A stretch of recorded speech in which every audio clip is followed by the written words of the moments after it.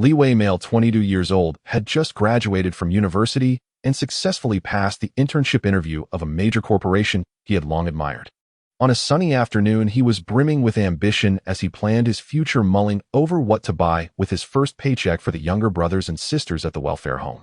Yet the wheels of fate began to turn. At a fateful crossroads, he was brutally struck and sent flying by a runaway 100-ton heavy truck. The searing, soul-rending pain lasted only for an instant before his field of vision was completely devoured by endless darkness. There were no life flashing before his eyes, scenes, no final review of memories at the brink of death. Only the sensation of his soul being violently torn apart and ground to pieces. I'm done for my job, maybe in the next life. That was the last thought that flickered through his mind before his consciousness sank. What followed was a long and formless journey. He could no longer feel the existence of a body. He seemed to be nothing more than a tattered wisp of consciousness drifting helplessly in a cold, viscous liquid. The liquid exuded an indescribable, strange scent, a mixture of metallic tang and some kind of life-imbued energy. His consciousness flickered on and off like a faulty signal, at times clearly perceiving the sensation of the liquid slowly coursing past his body, at times plunging back into utter silent nothingness. During those fleeting moments of clarity, he would occasionally hear some blurred, distorted voices, as if separated from him by a thick wall. Life force stable. This little brat. Values unexpectedly strong. Beep. Combat power 500 confirmed. Combat power 500. A sliver of absurd lucidity flashed through his blurred awareness. What the hell? A game? Or some hallucination after death? Before he could dwell on it, his consciousness was once again dragged down into a viscous abyss of darkness. Here time lost all meaning, or it might have been a fleeting instant, or it might have been many years. He felt like a forgotten seed locked in a forced dormancy, passively undergoing transformation and nourishment. Shattered fragments of memories that did not belong to him. Scenes of battles, furious roars, and planets being annihilated in berserk destruction invaded his earthborn mind like a virus, causing tearing headaches only to be quickly soothed by that cold liquid. Thus, in this endless tug-of-war between half-sleep and half-wakefulness, between consciousness and chaos, he nearly forgot who he was, forgot who he had been, forgot that damned car accident.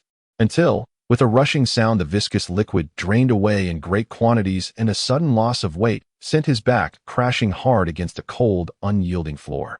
Ugh! A muffled groan escaped his throat uncontrollably.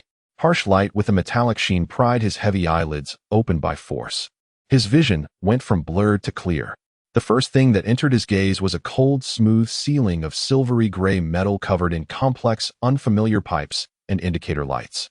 The air was dry, tinged with the smell of disinfectant, utterly different from the environment of that viscous liquid he remembered. He lay at the bottom of an empty metal trough. The walls of the trough still held traces of pale green sticky fluid that was slowly dripping down its smooth surface. Where am I? Li Wei tried to struggle up into a sitting position, but his body felt unnaturally heavy and foreign, as if this body had just been rented and did not yet fully obey his commands. At that moment, a voice filled with obvious surprise and reverence sounded beside him, speaking a language he had never heard before. Yet bizarrely, he understood every word. You are awake, Lord Whiteley. Li Wei snapped his head around. Standing beside the metal trough was an alien about 1.50 meters tall, with gray-green skin and huge protruding eyes bearing a resemblance to a toad. It was standing by the metal trough, holding a faintly glowing tablet-like device. Now it hastily clamped the tablet under its arm, and with an extremely respectful and even slightly fearful posture bowed deeply to him, the gesture, so precise it seemed to have been rehearsed 1,000 times. Lord Whiteley, welcome to your awakening. This is the exclusive awakening chamber for elite warriors. The toad-like alien's voice trembled noticeably. I am your awakening guide cam. Your battle suit and the latest model combat power detection device have already been prepared for you. The coordinates of your exclusive residence have also been entered into the system. Later someone will escort you there for inspection. If there is anything you are dissatisfied with, you may request a replacement at any time. Lord Whiteley, Li Wei Whiteley, was utterly bewildered, his mind crashing to a halt. He lowered his head and looked at himself. His body was wrapped only in a thin film-like undersuit that clung tightly to him, outlining an impossibly powerful physique brimming with explosive strength. This was definitely not the sub-healthy body of a man who used to live on takeout and stay up late playing games. Transmigration. Rebirth. Aliens. Saiyan. What did that toad just say? Elite warrior. Me. Countless fragments of information exploded in his mind. The resilience he had honed as an orphan in his previous life, along with the experience of having read countless web novels, allowed him to forcibly suppress the tidal wave of shock and panic in his heart. He drew in a deep breath and, striving to imitate those aloof protagonists from short dramas in his memories, responded in as calm a tone as he could manage. I understand." Supporting himself on the cold wall of the trough, he clambered out somewhat clumsily and stood barefoot on the equally cold floor. Though his body felt heavy, an unprecedented sense of power coursed through every fiber of his being. He followed the direction indicated by the toad-like alien Cam and looked toward the open metal corridor on one side of the room. Seeing that the newly awakened Lord Whiteley showed no signs of anger or picking faults, Cam visibly let out a breath of relief, bowing deeply, once more his forehead nearly touching his knees. "We respectfully see Lord Whiteley off. May your martial fortunes flourish."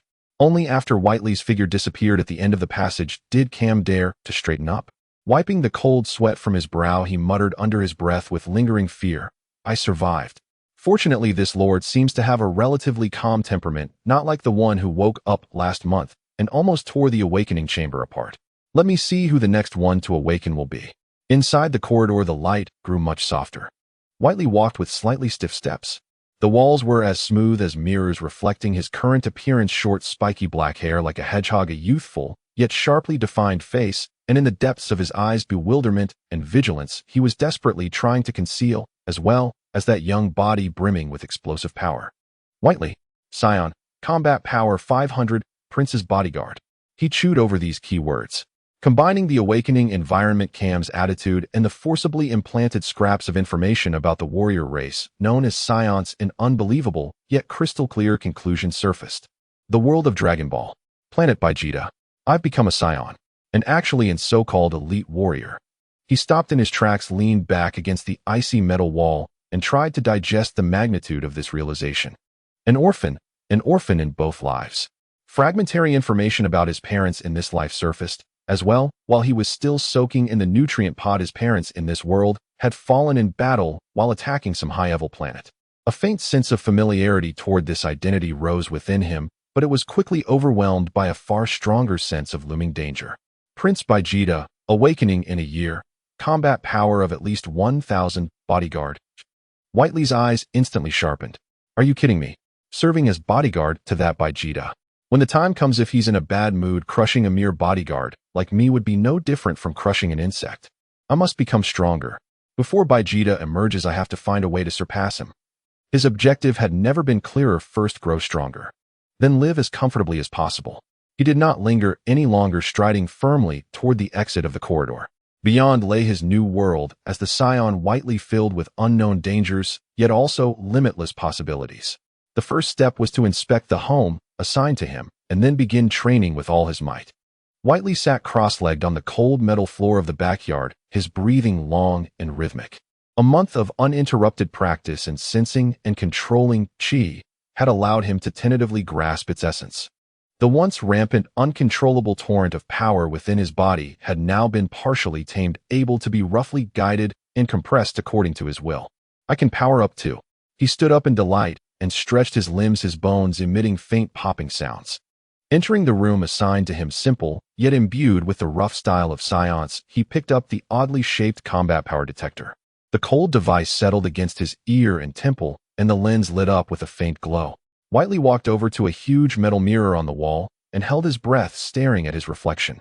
His short black hair stood up like a hedgehog, his gaze was sharp, and he wore a basic deep blue battle suit. His body was filled with explosive strength. He slowly exhaled a turbid breath. The numbers above the lens began to jump: 510, 650, 800, 1,150, 1,480, 2,002. The highest value froze at 2,002, an increase of 1,500 points compared to his combat power a month earlier. A surge of indescribable excitement welled up in Whiteley's heart. This proved that his path was correct. Mere physical training could raise his foundation, but the perception and control of chi were the true keys to unlocking the treasure trove of Saiyan potential. Next, he attempted the opposite, imagining that searing energy within his body being compressed inward and drawn back. The numbers on the lens began to plummet: 2,000, 1,500, 800, 554. The lowest value compressed down to 554. I did it. Whiteley could not help but let out a low growl, a genuine smile breaking across his face for the first time since his transmigration. Although his control was still far from precise, and the fluctuations were intense, this was undeniably the first step toward manipulating Qi. This also meant that he could not only conceal his true strength, more importantly, he had discovered the path toward a higher realm, meticulous control over energy. He had already laid the foundation for those formidable techniques in the original story, and even for sensing the auras of others. This was far more crucial than simply piling up combat power numbers. With this confidence, Vittori felt even more assured about his small goal. He set himself a modest target: within 1 year raise his combat power beyond that of Vegeta, at least reaching 10,000. He could now clearly see hope. In the days that followed, his life became more disciplined, yet also far more frenzied. At dawn, he would sit motionless in the backyard, sensing the flow of Qi and attempting more refined control, aiming to compress it to a lower, more stable state, while guiding it to circulate continuously throughout his body. He would often recall in his mind the fragments of knowledge about sensing Qi that Master Gixian Rin and Karen from Karen Tower had once imparted to Sun Wukong. Sometimes he would attempt to gather a bit of energy at his fingertips, watching that faint glow flicker unsteadily in his hand. From morning until afternoon, he subjected himself to hellish physical training. The innate toughness and recovery of a Saiyan physique allowed him to withstand loads far beyond those of ordinary earthlings. He set up crude yet heavy barbells in the backyard and performed squats, deadlifts, and bench presses. He repeatedly ran high-intensity shuttle sprints, frog jumps, push-ups, and sit-ups, training each time until his muscles felt torn and his bones groaned, only stopping when he had squeezed out the last drop of strength. Sweat soaking through his training clothes and pooling on the ground had already become the norm. At dusk, after a short rest, he would once again comb and restore his Qi.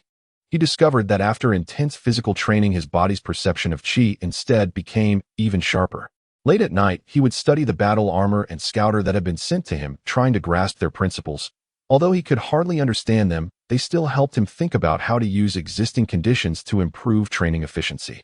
Though the food delivered by the servants still tasted indescribably bad, it at least came in generous portions and was highly nutritious. Every time Vittori forced himself to gulp it down, he could feel the food turning into surging heat, tirelessly nourishing his exhausted body, accelerating muscle repair, and the accumulation of strength. As an elite warrior, this food was a resource he rightfully deserved. He rarely left his own dwelling and had no interest whatsoever in the combative and plundering culture of Saiyan society outside. Occasionally, when fellow Saiyan warriors passed by and sensed that his combat power had already reached around 2,000 at such a young age, and combined that with his status as the prince's bodyguard, most of them merely cast him looks of either respect or jealousy. None dared to provoke him lightly. Vittori was more than happy to enjoy this peace, practicing the art of lying low to the extreme. In the royal palace of Vegeta, King Vegeta drummed his fingers on the cold armrest of the throne. His gaze swept indifferently across the officials standing below with bowed heads. That Vittori, the child of Mate and Zor. How has he been recently? His voice was not loud, yet carried an unquestionable authority. The official in charge of intelligence immediately stepped forward. My king, Lord Vittori, still remains in his residence. According to the reports of the servants who observe him daily, he almost never goes out, devoting all his time to training. Huh? Training? King Vegeta's lips curled into a cold arc, brimming with disdain. An elite warrior born with 500 combat power actually dreams of becoming stronger by using that clumsy method of low-class warriors. Mere brute training. Utterly laughable. If not for the great military merits that his father Mate has earned for the Saiyans, such a fellow would not even be qualified to look up at my son Vegeta. He paused, his tone turning colder. Keep watching him. He cannot cause any real waves. As long as he does not stir up trouble, let him be. Yes, my king, the official replied hastily. King Vegeta's gaze shifted to a more pressing topic. What about King Cooler? Is there still no more specific intelligence about his son Frieza? At the mention of Cooler's name, a flicker of apprehension flashed in the depths of his eyes. The officials bowed, even lower, the atmosphere becoming somewhat stagnant. The chief intelligence officer braced himself and answered, My king, our deepest apologies. We have only discovered that his name is Frieza, whom King Cooler calls a rare genius among the Frost Demon race. As for his combat power and temperament, our spies cannot obtain any information. All who attempted to investigate further have. His voice carried a faint, almost imperceptible tremor. A genius. King Vegeta slammed the armrest, his voice suddenly rising, filled with Saiyan royal pride and fury. Just him. My son Vegeta, the great Saiyan prince, will descend in kingly splendor 1 year from now. That is a true genius unmatched in the entire universe. His roar echoed through the vast hall, leaving the officials below trembling in silence. After venting his anger, King Vegeta took a deep breath, regaining a facade of calm. When will Cooler and his people arrive? The date has been confirmed, my king. Another official in charge of diplomacy hurried to answer. In exactly 3 months. King Cooler will personally bring his son Frieza for an official visit to Planet Vegeta and an audience with you. He deliberately emphasized the word audience. King Vegeta clearly savored this term. His taut expression eased slightly as he let out a satisfied snort. Good. Make every preparation for their reception. We must display the full might of the Saiyans and allow no disgrace. At once, the officials answered in unison. Once the officials had withdrawn, King Vegeta walked alone into the depths of the palace, stopping before a massive nutrient tank protected by layer upon layer of energy shields. Inside the tank, a tiny curled-up figure floated in pale green nutrient fluid. It was the yet-awakened Prince Vegeta. King Vegeta pressed his broad palm against the cold wall of the tank, his eyes blazing with fanaticism and expectation. In a near whisper only he could hear, he murmured, "My son, Vegeta, soon. The day of your birth is almost here." He stared at that tiny body as though through it he could see an infinitely glorious future, his voice dropping even lower with a near-manic conviction. "You most certainly are. The legendary Super Saiyan. You will lead the Saiyans to completely conquer this starry sky. Any obstacle, whether Cooler or that so-called Frieza, will crawl at your feet." He gazed at Vegeta's small form gently rising and falling in the nutrient tank. In those once cold eyes a light called ambition now blazed. While Prince Vegeta still slumbered, another month of calm went by and Vittori's training intensity escalated once again. He was no longer satisfied with basic physical conditioning. He made use of several low-status alien engineers engaged in research, and with their help built a very crude prototype of a gravity chamber in a corner of his backyard. Its effect was rudimentary and the range very small, covering only a limited area, with gravity fluctuating between 1.5 and 3 times that of Planet Vegeta. But to Vittori it was a treasure. This contraption was far more efficient than simple weighted training. At this moment, he was bare-chested, undergoing ultra-high-intensity training under roughly 2.5 times gravity. Every punch and every kick was accompanied by violent expansion and contraction of his muscles and a heavy whooshing sound as they tore through the air. His sweat had long since been wrung dry. His skin was flushed a deep red under the extreme heat, steam coiling up from his head. His gaze was terrifyingly focused, the white breath from his mouth twisting and deforming under the abnormal gravity. Not enough yet. Stronger. Vittori roared in his heart, forcing more chi into his limbs and bones, striving to resist the crushing weight, while provoking his body to erupt with even greater power. He could feel the power within him boiling, being pounded, compressed, and refined madly under this high pressure. A low hum resounded as the crude gravity field generator groaned under the strain, and the gravity suddenly spiked close to 3 times.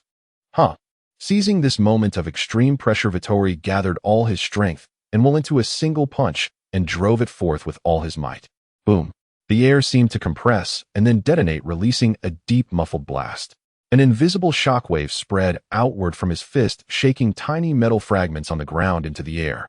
The moment that punch landed, Vittori clearly felt as if some invisible gate within him had been forced open by that extreme pressure and eruption.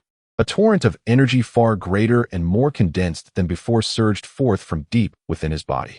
At the same time, the numbers on the lens of the scouter he always wore over his ear began to skyrocket like a runaway wild horse. 2,100, 3,200, 5,500, 6,200, 6,800, 7,200. The numbers finally halted at 7,200. Gasping heavily, Vittori stared in disbelief at that dazzling figure on the lens. In a little over 2 months, he had raised his combat power from the initial 500 to 7,200. Even he found this speed astonishing. The crude gravity room combined with extreme exertion and guidance of chi produced extraordinary results. It seems my combat power won't just reach 10,000, he mused. I should still have about 10 months of freedom. A faint smile tugged at Vittori's lips. With his recent improvements, he was confident that by the time Vegeta was born, his combat power could exceed 50,000. From here on, I just need to follow the plan. When Vegeta sets out on his mission, I'll stage my death and slip away, then head straight for Earth. The martial heritage on Earth would be of immense help to him, and there was also the genius scientist Bulma. If he wished to rapidly strengthen himself, who else should he seek out but her family? Besides, Planet Vegeta was anything but safe. He had already planned everything out during this period. As long as he did not act recklessly and nothing unexpected occurred, he would be able to leave Planet Vegeta before its destruction and head for that remote planet called Earth. Age 737. It's currently age 731, plenty of time. As for the destruction of Planet Vegeta, what did that have to do with him? In his view, there was only one thing to say about it: don't try to involve him. He wasn't close to them at all. 2 more months had passed. Time flowed slowly amid the roar of exertion, the sweat-drenched strain, and the thunderous hum of the gravity chamber. For Vitri, training was no torment. It was the purest measure of ascending strength. The wildly fluctuating pressure within his crude gravity chamber had become his finest whetstone. Each breakthrough at the very edge of his limits violently roused a sliver of dormant Saiyan bloodline potential deep within his body. Boredom, non-existent. He felt his muscle fibers tear and regenerate. Growing denser, tougher, he felt the surging ki within him condense, intensify, and swell with palpable force. This tangible, visible ascension filled him with a pathological sense of fulfillment. Under triple the gravity of Planet Vegeta, Vitri's figure blurred into afterimages, his heavy fists and kicks crashing into specially forged alloy targets with thunderous muffled roars. The target surfaces were already webbed with hairline fractures and deeply imprinted knuckle marks. Sweat streamed like rivulets down his body, pooling briefly at his feet before instantly vaporizing into mist under searing heat. VRRM. The gravity chamber emitted a final anguished groan and died. Acrid blue smoke curled from its control panel. TCH, broken again. Gasping for breath, Vitri halted and shook his head in weary resignation as his visor stabilized on the number 1300.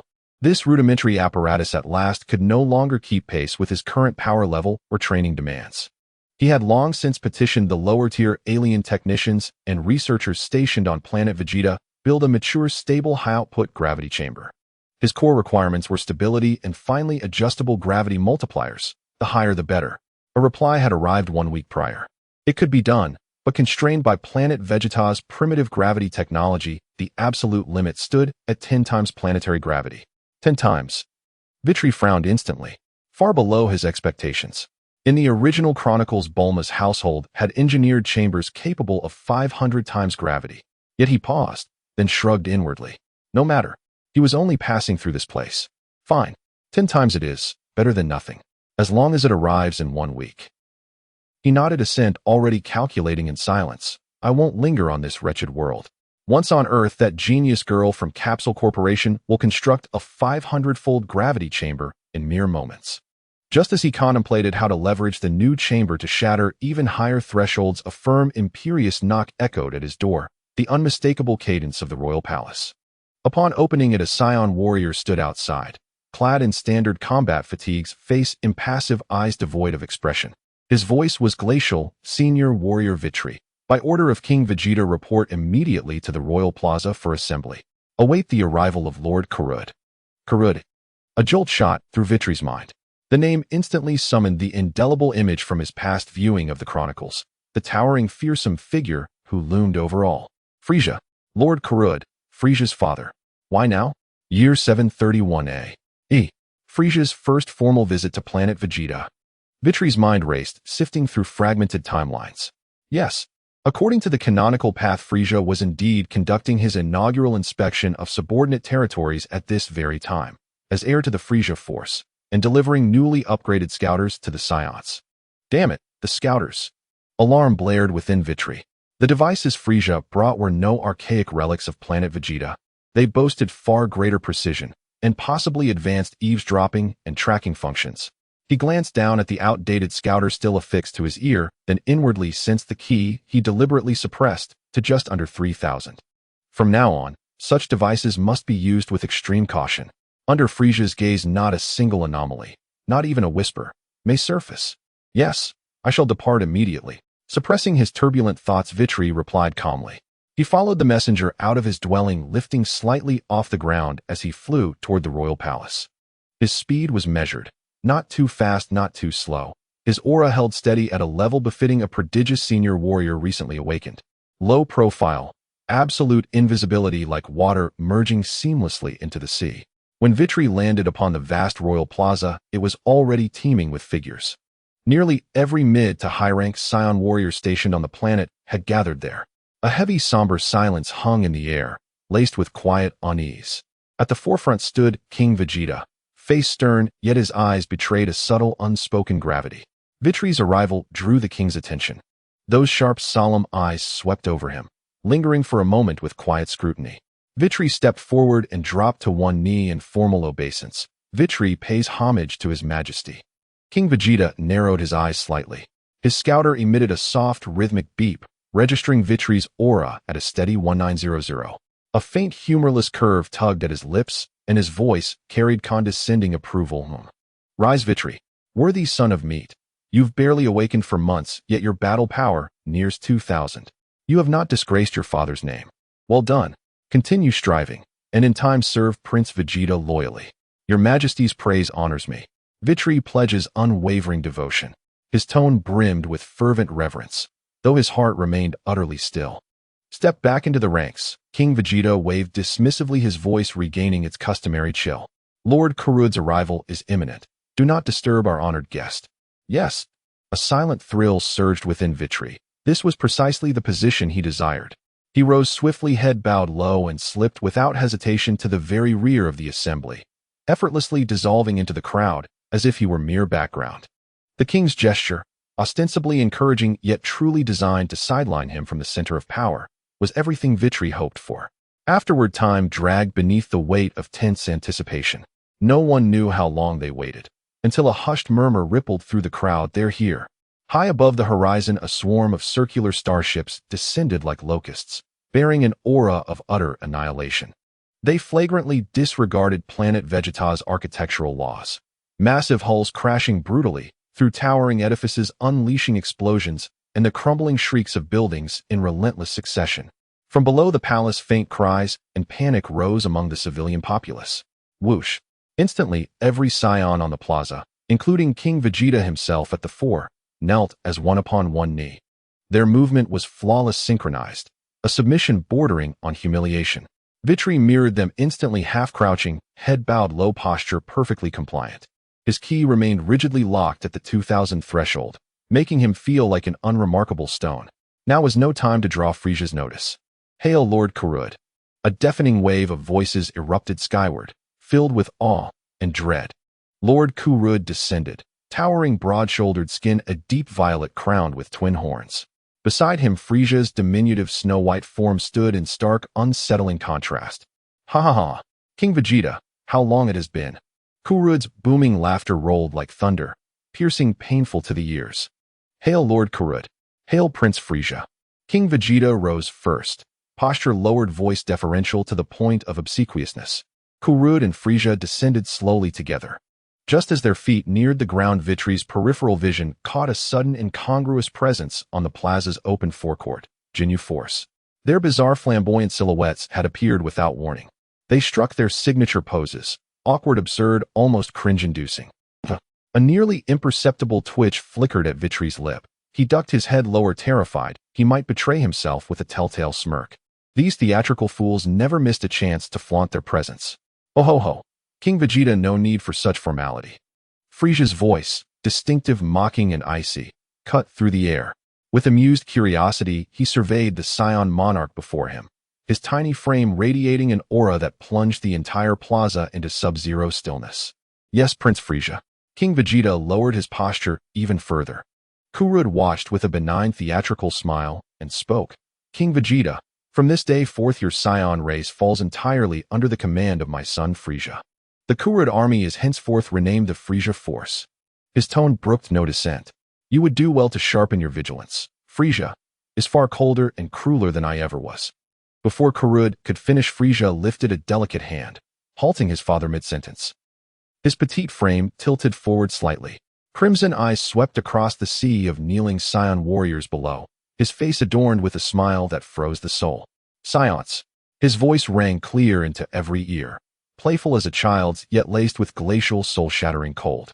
From this day onward, I am your new master. Personally, I'm very, very eager to see what you'll show me.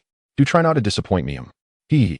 As the final syllable faded, Frieza casually raised a hand, and plucked a sleeker, more streamlined scouter from a servant's open case, slipping it effortlessly onto his ear.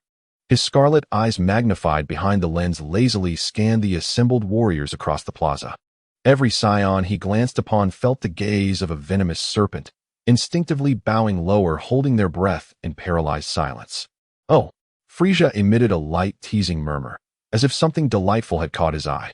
He extended a slender white finger toward the rooftop of a tall structure behind the palace. "It seems some unfriendly little insects have crawled out." Ziziziki, ziziziki, ziziziki. Several Resorthan hyper-concentrated beams of crimson energy erupted from his fingertips, deadly as reapers' scythes. Boom, boom, boom. Reinforced alloy structures shattered like paper, ripped apart, torn open, detonating in violent fireballs. Flames soared, a thick black smoke billowed skyward. A few armed figures atop the roof, perhaps attempting covert observation, vanished mid-scream, reduced to cosmic dust in the inferno's fury. The shockwave reached even the plaza's edge, sparking stifled gasps and unrest. Vitri kept his head bowed low within the crowd, cursing inwardly. That bastard, striking fear right from the start.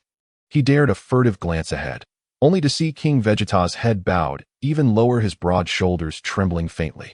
All Vitri felt was bitter, hollow mockery. The Saiyan King. Humph. Before overwhelming power, he is but a dog. Truly, pitiful beyond words. Seemingly bored by the trivial slaughter, Frieza's smile vanished, replaced by detached, sovereign indifference. He tossed the brand-new scouter carelessly onto the ground before King Vegeta, with a sharp metallic clink. "Here, your little gift. The latest model battle power scouter. 500 units. Functions are rather complex. Figure them out yourselves." With a final airy chuckle. "Oh ho ho, if you run short, just ask me anytime." He turned away, not sparing another glance, and floated serenely back into his ship. Karud laughed heartily and followed suit.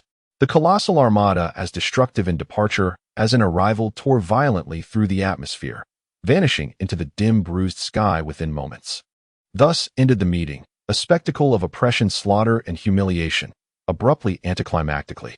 A deathly hush blanketed the plaza. Long moments passed before King Vegeta finally rose, face ashen, fists clenched so tightly his nails bit into his palms. Senior officials swarmed around him, murmuring urgently in low tones. Vitri felt no desire to linger. He only wished to return to his humble abode and forge his strength anew. To him, idle rage or futile strategizing here was meaningless. Far more real was the tens of thousands of punches, the incremental rise in battle power. Yet just as he turned to leave, a harried royal official intercepted him, speaking rapidly, clearly eager to deliver his report. "Vitri, prepare yourself. Next month, Prince Vegeta will awaken from his growth tank. Your duty as his personal guard begins immediately. You must remain at his side at all times, without exception." "What a—" Vitri recoiled inwardly, his voice escaping before he could stop it. "Wasn't it scheduled for 6 months? The official shot him an impatient glare, toned sharp with rebuke. "Is the prince's awakening timeline yours to question? This is King Vegeta's direct order. Return and prepare. Await formal notification." Without waiting for a reply, he spun on his heel and vanished into the stream of officials returning to the palace. Vitri stood rooted, watching the official recede, then gazed up at the palace's oppressive silhouette and felt a chill creep up his spine. Vegeta awakening 6 months early. Frieza departs, and Vegeta awakens prematurely. This is no coincidence. King Vegeta senses an unprecedented crisis. He desperately needs his son, the hope he has staked everything upon, to mature swiftly to withstand Frieza's terrifying pressure. And Vitri, the guard, has been forcibly strapped onto this war chariot, hurtling toward the precipice. Trouble. His brow furrowed deeply. Guarding Prince Vegeta, that arrogant, ruthless prince who regarded life as worthless chaff. His concealed 2,000 battle power would be utterly insignificant before him. Exposing himself risked being discarded like refuse by rival guards. Moreover, proximity to Prince Vegeta meant exponentially heightened exposure to the inner circle of the Frieza force. Scouter usage must grow infinitely more cautious, his Kai concealment artistry perfected to absolute mastery. He drew a slow, steadying breath, forcing down the storm within his mind. Panicking solves nothing. Enough. A flash of fierce resolve hardened in Vitri's eyes. Let steel meet blade, let flood meet earth. If it's accelerated, then so be it. The earlier Vegeta awakens, the sooner I may seize opportunity to depart for Earth. It may yet prove advantageous. As for the royal house's decree, What he truly relied upon, the only thing he could ever trust, was the raw, unyielding power clenched tight within his fists. 13,000, still insufficient. Vastly insufficient. He turned away from the suffocating palace, his gaze fixed resolutely on the direction of his modest dwelling. The new gravity chamber would arrive in 1 week. Tenfold gravity, a fresh beginning. Now back home. 3,000 push-ups. Immediately, the banquet hall of the royal palace was brightly lit, filled with a clamorous atmosphere. The Saiyans were celebrating the grand feast for the birth of Prince Vegeta, with the air thick with the aromas of roasted rare alien creatures, fine liquor, and the distinctive rugged scent of the Saiyan race. The mid-level and high-level warriors among the Saiyans were raising their cups and laughing boisterously, yet their glances occasionally darted toward the exalted position of honor. Prince Vegeta, only 4 years old, yet exuding an astonishing aura, sat upright in a specially designed high chair. Despite his tender age, his face was already marked by a haughty demeanor and a hint of impatience. Dressed in an exquisite miniature battle suit, Vegeta crossed his arms and surveyed the crowd around him. King Vegeta, beaming with pride, was enthusiastically introducing his son, whom he held in high regard, to his close aides. The prince's future bodyguards Nappa and Raditz stood nearby with tense expressions. However, Raditz, except for one, was currently squatting in the corner, indulging in food and drink, viewing the soon-to-defeated Saiyan with utter disdain. He had no interest in this hypocritical and flattering occasion. Instead, he held a plate, focusing intently on devouring food like a genuine 4-year-old child, if one overlooked his physique. Although the taste of these delicacies, meticulously prepared by the palace chefs, was hard to describe, the energy contained within them was undeniably substantial. He was in a crucial developmental phase and needed to seize this opportunity to replenish himself. Vegeta, observing Videl's detached demeanor, especially as the latter merely nodded at him before returning to his food, felt an immense sense of insult. After all, he was the genius Prince Vegeta, born with a combat power exceeding 1,000 points. How dare that detestable fellow Videl, a mere bodyguard, treat him with such disregard? Feeling insulted, Vegeta was about to confront Videl when King Vegeta loudly announced that the banquet had officially begun. The atmosphere in the hall became even more heated. Nappa and Raditz eagerly gathered around Prince Vegeta, showering him with various compliments in an attempt to win the favor of the young Saiyan prince. In their limited capacity, they thought that gaining the trust of this young prince would soon bring them the opportunity to rise to great heights. However, Vegeta merely listened coldly, his gaze fixed on the figure in the corner who was ravenously consuming food. "Hey, Raditz." Vegeta suddenly interrupted Raditz's incessant flattery. His voice was not loud, but it carried an undeniable commanding tone that instantly quieted the raucous banquet. Pointing in Videl's direction, he asked, "What is that guy's name?" Raditz, startled, quickly bowed and replied, "Your Highness, that guy's name is Videl. I heard that his parents were both high-level warriors who perished during a mission. It is said that he was born with a combat power of 500 points, making him a true high-level warrior." However, Raditz paused, a hint of barely perceptible disdain in his tone. "It seems he has no ambitions, spending all his time training at home and rarely challenging other warriors." "Huh, training."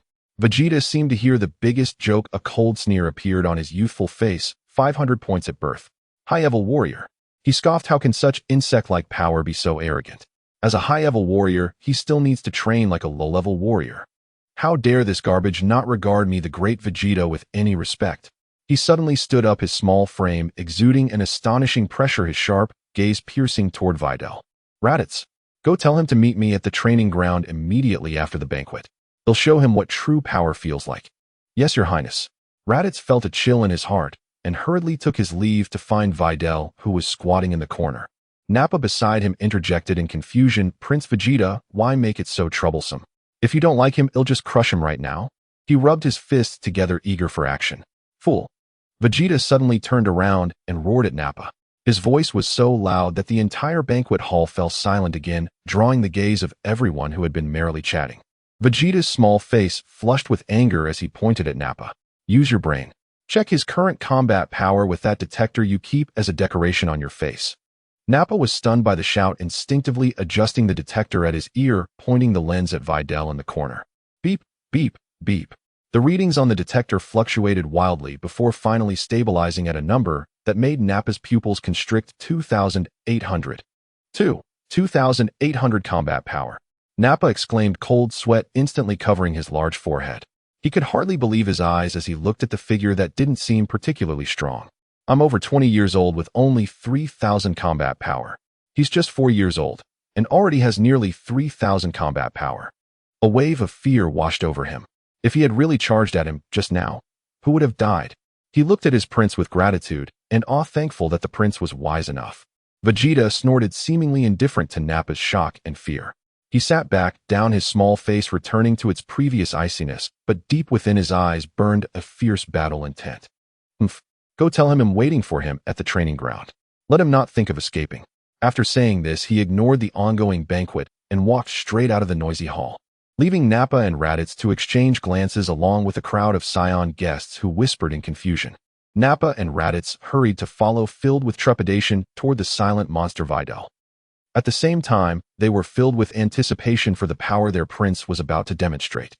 A mere 3,000 combat power that never fought, how could it possibly stand against a prince who has always challenged others since birth? When Videl finally strolled into the spacious royal training ground, he found Vegeta already waiting there. The small figure stood with his back to the entrance, arms crossed, exuding an air of dominance.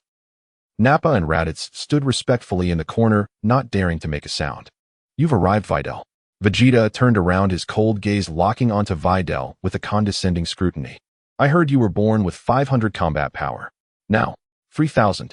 Quite impressive. His tone was laced with undisguised mockery as he laughed maniacally, saying, ha ha. However, with your history of never fighting, how much power can you actually unleash? In front of this prince, your strength doesn't even qualify to warm me up. Videl calmly looked at him, his face betraying no emotion, only slightly nodding. Your Highness exaggerates. I wonder why you called me over. Heh. Vegeta's lips curled into a dangerous arc. It's simple. This prince wants to see how much weight this so-called talented high-level warrior really carries. Use all your strength to attack. Let me see what ridiculous training has produced. As soon as he finished speaking, Vegeta's small figure instantly vanished from his spot. The speed was so fast that it left a sharp sonic boom in the air. He chose to take the initiative to attack, aiming to shatter the boring pride of this bodyguard who dared to underestimate him with thunderous force. His fist, enveloped with immense power, tore through the air, whistling ferociously as it struck directly at Videl's face. Vegeta's eyes sparkled with cruel delight, as if he could already envision the scene of Videl's nose collapsing and blood splattering. He continued to laugh maniacally, his mocking gaze fixed on Videl, seemingly eager to witness him begging for mercy in panic. However, in the next moment, the smile in his eyes froze. Videl's figure, with incredible agility, slightly sidestepped at the moment the punch was about to connect. The force of the punch brushed past his hair, lifting a few strands of fine black hair. Nanny! Vegeta was startled, but his movements did not falter as he unleashed another punch, with even more ferocity. Videl moved lightly like a phantom, dodging once again. His movements were smooth and natural, as if he were taking a leisurely stroll. Is that all you can do, is dodge? Vegeta was thoroughly enraged, his small form bursting forth at an even faster speed. His punches and kicks became a blur, raining down upon Videl like a storm. Each strike contained enough terrifying power to shatter the earth. Yet Videl was like a leaf swaying in a tempest, seemingly in peril, but always managing to evade by a hair's breadth at the last moment. He controlled his movements, avoiding any unnecessary excess. With precision and efficiency, he evaded with an indescribable sense of rhythm. How is this possible? Nappa and Raditz in the corner were dumbfounded, their jaws nearly dropping to the ground. Hadn't they anticipated the prince crushing everything effortlessly? Why was it now the prince was frantically attacking while Videl seemed to be toying with him? He never fights, so how could he be this strong? Just as Vegeta's breath became slightly ragged from his relentless assault, a flaw emerged in his movements. Videl made his move. For the first time, his figure surged forward, proactively moving so fast that Vegeta could only catch a glimpse of a blur. Bang, bang, bang, bang, bang. A series of dull, yet lightning-fast strikes rang out like exploding beans. Vegeta felt his vision blur, and instantly he experienced a barrage of intense physical strikes all over his body, along with sharp pains. He was horrified to discover that Videl's fists were moving faster than his reaction limit. Each blow precisely struck the weakest points of his defenses. The strength wasn't overwhelming, but it was incredibly penetrating. Like raindrops, the attacks left him dizzy and seeing stars. He couldn't even fight back. Ugh! Vegeta let out a cry of pain, his body uncontrollably staggering backward. When he finally steadied himself, he felt a buzzing in his head and a fiery pain across his face. He instinctively raised his hand to touch his forehead. Several visible, rapidly swelling lumps were already forming. Videl, imitating Vegeta's earlier demeanor, grinned as he looked at the prince in his disheveled state, mocking, "Hey, why is your head so pointy? How can this be it?" Vegeta's defenses completely crumbled at this point, his youthful voice twisted by intense anger and humiliation. His eyes reddened as they locked onto Videl, whose expression remained mockingly calm. Why are you so strong?" He couldn't comprehend. After all, he was a rare genius among the Saiyans. The other party had clearly never fought. Why couldn't he hit him? Why could he strike so easily? Those ghostly movements, those terrifyingly precise strikes, this could not possibly be explained by a combat power of over 3,000. Videl lightly shook his wrist, as if he had merely performed a warm-up exercise, his face still carrying a subtle smile. "You're truly formidable, my esteemed Prince Vegeta. That last round of fierce attacks almost hurt me, you know." His calm tone struck Vegeta's ears sharper than the harshest mockery. "Videl." Raditz finally reacted, mustering his courage to rush over and support the swaying Vegeta, confronting Videl with a fierce, yet weak threat. Do you dare to disrespect the prince? Do you even know what you're doing right now?" Videl's smile remained, but his gaze turned cold as he looked at Raditz. "Disrespect? Raditz, don't frame me. I'm merely following Prince Vegeta's orders to fight with all my strength." He turned his gaze toward the prince, whose head was bandaged and filled with indignation, and spoke playfully, "After all, the prince is a legendary genius. How could I not give my all?" Vegeta shoved aside Raditz, forcing himself to stand firm despite the dizziness and humiliation. He stared intently at Videl, his gaze as if it could devour him whole. "Formidable? You dare call this formidable?" He pointed at the lumps on his head, his voice trembling with extreme anger. "Tell me, what on earth are you? Your combat power is clearly only 3,000. You've never fought anyone. How did you do this?" Videl looked at the Saiyan prince, whose pride he had shattered, but his heart was utterly unmoved. He shook his head, not directly answering Vegeta's question, only stating flatly, "This power of mine is nothing." This casual remark felt like a heavy hammer striking Vegeta's heart. To beat down the genius of this Saiyan to such a state, and this power is still considered nothing. Videl no longer paid any mind to the three, who were caught in immense shock and confusion, turning to walk out of the training ground. His steps were calm and steady, but the deliberately restrained aura he emitted now hinted at an unsettling sense of oppression. "Call me when there are missions," he casually tossed out a parting line, clearly audible to the three. "At other times, don't disturb me." As his words trailed off, he suddenly exerted force with his legs. Boom! With a deafening sonic boom, Videl's figure shot through the training ground's ceiling like a cannonball, leaving a massive human-shaped hole in the sturdy alloy roof, vanishing into the dark sky like a streak of light. Debris rained down, dust billowed, and the training ground fell into a dead silence. Vegeta covered his swollen, painful cheek, staring blankly at the enormous hole above, filled with an unprecedented sense of bewilderment. His heart brimmed with humiliation and a hint of a self-doubt he had not yet recognized, coupled with a desire for true strength. Nappa and Raditz watched the silent Vegeta kneeling on the ground, but their faces revealed an astonishment they could not comprehend. "All right, Raditz." Vegeta's voice was hoarse, breaking the silence. He slowly turned his head, his eyes shimmering with a complex, inscrutable light. "You said earlier, Videl, he has always been at home, training." Yes, your highness." Raditz quickly answered, his voice trembling. Vegeta fell silent for a moment, his small fists clenched tightly, his nails digging into his palms. The humiliation on his face was gradually replaced by a near-maniacal obsession. "Go, investigate thoroughly." Vegeta's voice was cold and resolute, carrying an undeniable command. "Gather all information about his training methods, locations, equipment used, every detail about how he became strong. Leave no stone unturned. I want to know how he became this monster." "Yes, your highness." Nappa and Raditz felt a tremor in their hearts as they quickly knelt on one knee to obey.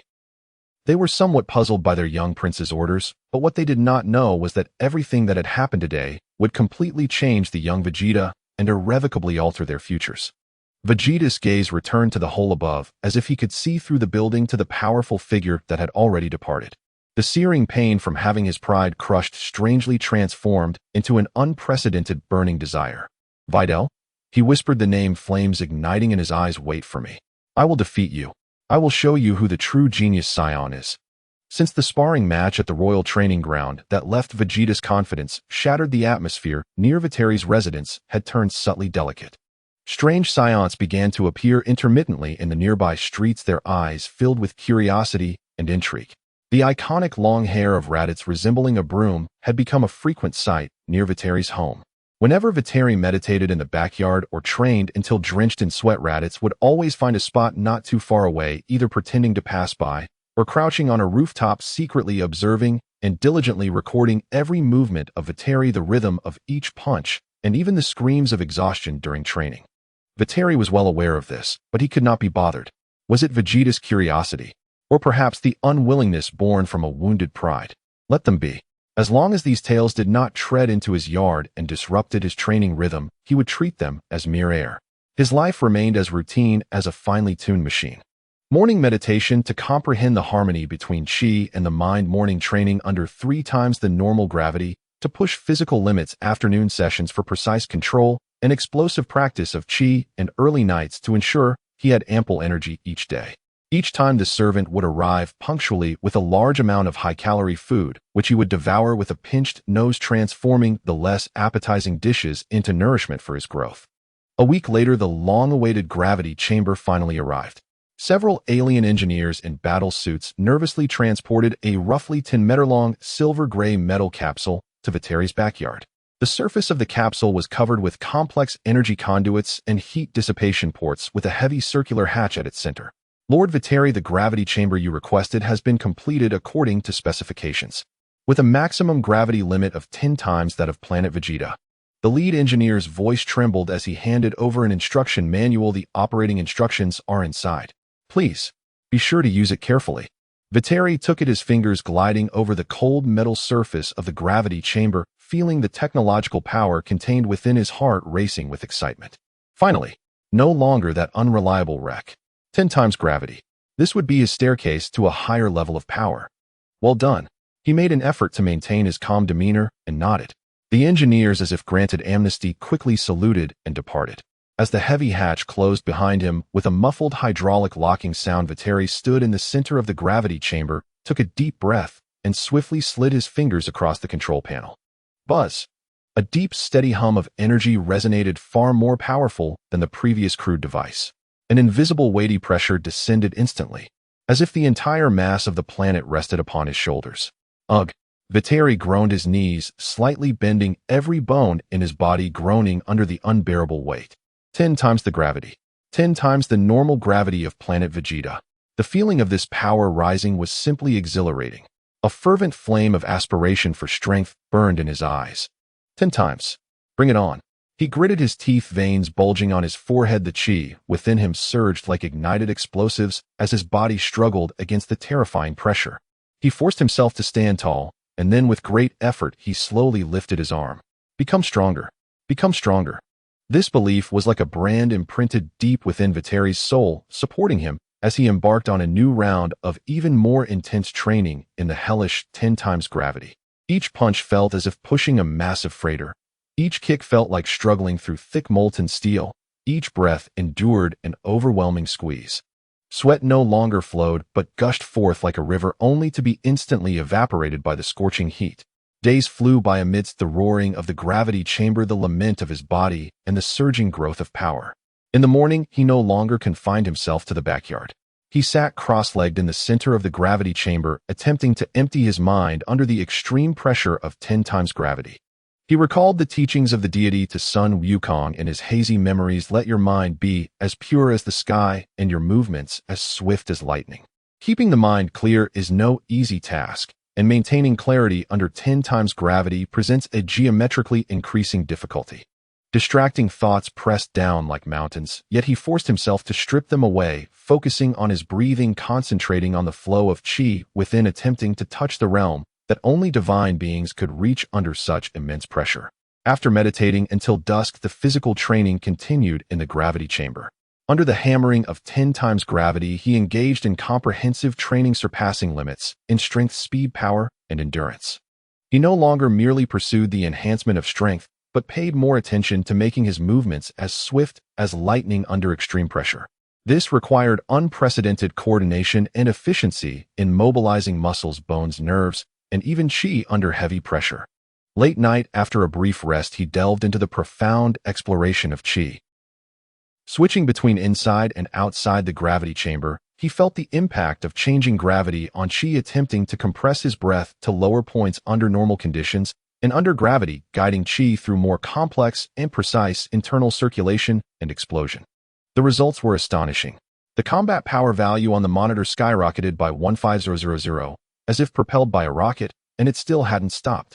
In just 1 month, under the terrifying catalysis of 10 times gravity, his foundational combat power directly crossed the 50,000 mark. Measuring his combat power, the detector performed a sudden explosion, leaving Viteri somewhat speechless, as he could only sheepishly seek out an old-style detector. But the speed at which his combat power was rising left even him feeling a bit shocked. More surprisingly, he sensed some indescribable changes occurring within his body. Throwing punches, dodging, blocking.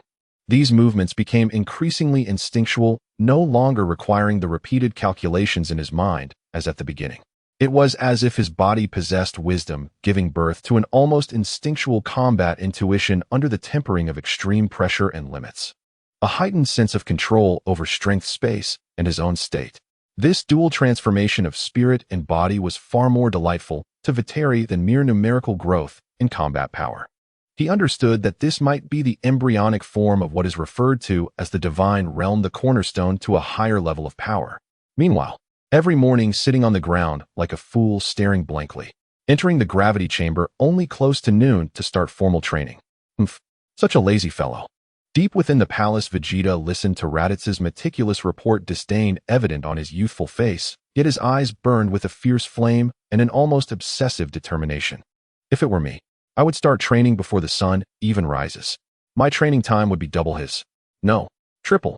Vegeta clenched his fists, his small face filled with ferocity. Next time we meet, I will definitely shatter that smug look off that bastard's face. Let him kneel before me and beg for mercy. He imagined the scene of Viteri succumbing to his absolute strength, a cold and confident curve forming at the corner of his mouth. Raditz kept his head down, not daring to breathe. He could clearly sense the prince's almost insane obsession. Since being educated by Viteri, the noble Saiyan prince had begun training like a lowly warrior, and it wasn't just training it had turned into self-abuse.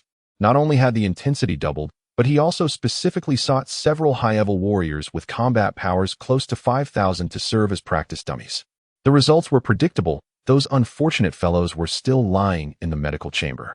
But Prince Vegeta, Raditz cautiously reminded, his voice barely above a whisper, Prince Vegeta has already arranged our first mission.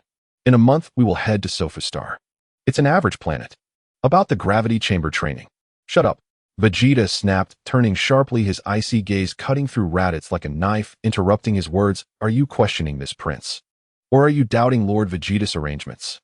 Raditz was so frightened that he knelt on the ground with a thud, cold sweat instantly soaking his back. I dare not. Prince, please do not be angry. It's just that the mission is approaching. How much time could a mere mission on an average planet take?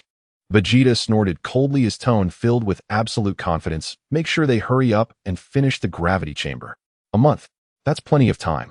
If Viteri can improve so quickly with such a lazy method, this prince will become stronger by working even harder. Now get out. Inform me when it's time to depart. Don't disturb my training. Yes, my prince. Raditz, as if granted amnesty, hurriedly crawled out, his resentment towards Viteri deepening another layer. It's all that monster's fault. The prince now resembled a powder keg. A month passed quietly in Viteri's relentless training, Vegeta's frenzied self-torture, and Raditz's anxious observations. Viteri's residence seemed to become an island in the eye of the storm, maintaining absolute tranquility. It seemed that King Vegeta also tacitly permitted his secluded state, while Prince Vegeta immersed himself in his own pursuit plan, and no one disturbed this almost rigid routine. However, the calm was ultimately broken. Ding dong, ding dong. The jarring sound of the doorbell penetrated the thick walls of the gravity chamber, interrupting Viteri's extreme punch sprints. He slowly retracted his fists, feeling the surging power of his 5-0 combat strength within, slightly furrowing his brow. It seemed that mealtime hadn't arrived yet. Turning off the gravity system, the heavy pressure receded like a tide, and his body felt as light as if it might float. Viteri opened the hatch, walking towards the front door with steam rising from his body. Outside stood Nappa, sweat beading on his bald head. Upon seeing Viteri open the door, Nappa instinctively took a step back, his eyes flickering as he quickly said, Viteri, the mission has arrived. Assist Prince Vegeta in conquering a medium-sized planet called Sofu. Tomorrow morning gather at the Cosmic Port's docking station 3. You better not be late. He rushed through the words like he was fleeing for his life, then looked at Viteri with wide eyes, as if afraid that a single displeased look would earn him a punch. Though both were high-level warriors, Nappa knew all too well that his combat power was no match for the monster before him. Viteri showed no expression, simply nodding calmly. I understand. Thank you for running this errand. He decisively shut the door, as if completing a trivial task. Outside, Nappa let out a long breath, wiping the cold sweat from his bald head. Not daring to linger even a moment, he shot off towards the palace at full speed. After all, he was one of Prince Vegeta's training partners today. If he arrived late, the thought of the prince's icy gaze and terrifying fists made Nappa fly even faster. Inside, Viteri did not immediately return to the gravity chamber. He walked to the window, gazing in the direction of the palace, his eyes deep. It was time. The morning of Planet Vegeta was shrouded in a layer of gray metallic sheen.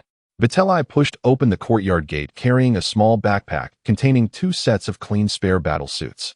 He glanced back at the sturdy gravity chamber in the backyard, its silver-gray metal shell glinting with a cold, hard sheen under the dim light, a twinge of regret passing through his heart. If only there were a universal capsule to take everything with me. He silently sighed. Unfortunately, Planet Vegeta lacked such magical spatial compression technology. However, on second thought, Bulma's family on Earth could build gravity chambers with 300 times the gravity, so this loss was hardly significant. He no longer lingered, turned around, and flew steadily towards the spaceport. At the No. 3 docking platform of the spaceport, a huge disc-shaped spaceship specially prepared for this mission had been waiting for some time. Raditz was quietly conversing with an alien dressed in Frieza's army uniform. Viteli landed silently, not disturbing anyone, merely standing quietly to listen. Sofu planet, a medium-sized planet dominated by technological civilization, the official said, pointing to the planetary image projected from his tablet, his tone flat and routine. The main resistance comes from automated defense systems and combat robots. Based on preliminary reconnaissance, the strongest robot's combat power was assessed to be around 5,000. For your small team, this should not be too difficult. The official paused before adding a key piece of information. Additionally, this planet has a stable satellite orbit, resulting in a full moon phenomenon. If you encounter difficulties, you can always transform into a great ape to turn the tide. This planet was carefully selected theoretically. There should be no accidents. Viteli nodded silently behind him. Robots as the main force. This meant the combat style would be relatively singular, relying more on energy intensity and physical destruction. For someone like him who had already mastered the application of Chi, with explosive improvements in physical strength and speed, it was an excellent practical training ground. Moreover, there was the moon as a trump card. He quickly calculated his action plan in his mind, swiftly taking down those robots, quickly heading to and destroying the central base, using over 30,000 power to create the illusion of mutual destruction with the enemy. If there were any slip-ups, he could simply discard the tail in a conspicuous place, making Vegeta and the others believe he was dead, leaving only the tail behind. Perfect. Viteli secretly praised his own plan. Just then a slightly hurried sound of breaking air came. A battered and limping Nappa was cautiously accompanying a small figure to land, and that small figure was none other than Vegeta. The little prince's battle suit today seemed particularly new, his chin slightly raised, exuding an intentionally crafted aura of disdain. He immediately spotted Viteli standing by, and a fierce fighting spirit ignited in his eyes, along with a sense of smugness, as if he believed he had grasped Viteli's secret. Hey, Viteli. Vegeta walked straight up to Viteli, his voice deliberately raised, carrying an unmistakable provocation. You think your secret can be hidden for long? The gravity chamber. You became stronger thanks to that thing, right? Viteli simply looked at him calmly, a hint of a smile playing on his lips, neither confirming nor denying. Vegeta was instantly enraged by this indifferent attitude. Not talking. Are you tacitly admitting it? Vegeta stepped forward, his small body nearly pressing against Viteli's, his eyes flashing with dangerous light. Let me tell you, I am no longer the one who could be ambushed by you a month ago. He clenched his fists tightly, a far more powerful and violent aura erupting.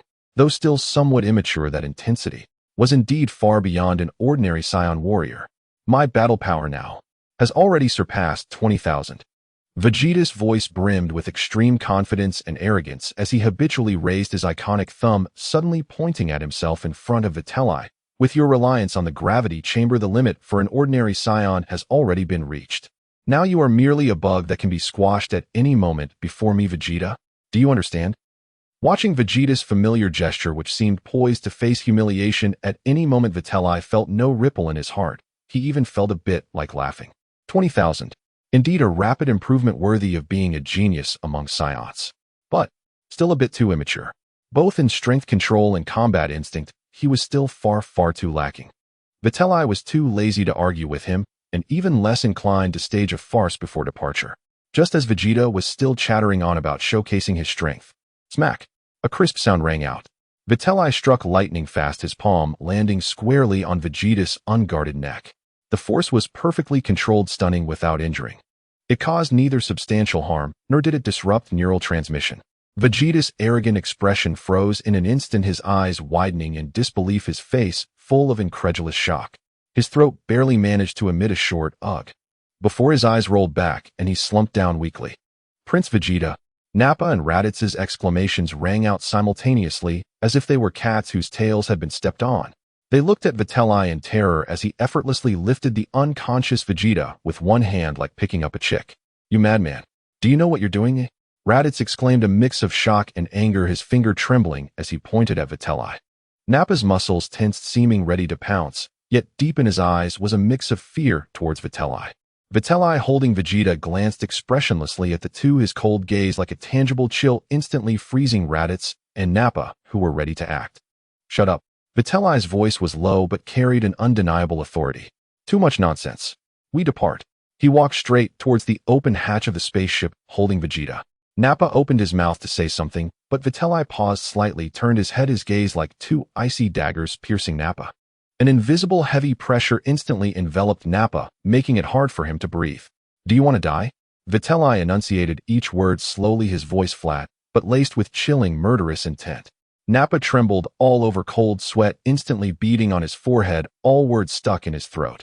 He had no doubt that if he uttered even one more word, this monster in front of him would not hesitate to snap his neck. He swallowed hard, humiliated, lowering his head, not daring to voice any dissent. Raditz was so frightened he nearly wet his pants. Thus, in a bizarre and oppressive atmosphere, the four of them, including the unconscious Vegeta, boarded the disc-shaped spaceship. The hatch slowly closed, the engine let out a deep rumble, and the massive spaceship gradually ascended, tearing through the dim atmosphere of Planet Vegeta, transforming into a streak of light, plunging into the vast starry sea. Inside the spaceship, Vitelli casually stuffed the unconscious Vegeta into a stasis pod, setting the wake-up program for 24 hours before their destination. He himself walked to a relatively isolated area in the corner of the spaceship. He didn't even glance at Nappa and Raditz, who looked conflicted and hesitant, directly slipping inside as the hatch closed. Soon a humming sound of the stasis pod's energy operation resonated from within. Nappa and Raditz exchanged glances, seeing deep helplessness and a hint of fear in each other's eyes. They silently walked toward their own stasis pods and lay down. The cold stasis fluid injected in their consciousness gradually blurring. The long interstellar journey began. Destination: Sofu planet. Duration: 6 months. Deep in the North Galaxy, the headquarters of Frieza's army. This was a massive steel fortress suspended within a magnificent nebula adorned with extreme luxury and coldness. Frieza was comfortably reclining in his signature floating chair, resembling a baby carriage, elegantly tapping his long fingers on the armrest, a cold smile on his face as he listened to his subordinate's report. A short alien was respectfully kneeling on the ground, reporting to Lord Frieza. The Saiyan Prince Vegeta, under the protection of 3 elite Saiyan warriors, has set off for Sofu planet to carry out their first conquest mission. Oh ho ho ho. Frieza let out a unique laugh tinged with mockery and cruelty, his crimson eyes sparkling with playful light. Our little Prince Vegeta has reached the age to see the world, hasn't he? How exciting. His gaze turned to his 2 confidants. Standing beside him were the tall, slender, blue-skinned Kui and the plump, pink-skinned Dodoria. Kuisen Dodoraizen, Frieza's voice carried a lazy tone akin to a cat playing with a mouse. What do you think? As a benevolent ruler, should I send someone to guide this inexperienced Saiyan prince? After all, the battlefield can be quite dangerous, and it would be a shame if anything happened to the precious only son of King Vegeta. Ho ho ho. Huey immediately stepped forward, a sycophantic smile on his face as he bowed. What you say is absolutely right, Lord Frieza. Prince Vegeta is still young and lacks experience. Since we all serve you, it would be most fitting for you to send an experienced subordinate to assist Prince Vegeta in guiding his son. This truly reflects your meticulous care for your subordinates, my lord. Dodoria quickly chimed in, puffing out his plump belly. Huey is right. We will follow whatever Lord Frieza decides. Frieza was very pleased with their reactions. He swayed in his floating chair, his crimson eyes glancing between Huey and Dodoria, finally settling on Dodoria with an innocent yet chilling smile. Then please, Dodoriasan, go through the trouble. Make a trip. He emphasized the word trouble with a hint of subtle cruelty. After all, guiding the young sometimes requires a bit of strictness. He paused, his smile unwavering as he added a light, yet blood-soaked remark. Oh, by the way, guidance can be a bit serious, making them fully aware of the universe's cruelty and the gap in power. However, Frieza's mouth curved into a larger arc. It's best to leave Vegeta's life intact. As for the others, I don't kill them all as someone should. Give our little prince a taste of the battlefield's brutality, while also allowing King Vegeta to hear about his son's remarkable journey. Wouldn't you agree, Dodoriasan? Dodoria knelt on one knee, his massive head bowed deeply, a knowing grin on his rugged face, his voice booming, yet respectful. Yes, I understand. Please rest assured, Lord Frieza.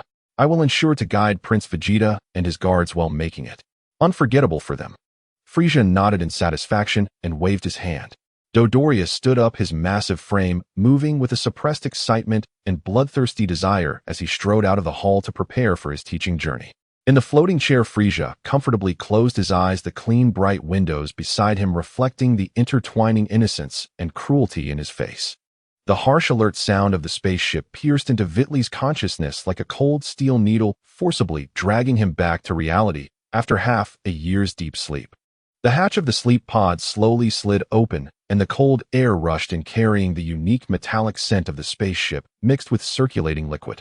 He opened his eyes, adjusting to the dim light, and the first thing he saw was Vegeta, who had just awakened and was struggling to sit up beside him. You bastard. Vegeta's furious eyes instantly locked onto Vitli, burning with the suppressed rage and strong provocation that had been building for half a year. The sleep evidently did not quell the humiliation he felt from being knocked out by Vitli right before their departure. But Vitli merely cast a faint glance at him, the corner of his mouth even curling into a barely noticeable arc, as if looking at a petulant child, and directly stepped out of the sleep pod.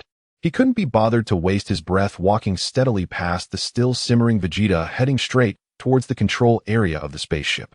Vegeta completely ignored, huffed loudly, his small face flushed with anger, and his clenched fists made a creaking sound as the bones rubbed against each other. Just wait. Once the mission is completed, I will make you pay for this when we return. He roared in his heart, transforming this humiliation into a stronger motivation. In the control room, Raditz was busy at the console, the screen displaying the complex atmospheric data of planet Sofu and the dense network of defense markers. Nappa clumsily squeezed into a spherical single-person spaceship. Prince Vegeta, Vitli, you two are awake. Raditz quickly greeted them as he saw the two emerge, his tone laced with a barely perceptible tension. The spaceship can only dock in a safe orbit outside the atmosphere of planet Sofu.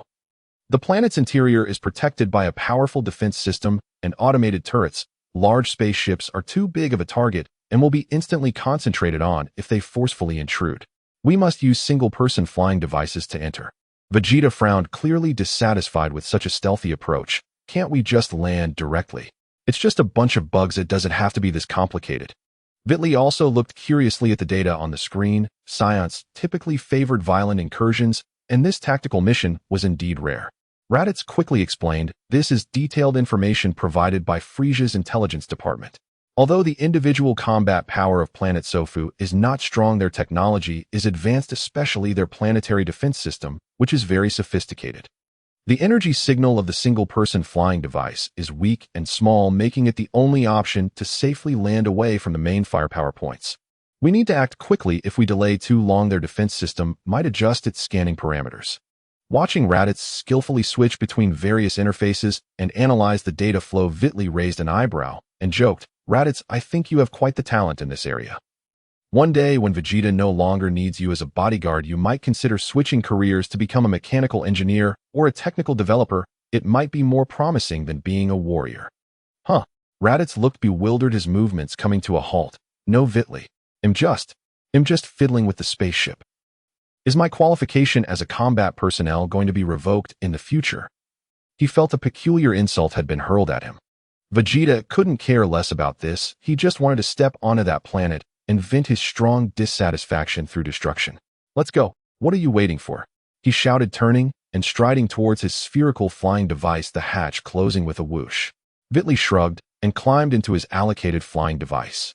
With a slight tremor and a low rumble of the engine, 4 metallic spheres quickly detached from the mothership, transforming into 4 streaks of light as they rapidly dove toward the softly yellow atmospheric-covered planet Sofu.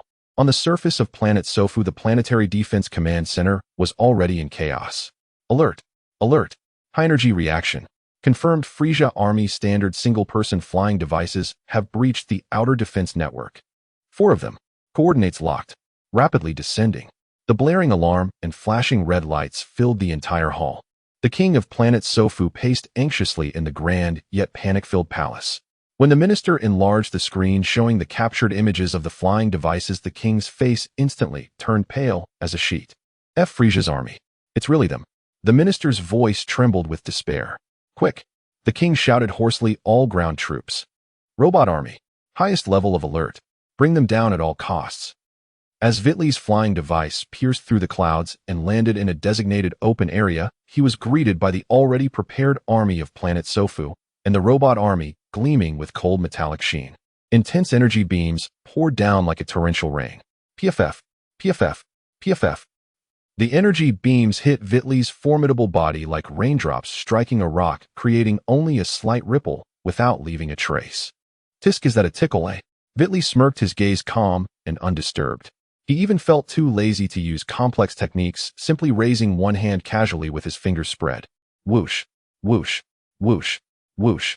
A series of ping-pong ball-sized white energy spheres erupted from his fingertips like a machine gun spray, precise and efficient. Each energy sphere seemed to have a mind of its own, accurately hitting the core of a robot. Boom, boom, boom, boom. The explosive flames connected into a piece, instantly clearing the area around him by several dozen meters. Debris and charred parts flew in all directions. He turned to look at the Vegeta trio, who were also under siege, but were bombarding with the prince's tactics, laughing arrogantly, as they clearly enjoyed the thrill of this crushing victory, and calmly said, Vegeta separating for action is more efficient. Leave these tin cans to me, and you go clear out the resistance forces in other areas. As soon as he finished speaking, he raised his hand again, launching another series of dense energy spheres towards the distant robot cluster, successfully attracting a large amount of firepower. At the same time, he exerted force under his feet, transforming into a streak of blue light, dashing away in the opposite direction from Vegeta and the others, with a long line of relentless robot troops pursuing behind. Confirming that he had drawn away the majority of the pursuing robots from the main battlefield and had ventured deep into a complex area filled with abandoned factories, Vitli suddenly stopped. He reached up and decisively removed the latest model detector issued by the Frieza army from his ear. With a squeeze of his palm, the detector instantly transformed into a burst of flames. Then, the plan begins. Vitli's eyes narrowed, and he slowly spread his hands in front of his chest, assuming the classic energy-gathering posture. The chi within him ignited like a slumbering volcano suddenly awakened. A powerful aura erupted with a bang, stirring up the dust on the ground. He intentionally controlled the energy output, stabilizing his aura's intensity at around 5,000, as displayed on the detector. This was precisely the full explosive state of his disguised combat power. Accompanied by a low roar, a massive energy wave, thick and radiating blinding golden light, erupted violently from between his palms. Like a golden torrent with the power to annihilate everything, it instantly swept across all pursuing robots in sight. Boom, boom, boom, boom.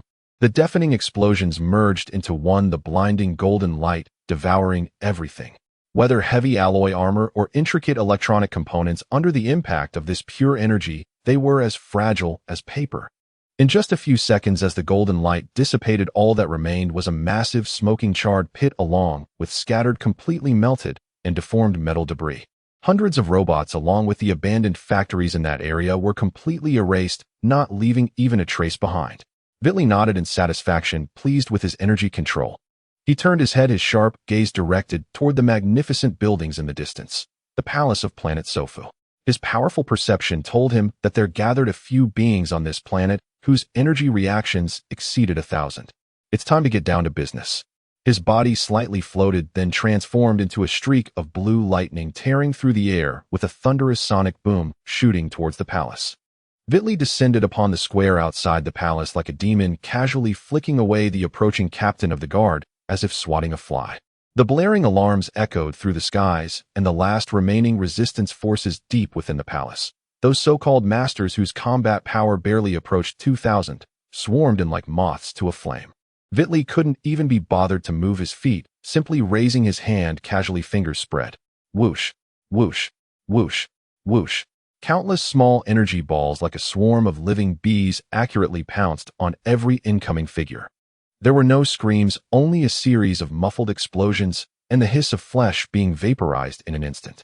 In just a breath, the square of the palace became quiet, leaving only the lingering smell of blood and charred remains along with sporadic flames burning. The prince's combat tactics are truly effective, he quietly remarked as he stepped through the debris with a leisurely stride, moving toward the tightly shut massive door that symbolized supreme authority within the palace. Meanwhile, on another scorched battlefield of planet Sofu. Haha. Vegeta hovered in midair, watching the planet Sofu army below, which he had bombarded, into a state of disarray, and the pent-up frustration and displeasure in his heart were instantly swept away. This absolute feeling of crushing the enemy was the treatment that Prince Vegeta deserved. Nappa and Raditz followed behind him, looking at the prince's display of power with envy. The prince seems to be enjoying himself. These weak armies can't even fight back. Raditz couldn't help but say, beep, beep, beep. Just as Vegeta was feeling pleased with himself, the battle power detector by his ear suddenly emitted a rapid alarm. Moi. Vegeta's arrogant smile froze instantly, and his expression changed drastically. A bright red number on the detector was wildly fluctuating, climbing. 15,000, 18,000, 21,000, 23,300. Ultimately, the number stabilized at the blinding 23,300. 23,000 points of combat power. Who is it? Vegeta suddenly looked up, his crimson eyes locking onto the sky. A presence far stronger than the planet Sofu army, even carrying a hint of malice, was descending from the heavens at an astonishing speed. In the sky, a fireball tore through the pale yellow atmosphere of planet Sofu, accompanied by a sharp howling sound, precisely falling towards Vegeta's location. The shape of that fireball was unmistakably a standard single-person spherical flying device from Frieza's army. Frieza's people. Vegeta's brow furrowed, temporarily halting his massacre of the troops below, floating with his arms crossed, coldly staring at the flying device that was about to land. Nappa and Raditz also immediately became vigilant, taking up defensive stances. Whoosh! With a sound of compressed gas releasing, the hatch of the flying device slid open. A large corpulent figure with disgusting pink skin, wearing a smug smile, awkwardly squeezed out from inside. It was none other than Dodoria, one of Frieza's most trusted subordinates. Dodoria landed with a slight tremor of the ground. His beady little eyes swept over the three, who were on high alert, especially lingering on Vegeta for a moment, emitting a harsh, mocking laughter filled with condescension. Oh ho ho, isn't this our esteemed Saiyan prince? Nice to meet you. I'm Dodoria, the most capable, loyal, and also the strongest assistant of Lord Frieza. He paused for a moment, puffing up his rotund belly. On the orders of Lord Frieza, I specifically came to assist you in completing this mission. Vegeta's face immediately revealed unabashed disgust and disdain as he snorted, humph. Assist? Does Prince Vegeta need the assistance of Frieza's lackey? Get back to your spaceship. For Frieza's sake, he'll spare you this time. Don't get in my way. Dodoria's smile remained unchanged, but a flicker of coldness flashed in his small eyes. He seemingly casually adjusted the detector on his ear, his gaze sweeping over Raditz and Nappa. Oh, a waste with a combat power barely reaching 1,500, he sneered at Raditz, causing Raditz's face to pale, taking an involuntary half-step back. 4,300. Not too bad. His gaze finally landed on Vegeta, and the detector emitted a sharper beeping sound. Hee, and as for you, Prince Vegeta? Dodoria's fake smile stiffened, then instantly vanished, replaced by extreme shock and disbelief as he raised his voice by 8 degrees. 20,000 points of combat power. This is impossible. Intelligence shows you only have just over 3,000. How can this be? Huh. Vegeta raised his chin higher, his face filled with the arrogance of a genius. Am I a prince that you can comprehend? A mere 20,000 points of combat power are just a starting point for me. Frieza's intelligence is already outdated. Go back and tell Frieza that the legendary Super Saiyan has appeared. That is me, Super Vegeta. Watching Vegeta's signature arrogant gesture and boastful declaration, the shock on Dodoria's face was swiftly replaced by fury. Lord Frieza despises the legends of the Super Saiyan among the Saiyans. How dare this ignorant monkey provoke him so? He, foolish Saiyan monkey. Dodoria let out an angry shriek, his fat body unleashing an astonishing speed that belied its size. A mere 20,000 points of combat power dares to provoke the majesty of Lord Frieza. It seems Lord Frieza's decision to send me to teach you a lesson was truly brilliant. Today I will make you understand that many beings stronger than you exist under Lord Frieza. As soon as he finished speaking, his fat fist clad in a white glove shot towards Vegeta's face, filled with arrogance like a cannonball, accompanied by a piercing scream as it tore through the air. Bang! A dull thud that made one's heart tremble. Vegeta had never expected such a sudden and violent strike from his opponent. He only had time to slightly tilt his head, and that heavy fist struck solidly against his cheek. The terrifying force exploded instantly, sending Vegeta's small body flying like a kite, with a broken string crashing into a half-collapsed building in the distance, raising a cloud of dust. Prince Vegeta, Nappa and Raditz cried out in shock, their faces pale. But as they looked at the blinding 23,000 on the detector, their feet felt as if they were nailed to the ground, not daring to move forward. The gap between them was too vast. Cough, cough. PFF. Vegeta struggled to rise from the rubble, spitting out a mouthful of blood-stained spit, one side of his face already swollen, high the fiery pain and unprecedented humiliation igniting all his fury. His crimson eyes seemed ready to spit out tangible flames. You? This? Bastard. Vegeta's voice twisted and contorted from extreme anger. How dare you, just like Vitli, sneak attack me, Prince Vegeta? Huh? With a roar akin to that of a beast, Vegeta completely lost control. The Saiyan blood within him burned wildly under the extreme humiliation and rage. He waved his hands frantically, unleashing countless energy blasts filled with terrifying power, creating a devastating barrage that enveloped Dodoria completely. Just a trivial skill. Although Dodoria was surprised by Vegeta's explosive power, he relied on his higher battle strength to swiftly counter and destroy most of the energy blasts. The explosive flames and shockwaves ravaged around him, yet they could not truly harm him. The gap in power indeed made a difference. A monkey is just a monkey. Dodoria grinned wickedly, his plump body exploding with astonishing speed, closing in on Vegeta in an instant, delivering a powerful sidekick that struck Vegeta's chest like a battering ram. Crack! The sound of bones breaking echoed. Ugh! Vegeta was sent flying once more, the intense pain in his chest causing his vision to darken, feeling as though his internal organs had shifted. Your Highness. Nappa and Raditz watched in horror, yet did not dare to step forward. Did you see? This is the gap in power. Dodoria hovered in the air, looking down at the struggling Vegeta with cruel delight. In the face of absolute power, your pitiful dream of being a Super Saiyan is nothing but. His words were suddenly cut off. For below in the ruins, a surge of energy far more violent, fiery, and filled with a sense of destruction erupted like a long-suppressed volcano. Boom! A white aura erupted from Vegeta's small body, resembling a tangible flame soaring into the sky. His hair stood on end in the raging energy, and violent currents swirled visibly around him. An oppressive force enveloped the entire area in an instant. Ah! Vegeta slowly rose amidst the white aura, his eyes bloodshot and fixated on Dodoria, above his voice hoarse like that of a hellish demon. You bastard! On the detector's screen, Vegeta's battle power soared like an uncontrollable rocket. 21,000, 23,000, 24,000, 25,000. What? Dodoria's wicked grin froze, replaced by boundless shock. 25,000 points. This is impossible. Die.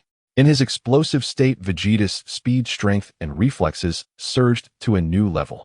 He transformed into a flash of lightning, appearing before a shocked Dodoria in an instant. Bang! A heavy punch infused with 25,000 points of battle power struck Dodoria's massive belly. Ugh! Dodoria's eyes bulged as gastric fluid mixed with blood spewed from his mouth. The intense pain caused him to curl up like a shrimp. Vegeta's attack continued unabated. Using the momentum, he spun rapidly, delivering a whip-like kick infused with all his power, cleaving through the air with a piercing scream, striking Dodoria's horrified face. Boom! A sickening crack resonated. Dodoria's neck twisted at an unnatural angle, several bloodied teeth, mixed with saliva spewing out. His massive body was struck as if by a speeding train, screaming as he transformed into a pink meteor, crashing heavily into the ground, carving a deep trench over 100 meters long, finally coming to a halt. Dust and smoke filled the air. Huff, huff, huff. The explosive state dissipated, and the white aura vanished instantly. Vegeta hovered in the air, gasping heavily, his body covered in wounds, his chest in excruciating pain, one side of his face swollen like a bun. Yet those eyes sparkled with unprecedented arrogance, belonging to a victor. So strong. Your Highness is so strong. Nappa's jaw dropped, nearly hitting the ground, his eyes filled with fervor and awe. Could you truly be the legendary Super Saiyan? Raditz was equally stunned, staring at Dodoria lying bloodied and lifeless in the trench, muttering, Is the legend of the Super Saiyan real? Vegeta laboriously descended to the edge of the trench, looking at Dodoria, who was sprawled like a dead dog, bloodied and disfigured. A twisted, yet gleeful smile appeared on his face due to the pain. He turned to Nappa, his voice hoarse but commanding, Nappa, go. Dispose of this annoying trash. Bang! The heavy metal door twisted and flew inward, as if struck by an invisible hammer. Inside, the king of Sofu Star sat slumped on the lavish throne, pale and trembling. A guard attempting to report shouted, Your Majesty, flee quickly, before being pierced through the heart by a sudden beam of light, collapsing lifelessly. Vitli appeared at the door, resembling the Grim Reaper to the king's terrified eyes. He looked at the nearly urinating king, revealing a smile that seemed devilish to the latter. You are the king of this planet. Yes. Yes. Yes. Honorable. Esteemed lord. What business do you have with me? The king's voice trembled uncontrollably, immense fear stripping him of all will to resist. Vitli nodded, satisfied with this timely awareness. He surveyed the room and casually tore off a decorative rope, tying a loose knot around the king's neck. Lead the way. Vitli's voice was authoritative. Take me to where you keep your spaceship. Under the king's puppet-like guidance, Vitli quickly arrived at a concealed and heavily guarded spaceport at the back of the palace.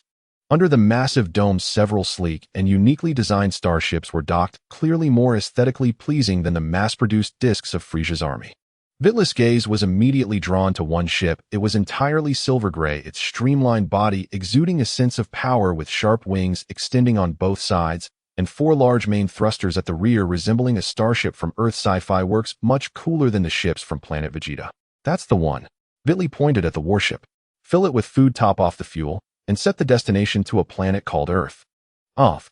The scientists looked dumbfounded at the uniquely styled king, unsure whether to heed the words of this person before them. Vitli shot him a glance, and the king immediately yelled at a group of engineers nearby, What are you still dawdling for? Hurry. Prepare accordingly to what this esteemed lord says. Fill up the fuel. Stock up on food. Set the course immediately. Destination: Earth. The engineers snapped out of their stupor and hurriedly began to operate. Vitli meanwhile held the rope as if walking a dog, leading the king aside, quietly waiting. These people were efficient. Soon an engineer ran over, drenched in sweat, reporting, Lord, the ship is ready. The fuel has been filled enough for continuous travel for over 25 years. Food supplies are ample. The hibernation pod is in perfect condition, adequately powered, and can maintain a long-term hibernation state. The course has also been set with the destination Earth, the third planet in the solar system, located in the northern galactic arm. He hesitated but still steeled himself to add, But Lord Sofu Star is extremely far from Earth. At our spaceship's maximum speed. The one-way trip is expected to take 2 years. He cautiously observed Vitli's expression. 2 years, eh? Vitli frowned. This far exceeded his expectations. He had thought that the technologically advanced Sofu Star's spaceships would be faster. Please, my lord, do not be angry. The head engineer and the king were nearly kneeling in fright. Our planet mainly focuses on robotics and automated defenses, who our interstellar navigation technology, indeed, is not top-notch. This king of Sofu is already our planet's best ship. This 2-year journey is already the fastest speed it can achieve. The king frantically nodded to affirm the engineer's claims. Vitli remained silent for a few seconds, ultimately letting out a resigned sigh. 2 years. Though a bit long, it's still better than staying on Planet Vegeta. Besides, it would be a journey in hibernation, so the time wouldn't be too hard to endure. Fine, 2 years it is. Is the hibernation pod reliable? Absolutely reliable. My lord, the hibernation system is one of the few technologies we can present very mature and stable. As long as there's power, we can maintain hibernation for 100 years without issue. The engineer patted his chest in assurance. Very well. Vitli nodded. He led the king to the group of engineers who had completed their work and were now nervously standing to the side. Looking into their terrified eyes, Vitli showed a hint of apology, but his gaze remained as cold as frost. I apologize, he said softly as if stating a simple fact. Just as his words fell, his empty right hand suddenly shot up, palm aimed at the engineers. Boom! A massive golden energy wave, even more condensed and terrifying than the one that had annihilated the robots earlier, erupted instantly. Dazzling light engulfed the terrified and desperate faces of the engineers. There were no screams, no struggles. Even the metal floor beneath them was completely vaporized and obliterated in an instant. Only a massive, smoothly edged molten pit remained with wisps of blue smoke rising. The king witnessed this horrifying scene. His pants instantly soaked, his legs giving way as he collapsed to the ground, gasping for breath, unable to even beg for mercy.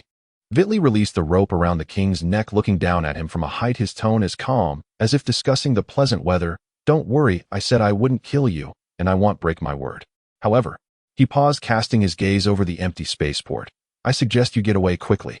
You should be well aware of Frieza's methods. Their goal is to utterly annihilate all life on this planet. Staying here is just a path to death. That said, whether you heed my words is up to you. Farewell.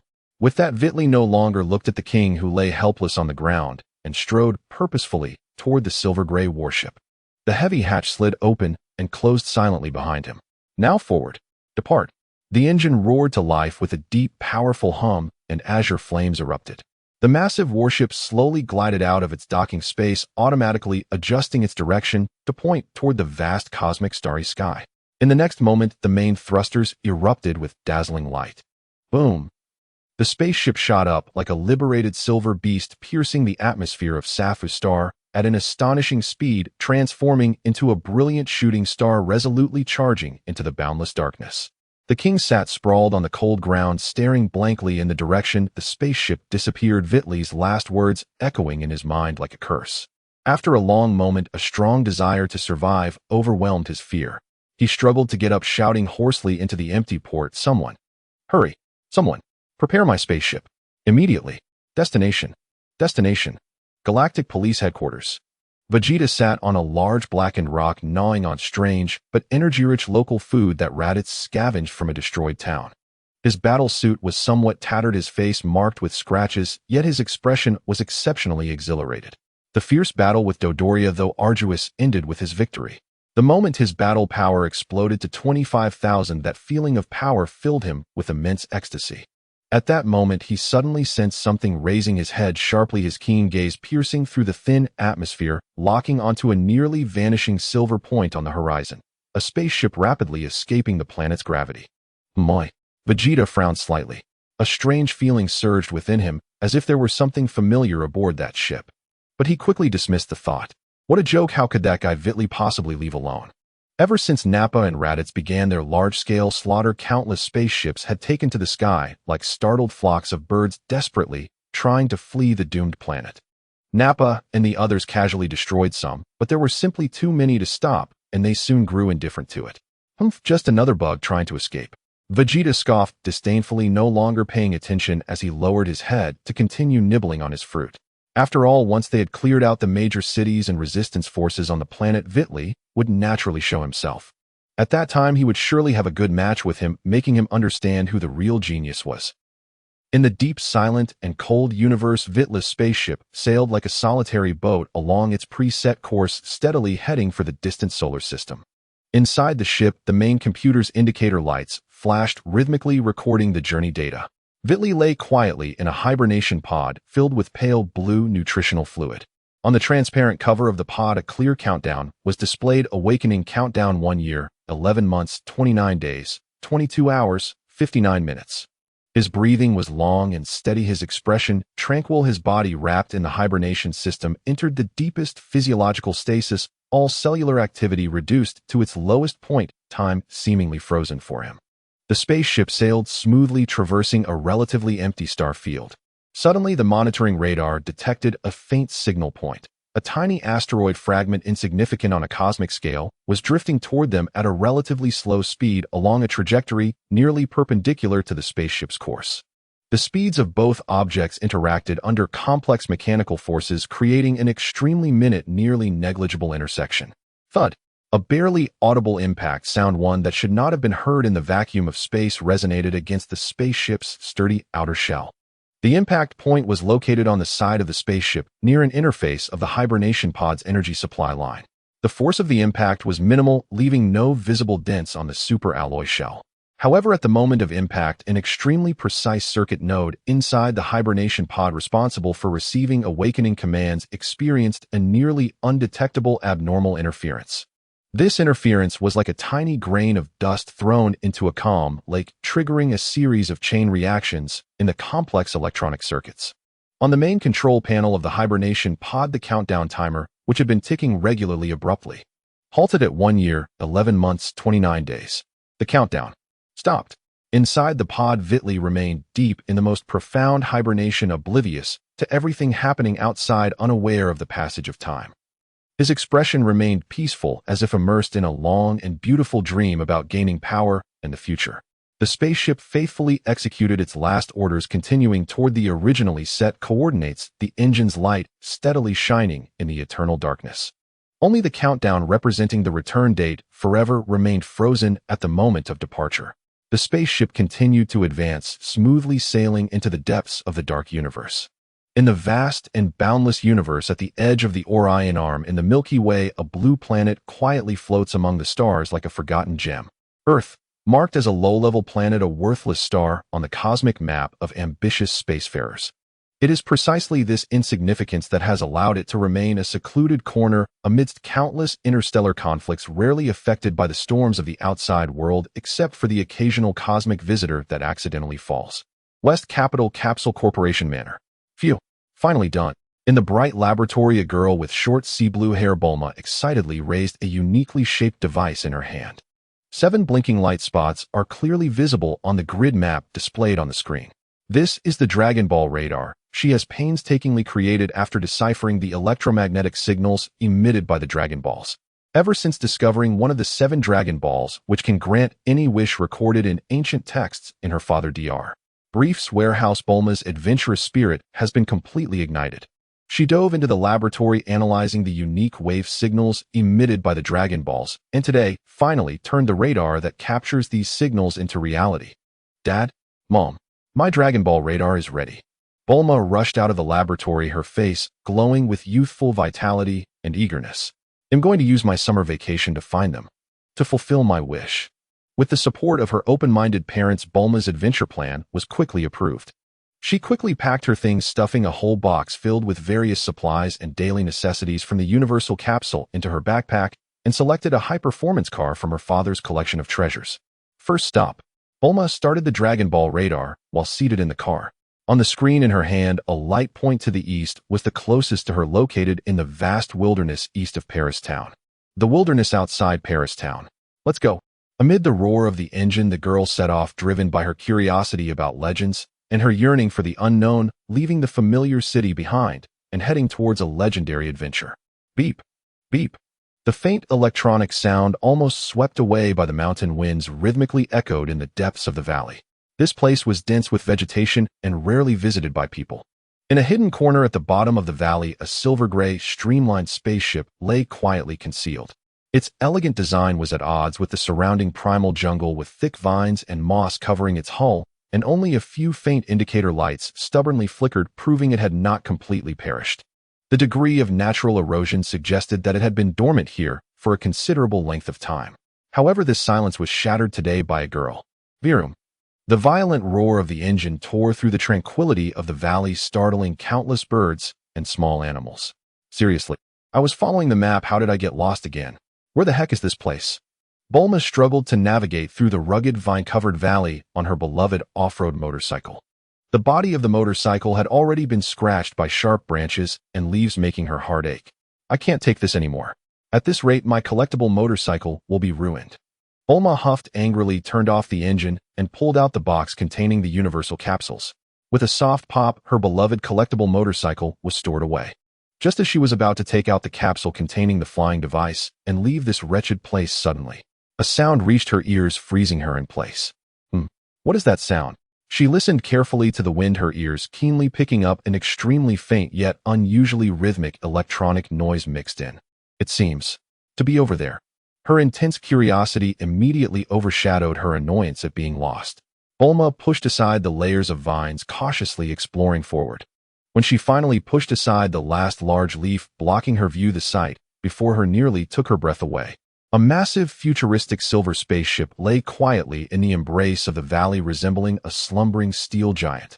The marks of time had almost blended it into the forest, but its unique, streamlined shape and the occasionally blinking signal lights indicated it was not completely damaged. And that beeping sound was coming from inside it. Oh my! Bulma covered her mouth in disbelief, her beautiful big eyes widening. Is this a spaceship? This has probably been here for over 10 years, right? The energy hasn't run out. This kind of energy storage technology is too incredible.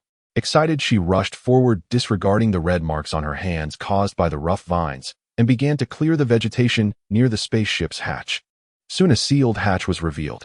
This should be the entrance. Bulma's heart raced with excitement and nervousness. Taking a deep breath, she pulled out a compact pistol from her backpack, while her other hand cautiously pressed against a protruding shape next to the hatch, which seemed to be a switch. Hiss! A sound of releasing compressed gas echoed, and the heavy hatch slowly slid open to reveal a deep passage filled with alien technological aesthetics. Wow! After a gasp of astonishment, Bulma tightened her grip on the pistol, cautiously peeking her head inside to assess the situation. Inside the spaceship were various instruments and pipelines she had never seen before, blinking with eerie blue or pale green lights, and the environment was eerily quiet. Confirming that there was no danger near the entrance, she took several deep breaths and mustered her courage to step inside. This is the cockpit. Bulma quickly located the core area. To her surprise, the control panel still showed signs of energy response. She tentatively pressed a few buttons, and the screen surprisingly lit up. Autopilot mode, still operational. Energy remaining low level, but maintaining basic system operations is completely fine. Bulma instantly forgot about any potential dangers.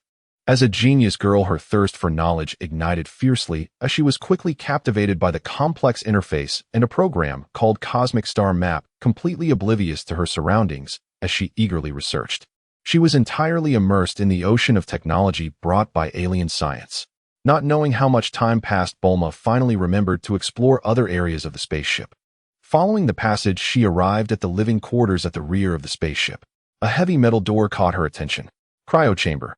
Bulma carefully pressed the opening button as per the markings on the door, which slid open silently. In the center of the room stood a cylindrical chamber quietly erected with a transparent cover on top, displaying an electronic timer reading 1 year, 11 months, 29 days, but the countdown seemed to have stopped as the numbers on the screen showed no change. Cryo chamber. There can't be any alien life forms inside, right? Bulma's heart raced again, her palm slightly sweating on the grip of the gun, but her intense curiosity and a strange premonition drove her on. She walked around the cryo chamber, carefully observing the external interfaces and indicator lights. Energy supply normal, life support systems operational. She found a manual release valve, gritted her teeth, and thought, here goes. Bulma mustered her courage and forcefully pulled the valve. Hiss! A large amount of cold white gas instantly spewed from the seams of the chamber, filling the entire room. Bulma was frightened and staggered back, nervously aiming her gun at the hatch direction. As the white gas gradually dissipated, the hatch slid open soundlessly. Inside, it was empty. No. When the mist finally cleared, Bulma saw a person lying inside.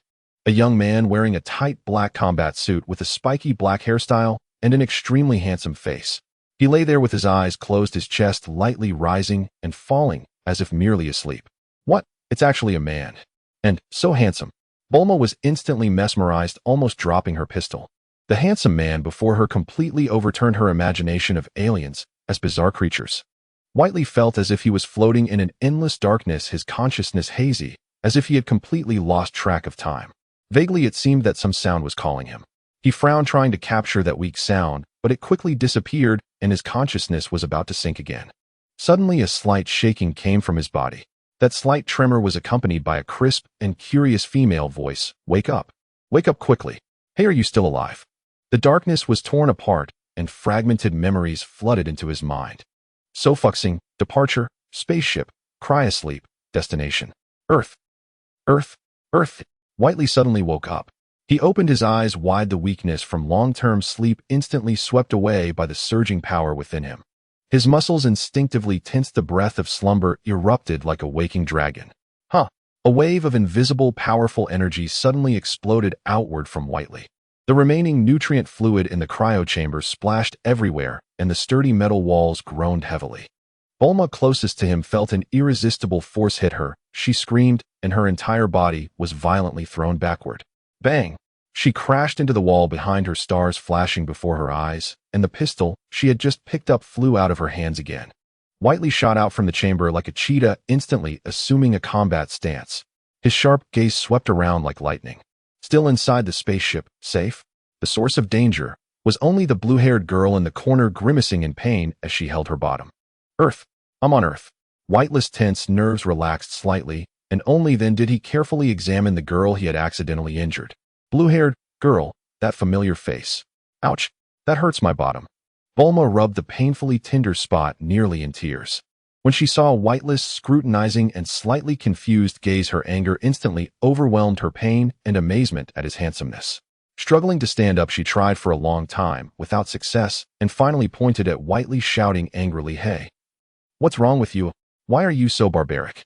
I kindly saved you, and you actually threw me away. Do you know that if I hadn't discovered this broken spaceship, you would still be sleeping inside until the end of time?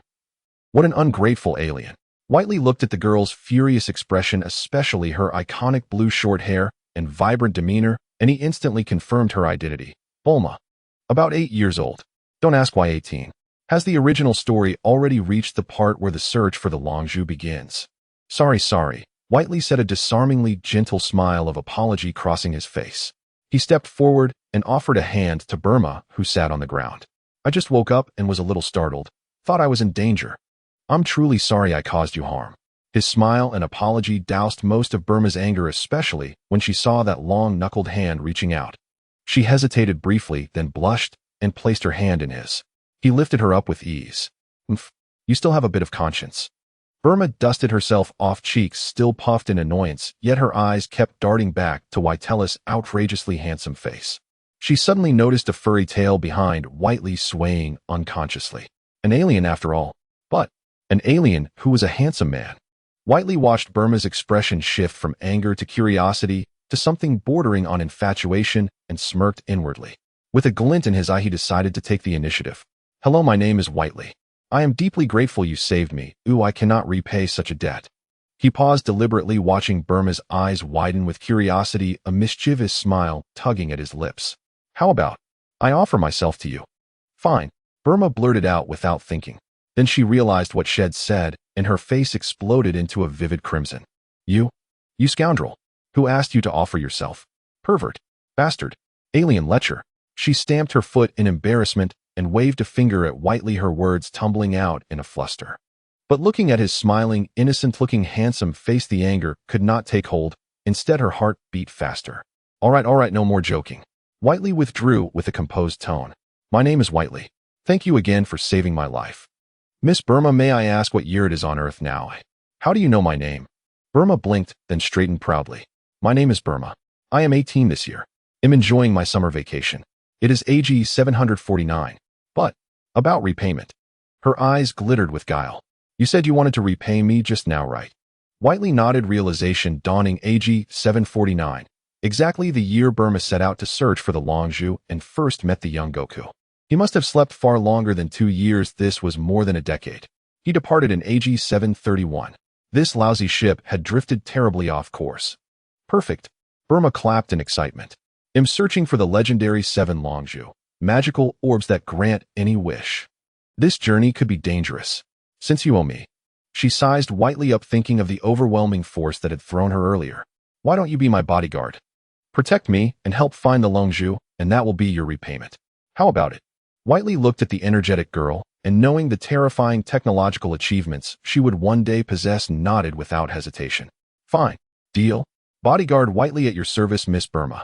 He bowed slightly, performing a courtesy a Saya could never naturally make. Kidding aside, this was a long-term ticket to a comfortable life and the strongest logistical support only a fool would refuse. Yamucha.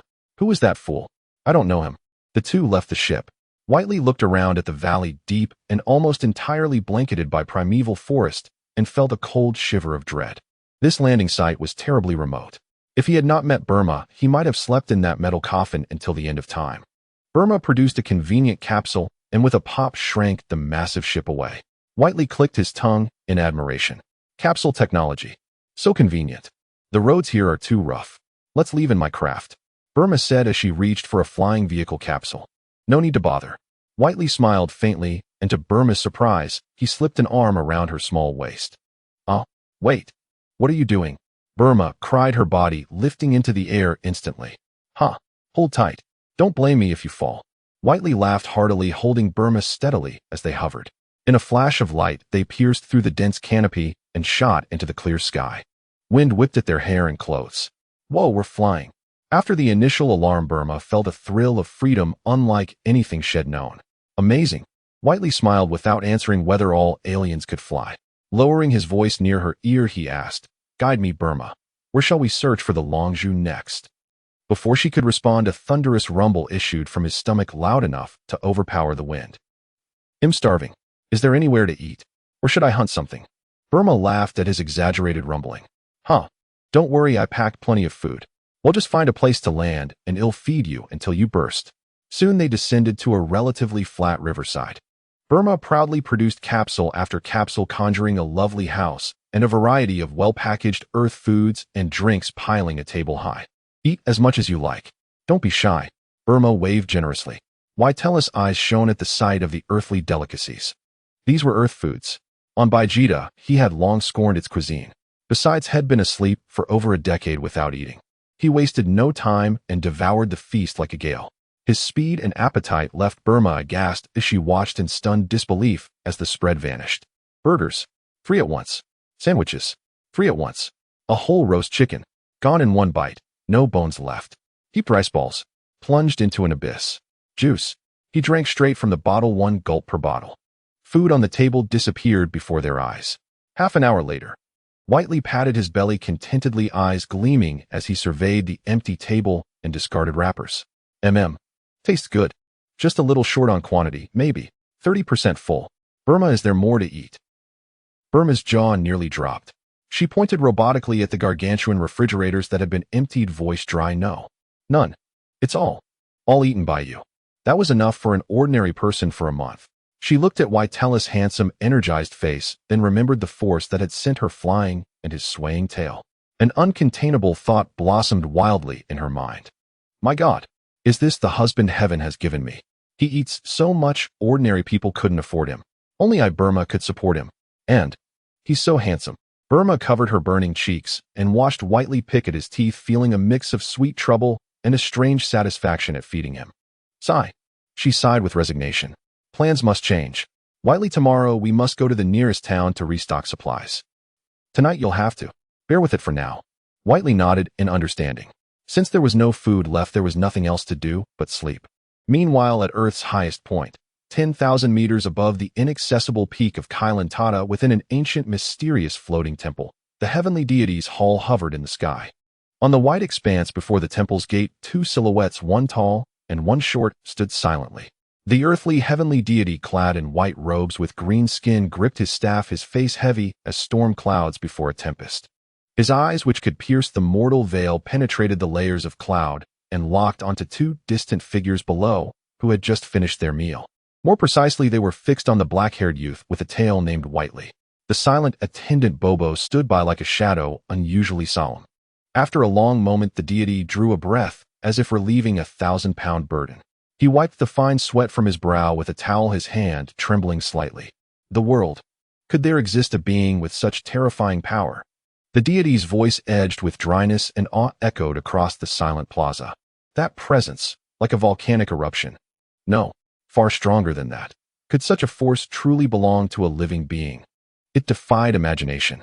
His gaze returned below to Whiteley, who chatted with the blue-haired Burma and even helped tidy their leftovers with a relaxed smile. The deity's taut nerves eased only a fraction. That's a relief. That's a relief. The deity exhaled a long breath to Bobo, his tone full of lingering fear. He seems not to bear malice, at least for now. And his aura after that eruption had quickly contracted and stabilized. When with the girl called Burma, he appeared calm, even somewhat casual. Bobo's dark, deep-set eyes also watched below. He nodded slowly and spoke evenly. Yes, great deity. Bobo had felt it too. The youth Whiteless chi was terrifyingly powerful, but at his core, it was not evil. There was no savagery, no thirst for slaughter. Instead, there seemed to be a sediment of time and experience. The deity leaned on his staff and looked toward the rolling sea of clouds, his deep eyes filled with worry and resignation.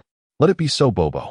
May this sudden variable that has descended upon Earth be a blessing rather than a curse. He recalled the torrent of power that had burst forth when Whiteley awoke. So pure and tremendous it far exceeded the deity's understanding of Earth's life forces.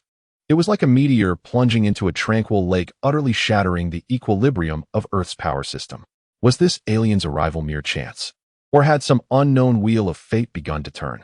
The deity sighed deeply once more, and the wrinkles upon his aged face seemed to deepen. At this moment, Earth's future seemed veiled in an impenetrable mist. He could only hope Bobo's judgment was right, and that this formidable visitor named Whiteley truly was as harmless as he appeared. The temple plaza sank again into silence, broken only by the deity's sigh and the faint wind coming from below. Morning sunlight poured across the smooth arena, reflecting a blinding glare. The stands were heaving with people, their frenzied roar already overwhelming, and the air itself was thick with a charged gunpowder-like tension. After 2 days of fierce contention, the final four had at last been decided. Ladies and gentlemen martial artists, thank you for your patience. The host's impassioned voice boomed through the loudspeakers, announcing that the world's #1 martial arts tournament, the Ultimate Showdown, was about to commence. The first match began. The first to enter was the combatant who had utterly dominated the preliminaries, Whiteley. To only modest applause and a few curious murmurs, Whiteley strode onto the ring with composed steps. He still wore his black combat attire, his expression languid, as if he were merely out for morning training. He settled into place and eyed the entrance with calm composure. Opposite him would be the veteran who had fought his way into the final four through superior fists and abundant experience, the practitioner of the eight-hand fist, Xiaopao Wang. Xiaopao Wang's arrival unleashed a wave of fervent cheers from his supporters. This hulking, muscular man wore a confident smile, waving to the crowd as he strode onto the ring with the measured gait of a seasoned warrior. He deliberately flexed his shoulders and arms, his developed muscles swelling like coiled dragons. When he assumed the opening posture of the eight-hand fist, a dense phantom of punching winds gathered before him, eliciting another roar of approval from the audience. Standing opposite Whiteley and seeing the other's sleepy demeanor, his contempt deepened, and he snorted a derisive breath. Kid, don't think that winning a few bouts yesterday by some trick you picked up lets you swagger before Xiaopao Wang. You've met your misfortune. Your little stunts are but a trifle before the true essence of my eight-hand fist, he declared, chin raised and eyes full of disdain, certain of victory. Whiteley didn't even bother to lift an eyelid. He had no interest in such empty pre-match taunts. He barely moved, casually raising his right hand with fingers loosely curled into a fist. The instant the referee's call of begin fell, Whiteley moved. There was no wind-up, no shout, not even an apparent exertion. As if shooing away a fly, he casually thrust a single punch forward. A single thunderous report erupted so deep it seemed to arrest the heart, as though the very air had been shattered by that blow. A visible white, circular shockwave burst from the fist. The arrogance on Xiaopao Wang's face froze, and was immediately replaced by utter primal terror. He did not see how the fist had come, he only felt an indescribable cataclysmic force like an avalanche and tidal wave combined slam into his chest. A harrowing, distorted scream rent the air as Xiaopao Wang's massive frame was struck as if struck by a speeding heavy truck. In an instant, he became a blurred, contorted projectile shrieking through the air at terrifying supersonic velocity toward the sky beyond the arena. So swift was he that a white streak was carved into the heavens. Within a second or two, the scream and the blurred figure were gone over the distant skyline, leaving only a faint, dissipating white trail and a deathly hush across the venue. Those who had cheered and waved flags for Xiaopao Wang found their smiles and shouts frozen in place, as if paused mid-breath. Mouths gaped as wide as eggs. In the arena of tens of thousands, one could hear a pin drop. Only the wind and the distant murmur of waves against the shore remained audible. Kellen was the first to break the silence, pointing excitedly toward the place where Xiaopao Wang had vanished and clasping his hands in a devout wish, saying that he hoped to become rich overnight. Sun Wukong joined in with a simple wish of his own, hoping for meat to eat every day. The sight of the two children praying beside the ring seemed oddly comic and incongruous in the oppressive stillness. The referee's hand holding the microphone trembled. He swallowed and forced the quiver from his voice as he announced with great effort that the winner was Whiteley. This time there were no cheers, no applause. Only countless horrified, disbelieving gazes were fixed upon the black-haired youth who slowly withdrew his fist as if he had only performed a trivial act. One punch. Just one punch. A top-4 competitor had been sent flying like refuse and vanished at the horizon. What terrifying power could this be? It utterly exceeded their understanding of what martial arts could be. That afternoon, the draw for 4-2 was announced. First match, Whiteley versus Chung Long, the Turtle Hermit. Second match, Sun Wukong versus Kellen. The matches paused, and Whiteley prepared to go with Burma for a belated lunch. Burma tugged at his sleeve and pointed towards Sun Wukong and Kellen not far away, who were rubbing their bellies and watching the nearby food stalls, asking if they should bring them along. She said she had heard from Kellen that they had little money on them and that the meals provided by the tournament did not seem enough for Wukong. Whiteley glanced at the two youngsters, especially noting Kellen's feigned composure, while his stomach betrayed him with audible rumblings. Thinking of a possible camaraderie in the future, he nodded indifferently and agreed to take them along. Wukong, hearing that a feast awaited, erupted with joy, dragging the shy Kellen with him as they trailed after the others. Burma chose a luxurious seafood restaurant renowned for its fare, which predictably became a catastrophe that left the manager and chefs questioning their life choices. Whiteley and Wukong ate like two inexorable food-consuming machines, leaving plates emptied at a plainly visible pace. Lobsters, king crabs, oysters, mountains of sushi, and sashimi kept vanishing into their mouths. Kellen, wiser this time, had snatched a large platter of his favorites and quietly hunkered down in a corner to wage his own struggle. Watching their inhuman speed of consumption renewed his understanding of what it meant to be able to eat. Under the owner's mixed gaze of pain and flattery, Whiteley set down the final massive crab shell and leisurely picked his teeth. Wukong imitated him, rubbing his round belly and humming happily. Burma casually swiped her card to pay the long string of numbers, making Kellen's eyes widen as he inwardly shouted that wealth was marvelous and wished to be rich as well. The afternoon semifinals were about to begin. The main ring hummed with a heavier, more expectant atmosphere than that of the morning. The winners, who would advance from 4-2, would now be decided, and the champion of the tournament would ultimately emerge. First semifinal, Sun Wukong versus Kellen. The two small combatants launched into a fierce duel upon the vast ring.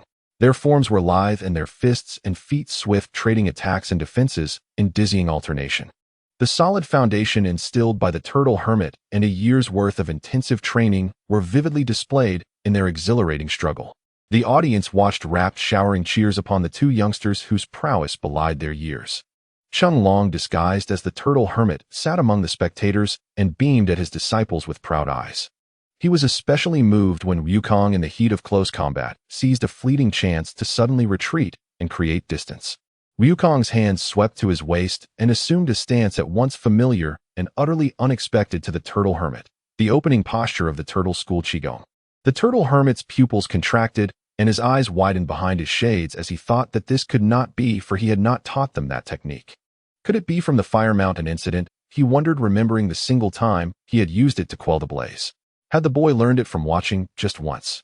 Wukong called out in a youthful yet forceful voice, and a blue orb of energy rapidly coalesced in his palm, radiating astonishing power.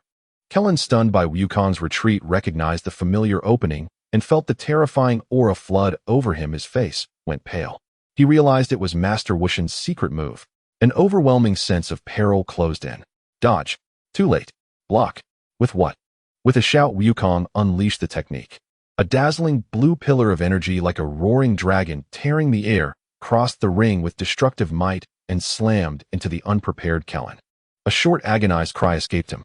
Kellen was hurled like a kite, with its tether cut by the raging torrent of energy, tracing a high arc before crashing onto the ground outside the ring with a resounding thud, his head lolling as he fell unconscious. The earth was gouged into a shallow crater and dust rose. The referee, stunned for a moment by the sheer force, recovered and raised his hand to declare the bout out of bounds and the victor as Sun Wukong. Wukong leapt in excitement and shouted that he had won, his face alight with the joy of victory. The stands erupted in thunderous astonishment, offering the most fervent cheers for that spectacular and powerful strike. After a brief respite, the host's excited voice rose once more to announce the much-anticipated second semifinal. The mysterious and formidable Whiteley would face the experienced, inscrutable Chung Long. Both Whiteley and Chung Long stepped onto the ring. The turtle hermit had removed his sunglasses, revealing his pale, ashen visage. The old man's face was weathered, but his eyes were razor-sharp. He bore an expression of profound gravity, fixing his full attention on Whiteley. The earlier moments still played vividly in his mind. The pressure this young man exerted now surpassed even what he had felt confronting Baek Damoang. Referee, the match begins. Whiteley did not treat this bout with the casualness he had shown toward Xiaopa Wang. Facing this god of martial arts, he granted the basic courtesy of respect. He adopted a simple fighting stance and said in a low voice, "Come at me, Mr. Qinglong." At the same time, with a barely perceptible movement of mind, he forcibly suppressed his aura to roughly the same level as Gui Xianren's. But he could not suppress fundamental attributes like bodily strength and neural reaction speed. Gui Xianren drew a deep breath. He realized that further probing was pointless. With a sharp shout, he drove off the ground and vanished from his spot in an instant. So fast, he seemed like a specter. To ordinary spectators, there was only a blurred afterimage hurtling toward Whiteley. Gui Xianren materialized at Whiteley's flank and unleashed a whip-like leg that sliced the air with a harsh roar, aiming fiercely at the young man's ribs. The angle was treacherous and the speed astonishing. Yet to Whiteley's eyes, that thunderous blow crawled like a slow-motion scene in a film. Whiteley did not even need to think. Instinct guided his body to glide aside with effortless natural grace. Gui Xianren's leg brushed the hem of his garment, the gust tousling his hair. Missing its mark did nothing to dishearten Gui Xianren. Fists, palms, fingers, and kicks poured forth like a violent storm. Each strike suffused with the essence of martial arts, balancing feint and reality with cunning angles. The ring immediately became a blur of motion, the winds of blows whistling through the air. What unsettled Gui Xianren more with each passing moment was that no matter how exquisite or swift his assaults, Whiteley always escaped at the critical instant with the slightest, almost preternatural motion. Whiteley barely left his original spot. His movements flowed with an indescribable rhythm, as if he were not fighting, but performing an elegant dance upon the ring. Gui Xianren's earth-shattering strikes sometimes found purchase, yet they sank like stones into the sea, unable even to make him sway. Whiteley sighed inwardly, a profound sense of disappointment swelling in his chest. He had intended to hold back his full power and engage this martial master in a heady, evenly matched exchange, just to taste the purity of technique clashing with technique.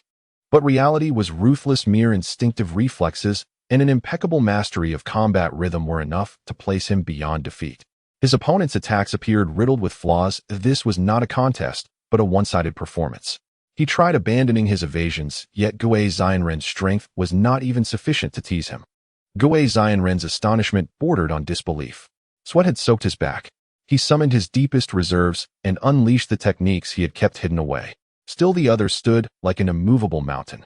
Those apparently casual evasions landed precisely within the gaps of his own rhythm. The way the young man remained utterly unshaken under assault only underscored the unfathomable strength of his body. What sort of monster was this youth? How strong must he be? It seemed the notion of having a genuine, serious battle on Earth was destined to remain unrealized. Whiteley felt a wave of helplessness. Gui Xianren abruptly retreated several paces to make distance. A resolute light flashed in his eyes as he tore off his training gi, revealing a lean frame coiled with latent power. He raised both hands rapidly before his chest. A fierce, violent electric energy began to converge around him with crackling pops. Blue arcs of lightning leapt and danced, casting his aged features in a grim, murderous light. "Kid, watch out for this next move," he bellowed. His whiskers and hair stood on end as he roared, "Wangwei Jingtian palm," with a thunderous force. With both palms thrust forward, a vast net woven from countless savage blue lightning bolts carrying a destructive aura and deafening thunder descended instantly upon Whiteley. The blinding flash made every spectator instinctively shut their eyes. "Whiteley!" Burma cried out, her heart leaping into her throat. On the ring came Whiteley's clear, resigned sigh again. At the very moment the terrible lattice of electricity was about to engulf him, he moved. There was no flashy technique, no wind-up. He merely lifted his right hand with the utmost nonchalance and gave a gentle flick toward the all-encompassing net. The sound that followed was clean and brittle like breaking glass. The tremendous steel-melting Wangwei Jingtian palm collapsed like a soap bubble under Whiteley's offhand flick. The raging currents scattered like headless flies, emitting a few resentful zaps before dissolving into the air as if they had never existed. Silence engulfed the arena once more. One could hear a pin drop. Gue Xianren remained motionless in his thrusting posture, eyes wide, as if turned to stone. His all-out strike, just like that, dissipated.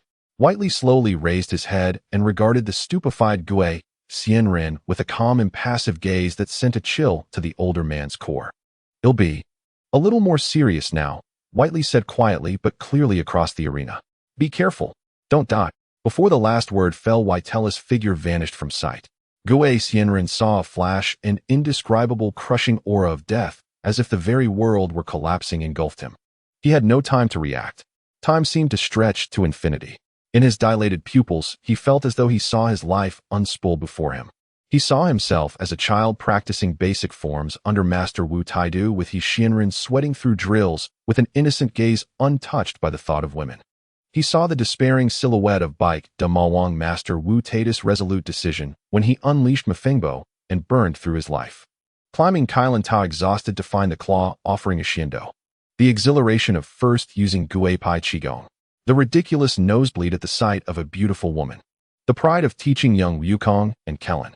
Over 300 years flashed past like a lantern show. Everything was astonishingly vivid. Was this the sign of approaching death? A thunderous roar jolted Gue Xianren from the carousel of memories. The expected searing pain never came. He snapped his eyes open to find Whitella's fist frozen less than an inch from the tip of his nose. The terrifying gust of the punch had not abated. Rather, like an invisible great blade, it tore the air from Whitella's fist and cleaved straight into the heavens. Where the punch passed, the thick clouds above were split as if struck by a colossal axe, leaving a vast vertical vacuum channel dozens of meters wide. Sunlight poured down through that great rift, casting a magnificent column of light upon the ring, as though the sky itself had been pierced. After a brief, stunned silence, the crowd erupted in a roar and screaming that could have overturned the entire Mugwa Island. All the spectators rose to their feet, eyes lifted to the sky-splitting scar, faces writ with utter astonishment and disbelief. Was this truly a power attainable by humans? It was a miracle. Gue Xianren stood rigid, cold sweat streaming from his brow, like a waterfall, his training GI already soaked through on his back. He glanced from the fist inches before him to the colossal wound tearing the heavens. In that instant he had indeed seen the life that had been his. If not for his opponent's mercy, Gue Xianren thought, I might never see beautiful women again. Whiteley slowly withdrew his fist and sighed with a tone of listless disinterest, as if he had lost all appetite for the match. Without looking at the still shaking Gue Xianren, he turned toward the judge's table. His voice was soft, yet it rose above the din. "I forfeit." Burma's son Wukong, Kellen, Gue Xianren, the host, and the entire audience were stunned. They could hardly believe their ears. Whiteley is forfeiting. He chooses to forfeit. The host's once excited tone faltered as he stammered to confirm. "Whiteley, are you sure? You hold an absolute advantage." Whiteley paid no heed. He turned his gaze sweeping over the crowd to rest on the bewildered young Wukong beneath the ring, and something complex and expectant flickered in his eyes. "Do your best, Wukong," Whiteley said with a faint but earnest tone. "Hurry and grow stronger." He said no more, took Burma's hand, and stepped down from the ring. Burma looked at Whiteley without asking why he had forfeited or where he was going. She simply clasped his broad, warm hand and tilted her face up to give him a gentle, resolute smile. "Yes, let's go." Whiteley felt the warmth and trust in her palm and nodded. Hand in hand with Burma, he ignored the stunned chaos of the arena and the puzzled, fevered gazes of the crowd and strolled toward the island's edge in the blue, tranquil sea. Sunlight fell upon them, casting long, stretching shadows. Behind them, the host's voice, as if waking from a dream, crackled over the loudspeaker, trying to reignite the atmosphere. Due to Whitella's forfeit, the winner of this semi-final is Qinglong. The host continued. Next will be the final of this Tenkaichi Budokai's son Wukong versus Qinglong. The true number one in the world is about to be born. Mugwa Island, a tranquil resort island now stirred into feverish excitement by the world's number one martial arts tournament, finally reclaimed its innate serenity as the last competitors and spectators departed. The once bustling streets and sun-drenched beaches, crowded shoulder to shoulder, now echoed only with the gentle rhythm of waves lapping ashore and the clear, soaring cries of seabirds.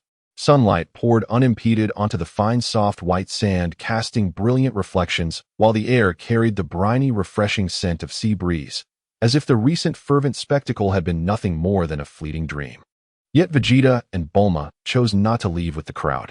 For them, the tournament, though not fiercely contested, had concluded, and now was the perfect moment to savor their private world together.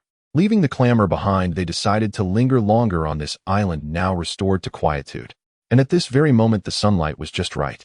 On the silken sands, Vegeta and Bulma reclined side by side upon a broad beach chair, basking in this rare, unhurried tranquility. Earlier that morning, tourists who had watched Vegeta's astonishing performance at the martial arts tournament rushed over, brimming with excitement, to request photographs. Vegeta bore it with remarkable patience, always responding with a faint, courteous smile. Watching him, Bulma felt no irritation, only a quiet, swelling pride. Look, this is my Bulma's man. Handsome, isn't he? Now the tourists had all but dispersed. Around them lingered only the hushed murmur of the waves and the occasional glint of a gull's wing in flight, leaving the world feeling utterly perfectly theirs alone. Vegeta exhaled deeply, luxuriously, then drained his chilled coconut cocktail in one smooth gulp, letting out a low, satisfied ah. He shifted slightly, his arms instinctively encircling Bulma's slender waist, drawing her closer and deeper into his embrace before sinking fully back into the chair's support. Warm sunlight bathed his skin, a tender sea breeze brushed across him, cool and soothing. The rhythmic sigh of the waves and the distant cry of gulls filled his ears, and cradled in his arms was the woman he loved. All of it wrapped him in profound ease, so deep he nearly drifted into slumber. Yet this peace would not last long. Vegeta! A bright, vibrant cry pierced the stillness like a stone dropped into a placid pond. Vegeta opened his eyes with resigned weariness, his gaze locking onto the source of the voice. There, racing toward them with light, eager steps, was Goku, his ever-youthful face alight with innocent, unfiltered joy. Vegeta let out a long, silent sigh, his brows knitting faintly as a familiar expression of weary resignation settled over his features. Here we go again. Honestly, he muttered inwardly, why is it so hard to enjoy even a single quiet vacation? Someone always has to interrupt. Bulma couldn't help but burst into a soft, delighted laugh at the sight of Vegeta's flustered, helpless expression.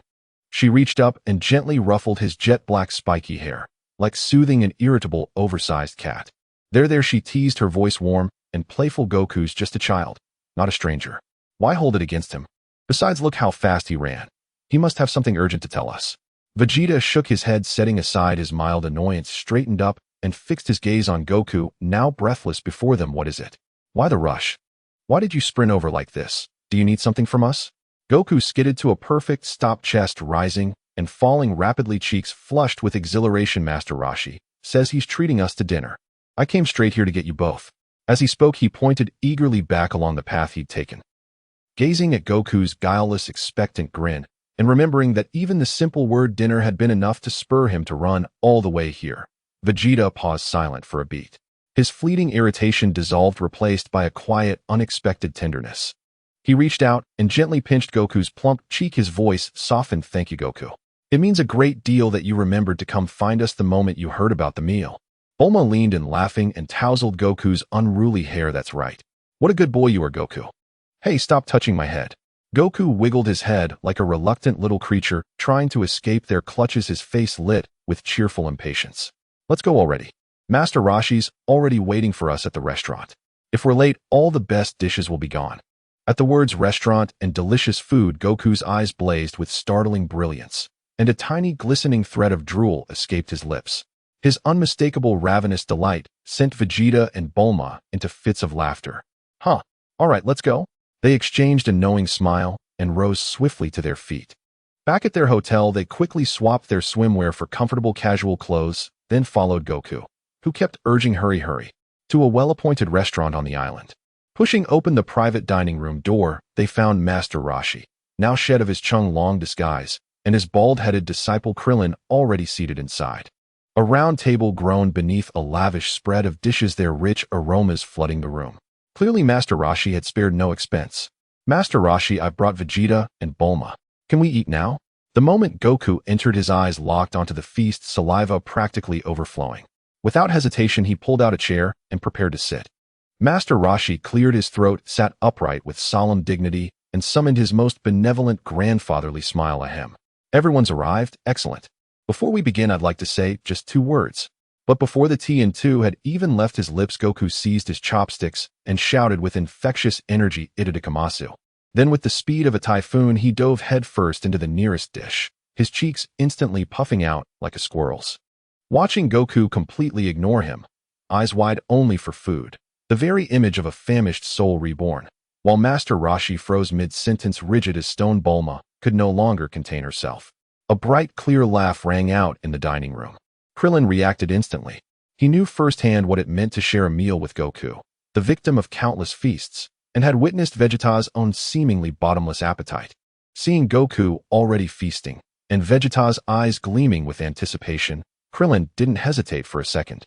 Without a word, he snatched the largest plate before him and began frantically piling on meats and the most expensive-looking dishes, a motion executed with the precision of a seasoned veteran. One thought burned in his mind: grab it fast, or miss it entirely.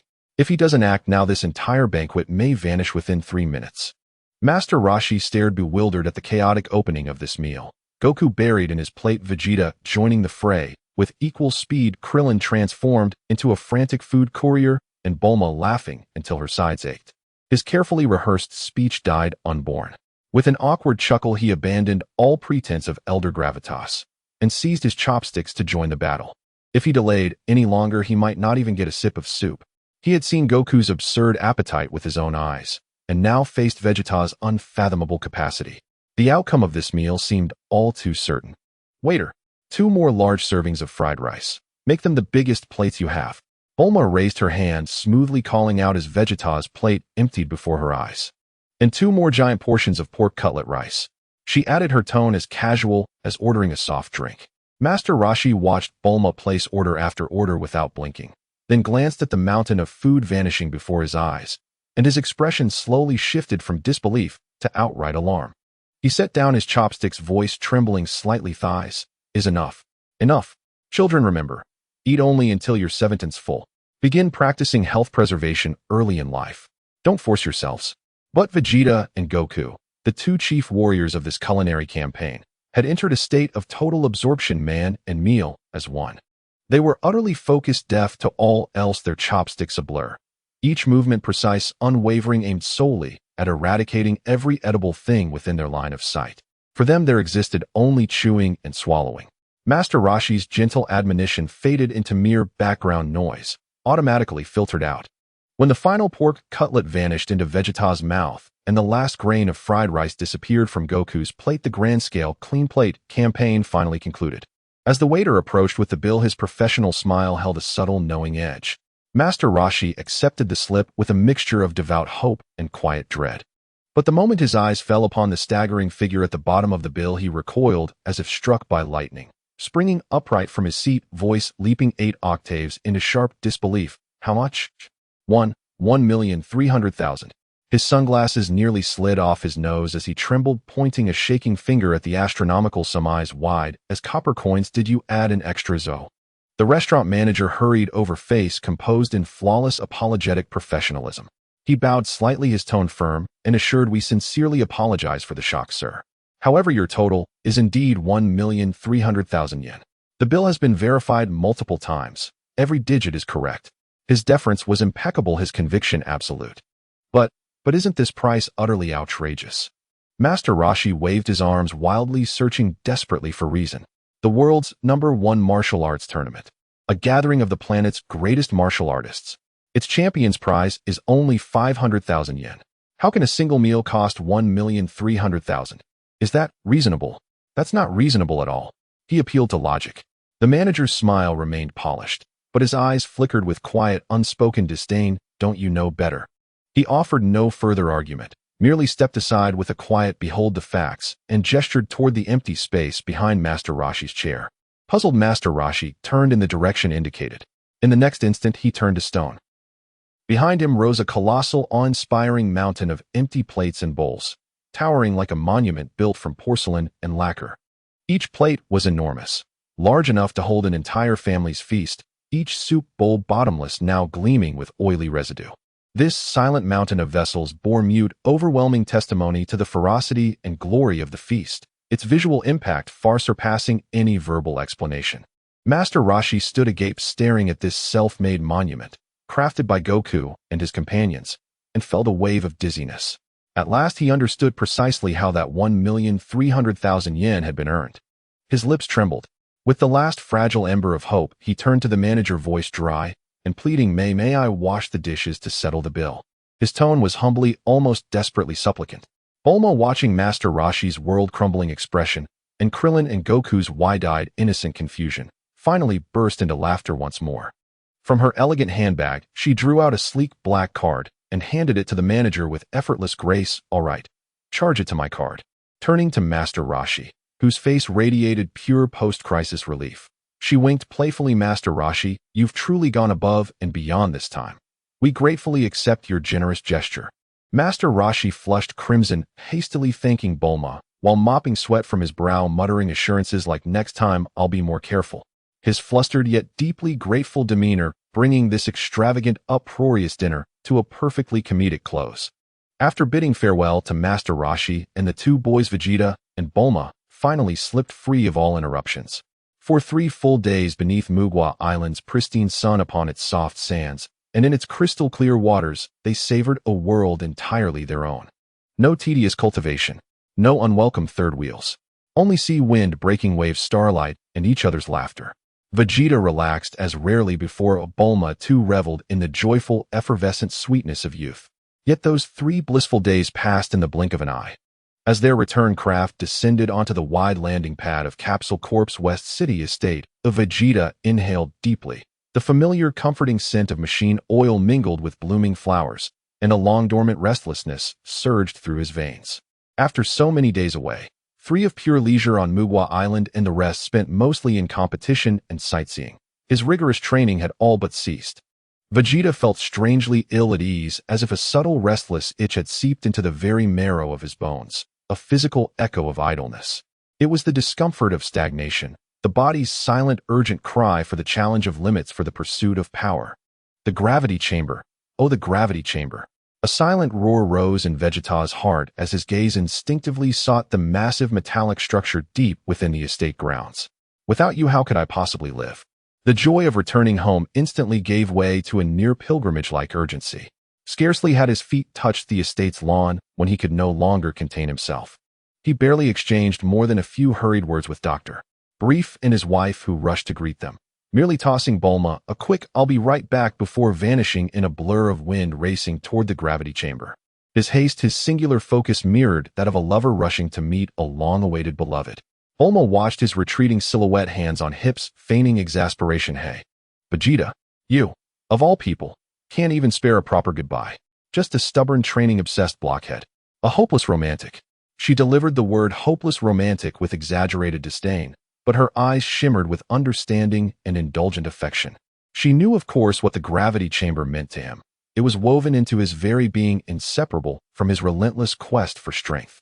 Shaking her head, the mock scowl melted from Bulma's face, replaced by another expression entirely, that of a brilliant scientist sharpened by fierce concentration and electric excitement.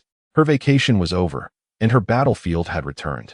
Humph, stubborn blockhead, watch me, she murmured under her breath, then strode purposefully briskly toward her state-of-the-art laboratory, humming with cutting-edge technology. She had solemnly pledged to Vegeta to design a new generation of gravity chambers, more advanced, capable of exponentially higher gravitational forces. This challenge thrilled her just as deeply. By the floor-to-ceiling window, Mrs. Brief sipped tea, observing her daughter's playful scolding, the tender warmth in her eyes as she watched Vegeta's retreating back, and then her swift, determined turn toward the lab. She smiled fondly at Dr. Brief beside her. Dear, look, little Bulma chases technology, little Vegeta chases power. Both so spirited, so fiercely focused. They're truly made for each other. Dr. Brief adjusted his glasses, listening to the deep, resonant thrum emanating from the backyard, signaling Vegeta's furious training, and glancing at the light glowing steadily in Bulma's lab. He nodded, deeply convinced. He took a slow sip of red wine and said calmly, yes, full of vitality. Excellent. Life at the estate swiftly resumed its distinctive, vibrant rhythm. The steady thunder of the gravity chamber and the soft, persistent glow of the laboratory intertwining to form the most familiar, beloved soundtrack of home. Time slipped away quietly like sand through fingers, and after several months had passed unnoticed. On this afternoon, the sunlight was just right. Bulma sat leisurely in the elegantly crafted rattan chair in the courtyard, cradling a steaming cup of red tea, savoring a moment of tranquility. Suddenly, the faint sound of the heavy alloy door of the gravity chamber sliding open broke this serenity. Bulma turned her head in surprise, only to see Vitril stepping out from within his face, bearing a rare expression of irritation mixed with helplessness. Unlike usual, he was not drenched in sweat from intense training, but walked straight towards her. How unusual, Vitril. Bulma put down her teacup, her sapphire eyes filled with astonishment. You actually didn't train until dinner time today. Has the sun risen from the west? Or has the gravity chamber finally malfunctioned under your training? She teased half-jokingly, though a hint of worry began to rise within her. Vitril plopped down into the empty seat beside her, his actions carrying a hint of defeat. He casually grabbed Bulma's cup of tea, gulping it down without a glance, then sighed deeply, his brow furrowing as he said, "Don't mention it. I seem to have hit a bottleneck lately." He said, his tone gloomy, the vibrant energy he usually exuded now dimmed. "Even if I struggle in the gravity chamber you built, it feels like I'm training in a pile of cotton. My strength growth has nearly stagnated, and my physical intensity is stuck there. A bottleneck." Bulma instantly straightened her posture, the carefree smile on her face vanishing. She knew Vitril too well. His greatest obsession and joy was to continuously grow stronger. Now stagnation in strength was undoubtedly a matter serious enough to affect his mood. What's going on? Is it that the design of the gravity chamber has reached its limit? Or is it due to your own body? She pressed eagerly, her mind racing through various technical parameters and biological knowledge. Vitril shook his head, resting his chin on his hand, falling into deep thought. His gaze became distant as he murmured, "I don't know. Let me think." In his mind, various methods of strengthening from the Dragon Ball anime flashed by training at the Kai's place. Accelerating in the hyperbolic time chamber, breaking through at the edge of death, even the potential development from the Grand Elder of Namek. Could it be to seek out the Kai? He whispered this option to himself, but then shook his head in self-denial. Too troublesome, and the Kaioken isn't very effective for me. Or perhaps I should ask the god for permission to borrow the hyperbolic time chamber. This thought made his eyes light up momentarily, but soon dimmed again. No, that place is too special. It's a trump card for crucial moments. I can't waste it on breaking through a bottleneck. Seeing Vitril deep in thought with furrowed brows, Bulma remained silent and did not disturb him. She quietly sat beside him, her gaze gentle yet firm. She believed in her lover. No matter what method he ultimately chose, she would be his strongest support, providing all the necessary assistance, whether it be technology, resources, or unconditional trust. Time gradually passed in silence. After a while, Vitril suddenly stood up, a glimmer of determination flashing in his eyes. He turned to Bulma and said, "I've come up with a method. I need to go out for a bit. Dinner. I might not be back, so don't wait for me." Bulma nodded. Be careful." Vitril no longer said much, his figure soaring into the air like a streak of light, speeding towards the far-off Chaos Tower that connected heaven and earth. His speed was so fast that a whirlwind stirred in the courtyard. It wasn't until his figure had completely vanished into the azure sky that Bulma snapped back to reality, her delicate face suddenly filled with unprecedented gravity. "Vitril. He actually said he might not come back for dinner." She murmured to herself, her voice rising a few notches. "This is bad. He actually lost interest in eating. This is an unprecedented major event. It is probably 10 times more serious than she thought for a Saiyan to lose enthusiasm for food." Vitril rushed with lightning speed, heading directly towards the towering Chaos Tower. He landed skillfully on the platform at the top of the tower and casually waved at the white cat Ko, who was holding a wooden staff and looking at him with a wary yet helpless expression. "Hey Ko, same as always, the fish is in the capsule. Are the senzu beans ready?" His movements were as familiar as if they were part of a daily transaction. Ko looked at the universal capsule thrown over by Vitril, then glanced at his expression that seemed to say, "Stop wasting time, let's trade." His whiskers trembled and ultimately resigned. He counted out 10 plump green senzu beans from a jar in the corner and handed them over. Both sides felt they had gained something and were too lazy to haggle further. Vitril pocketed the senzu beans without lingering, directly leaping through the invisible barrier at the top of the tower, flying towards the god temple suspended in the clouds above. At the edge of the pristine square of the temple, the god and his attendant Bobo stood like ancient sculptures already waiting there. Compared to the intense vigilance they displayed when Vitril first arrived on Earth, their expressions were now calm. After all, in recent months Vitril had been flying up every few days, ostensibly passing by Chaos Tower to deliver fish to the cat deity and occasionally stopping by the temple's outskirts to enjoy the scenery. With the frequency increasing, the god had transitioned from extreme caution to habitual vigilance. As Vitral's figure lightly landed on the temple's pristine floor, the god's green, wrinkled face showed no expression, only his deep-set eyes fixed intently on him as he straightforwardly asked, "What is your purpose for coming to Earth?" This question had been on his mind for a long time. Although Vitral's actions seemed harmless, the unfathomable power he wielded remained the greatest concern for the god. Vitral rolled his eyes dramatically, wearing an expression of "here we go again." He shrugged, his tone carrying a hint of resignation and sarcasm. "What purpose do I have for coming to Earth? To exploit your planet's weakness. To take advantage of your technological backwardness aside from universal capsules. To bargain over the Dragon Balls that you can't even grant wishes without haggling. Please give me a reason to invade Earth." He pointed at the temple beneath his feet. "Or is it just that this place is quiet, suitable for daydreaming?" This painfully blunt retort left the god momentarily speechless. Upon careful reflection, he realized, aside from the Dragon Balls, there seemed to be nothing on Earth worthy of this powerful alien's ambition, yet the man before him had never actively sought the Dragon Balls except for that one time with his little girlfriend. As for beauty, the god glanced at Vitral's handsome face, which at this moment was written all over with "Don't bother me," and quietly suppressed this unlikely thought. The god fell silent for a moment, his taut nerves relaxing slightly, though vigilance remained. He changed the subject, his tone softening. "Then what is your purpose for coming up today?" He noted that Vitral's demeanor today seemed different from his usual casual wandering. There was a seriousness in his brows, as if he was seeking answers. Vitral grinned, revealing a set of even teeth. "It's simple. I want to ask, do you have a particularly sturdy and durable place here? I need to unleash my ki for an experiment. I fear if I try it down there, I might lose control and cause damage to the land and hurt people and plants, which wouldn't be good." The god nodded slightly at this without inquiring further.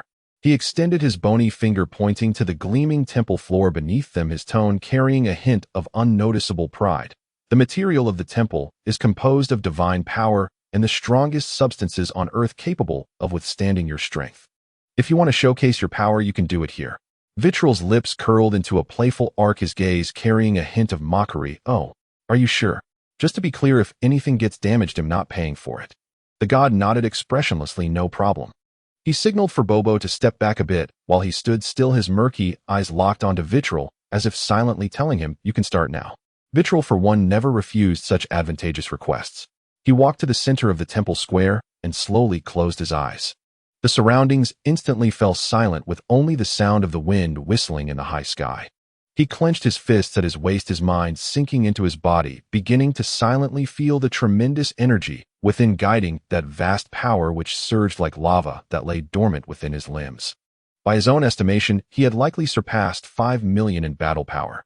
In theory, this value had long reached the foundational threshold for transforming into a Super Saiyan. However, transformation was not a simple numerical game. It was more like a genetic lock that required a specific key or intense emotions to unlock. Vitral had never truly transformed. He could only rely on vague memories and his own feelings to explore and experiment. The first thing that came to his mind was the method taught by Vegeta to another universe's Saiyan in Dragon Ball Super. Concentrating power at a certain point on the back and imagining that spot as the source and switch of power. Concentrate. Condense. Imagine it as a switch. Turn it on. Vitral silently chanted in his heart, his focus highly concentrated, attempting to direct the raging energy throughout his body like streams flowing into the sea towards the area between his shoulder blades. He could feel the energy gathering behind him, the muscles in his back slightly heating up and swelling, a powerful sense of strength brewing. However, it was just a little bit short. It felt as though a thin yet incredibly tough membrane was blocking him, and no matter how he surged and guided it, the power capable of destroying the heavens and the earth could not break through the final restraint, completing its qualitative transformation. It was as if the water had reached its boiling point, yet it was still missing that last degree to boil completely. Damn it. After trying for a long while to no avail, Vitral couldn't help but curse inwardly, filled with a deep sense of frustration. In the novels I read in my past life, when others traveled to the Dragon Ball world, they either had a system that made them stronger or were born with Saiyan bloodlines that allowed them to transform with a shout. Why is it so difficult for me? Don't even mention a system. I can't even transform into a Super Saiyan without feeling like I'm constipated. I have to rely on myself to grind it out little by little. He helplessly opened his eyes, letting out a long, slightly resentful sigh. There was no doubt the first method had failed. It seems I can only try the most primitive and classic method. Anger. Vitral's eyes focused, and he closed his eyes once more. He began to frantically dig into the depths of his memory for those moments that could ignite his fury. The only milk candy taken by the older kids in the orphanage. It seemed. At that time, he only felt wronged, cried for a while, and then forgot about it. Looking back now, it was somewhat ridiculous. In school, being laughed at by classmates for being an orphan and given an ugly nickname, Air Guzzi. Well, that guy ended up getting beaten so badly that he didn't even recognize himself. The anger had long dissipated, and he even felt a bit proud inside. Getting ruthlessly dumped by his first love in college. It seemed he was only sad for less than 2 days, and then met an even prettier and more interesting senior in the library. That anger couldn't rise. Being forced to be Vegeta's bodyguard on Vegeta's planet. Vegeta was so pitifully bullied that he ran off to Earth on his own. How could that make him angry? Damn it. This is infuriating. The more Vitral thought about it, the more frustrated he became, and the more frustrated he was, the angrier he felt. But this anger did not stem from those distant memories he had long reconciled, but from the predicament he faced at this moment. Why is it so easy for others to grow stronger? Signing and soaking in hot springs. Why do I have to labor so hard to cultivate? Even transforming is so difficult. Is this broken transformation mechanism targeting me? Look at me, you little brat. This intense frustration from the difficulty of transforming along with the anger of self-doubt splashed like droplets into a barrel of hot oil. Boom. Without warning, an unimaginable, violently ferocious golden aura erupted explosively from within Vitral. Like a volcano that had been silent for eons suddenly erupting. The blinding golden light instantly engulfed his figure, transforming into a massive pillar of light connecting heaven and earth, shooting straight into the clouds. The terrifying golden energy waves spread outward in a circular frenzy, like a tangible tsunami centered around Vitral. Standing not far away, the god and Bobo had no time to react, only feeling an overwhelming force that was impossible to resist crashing over them. Ugh! The god could only let out a short gasp of surprise before his aging body was violently hurled away like a leaf in a storm, crashing heavily against the wall of the distant temple, then sliding awkwardly to the ground, his staff flying far away. Bobo too could not escape being swept up by the raging energy wave, rolling in the air for several spins before crashing onto the hard floor with a thud. The entire grand and sturdy god temple let out a low continuous hum under the sudden eruption of power, as if it could hardly bear the weight. The pristine floor trembled violently, dust began to fall from the dome, and those seemingly sturdy temple decorations swayed wildly. The god temple seemed to be undergoing divine punishment. In the center of the light pillar, Vitral's roar, filled with anger and extreme release, echoed, as if he was tearing apart his own chest. His golden aura swirled and soared, its form changing violently. His originally black spiky hair now stood on end, as if drawn by an invisible force, and in the golden light it visibly shed its darkness, becoming a dazzling pure gold. His tightly closed eyes suddenly snapped open. The pupils vanished in the golden light, leaving only the terrifying whites of his eyes, veins bulging on his forehead like a coiled dragon. His entire body's muscles swelled to their limits under the golden light, bones cracking with a popping sound. Damn it! Accompanied by this heart-wrenching shout, as if he were screaming to shatter the heavens, Vitral's transformation was finally completed. The blinding golden light slightly retracted, yet still surrounded him like a burning flame, forming a layer of violent golden waves. His hair, now soaring upwards, had entirely transformed into a fiery gold. His emerald green pupils reformed like two cold emeralds embedded in a face that had become more angular and filled with wild beauty due to the surge of power. An indescribable, overwhelming aura filled with oppressive terror swept through the entire temple like a storm. Super Saiyan, Vitral.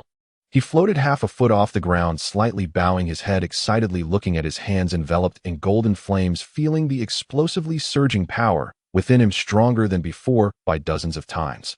The bottleneck that had troubled him for so long felt fragile like thin paper in the face of this power. Ecstasy instantly overwhelmed him. However, after the euphoria, an extremely absurd thought surged in his mind. He had successfully transformed. But the reason he transformed into a Super Saiyan was actually due to the extreme frustration and anger caused by his inability to transform. What kind of logic is this? Getting angry because he couldn't transform ultimately led to his successful transformation. This logic was practically a perfect loop.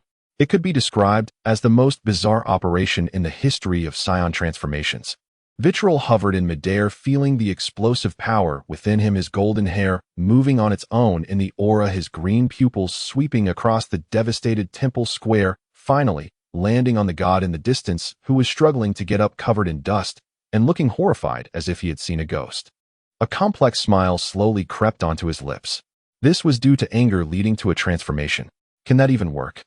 At the moment when Vitelli completed his transformation into a Super Saiyan, an indescribable, terrifying aura erupted, like an invisible tsunami centered around the divine hall, at Kailinta, sweeping across the entire earth.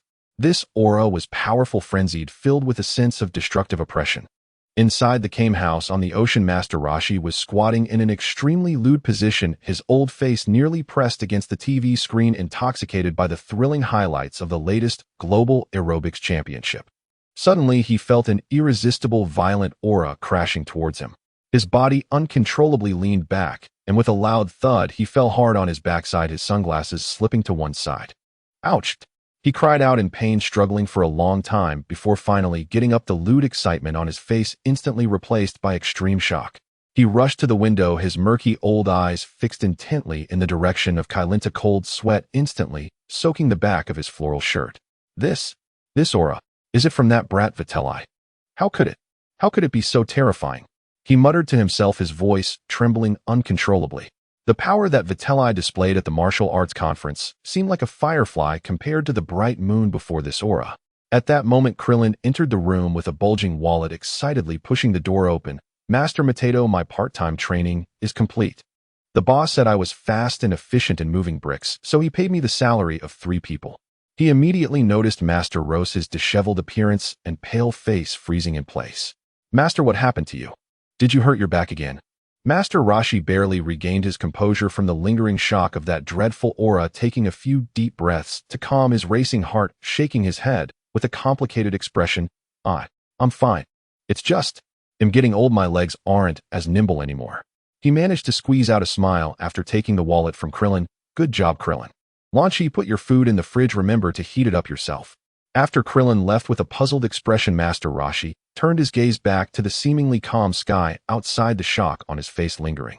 His fingers gripping the windowsill turned slightly pale as he couldn't help but mutter to himself, so, that punch is still far from your limit, Vitelli. What on earth are you? In a villa somewhere in the Crane School's dojo, Master Shun was elegantly swirling a glass of red wine, maintaining an air of superiority in front of his disciples Tianjin and Jiaozi. Suddenly his wrist shook, causing the expensive wine to spill, staining the precious carpet red. His face instantly turned as pale as paper, and the wine glass in his hand dropped to the ground and shattered. Master! Tianjin looked at the panicking Master Shun with uncertainty. He himself felt the aura that made his soul shudder, his expression extremely grave. Master Shun's lips trembled as he struggled to swallow, his eyes filled with unprecedented fear as he looked at Tianjin. Tianjin, this aura is too terrifying. Next time, at the World Martial Arts Tournament, let's not participate, shall we? For the first time, he wavered in his ambition, realizing that the aura's owner was not something they could contend with. Tianjin clenched his fists, the oppressive feeling from that aura making it difficult for him to breathe, yet the pride of a Crane School martial artist and his obsession with the Kame School burned fiercely in his heart. He suddenly raised his head, his eyes shining with unyielding determination. Sorry, Master. I still want to participate. I want to prove with my strength that our Crane School is definitely stronger than the Kame School. No matter who the opponent is. His tone was firm, filled with a desperate resolve. Master Shin watched the flame in his disciple's eyes, hesitating for a moment before finally sighing and nodding slowly. Very well. Since you have made up your mind, you must win the championship. At all costs. His final words carried a tone of ruthless determination. Yes, Master, Tianjin replied solemnly, radiating a sharp aura like a blade. Next to him, Jiaozi looked up at Tianjin's determined profile, his small eyes instantly filled with stars of admiration, murmuring softly, Tianjin. So cool. Meanwhile, in a nearby forest, Kailinta, Goku was engaged in a fierce battle with the self-proclaimed #1 assassin Tao Pai Pai. Tao Pai Pai's attacks were ruthless and cunning, while Goku relied on his agile movements and increasingly refined martial arts to barely keep up. At the moment when Goku seized a flaw and was about to counterattack, that violent aura struck his senses like a heavy hammer. Goku's body suddenly froze. Good opportunity. The experienced Tao Pai Pai would not miss this fleeting chance. A fierce glint flashed in his eyes as he shouted, "Dong Dong Wave." The long-prepared killer move, accompanied by a fierce breaking sound, aimed straight for Goku's vital points. In a critical moment, Goku instinctively used the Nyoibo to block the attack. Bang! With a muffled sound, Goku was knocked back several steps, his arm numb from the impact. He quickly adjusted his posture, blinking as he looked at the grinning Tao Pai Pai, who had successfully ambushed him. Filled with confusion, that feeling earlier. Was it Vitelli? Strange. Why did I sense Vitelli? At this moment, Goku had not yet learned to sense others' auras, but if nothing unexpected happened, his opportunity was about to arrive. On the plaza of the Divine Hall, the golden light from the transformation began to slowly retract. Having successfully transformed into a Super Saiyan, Vitelli floated in midair, incredulously gazing at his hands wrapped in golden flames, feeling the terrifying power within him surging like an unstoppable sea, dozens of times stronger than usual. However, after the ecstasy, an intense, somewhat uncontrollable, brutal impulse also began to grow within him. It was as if a bloodthirsty beast within him had been awakened, yearning for destruction and battle. The golden flames swayed uncontrollably, and the powerful aura crashed against the protective barrier of the Divine Hall, like tangible waves emitting a deep hum. No. Vitelli suppressed the turmoil within him, his brows tightly knitted. I can't perfectly control this power yet. The aura leakage is too severe. He knew that returning to the ground in this state, just the leaking aura alone would be enough to cause disaster. He decisively descended to the now tattered plaza of the Divine Hall and sat cross-legged. His golden hair still stood upright, but the emerald pupils shimmered with a calm light. He closed his eyes and tried to gather his mind, attempting to control the violent power and quell the agitation within. The divine being Bobo struggled to get a bit closer with his support. His deep-set eyes were fixed intently on Vitelli's current posture. Golden flames, emerald pupils, that cold and powerful sense of oppression. His wrinkled old face was filled with unprecedented shock and uncertainty, murmuring to himself, "This power, how could it be so strong? What exactly is he?" Just as Vitelli was fully concentrated on trying to control his power, feeling the brutal sensation like an inescapable parasite, a calm voice sounded beside him. "Your heart is too chaotic." Vitelli suddenly opened his emerald green eyes in surprise, looking at Bobo, who had appeared before him without him noticing. Bobo still wore that expressionless, completely black demeanor, as if the earth-shattering transformation earlier had no impact on him at all. Ignoring Vitelli's astonishment, Bobo continued in his flat tone, "You should have tried to comprehend nature by yourself, but that is still far from enough. Your mind is not truly clear. There are too many distractions." He paused, as if observing the flow of Vitelli's aura. "The chi within you seems magnificent, but like a wild horse, it has not truly merged with you, reaching the state of being able to control it as an extension of your body. After your power reached a bottleneck, you did not calm down to carefully hone yourself, stabilizing your foundation, but rather impatiently pursued greater strength and new forms of power. Your foundation is now like one built on sand, very unstable." Off. Vitelli was momentarily speechless by Bobo's piercing evaluation, a wave of astonishment flooding his heart. This Bobo, who had a very faint presence in the original Dragon Ball, seemed merely a background character, actually had the insight to see through the hidden dangers in his power system. Is this real? Who are you really? Vitelli couldn't help but ask again, his emerald pupils filled with scrutiny. "I am Bobo." Bobo's response was simple and direct, his tone still devoid of fluctuations. "I am the servant of the Divine Lord." Vitelli internally rolled his eyes. "You're right. How could a servant of an earth god possess such vision and insight?" But at that moment, he was too lazy to delve into Bobo's identity. Bobo's words were like a sudden enlightenment that awakened him. He had indeed been too focused on the numerical growth of power, neglecting the grounding of his mindset and the control over that power. Having read through so many cultivation novels in his past life, he no longer hesitated, immediately discarding distractions and attempting to completely empty his mind in accordance with Bobo's implied guidance.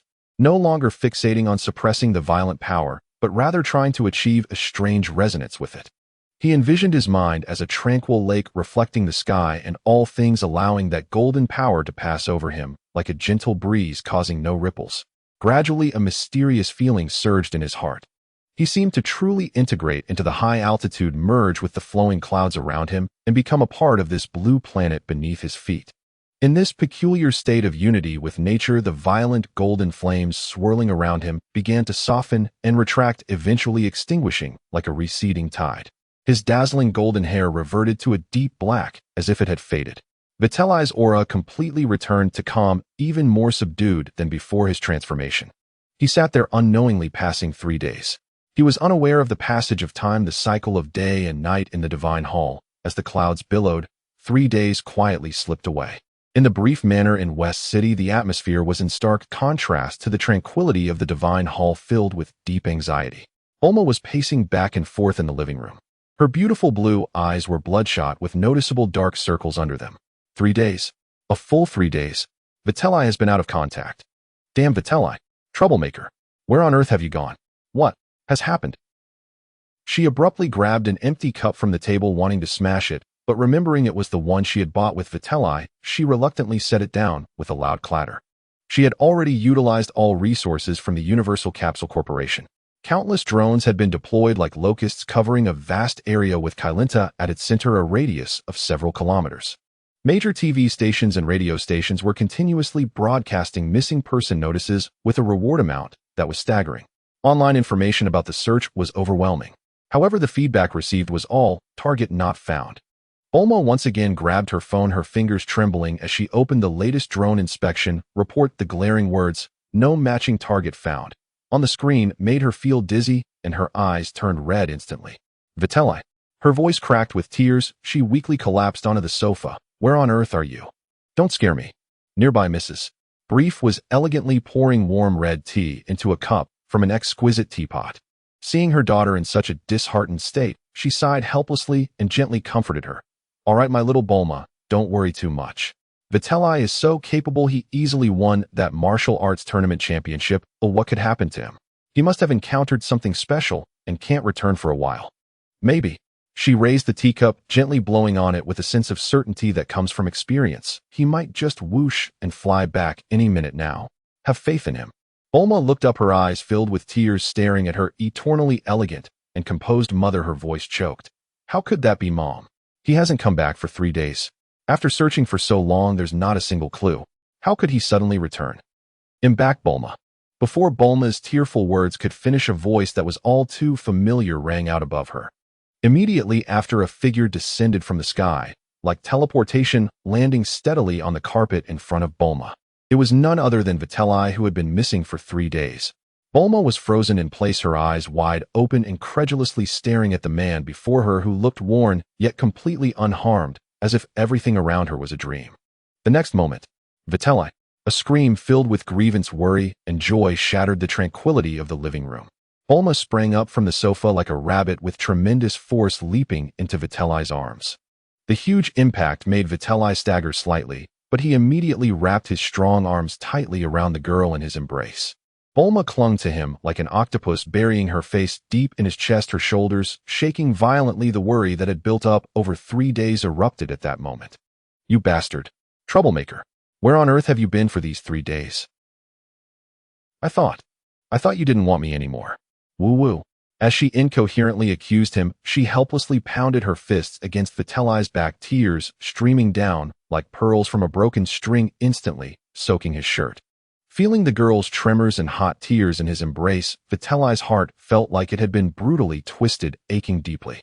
He tightened his arms, holding Bulma even closer, gently resting his chin on her head, his voice filled with guilt and pain as he repeatedly whispered apologies. I'm sorry. Bulma, I'm sorry. I worried you. I went to the Divine Hall to train, trying to master a new power. But I didn't expect to enter a special state that felt like only a moment, and when I opened my eyes again, 3 days had passed. I'm really sorry. It was my negligence. His voice was deep and gentle, carrying a hint of caution as he comforted the girl before him. He gently patted Bulma's back, allowing her to vent her emotions in his embrace. Nearby, Mrs. Brief elegantly took a small sip from the cup of tea that had just cooled, watching the touching and impactful reunion scene before her, a satisfied smile appearing on her face. It was as if she were watching a wonderfully captivating TV show. Oh dear, she murmured softly, her eyes sparkling with delight. This is even more exciting and beautiful than the primetime dramas. A week had quietly slipped by since Vitri's return from the temple. Within that week, an imperceptible shift had settled over Brief Manor. Vitri seemed determined to overcompensate for the guilt of his 3-day disappearance. Besides his unwavering morning training in the gravity chamber, he spent nearly every other moment clinging to Bulma. Like any ordinary couple lost in the bloom of romance, they held hands and strolled to the cinema for the latest sci-fi blockbuster, exchanged thoughtfully chosen small gifts, and drove together to scenic mountain peaks to embrace at dawn and dusk. At night, Bulma herself had transformed the manor's terrace into an intimate sanctuary. Candles flickered softly as she and Vitri shared a romantic dinner beneath the open sky. Sweet it was, deeply tender, profoundly warm. Yet after 7 days of non-stop dating with no respite for anything else, not even the late-night tasks Bulma inevitably roped him into afterward. Humph! Awakening before dawn, Vitri rose carefully from the warm plush bed, moving with deliberate slowness so as not to disturb Bulma still deep in peaceful slumber beside him. Her sapphire hair spilled across the pillow, her sleeping face was serene and untroubled. He slipped from the bed like a shadow dressed in his combat suit with near-silent precision, then tiptoed out the bedroom door as if stealing away. Only once the door clicked shut behind him, sealing away the hushed stillness within, did Vitri exhale deeply as though shedding a 1,000-pound burden. The next instant he bolted toward the rear-yard gravity chamber like a stallion breaking free, his speed carving a fleeting golden blur through the morning mist. Clank! A heavy muffled latch echoed as the chamber's thick alloy door locked securely from within. Training. I must train. Leaning back against the cold metal door, Vitri felt the familiar suffocating weight of the space envelop him, and a look of profound relief edged with the quiet triumph of survival softened his features. Who could fathom the sheer mental toll this week of courtship had taken on a man whose soul burned solely for cultivation? Strolling with his girlfriend, shopping, sightseeing, soaking in sunsets, felt more exhausting than performing 10,000 squats under 500 times Earth's gravity. Inside the gravity chamber, Vitri stretched his limbs, his gaze sharpening anew. He drew a slow, deep breath and willed his energy to stir. Golden light erupted. A fierce, tightly coiled aura of gold instantly wreathed his body. His hair lifted and blazed into radiant gold, while his emerald eyes gleamed with calm intensity amid the radiance. He intended to train directly in Super Saiyan form, not only to forge his raw strength, but perhaps accelerate mastery over the transformation itself, even brushing the elusive threshold of full power, where power flowed inward, silent and economical, its presence barely perceptible. Yet ideals bloomed lush, reality stood stark and lean. 500 times Earth's gravity crashed down like a tidal wave, but upon Vitri, now transformed, it landed with the gentle insistence of a slightly noticeable coat. Not even pressure, let alone a warm-up. TCH. With a resigned twist of his lips, Vitri let the golden aura recede like ebbing tide. His hair darkened once more. As expected, it's useless. No resistance compared to my base state. He reverted, fully standing barefoot at the chamber's center, once again submitting himself to that mountainous crushing weight. Almost immediately, the taut hum of straining muscle, the accelerated rush of blood, the subtle satisfying swell of strength growing at its absolute limit flooded back, eliciting a soft, contented sigh. Meanwhile, in the bedroom, Bulma, who ought still to be fast asleep, opened her eyes with quiet awareness. She listened, ears pricked, to the faint, almost inaudible footsteps outside, hurried and faintly panicked, fading into distance, until far off came the muffled thud of the gravity chamber door locking shut. A laugh bubbled up unbidden. She buried her face in the soft pillow, shoulders shaking silently. After a long pause, she lifted her head, gazed up at the ceiling, and rolled her eyes, graceful, exasperated, and muttered under her breath. Stupid man. Obsessed with training. Wouldn't block. Having vented, she pulled the blanket tighter and rolled onto her side, sinking blissfully back into dreams warmed by Vitri's lingering heat. Sunlight spilled gently through the curtain's narrow gap, bathing the curve of her smiling lips. Life settled once more into its familiar rhythm: cultivation, meals, time with Bulma. Yet within Vitri's disciplined 3-point routine, training, eating, Bulma, a new fixed extracurricular emerged: regular visits to the temple. To repay Popo's crucial guidance on power control, Vitri had gone to extraordinary lengths. He sought out West City's most revered artisan of anime-inspired craftsmanship, commissioning a lifelike, exquisitely detailed dragon model forged from rare alloys and arcane materials. When he presented the shimmering, mystically resonant gift to Popo in the temple's grand plaza, the eternally impassive divine servant's obsidian eyes seemed, just for an instant, to glint with quiet light. though his expression remained blank and no word passed his lips. The reverent way his fingers traced the intricate scales, and how he cradled the model close, never letting it leave his grasp, spoke volumes of his deep, silent delight. Beside him, the Namekian god watched Popo's rapt devotion, then glanced at Vitri, empty-handed, utterly forgetful of any gift for him, and his wrinkled green face tightened ever so slightly. Finally, he gave a sharp, indignant humph, swung his sleeve, turned on his heel, and strode briskly, unmistakably disgruntled, into the temple's inner sanctum. What just happened to the god? Caught completely off guard by the sudden icy dismissal, Vitri blinked and turned to Popo, bewildered. Popo merely held the dragon model close and shook his head slowly, still silent. Vitri didn't press further. He'd come with another purpose. Master Popo, I've returned to continue my training. I sense great room for refinement in the precise control of my power. What I could teach you I taught last time. Popo finally lifted his gaze, those depthless, unblinking eyes holding Vitri for a long, quiet moment, before speaking, voice flat and unchanging. Clarity of heart, harmony of force, solidity of foundation. Beyond this, the path is yours alone to walk. For now, I have nothing new to impart. And with that, cradling his treasured model, he turned and walked away, leaving Vitri alone in the vast, wind-scoured plaza. Watching Popo's short, stout figure vanish down the temple corridor, its very posture seeming to hold ancient, ineffable meaning, Vitri stood motionless beneath the biting high-altitude wind. After a long silence, he sighed deeply. So, cultivation in the end remains a solitary journey. Time flowed on, calm, steady, rich with quiet growth. One sun-drenched afternoon, Bulma reclined lazily beneath the enormous shade of a garden parasol, flipping idly through the latest issue of a cutting-edge tech journal, her summer attire light and carefree. Suddenly, a vibrant voice rang out from above. "Hello, are Vitri and Bulma home?" Bulma looked up, and there, hovering serenely above the manor, sat a golden cloud bearing none other than Son Goku, whom she hadn't seen in quite some time. He'd grown slightly taller, the boyish softness had begun to fade from his face, yet his eyes remained clear, bright, and lit with that same innocent, infectious grin. Hey, Goku." Bulma sprang upright in delight, waving enthusiastically upward. "What brings you here? Come down." Goku guided the flying nimbus down with effortless grace onto the lawn, his curious gaze sweeping over the elegant estate. "Bulma, finally found you." He greeted her cheerfully, then craned his neck, scanning left and right. "Is Vitri living here? I can't sense his energy at all." Hearing he'd come specifically for Vitri, Bulma simply sank back into her chair, no longer bothering to rise.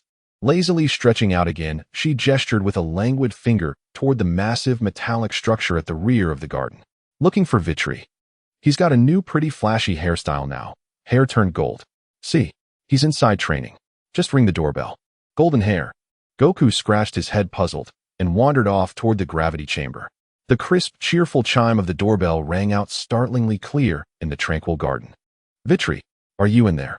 Inside the gravity chamber, Vitri hovered cross-legged in midair, fully immersed in Super Saiyan first stage at full power.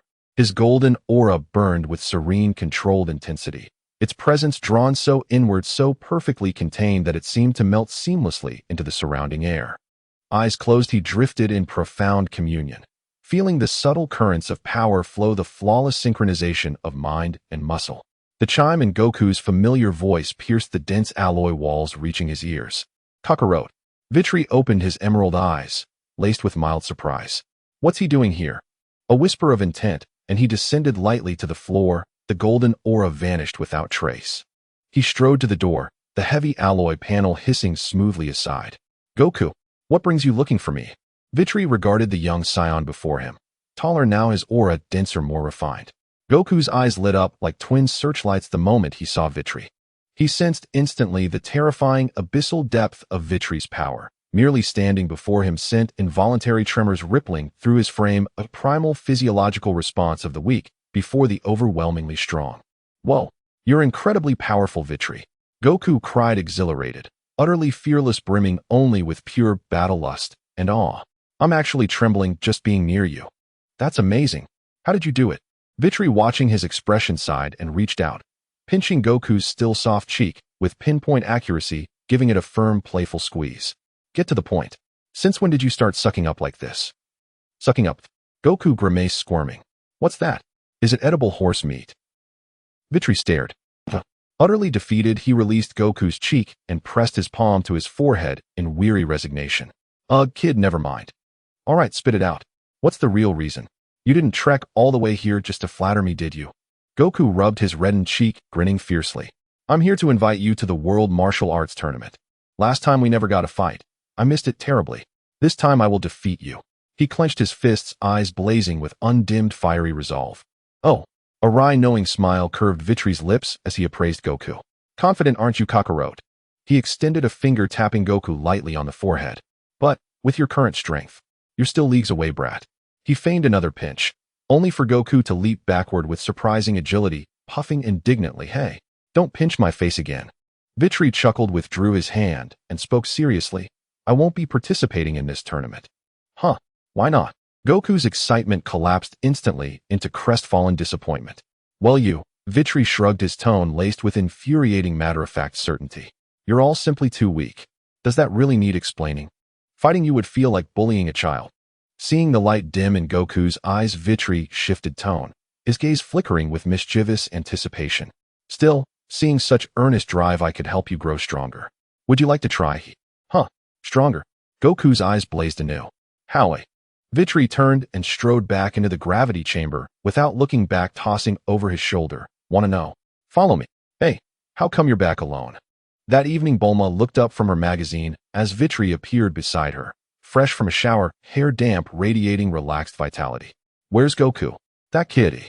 Vitri dropped into the beach chair beside her, snatched up her half-finished glass of juice, and drained it in one smooth gulp. He's in the gravity chamber, training for his life right now. Tell the chef to prepare extra dinner. Make it triple my usual portion. Otherwise he'll devour it all before you blink. Oh. Bulma drew out the syllable, her lips curving into a teasing, knowing smile. Since Goku's commandeered your precious gravity chamber, what about you? Shall I dig out Dad's first-generation prototype from the warehouse? It's outdated, sure, but better than nothing, right? Vitri leaned back, comfortably gazing at the sky ablaze with sunset hues, and shook his head calmly, decisively. No need. For me now, the presence or absence of a gravity chamber makes little difference. Bulma caught the subtle hesitation in his voice, faint, almost imperceptible, and turned to face him. What's wrong? Vitri met her concerned gaze, candid and open. I have hit another bottleneck. Huh. Bulma's expression shifted instantly. She sat bolt upright, voice tight with alarm. A bottleneck? You're not going to vanish again for days without a word, are you? The memory of Vitri's last sudden disappearance still haunted her. Seeing her immediate anxiety, Vitri's heart warmed. He reached out and gently clasped her cool, slender hand. This time, probably not. He offered a reassuring smile, but added with quiet uncertainty, though, this time it's hard to say. Breaking through a bottleneck sometimes demands a certain spark.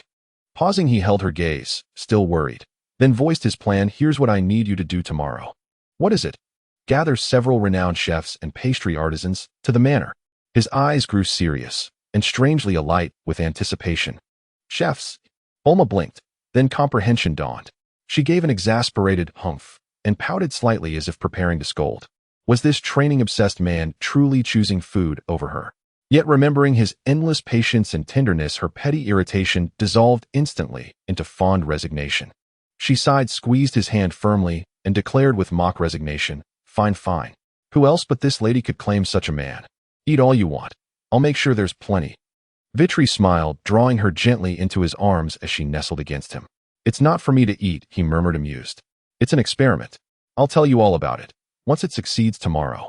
Huh. Bulma playfully nuzzled deeper into his chest, and they settled together in the wide chair, gazing side by side at the sky, painted gold and crimson by the setting sun. Vitri rested his chin lightly atop her hair. In the deep emerald of his pupils the dazzling sunset shimmered, and alongside it a quiet, searching glimmer of expectation. May tomorrow, he whispered, his voice dissolving softly into the gentle breeze. Be a success. The brief family estate lay wrapped in tranquil silence at dawn, golden sunlight slipping through the gaps in the curtains to cast warm, dappled patches across the floor. Vegeta and Bulma slept entwined, their breathing slow and even, deep in peaceful slumber. For once, Vegeta had not risen before dawn to train in the gravity chamber. Instead, he lingered in bed, savoring this rare, languid stillness. Bang, bang, bang, bang, bang. A rapid, forceful barrage of knocks exploded against the bedroom door like firecrackers. Vegeta? Are you awake? Are you awake? Vegeta. Bang, bang, bang. Goku's exuberant booming voice, coupled with the thunderous pounding, pierced straight through the door and into their ears. Bulma frowned disturbed from her sleep and murmured discontentedly before instinctively nestling deeper into Vegeta's chest, burying her face against him. Vegeta jolted awake instantly, the drowsiness vanishing from his brow as a vein near his temple pulsed faintly. He carefully withdrew his arm from beneath Bulma's head, sat up quietly, and gazed down at her, still dazed eyes, half-flitted brows delicately furrowed. In a low, soothing murmur, he whispered, "It's all right. Go back to sleep. I'll go see what that dog thinks he's doing barging in at this hour." His tone brimmed with barely contained irritation. Bulma nodded sleepily, then curled up like a drowsy kitten, pulling the blanket over her head before sinking once more into dreamless slumber. Vegeta flung the door open with palpable tension. Outside stood Goku, his face alight with unrestrained excitement. "Vegeta, I've gotten stronger. That metal room was incredible. I feel..." Goku burst forth, eager to share his breakthrough, chattering without pause. Without a word, Vegeta shot out a hand like lightning, seized Goku's plump cheek, and gave it a sharp, precise twist. "Ow!" Goku yelped, but his grin never faltered, as though long accustomed to this particular form of greeting. "You dog! What in the world are you doing disturbing our peace at dawn?" Vegeta hissed, voice low and venomous. "I'm stronger now, Vegeta," Goku replied, utterly unfazed by the pinch, his voice ringing clear and bright. "Truly, that metal room is amazing. I can feel the difference when I punch inside it." Watching Goku's unbridled enthusiasm, Vegeta felt his temples throb. He seized Goku by the back of his collar and hauled him, like an unruly puppy, into the spacious living room, then dumped him unceremoniously onto the sofa. "Enough. Silence. I'm going to wash up first. Save your chatter until I'm ready," Vegeta snapped, turning toward the bathroom while muttering under his breath, "Honestly, just a little stronger, and he acts like the universe realigned itself. Is it really worth this much fuss?" Earthling bumpkin. He seemed to have forgotten how fiercely he himself had once yearned to share that same exhilarating surge of power, only to find no one on Planet Vegeta worthy of hearing it. No sooner had he stepped into the bathroom than Goku's voice chased after him, "Vegeta, I'm starving. I haven't eaten since last night's training." Vegeta froze mid-step, rolled his eyes in weary resignation, and bellowed toward the living room, "Fine. Wait." He then activated the smart home system to instruct the robotic butler to prepare a lavish breakfast, before dragging himself to the sink with a stifled yawn. When he re-entered the living room refreshed and alert, Goku was already seated at the enormous dining table, launching a whirlwind assault upon the feast laid before him. Watching that voracious spectacle and the rapidly vanishing mountain of food, Vegeta rubbed his own stomach. Though not particularly hungry so early, he muttered, "Well, I'm here now. Might as well join in." The thunderous clatter of their feasting roused Mrs. Brief from her garden, where she'd been tending her flowers and pets with gentle care. She set aside her delicate pruning shears and wandered curiously into the dining room. "Oh my, such hearty appetites this early, little Vegeta." Smiling warmly at the astonishing spread, her gaze drifted to the unfamiliar boy beside him. "And who might this charming young man be?" Vegeta swallowed a mouthful before replying, "Good morning, Mrs. Brief. This is Goku, a friend I met years ago when Bulma and I were searching for the Dragon Balls." "Oh my, so this is little Goku-kun." Mrs. Brief beamed with instant warmth, drawing close to Goku and affectionately ruffling his spiky hair as he devoured his meal. "How utterly adorable. Eat as much as you like. We've plenty more where that came from." Goku, cheeks stuffed full, mumbled indistinctly, "Thank you, big sister." Mrs. Brief blinked, then burst into delighted laughter, her mirth bubbling over. "Oh dear, what a sweet tongue you have. Such eloquence." Vegeta watched, inwardly startled. Remarkable. This boy reads hearts like scripture. Truly terrifying talent. At last the extravagant breakfast concluded.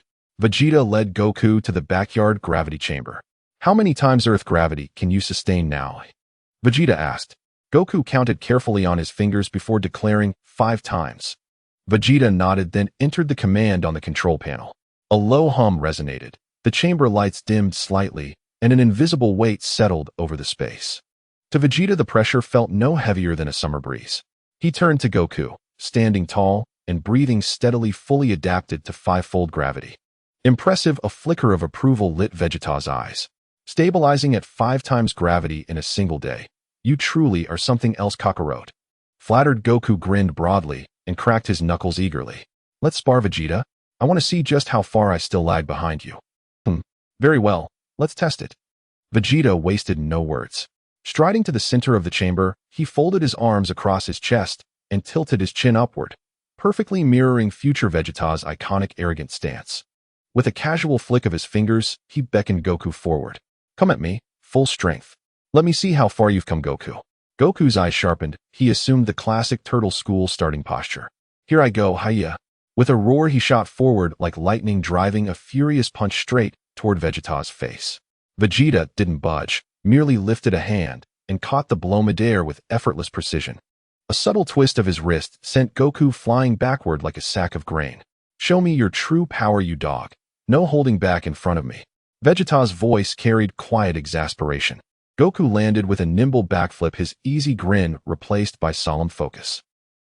No longer testing, he erupted into motion, blurs of fists raining down like monsoon fury, each strike accompanied by sharp, rhythmic cries, "Hadadada." A faint smile curved Vegeta's lips. Now that's more like it. He remained rooted, shifting only subtly, his form shimmering like mist, his feet never leaving the ground. Every one of Goku's punches grazed empty air, missing Vegeta's robes by millimeters, not a single thread disturbed. Seeing Vegeta evade his all-out assault so effortlessly, Goku gritted his teeth and roared afterimage technique. Whoosh, whoosh, whoosh. Instantly 7 or 8 translucent afterimages surrounded Vegeta, each striking simultaneously. Illusory and real, they would dazzle any ordinary foe. Vegeta didn't even bother distinguishing them, his tone edged with disappointment. Really, Goku? You think such parlor tricks could fool me? Even as he spoke, the real Goku had slipped silently behind him. Hands clasped tightly, eyes blazing with fierce anticipation, Goku waited until Vegeta's attention appeared fixed on the illusions before him. Then he shouted, rock, paper, scissors, hiya. With a thunderous cry, he launched a devastating power-packed punch directly at Vegeta's skull, channeling nearly all his strength into the blow. Yet Vegeta acted as if he possessed eyes in the back of his head. Without turning, he casually tilted his head aside, the lethal ki blast shrieking past his ear. Simultaneously, his right leg lashed out like a scorpion's tail, launching a blistering upward kick squarely into Goku's jaw. Yeah, Goku had no time to block. With a pained shriek, he rocketed backward, tumbling head over heels across the floor in undignified chaos. Whoa, so strong. Clutching his spinning head, Goku winced and staggered upright. Rubbing his stinging cheek, his gaze burned brighter than ever. He lowered into a crouch once more. Then, feet slamming down earth, trembling faintly, he launched himself forward again, a spear of pure momentum aimed at Vegeta with redoubled ferocity. Hadadada. A denser, more powerful storm of blows descended upon Vegeta once more. Oh, is this truly all you can muster, Goku? Vegeta's voice remained calm, detached. This time he did not dodge. At the final instant before impact, his hands darted forward like fluttering butterflies, locking firmly around Goku's wrists. In the same breath, his right foot surged upward, a crushing front kick driving straight into Goku's exposed abdomen. Whoa! Goku screamed in agony, arcing backward like a ragdoll struck by a freight train, slamming hard onto the floor, curled tight in pain. He clutched his gut, groaning softly, unable to rise for long moments. Vegeta made no move to press the advantage. He knew this stubborn boy was far from spent. Sure enough, after several ragged breaths, Goku forced himself upright, slowly, painfully, refusing to yield. This time he did not charge. Instead, he drew his palms together at his waist, pressing them inward, blue energy surging between them, blazing with incandescent brilliance. Came, huh? His voice dropped low, resonant, charged with unwavering resolve. Seeing Goku summon his ultimate technique, Vegeta's eyes gleamed with genuine respect. He refused to dismiss it with a careless wave that would crush the spirit behind such earnest effort. Sighing softly, he abandoned any notion of effortlessly dispelling the attack and slowly raised his own hands, palms forward, held steady before his chest. If you insist on a beam struggle, very well. Anticipation warmed his voice. After all, what greater romance existed for a warrior than clashing beams of pure will? His palms ignited with a searing, blinding white radiance. White, hot, star. Their auras erupted, roaring torrents of ki warping the very air within the chamber. Light intensified, flooding the space with blinding noonday brilliance. Kamehameha. Goku unleashed his life force, hurling the perfected Kamehameha forward with every fiber of his being. Meteor, strike, hiya. Vegeta answered in kind, deliberately tempering his output to match Goku's peak exactly. Boom! Two colossal beams, one azure, one radiant white, collided dead center in the chamber like titanic dragons locking fangs. An ear-splitting detonation erupted instantly, followed by a shockwave so violent it surged outward like a physical tsunami. VRRR. VRRR. VRRR. The gravity chamber's reinforced alloy walls groaned in protest, fracturing instantly into spiderweb cracks. Sparks erupted wildly from the control panel. The precisely calibrated five-fold gravity field shattered, overloaded, and collapsing in an instant. The entire chamber convulsed, primed to detonate like a live bomb. Crockerkerboom. A seismic tremor ripped outward from the brief estate, shaking the surrounding countryside for kilometers. The earth bucked violently. Houses swayed, furniture toppled, windows exploded outward. People flooded the streets, screaming in terror, scrambling for cover. Earthquake. It's an earthquake. Run. Inside the main house, Bulma, still in her pajamas having just dozed off again, jolted awake, shaken by the violent lurch and deafening roar. Dust and plaster rained from the ceiling, fissures snaked across the walls. Her face paled instantly, fear flashing across her features. What in the world is happening? Bulma shrieked, tumbling from bed in panic, ignoring decorum entirely as she dove beneath a heavy oak table. Didn't this house claim to withstand magnitude 10 quakes? Help, Vegeta. In the garden, Dr. and Mrs. Brief crouched low with their menagerie of small animals clutching their heads and bracing against the violent shaking. Inside the gravity chamber, Vegeta sensed disaster the moment their beams met. He had gravely underestimated, even with restrained power, the sheer environmental devastation of a beam clash. Seeing the walls fracture and feeling the earth tremble, his expression hardened. Not good. Without hesitation, he forcibly retracted his meteor strike. Then, while still bearing the full force of Goku's continuing Kamehameha, he blurred forward, closing the distance in a single heartbeat. Thwack!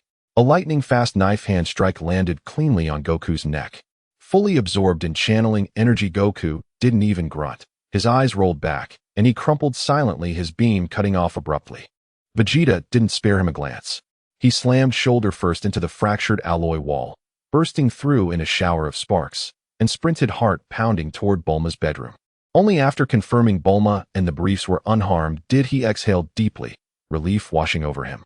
The violent tremors gradually subsided. Outside, neighbors stared at one another, shaken and wide-eyed. Inside the estate, chaos reigned. Debris littered every surface as though a hurricane had swept through. So let me get this straight. You two caused this earthquake during your little sparring match? In the living room, Bulma, dressed but hair still tousled, stood, glaring fingers twisted tightly in Vegeta's ear, her brilliant blue eyes blazing with righteous fury. Do you have any idea how close I came to being crushed by the ceiling? You idiot, Vegeta. Why on earth would you fight inside the house with such reckless intensity? Are you tired of this home? Or tired of me? Her furious tirade ended abruptly as Vegeta silenced her with a sudden fervent kiss, deep, urgent, and thick with apology and lingering dread. The kiss carried tender reassurance too. She struggled briefly, then softened, melting into his embrace. They parted only after a long, suspended moment. Seeing the look of utter contrition on Vegeta's face, Bulma realized she'd nearly crossed a line with her angry words. She huffed sharply, wrenched her hand free, and refused to engage further. She immediately pulled out her phone and dialed Capsule Corp's Elite Construction Division, issuing crisp, unequivocal orders for their best engineering team to arrive immediately and restore the estate. After a flurry of decisive commands and pointed scolding, Vegeta ventured cautiously, Goku's still in there, passed out in the gravity chamber. Bulma shot him a withering glare, then followed him to the ruined chamber. Amidst the wreckage, they searched briefly before spotting Goku, curled peacefully in a corner, still unconscious, even snoring softly. Oh, you too. Bulma sighed, glancing from Goku's serene slumber to Vegeta's chastened, obedient posture, and felt a wave of profound exhaustion. She took a slow, steadying breath, whispering inwardly, all right, no anger, no anger. He's the man I chose. What choice do I have? I suppose I must indulge him. Hands on hips, she delivered her final decree. From now on, absolutely no fighting indoors. And definitely no demolishing the house. Understood? Yes, ma'am. Loyalty. Absolute guarantee. It won't happen again. Vegeta snapped, upright posture, rigid expression, impeccably earnest. Seeing him like that, Bulma's simmering anger finally cooled to a manageable ember. She rubbed her temples wearily, surveying the devastation. Honestly, top chefs were scheduled to arrive this afternoon to prepare an elaborate lunch. Now look at this mess. We can't possibly host anyone. She paused thoughtfully, then decided swiftly, fine. We'll relocate temporarily to our lakeside villa outside the city. It's spacious, serene, and large enough for everyone. As she spoke, her fingers flew across her phone screen, dispatching instructions to mobilize the entire household. I'll have the chefs bring their equipment and ingredients directly to the villa this afternoon. Watching Bulma manage the crisis with flawless composure, Vegeta exhaled deeply, relief flooding his chest. Privately, he reflected with quiet gratitude. Lucky indeed. I found a woman like Bulma. A Capsule Corp heiress. Priceless. His gaze drifted to the sleeping Goku, and a mischievous smile tugged at his lips, recalling the canon version of Son Goku tightly reined in by Shishi. The threads of fate, it seemed, had subtly shifted, altered irrevocably by the flutter of one determined butterfly. Slung over his shoulder like a sack of rice, Goku was carried out as Vegeta assisted Bulma in directing robots and staff to pack essentials. The entire household boarded their luxurious wide-bodied aircraft, its engines humming low and deep as it prepared to lift toward the tranquil lakeside villa. Goku naturally came along. Abandoned in the ruins was never an option. As the craft ascended smoothly, Vegeta gazed out the viewport at the estate below, now resembling a battlefield, and massaged his temples with quiet resignation. I'd even planned to lure Whis with culinary artistry. He murmured, eyes lifting toward the horizon. That will have to wait, perhaps this afternoon or later. He hoped sincerely that the legendary angel was indeed the gourmand legend claimed him to be. Outside the west capital, a vast lake mirrored the blue sky, and white clouds like a bright mirror embedded in emerald green jade. By the lakeside, a sprawling manor lay quietly on the verdant grass backed by lush mountains, creating an environment as serene as a paradise. Whiteley carried the still sleeping Wukong down from the flying vehicle, his gaze sweeping over the impressive manor nestled between the mountains and waters, and he couldn't help but exclaim inwardly, no wonder it's Bulma. Even this temporary residence is so extravagant. Bulma directed the robotic servants to quickly enter the manor's interior. Upon seeing Whiteley carrying Wukong, she waved at him, saying, Hey Whiteley, take Wukong to the guest room and make him comfortable so he can continue sleeping. Remember the time, don't forget, because of your training. The chefs will be bringing the ingredients and equipment soon. Got it, don't worry.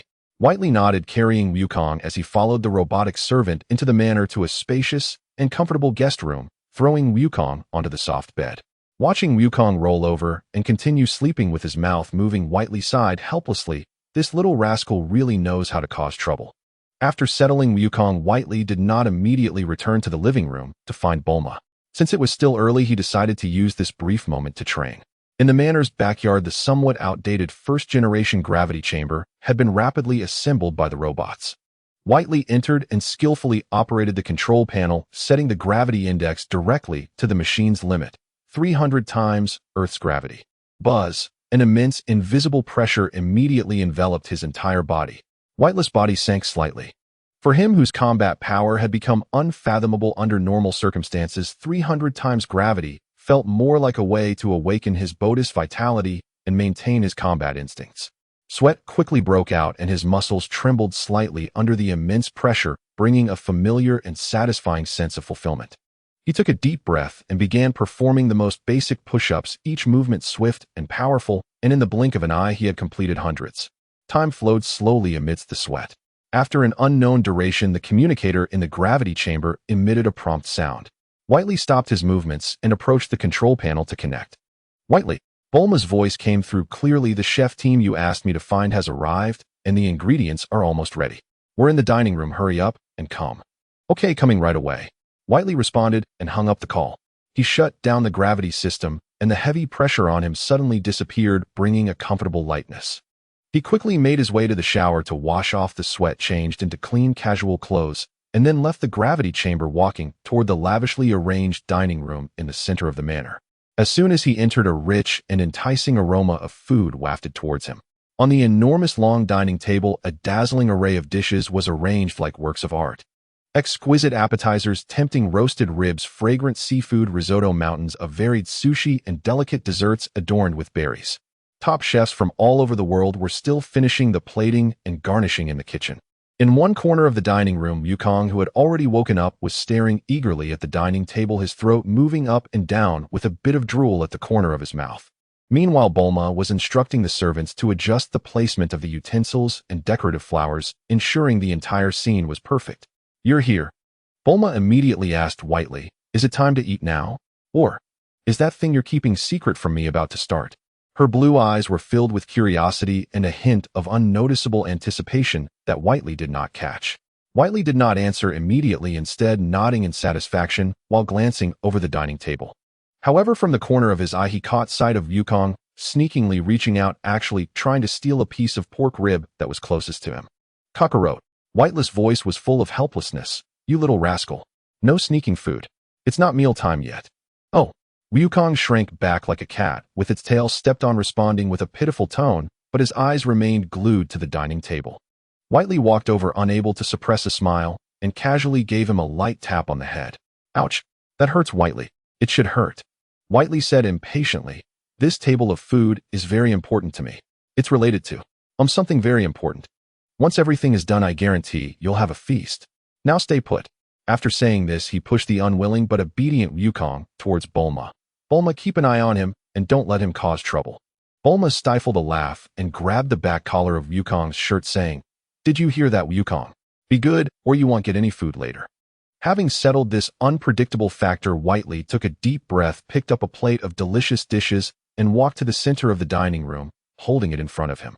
Bulma and Yukong's eyes were focused on him with curiosity. Bulma was curious about what he had in store, while Yukong was simply eager to know when he could eat. Whiteley cleared his throat, his gaze becoming focused, as if he were making a phone call, slightly tilting his head up.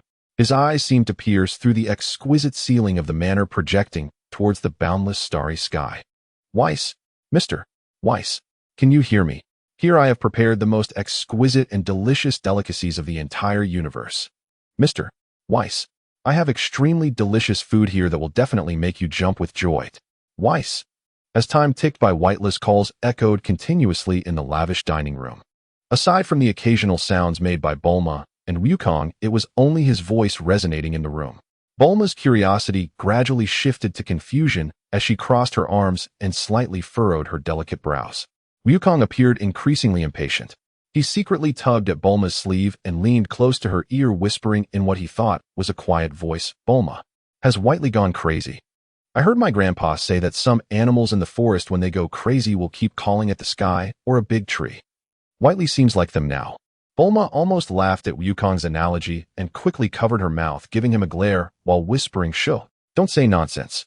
Maybe he's performing some kind of special, primal ritual." She felt a bit ridiculous even saying it herself. Whiteley naturally heard Yukong's remarks, and a vein on his forehead twitched, but he forced himself to continue calling. However, half an hour passed, and there was no sign of angels or even a hair in sight. Could it really be that no one heard? Or is it that this Dragon Ball universe is not the main universe? That there are no gods of destruction or angels here at all? Is it a world line from GT? Or just a parallel universe without deities? Whiteley felt his heart sink little by little. If that's the case, he would have to find a different path in seeking a higher realm. Sigh. He sighed, preparing to give up this seemingly foolish action. Turning around, he helplessly said to the eagerly watching Yukong and Bulma, who had a look of him, "Watching your performance, forget it. It seems no one is responding. Then we can start." Before he could finish the words, "Start eating." Shush. A faint sound suddenly appeared in the air in the center of the dining room. Then a tall, slender figure appeared before Whiteley, as if teleporting. He held a uniquely shaped staff and had a tall and straight stature. His skin displayed a strange blue-green hue. Most striking was his mop of thick white hair. "Ho ho ho." The newcomer let out a series of unique and rhythmic chuckles, his voice gentle, as if carrying a comforting effect. He looked with keen interest at the slightly stunned Whiteley, as well as at Bulma, who was wide-eyed, and Yukong, who had no clue about what was happening. "How rare indeed," he began. "I never expected that in the lower realm a mortal would remember my name and understand how to call me in such enticing ways. This sincerity is truly hard to refuse." Whiteley's pupils constricted as he recognized the visitor at that instant. Weiss, the attendant of the god of destruction, Beerus, the angel of the seventh universe, a being truly above the god of destruction. Did he really come? The immense shock followed by a surge of exhilaration instantly washed away all of Whiteless' previous doubts and disappointments. He suppressed his inner excitement and tried to appear calm, but his slightly trembling fingers betrayed his current emotions. Ahem.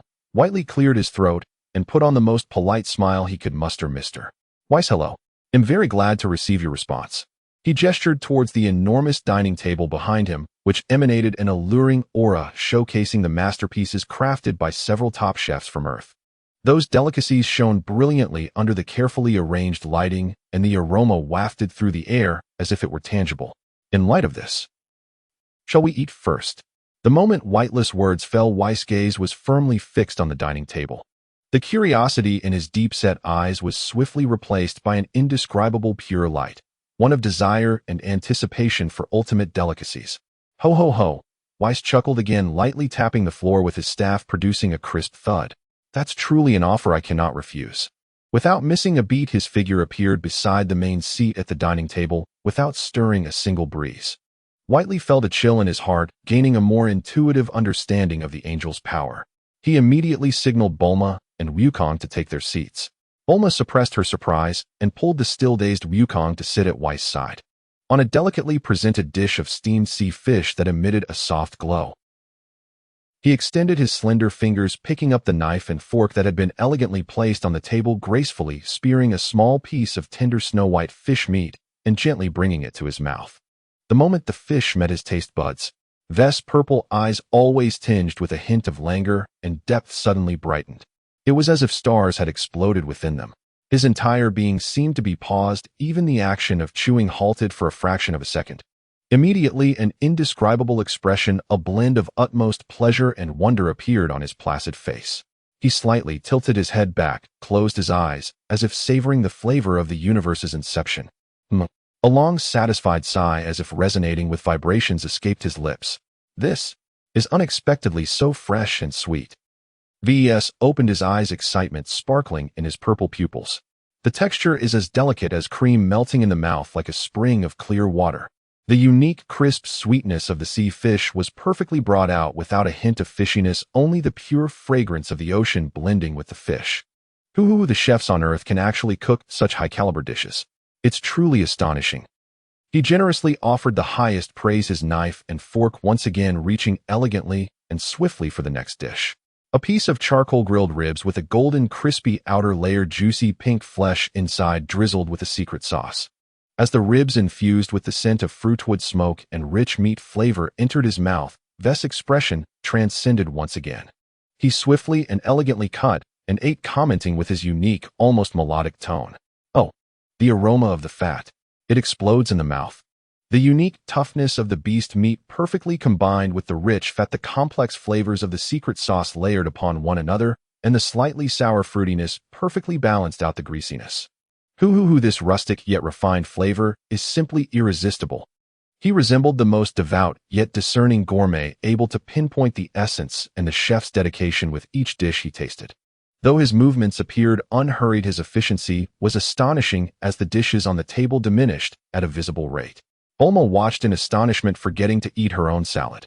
Finally, after Ves finished sampling the entire table of dishes, he elegantly wiped the corners of his mouth with a napkin. His deep purple eyes scanned the now empty, pristine plates on the table, revealing a pure, almost childlike sense of satisfaction. He let out a series of signature joyful chuckles, his knowing gaze eventually landing on Vatari. Such a carefully prepared and lavishly delicious hospitality. Mr.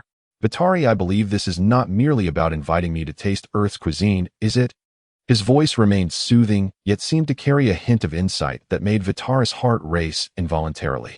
Vatari took a deep breath, knowing the crucial moment had arrived. He stood up, speaking earnestly. You are correct, Mr. Ves. I indeed have a humble request. He gazed directly into Vest's eyes, articulating each word clearly. I yearn to become stronger, to reach deeper essence of power. I wish to ask for your guidance in my cultivation. Cultivation. The sense of satisfaction on Vest's face faded slightly, replaced by an expression that was both expected and slightly troubled. Teaching a mortal to cultivate. That sounds rather troublesome. Ves tilted his head slightly, his tone carrying a hint of reluctance. It requires planning, monitoring progress, adjusting as needed. And moreover, He glanced at the enormous aura within Vitari, far surpassing that of an average earthling.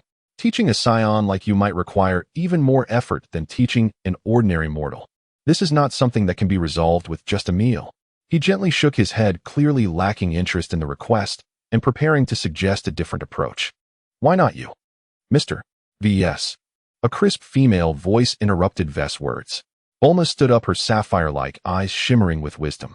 She understood Vitari's relentless pursuit of power and knew that the mysterious individual before them possessed the very strength Vitari sought. She approached Vitari's side, offering V.S. a smile laden with negotiation. Teaching Vitari cultivation might be a bit troublesome for you, but if you are willing to accept this request, I can assure you, every few days, whenever it's convenient for you, we will prepare a feast for you that rivals today's and may even be more carefully crafted. As long as you wish to taste it, we will do our utmost to present it. How about it? Hoo. Vest's eyes seemed to light up the moment Bulma's words fell. The languid pupils suddenly burst forth with brilliance even more dazzling than when he beheld exquisite cuisine. The staff in his hand even swayed slightly.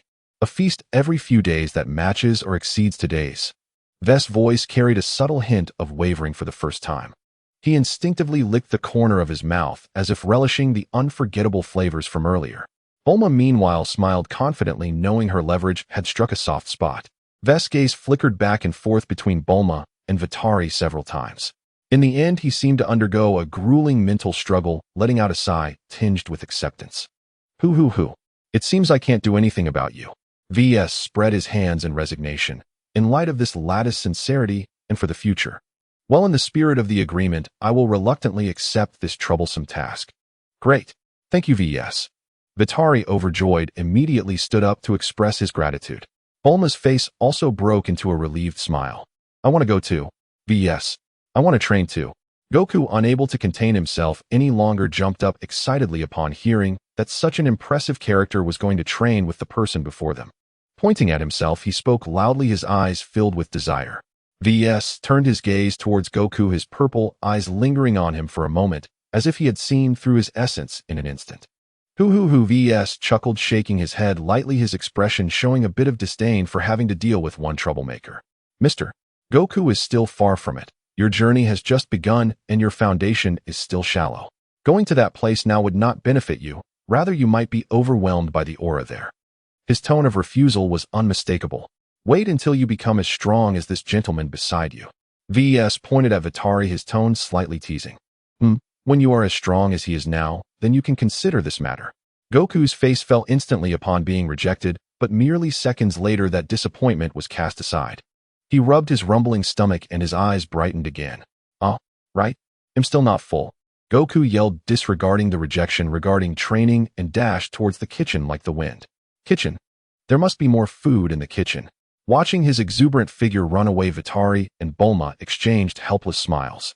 V.S. also glanced over with interest, seemingly finding this simple-minded little fellow quite amusing. With the matter settled, V.S. evidently did not intend to delay any further. He stood up gracefully, nodding slightly at Vitari. Then shall we set off? Just a moment, Mr. V.S. Vitari then turned to Bulma. Her smile faded, her eyes filled with reluctance, even tinged with a hint of grievance. She stepped forward, gently grasping Vitari's hand. Is it time to leave already? Her voice sounded somewhat muffled.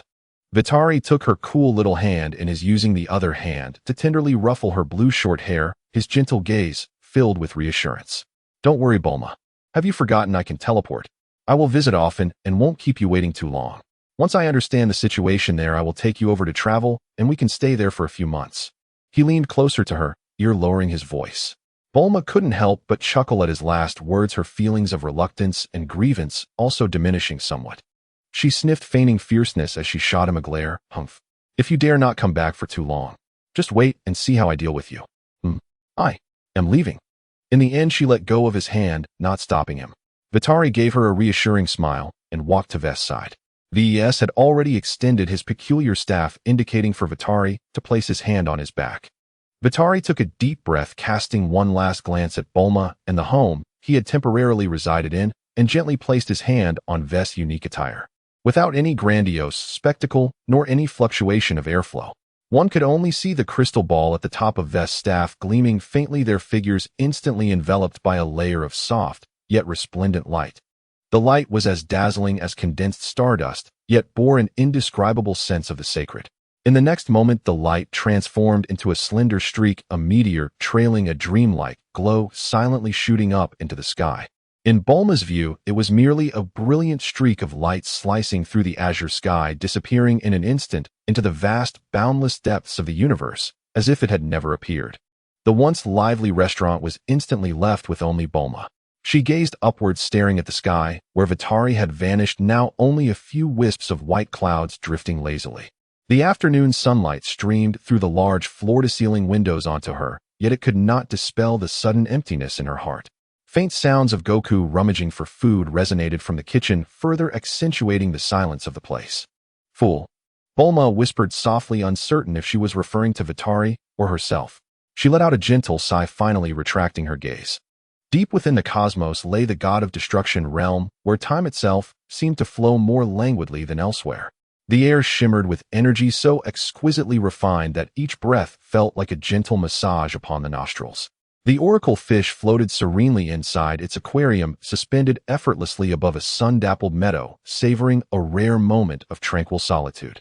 Its tiny mouth smacked contentedly as it munched on a secret stash of snacks, carefully hidden to evade Whis' ever-present mischievous hand. That insufferable Whis has actually stepped out. How utterly extraordinary. The oracle fish murmured in quiet satisfaction, its fins lazily tracing idle patterns through the water. Every time I manage to squirrel away even a morsel, I still can't fathom how he always finds it. Whis, the archvillain. Humph. It whispered sotto voce, gleefully gossiping about the angel it both revered and feared, just as a voice warm yet laced with playful teasing materialized beside its ear like a phantom. "Ah, oracle fish-san. So this is how you speak of me when I'm not around." Startled beyond measure, the oracle fish nearly spat out every crumb in its mouth. Stiffly it twisted its head, and there stood Whis, having appeared without a whisper already at its side. A signature serene smile graced Whis' face, his violet eyes locking precisely onto the half-hidden snack bag still clutched in the fish's fin. The oracle fish froze, its fin rigid, then sighed deeply as if surrendering to fate. A remarkably human expression of resigned defeat flickered across its scaled face. "You win." Slowly, almost ceremoniously, it produced from some unseen fold of its being another far more elegant pastry pouch, and extended it shakily with a fin. "Here, take it. Don't hold a grudge now. This is truly my last one." Before the final syllable faded, its tail snapped once, a flash of silver, and the fish vanished without a trace, faster than even Whis, standing just behind Whis, could follow. "Oh ho ho," Whis chuckled softly, delighted, catching the pouch midair with effortless grace before tucking it away. Only then did he turn toward Whis, who stood quietly behind him, gazing with open awe. Truly swift reflexes, no wonder for a creature of the god of destruction realm. "Indeed," Whis murmured, genuinely impressed. Even a fish here defied ordinary understanding. "Ahem." Whis cleared his throat lightly, his expression shifting subtly into the composed gravity befitting a mentor. "Well then, Whissen, welcome at long last to the god of destruction realm. Here you shall undertake your cultivation for the foreseeable future." Then, Whis tapped his staff gently against the ground. "Are you ready?" "Absolutely." Whis' gaze sharpened instantly. His muscles coiled instinctively, golden aura flared faintly along his skin, surging with pent-up readiness. He braced himself for a trial of earth-shattering magnitude, yet Whis merely curved his lips into a faint knowing smile, and the crystal orb atop his staff pulsed, almost imperceptibly. VVVVRRR. An unimaginable crushing pressure descended upon Whis, utterly without warning. It bore no external origin. It was as though every cell, every bone, every drop of blood within him had suddenly multiplied in weight 1,000-fold. Ugh! Caught unawares, Whis let out a guttural groan.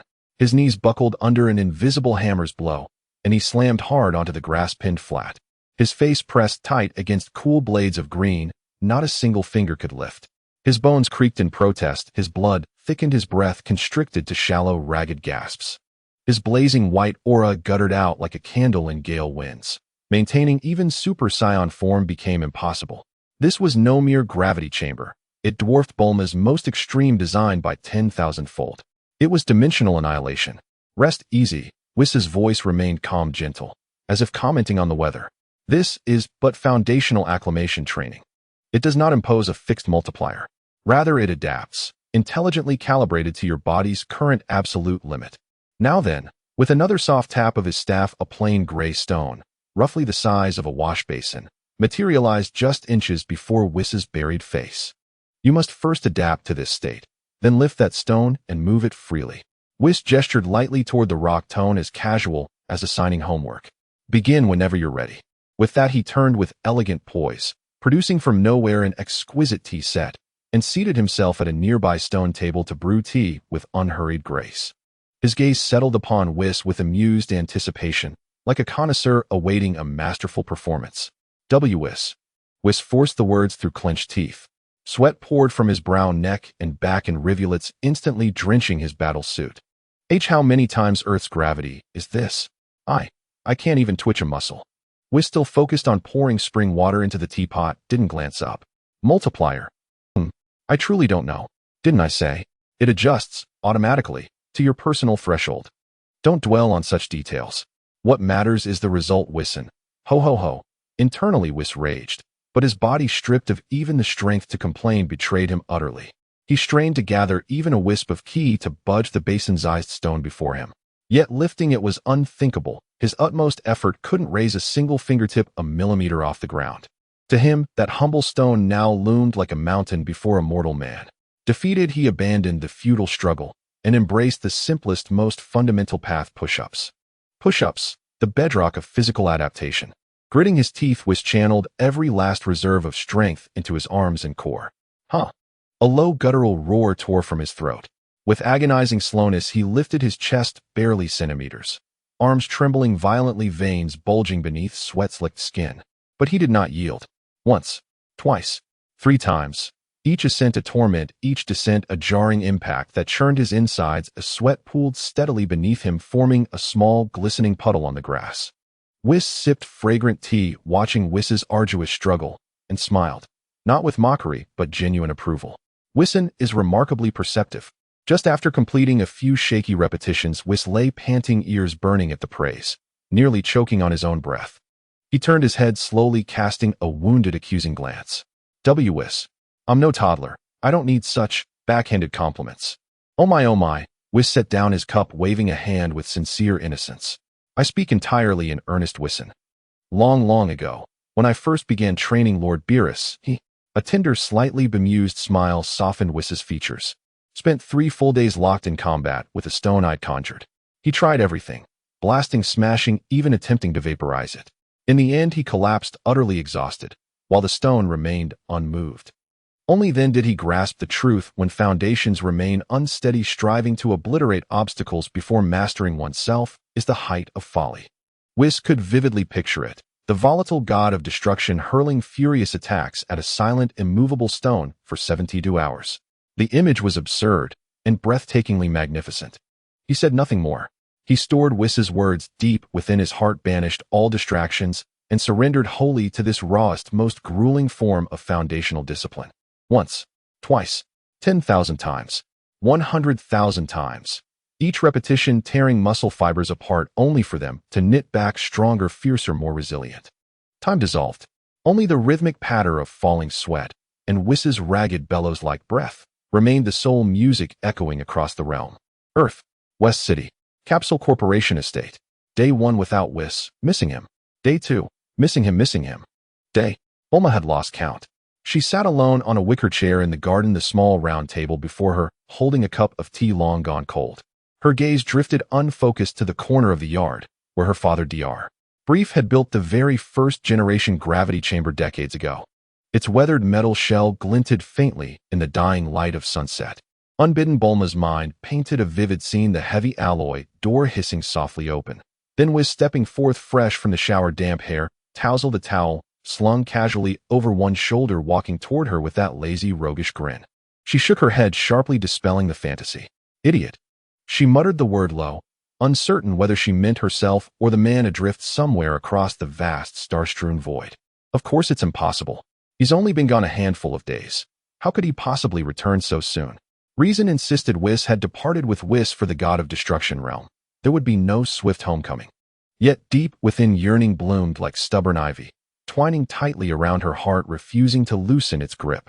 Then, genuine, unmistakable, came the soft metallic hiss from the direction of the gravity chamber. The alloy door slid smoothly aside. Bulma's heart skipped a beat. She sprang upright, eyes locked on the threshold, joy rising so fiercely it threatened to burst from her throat.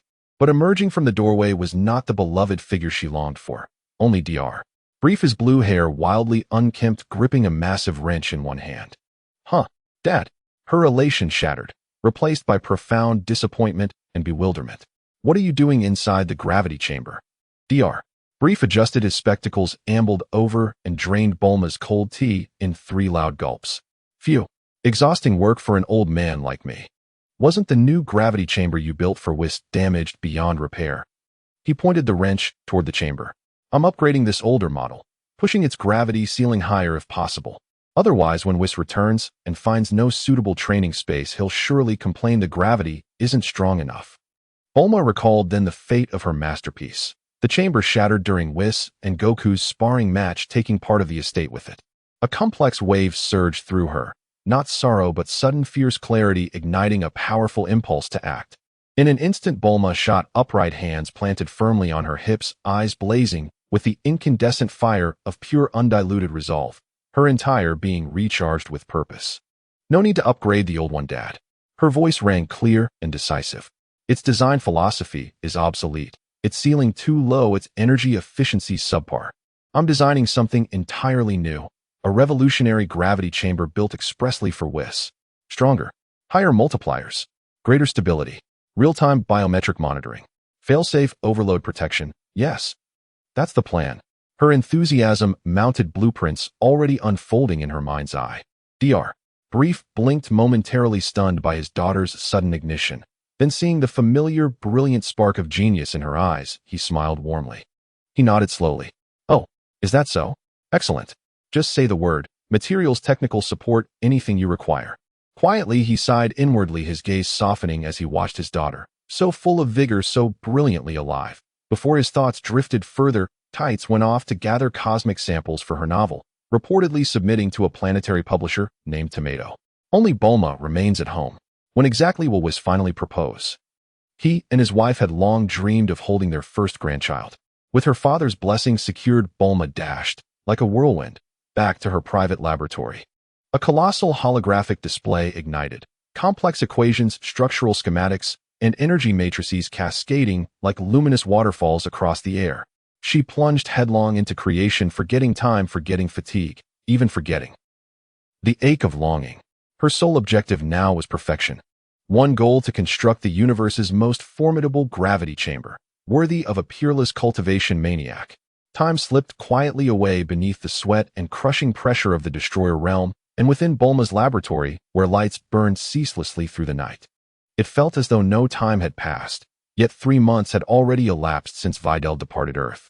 The 22nd World Martial Arts Tournament unfolded precisely as scheduled on Papaya Island. With Videl, the anomaly whose power defied all mortal measure, no longer present, this tournament's spectacle had returned to the pinnacle duels of ordinary mortals. Though Bulma had received word from Goku and the others, the thought of attending alone, without Videl by her side, left the event strangely hollow. She ultimately chose to watch the entire tournament from the comfort of her estate's living room via the most advanced remote broadcast system. The matches remained thrilling, each master unveiling extraordinary techniques. Tien Shinhan and Kairatsu, representing the Crane Hermit School, demonstrated overwhelming prowess. Krillin, too, had progressed at an astonishing pace. Yet the championship crown was claimed, unquestionably, by Son Goku, whose strength had skyrocketed after countless hours training in the gravity chamber at Capsule Corporation. In the final match, Tien Shinhan fought with every ounce of his being, unleashing his full arsenal, even debuting his new ultimate technique, the Dodon Ray. Yet he fell before Goku's overwhelming might, blinding speed, and the devastating Kamehameha, conceding defeat with quiet reverence. The clamor and fervor of the martial arts tournament gradually faded, and the world seemed to settle once more into tranquil silence. Beneath that calm surface, however, an ancient evil, dormant for centuries, was stirring anew. Over a month later, on a desolate, windswept beach far from urban bustle, Pilaf the Great, who had once been instantly incapacitated by Videl during the Dragon Ball hunt, never even managing to utter his full title, stood alongside his 2 loyal underlings, Shu and Mai, staring helplessly at a battered rice cooker sealed with faded peeling talisman paper. Master Pilaf, Shu pointed tremblingly at the cooker, his face pale with dread. You must reconsider. This is the vessel that seals the legendary Demon King Piccolo, who nearly destroyed the world. That talisman must never be removed. If he breaks free, the consequences would be catastrophic. Our dream of world domination hasn't even begun, and we certainly shouldn't perish before realizing it. Shu, you're too timid. Mai brandished her claws, emphatically countering fiercely, this is divine providence. Master Pilaf, consider this, if we release Demon King Piccolo harnessing his world-shattering power, we could strike a bargain with him. Let him conquer the world first, then we negotiate. Isn't that far quicker than exhausting ourselves hunting Dragon Balls? Opportunity knocks but once. Act now, Master. Mai, you're playing with fire. Shu stamped his foot in fury. Mai, you dare impede Master Pilaf's path to supremacy? Mai retorted without hesitation. Enough. Pilaf roared, his massive blue head throbbing, with visible veins, his temples pounding from the cacophony. Unable to bear it any longer, he thrust out both hands to silence them. You too. Be quiet. At that very moment, agitated, overreaching, he grazed the fragile edge of the talisman with his fingertip. SHHRRK. With uncanny precision, the ancient talisman tore free instantly. Vroom. The rice cooker convulsed violently. Blinding violet light erupted in furious torrents from the seam between lid and pot. A suffocating wave of malevolent, world-annihilating energy surged outward like a tsunami, engulfing the entire shoreline. Master Pilaf. Shu screamed in despair, then swift as lightning seized the petrified Pilaf in one hand and dragged the dazed Mai with the other, bolting away at breakneck speed. Kurum. A deafening explosion shattered the sky. A violent violet shockwave like a hurricane slammed into the fleeing trio, mere meters from safety. Wea! All three managed only a single shrill shriek before being hurled skyward by irresistible force. They vanished into the distant horizon as streaks of light. As the smoke and roiling violet energy slowly dissipated, a gaunt, deep green figure stood motionless at the epicenter of the blast. He gazed blankly at his own wrinkled palms, then lifted his eyes toward the long-forgotten sky. A fleeting daze gave way to an eruption, volcanic, inexorable, of rapture and seething hatred surging from his chest. Woo! Wahahaha! Demon King Piccolo unleashed a thunderous, venomous laugh, a sound like rolling thunder echoing across the shore, scattering flocks of seabirds from the distant waves. I am free. At last, I am free. He spread his arms wide as if embracing heaven and earth, his sunken eyes blazing with infernal fire. Rashi, the old fool. You wretched relic. Did you truly believe sealing me could kill me? Dream on. And you. He snapped his gaze upward, piercing through cloud layers toward some unseen point high above. Coward. Who dared not die with me? Demon King Piccolo has returned. Clenching his fist, a terrifying aura erupted skyward, churning the heavens' clouds into furious spirals. Tremble, world. Soon the entire earth shall kneel beneath my feet. I shall make every soul taste despair deeper than the centuries I endured in confinement. Ha! High above Mount Corinne, at 10,000 meters, within the mist-wreathed celestial palace. The aged guardian of Earth stood silently at the palace's edge, leaning on his cane, his clouded gaze transcending space itself, clearly witnessing in perfect clarity Demon King Piccolo's emergence and triumphant roar upon the mortal plane. His ancient face bore no fear, no fury, only a profound, weary serenity. Even the faintest trace of a smile, almost like release, touched his lips. This day has finally arrived. His voice was soft, steeped in the weight of eons. Sooner than I anticipated. Slowly he turned toward Popo, who stood behind him like a silent shadow. Popo, the guardian, said, his tone utterly still. After my death, the mantle of guardian shall pass to Videl. Guardian-sama. For the first time, Popo's dark face betrayed unmistakable emotion, deep concern for his longtime friend. And sorrow. He opened his mouth to protest. Resealing Piccolo was not impossible. The guardian need not sacrifice his life. But the guardian, as if reading his thoughts, gently raised a hand, silencing Popo before another word could escape. Say no more, Popo. His gaze was deep, unwavering. It is destiny. Piccolo and I were always two halves of one whole. His existence is my gravest error and my deepest sin. Only my death can sever his evil entirely, granting Earth true peace. Sealing was always but a temporary measure. This day was inevitable. He closed his eyes softly, murmuring inwardly, Videl. I pray my choice is not mistaken. Earth's future demands strength beyond measure. I entrust it to you. Lately the guardian had sought Videl's presence, But her formidable aura had vanished from Earth entirely, leaving not even the faintest trace. A quiet doubt stirred within him. Could she have left Earth? Or journeyed somewhere even I cannot perceive? A subtle unease crept into his heart. If Videl were absent, or refused the mantle, his plan would collapse. Popo, the Guardian, reopened his eyes, voice grave. Go immediately to Capsule Corporation in West City. Find Miss Bulma. Ask whether Videl remains on Earth, or where she has gone.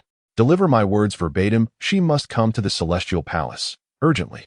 For Earth's future, and the safety of her beloved's family. Yes, Guardian-sama. Popo bowed, deeply speechless. He turned and entered the palace, soon emerging aboard a flying carpet that shot downward like an arrow racing toward West City. The Destroyer Realm. Videl was locked in intense sparring with Whis. Though sparring was a misnomer, it was in truth relentless evasion training pushed to its absolute limit. Whis moved like a phantom. His staff, seemingly casual in its taps, jabs, and sweeps, unfailingly blocked every possible escape route with impossible precision. Videl suppressed her key to near invisibility, her body a streak of light weaving desperately through the afterimages of Whis' staff, deceptively slow, yet impossibly fast. Suddenly, achoo! Videl sneezed violently, unbidden. That instant lapse shattered her evasion rhythm. Just a hair's breadth of vulnerability. Oh ho ho, Whis' amused voice chimed almost simultaneously. You let your guard down, Videlson, snap? A crisp impact echoed. Videl felt searing pain erupt atop her skull. Stars exploded before her eyes, as a gentle yet irresistible force sent her stumbling sideways, nearly toppling over. Yoch! Clutching her throbbing head, she grimaced and steadied herself, glaring accusingly at Whis, who smiled beatifically. Whis, you ambushed me. No honor. Picking on a young woman mid-sneeze. Oh my! Whis covered his mouth with delicate laughter. How delightfully witty Videlson has become. Truly worthy of captivating such an exceptional woman as Miss Bulma. Whis mentioning Bulma was like striking flint to tinder. Videl bristled instantly. Don't bring her up. Whis, are you a dog? Last week, when we finally returned to Earth, we brought back so much delicious food from Bulma. You swore you'd safeguard it, until we shared it together upon our return. And what happened? When I finished training and came out, not a single wrapper remained. You devoured everything. Not one bite left for me, you scoundrel. Videl groaned in anguish. Those were Bulma's lovingly prepared Earth delicacies. Oh dear. Whis flashed a rare, fleeting flicker of embarrassment, his gaze darting aside, before settling back into serene, unflappable elegance. Let us not dwell on trifles, Videlson. I guide your cultivation, spar with you daily, and impart the profound principles of attaining the divine realm. Is it not perfectly fair and modest to accept a few snacks as nominal storage fees and tuition? Storage fee. Tuition. Videl nearly rolled her eyes. That's outright theft. Fine, fine. She waved her hand wearily, knowing full well that reasoning with this deceptively gentle, cunning, and gluttonous angel was futile. Here, take it all. I'll just eat a senza bean. Enough talk. Let's resume training. She plucked a senza bean from her belt and crunched it defiantly, replenishing her stamina. Yet Whis did not immediately resume the session. Tilting his head slightly, he appeared to listen, then smiled knowingly. I'm afraid that won't be possible, Videlson. Whis shook his head with gentle amusement, flipping his staff into view. The crystal orb atop the staff shimmered, projecting a luminous holographic screen, revealing Bulma's face. She stood in what appeared to be a high-tech laboratory, complex instrument panels glowing behind her. Bulma. Videl blinked, her irritation instantly replaced by puzzlement. She misses me already. It hasn't even been that long since our last visit. The connection activated. Bulma saw Whis' face first in the projection and spoke urgently. Mr. Whis, please put Videl on right away. I have urgent news for her. Ho ho ho, so Miss Bulma has pressing matters, Whis chuckled knowingly. He nodded amiably and handed the staff to Videl. Do enjoy your conversation. Then with effortless grace, he strolled back to his stone table to resume brewing tea, utterly indifferent to Earth's affairs. Videl accepted the staff, meeting Bulma's lovely face on the screen. Bulma, what's wrong? What's happened? Videl. It's not me calling, it's him. Bulma stepped aside, hastily revealing a short, stout man with a vacant expression standing beside her. None other than Popo, the Guardian's devoted attendant. Popo. Videl's surprise deepened. What brings you here? What is it you need? Vitla's heart sank. Bobo brought news to Vitli on the orders of the God of Heaven. The demon King Piccolo had broken free and Wukong was entangled with him. The God of Heaven hoped he could step in and eliminate the old Piccolo, accepting the position of the Earth God. This news stirred a tempest within Vegeta's heart, like a massive stone thrown into a tranquil lake. Although he believed that Wukong's strength could definitely defeat the Demon King Piccolo, he felt a sense of unease not being by Bulma's side. What if the battle affected West City? As for the position of the Earth God, he really wasn't interested in that. Whis. Vegeta turned to the elegantly sipping tea Whis, without hesitation, his tone carrying a serious request. I need to return to Earth immediately. Please help me get back. Hoo. Whis set down the exquisite teacup, a gentle yet playful smile appearing on his face. Vegeta is truly concerned about Miss Bulma. However, things have been a bit. His purple eyes subtly shifted towards the location of the Destroyer God Palace. At that moment, Bulma's voice rang out perfectly through the staff's light curtain, seemingly casually expressing her troubles. It's really a headache. With Vegeta not home, I inadvertently invited some of the world's top chefs to the manor, and then inadvertently had them prepare a huge feast of incredibly rare delicacies. Things like pufferfish, sashimi, dinosaur ribs, rainbow pudding. Oh dear, I can't remember all the names. How can I eat it all by myself? If it goes bad or gets spilled, that would be such a waste. It's really concerning. Bulma's voice was crisp and pleasant, each word striking precisely at Whis' heart. Whis' deep-set eyes sparkled at the mention of food, his elegant demeanor showing a tiny crack, his throat subtly rolling. He let out a more joyful and eager chuckle than before, instantly standing up from the stone bench. The staff elegantly twirled in his hand as he covered his mouth and said, Vegeta is right. The matters of Earth are indeed very important to you. As a teacher who cares for his disciple, well, how can I stand idly by? Let's go. We must set off immediately. The swift change in attitude and the grandiose reasoning made Vegeta involuntarily twitch the corners of his mouth. Bobo's dark face remained expressionless, but the corners of his eyes seemed to twitch slightly, as if he had never seen such a shameless individual angel. Well then, I will leave the house in your care, Prophecy Fishson, Whis said gently to the not far away, then quickly departed with Vegeta, as if not willing to wait even a second. Hiding behind a rock, the Prophecy Fish clearly heard Bulma's manipulation of Whis' words as well as Whis' eager response to food. It rolled its eyes, dramatically flaring its fins, and muttered disdainfully towards the direction Whis had vanished. Humph. Such grandiose words. Clearly he was lured away by food. Hypocritical. I wonder if he'll remember to bring me some good food when he returns. Just as the Prophecy Fish began to have a glimmer of expectation regarding Whis' return date and souvenirs. Boom. A deep yet penetrating sound suddenly erupted from the depths of the Destroyer God Palace. The entire Destroyer realm seemed to tremble slightly with this sound. The expectation on the Prophecy Fish's face instantly froze, quickly transforming into a panicked expression. Oh no. It's bad. Lord Beerus. Why did he have to wake up at this time? It no longer cared about any souvenirs, swishing its tail and vanishing with a whoosh, leaving the entire Destroyer realm eerily silent. In the vast, boundless universe, Whis was taking Vegeta, traveling at a speed countless times faster than light. I know some friends will come to explain that light speed is the fastest speed in the universe. Stars left brilliant tails beside them, galaxies swiftly receded as if folded like paper.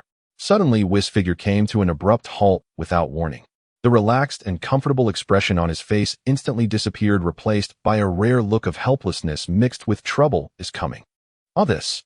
Whis frowned slightly, sensing the familiar, violently agitated aura radiating from the core of the Destroyer realm. He actually woke up at this time. Vegeta was nearly thrown off balance by this sudden stop, and after steadying himself, asked in confusion, "What's wrong, Whis? What happened?" He keenly sensed the slightest change in Whis' emotions. Whis did not answer immediately, but quickly weighed the situation in his mind. He looked at Vegeta with a somewhat helpless expression, saying, "Vegeta, I remember. You possess a technique called instant transmission, right? Which allows you to teleport over vast distances by sensing energy." "Yes, that's right." Vegeta nodded, a vague suspicion forming in his heart. "Very good," Whis said quickly. "The physical distance from here to Earth is not that far. With your current strength and control over your energy, you should have no problem teleporting directly there. Please return to Earth on your own.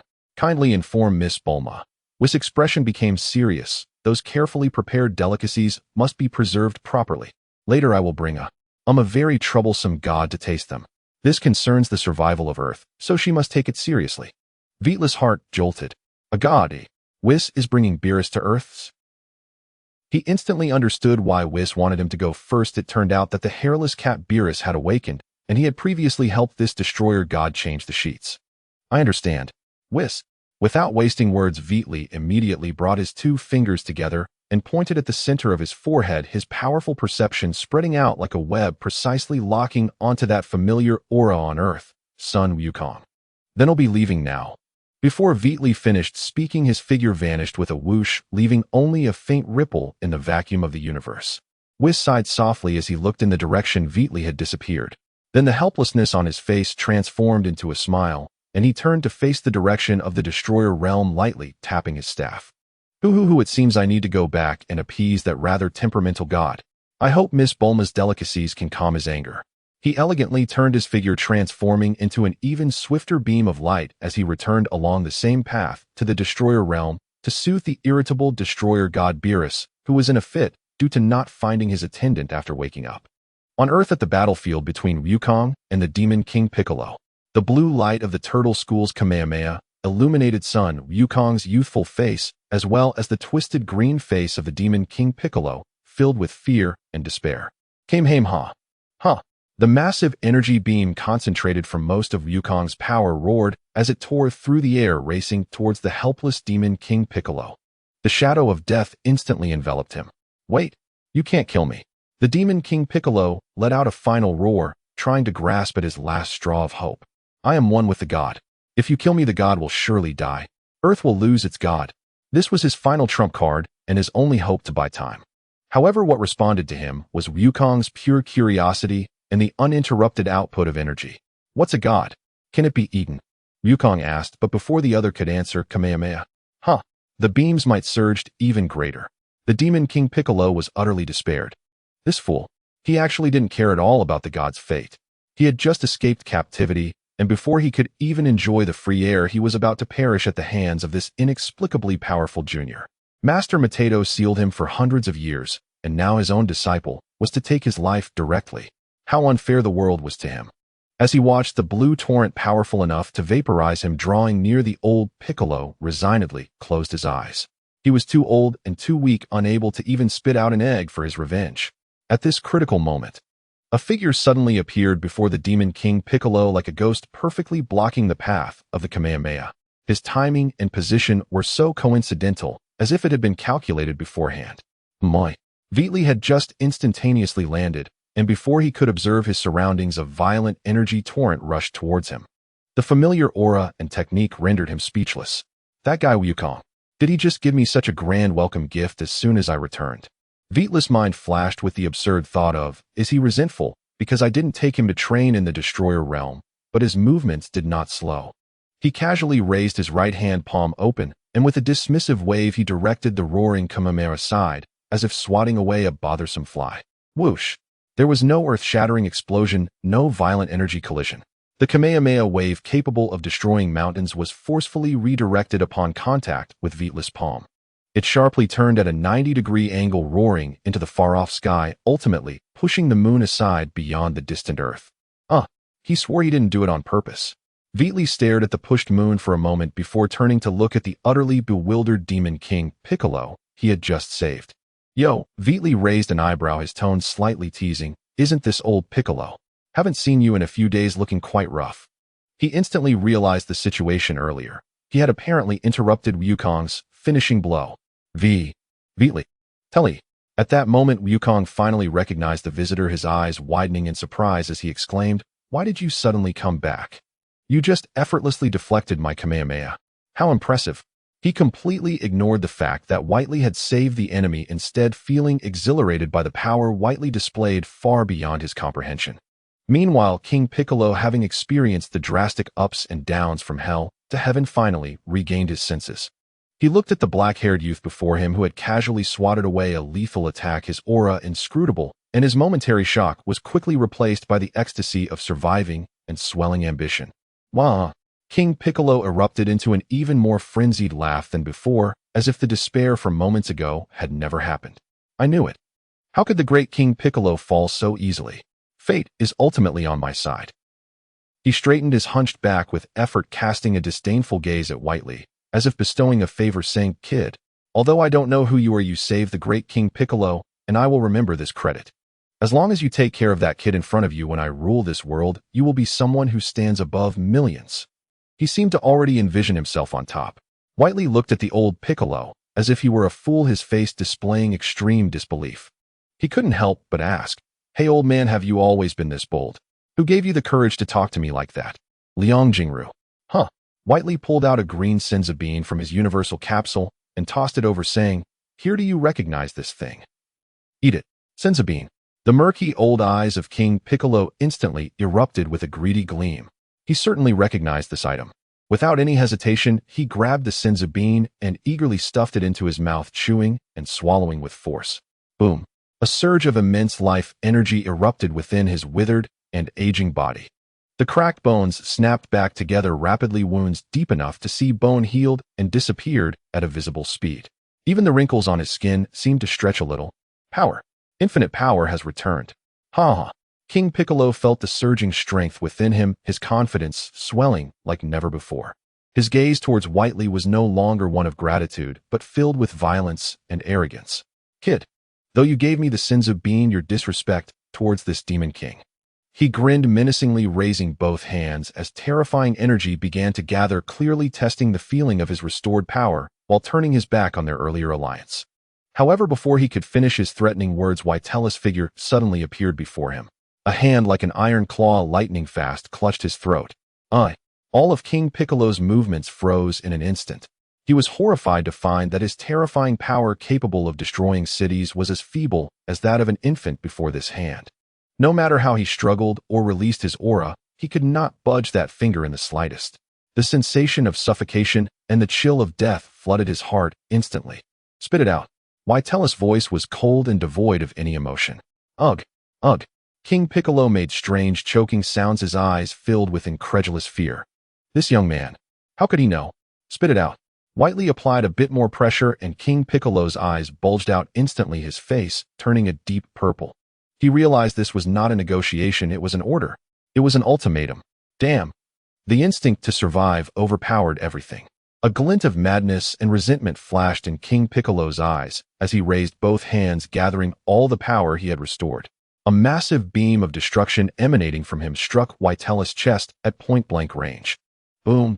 The violent explosion instantly engulfed both of them. The raging purple energy rampaged wildly, carving out a massive pit in the ground. Amidst the swirling dust, Wukong shouted nervously, "Whiteley." However, as the dust cleared, Whiteley stood firmly in place, even his hairstyle was untouched.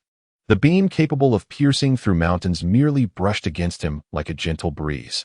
His other hand was still free, and amidst the explosion's dust, he accurately grabbed Wukong's small face, who had come over to watch the commotion, and habitually gave it a rough rub. "Spit it out." Whiteley's voice rang out again, still icy and calm, as if the city-destroying explosion had never occurred. The hand gripping Piccolo's throat remained unmoved. King Piccolo was completely in despair. This was not a foe of the same level. This was a monster, an absolute monster. In the face of such overwhelming power, all his plots, schemes, and boundless hatred seemed utterly pale and ridiculous. Looking into Whiteley's eyes, which showed no signs of wavering, as if he would crush his neck at any moment, King Piccolo finally broke down. He gave up resisting, humiliated, and with great difficulty nodded vigorously.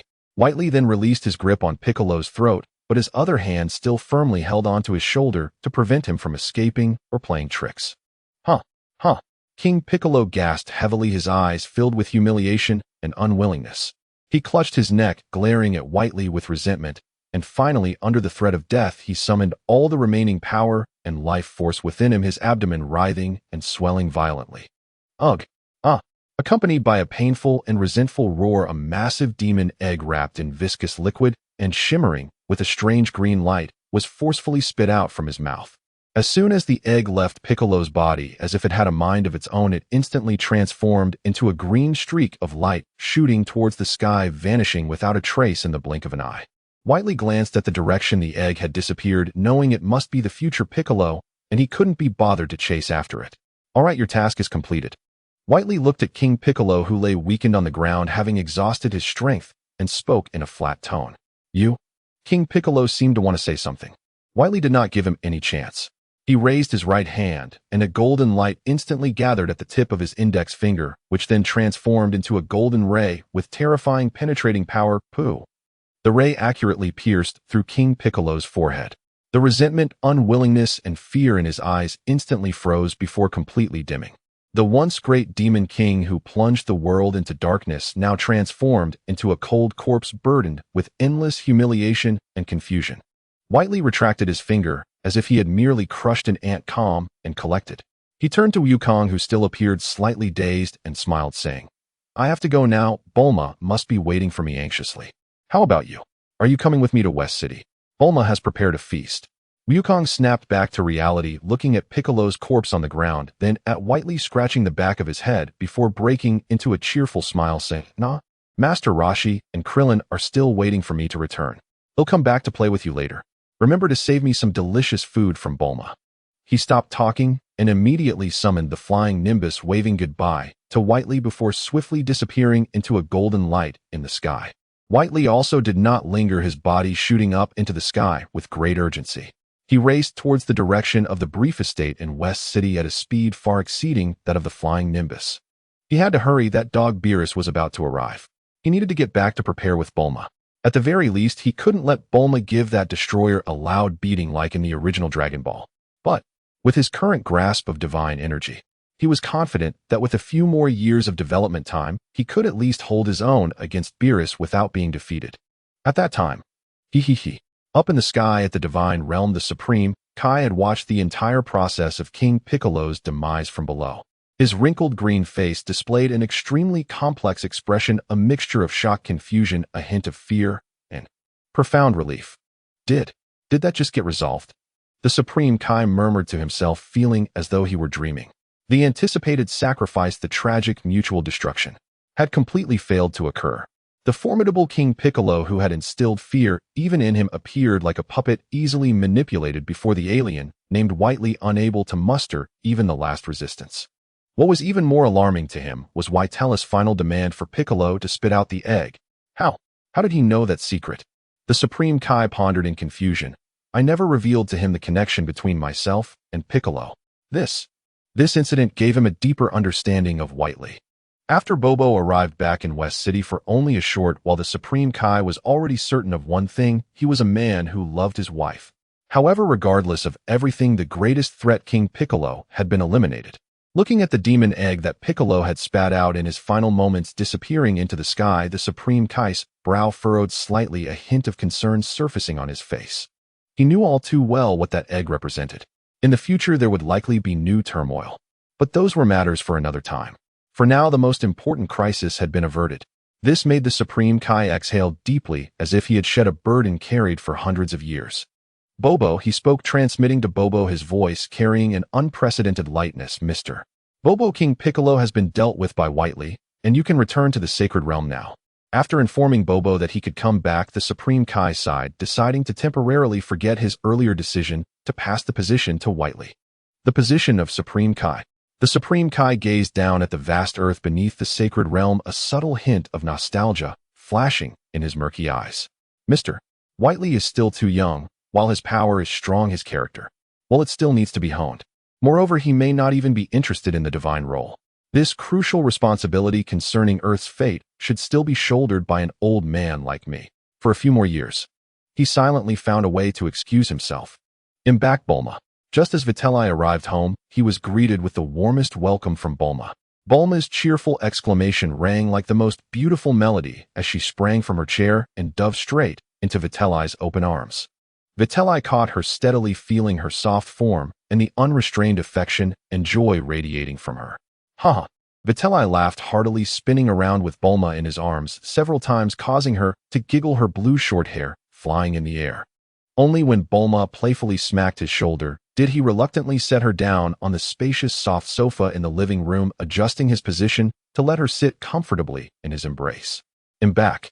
Vitelli lowered his head, resting his forehead against hers as he spoke in a low, gentle tone. Bulma's face beamed with a rosy happiness as she nodded vigorously. After a moment of tenderness, Bulma finally spoke. Did you just go deal with the issue of Lord Piccolo? Bulma casually asked, wrapping her arms around his neck, but it was clear she was not too concerned about the world-threatening demon lord, her full attention on her beloved, who had finally returned home. How did you know it was me who dealt with it? Vitelli asked curiously. You silly. It was a live broadcast. Bulma responded helplessly, then, as if recalling something more important, her sapphire-like eyes suddenly sparkled with excitement. With gleaming enthusiasm, she said, "Is it true what Mr. Bobo just mentioned? Does the god want you to take his place? Become the new god of Earth?" Bobo. Vitelli was momentarily taken aback, then looked at Bulma, whose excitement resembled someone who had just won the lottery, rolling his eyes dramatically. "You can't actually want me to become that so-called god, right?" "Of course I do." Bulma nodded vigorously, laughing and shaking his arm, her eyes twinkling with dreams. "That's a god we're talking about. The legendary Kamisa. That's a being from stories. Aren't you excited, dear? Just think if you become the god of Earth in the future. If I tell my friends, how impressive would that be?" Vitelli shook his head decisively, unable to suppress a chuckle as he pinched Bulma's excited little face. "Come on, my dear. The position of Kamisa isn't as wonderful as you think." He hugged Bulma, adopting a serious expression as he said, "Let's not discuss the others for now, but just one point. If I really became the god of Earth, it would mean I could hardly leave the planet easily. I would have to guard this planet at all times. What if one day Ms. Bulma feels like going to outer space to see a comet or wants to visit other planets? Would I just let you fly alone in a spaceship drifting alone in the vast universe? What do you think?" Vitelli's description caused the excitement on her face to freeze instantly, and the scene he painted involuntarily surfaced in her mind. Herself piloting a spaceship alone, facing the vast yet cold starry sky, completely isolated. Just imagining that feeling sent a shiver down her spine. "Hiss." Bulma gasped, her mind suddenly clear. "You're right. That won't do. Absolutely not." She immediately shook her head like a rattle, tightly hugging Vitelli's arm. "Forget it. We won't become that god. Whoever wants to be it can go ahead. Traveling together is far more important." Seeing Bulma being successfully intimidated, a sly smile flickered in Vitelli's eyes. He tightened his hold around her waist, continuing with a laugh. "Besides, it's still uncertain whether this god is willing to keep his previous promise and pass the position to me." Bulma looked up in confusion. Vitelli's lips curled into a meaningful arc. He wanted to pass the position to me because he knew his time was short, planning to sacrifice himself to completely eliminate Lord Piccolo, hence needing a powerful successor to protect Earth. And now, he elongated his tone, "with Lord Piccolo dealt with by me, his death is temporarily postponed.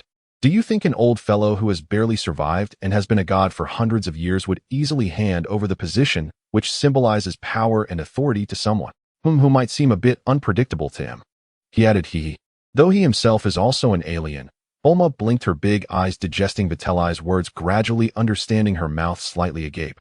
"Are you saying the god is an alien? And he might go back on his word?"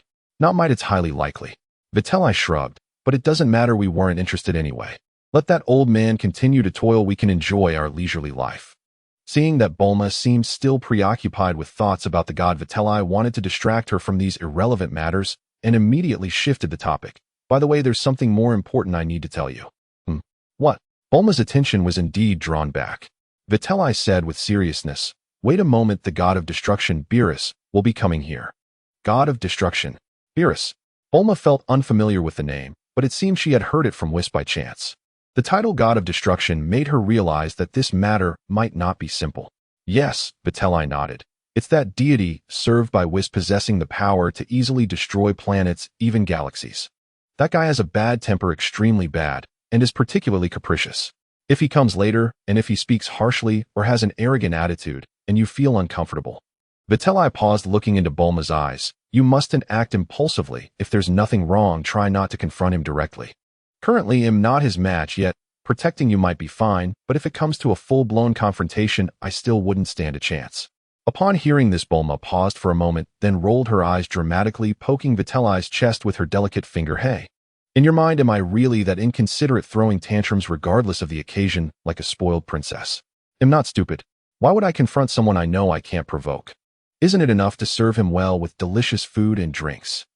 Although her personality was straightforward as the heiress of the Universal Capsule Group, she still understood basic social etiquette and interests. Vitelli, however, shook his head with a smile, grabbing her finger that was poking him, his gaze suddenly turning cold and sharp. An invisible aura of menace subtly emanated. "No, Bulma, you've misunderstood. I'm not asking you to endure or be afraid of him." He looked directly at Bulma, speaking clearly and firmly. "What I mean is, unless it's necessary. But if he really angers you, making you feel offended and aggrieved, you don't have to fear him at all. You can scold him. Feel free to confront him. Don't hold back at all."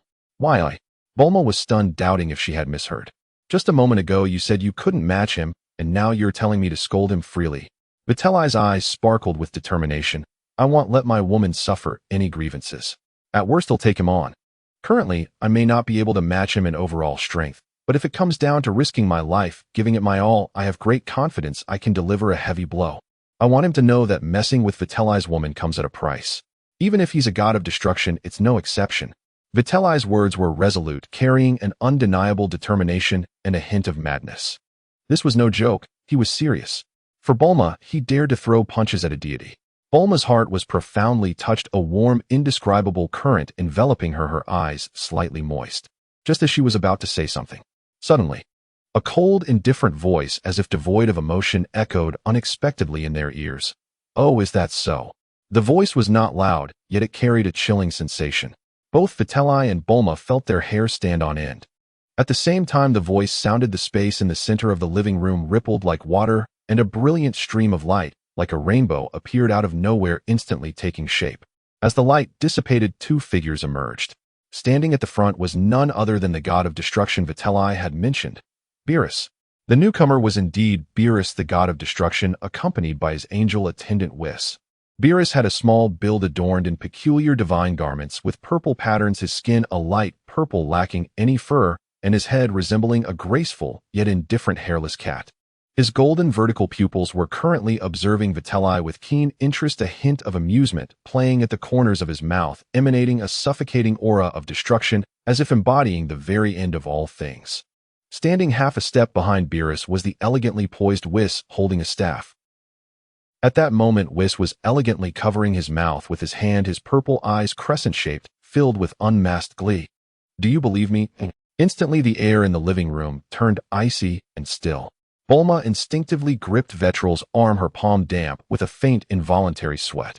Vetral's heartbeat skipped a beat, but his ironclad composure and months of rigorous cultivation allowed him to regain his calm in an instant. Gently patting Bulma's hand to reassure her, he rose with unruffled poise and offered a perfectly measured, courteous smile. Lord Beerus, Master Whis, welcome to the brief family estate.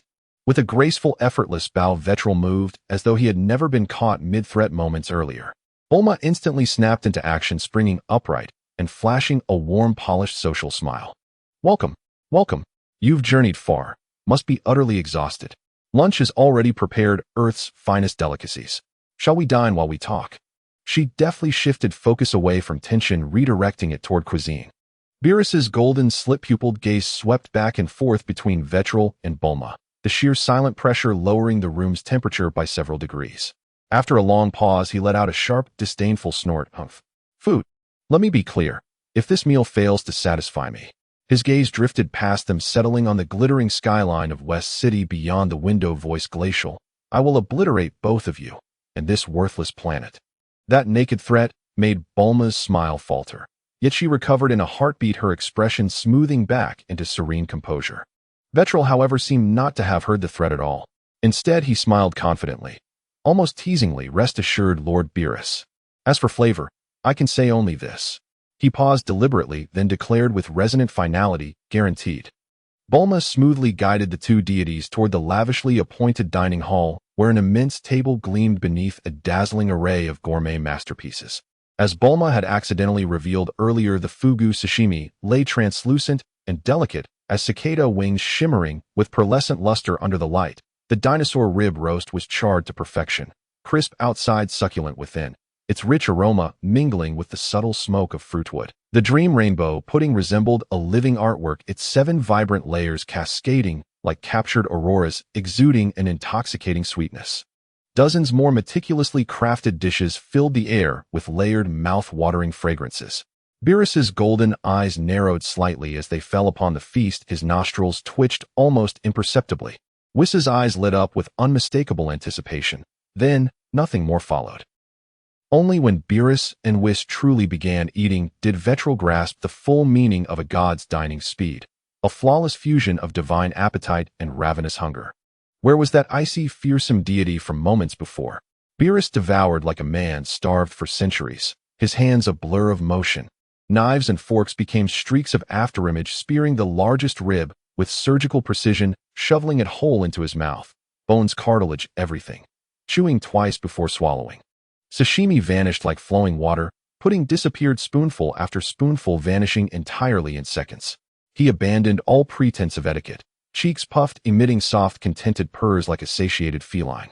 The food crunched audibly between his teeth. Whis, though retaining angelic grace, in every gesture matched his pace effortlessly. He anticipated Beerus's next target with uncanny precision, stealing the choicest morsel first, then delivering it to his own plate with elegant lightning efficiency. Between them unfolded a silent high-stakes battle for supremacy, plates emptied before the eye could follow. Watching the god of destruction squabble over mere morsels, Vetral's lips twitched. Internally he raged, seriously bro, is it that serious? Seriously, you're gods, can't you at least uphold some divine dignity? Yet even as he mocked, panic surged. He'd get nothing but broth if he didn't act now. He dove headfirst into the fray, shoveling food into his mouth with desperate fervor. For a moment the dining hall echoed only with clinking cutlery and rhythmic chewing. Charged electric, absurdly intense. Bulma watched the three ravenous figures torn between exasperation and amusement. Utterly excluded from the feeding frenzy, she barked orders at her robotic servants. Quick! 2 more racks of ribs. Double the fugu sashimi. Is there any dream rainbow pudding left in the kitchen? Make 2 more portions, immediately. Hurry! Like a battlefield logistics commander she whirled about, still managing to slip choice morsels into Vetral's bowl whenever he couldn't reach them. After all, against Whis and Beerus, the undisputed elite, Vetral's reflexes remained just a shade slower. This legendary divine banquet concluded in a whirlwind of consumption. Towering stacks of empty plates bore mute, eloquent testimony to the ferocity of the feast. While Bulma alone remained busy, Vetral, Beerus, and Whis slumped bonelessly into their plush chairs, each holding a toothpick, hands resting atop visibly distended bellies, sighing deep, satisfied belches. Not even a finger twitch remained within them. The dining hall hung heavy with the lingering perfume of food and an atmosphere of profound, luxurious lethargy. Savoring the comforting weight in his stomach, Vetral tilted his head toward Beerus, a playful glint in his eye. Well then, Lord Beerus, was lunch to your satisfaction? Beerus blinked lazily, golden feline pupils half-lidded, and responded with a low, drowsy humph. Yet this time the sound held none of its earlier chill or menace, only postprandial languor, and perhaps a hint of smug food-conquered pride. So thoroughly stuffed was he that he involuntarily rolled his eyes at Vetral, not in contempt, but purely from physical overload. Time drifted suspended in blissful satiety. When digestion eased the leaden fullness in their bellies, Beerus's golden slit-pupilled eyes reopened, alight once more with keen, restless curiosity. He straightened in his seat, rolling his neck with soft, audible cracks, his gaze sharpening as it locked onto Vetral. Boy, he said, flicking aside his toothpick with a smirk edged in mischief and martial eagerness. You claimed earlier that when serious you could deliver something truly devastating. Now that I'm full, let's stretch our limbs.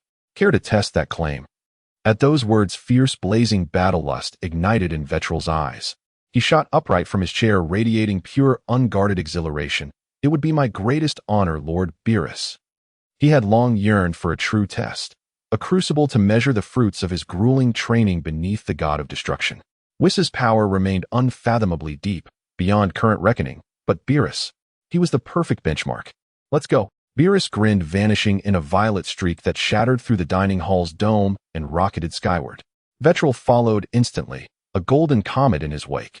Hey, wait for me.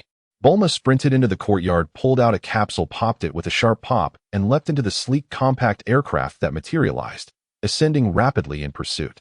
Whis rose serenely, hovering weightlessly beside Bulma's craft, casually shielding her from potential combat shockwaves, all while wearing the relaxed, amused smile of a spectator at a grand spectacle. High above the desolate, wind-scoured Badlands, far beyond West City, Vetral and Beerus hovered in midair, hundreds of meters apart. Gales whipped their garments into furious flaps. Below stretched an endless, rust-red expanse, barren, uninhabited, perfectly suited for unrestrained titanic combat. Beerus stood casually, arms crossed, golden eyes fixed unblinkingly on Vetral. He extended his right hand, curling a single finger in a taunting invitation. Come on, boy. Strike first. Give me your absolute best. Make me smile. Let's see what Whis has actually taught you these past days. Vetral ignored the provocation and made no move to ignite his aura or transform into a Super Saiyan. Slowly he closed his eyes, melding seamlessly with the howling wind around him, standing utterly still in the void. His presence dissolved, vanished from the world itself. To ordinary senses, he simply ceased to exist. Yet beneath that profound stillness, a cataclysmic storm gathered. Whoosh! Around Vetril, the air thickened, grew dense and heavy. An invisible force field erupted outward, expanding with silent, inexorable power. Suddenly, his eyes snapped open. Within their obsidian depths, silver starlight detonated, brilliant, searing, infinite. A sacred, boundless aura, like a slumbering volcano erupting, roared into being. Vroom! No blinding light. No explosive energy wave. Instead, a faint, nearly translucent silver luminescence shimmered across his skin, soft, radiant, otherworldly. Beerus, poised and waiting, froze. His pupils dilating, wide face slack with raw, unguarded astonishment, staring as though beholding a myth made flesh. Unconsciously, he whispered each word, distinct, reverent, awestruck. The ultimate. Self-mastery. Art. The lazy and playful expression on Beerus' light purple cat-like face vanished, completely replaced by an unprecedented gravitas. His golden vertical pupils locked firmly onto the thin layer of silvery light swirling around Witchery, his body no longer relaxed, but instead settling into a serious combat stance. The terrifying pressure of the god of destruction spread out like a tangible force. Even the wind seemed to freeze. Come on. Beerus' voice was deep, carrying the weight of a formal declaration of war. Witchery's silver-white pupils remained unfazed, reflecting the profoundness of the entire galaxy. Without the slightest hesitation, he moved like a lightning bolt. His figure blurred momentarily in place, and in the next instant he appeared precisely in front of Beerus.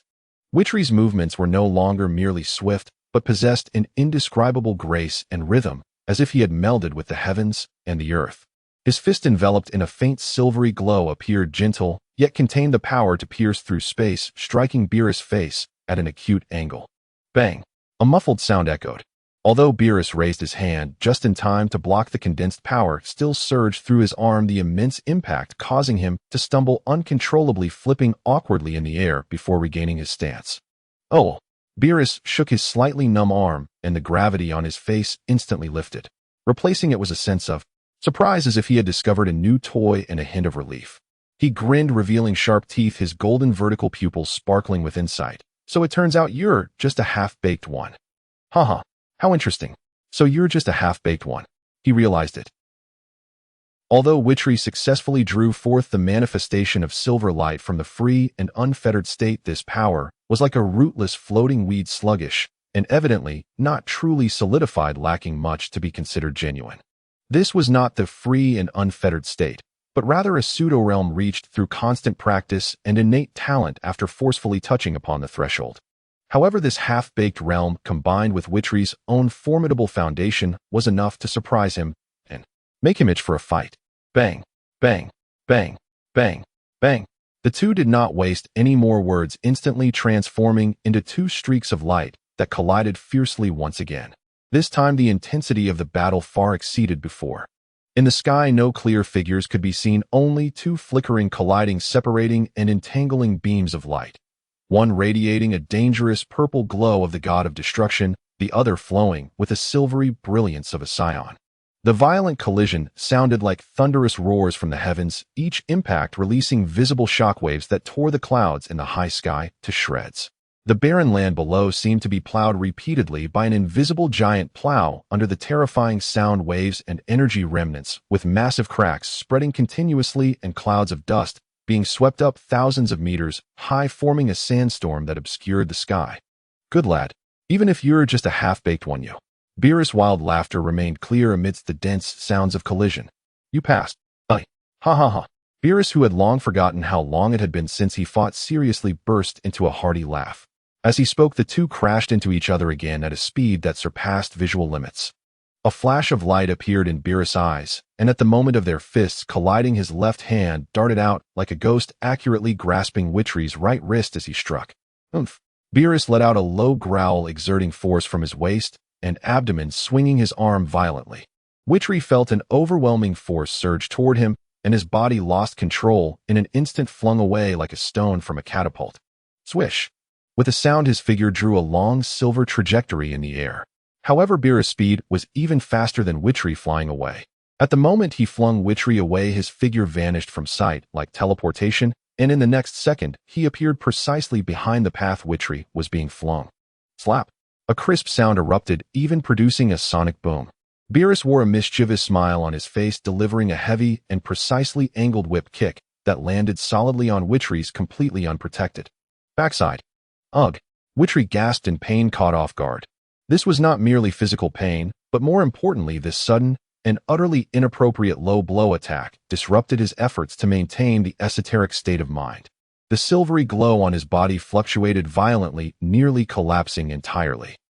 Witchery forcibly steadied himself, covering his stinging backside, his silver-white pupils filled with disbelief, shame, and anger. He gritted his teeth and glared at Beerus, who wore a seemingly innocent smile in the distance. Beerus, are you incapable of playing fair?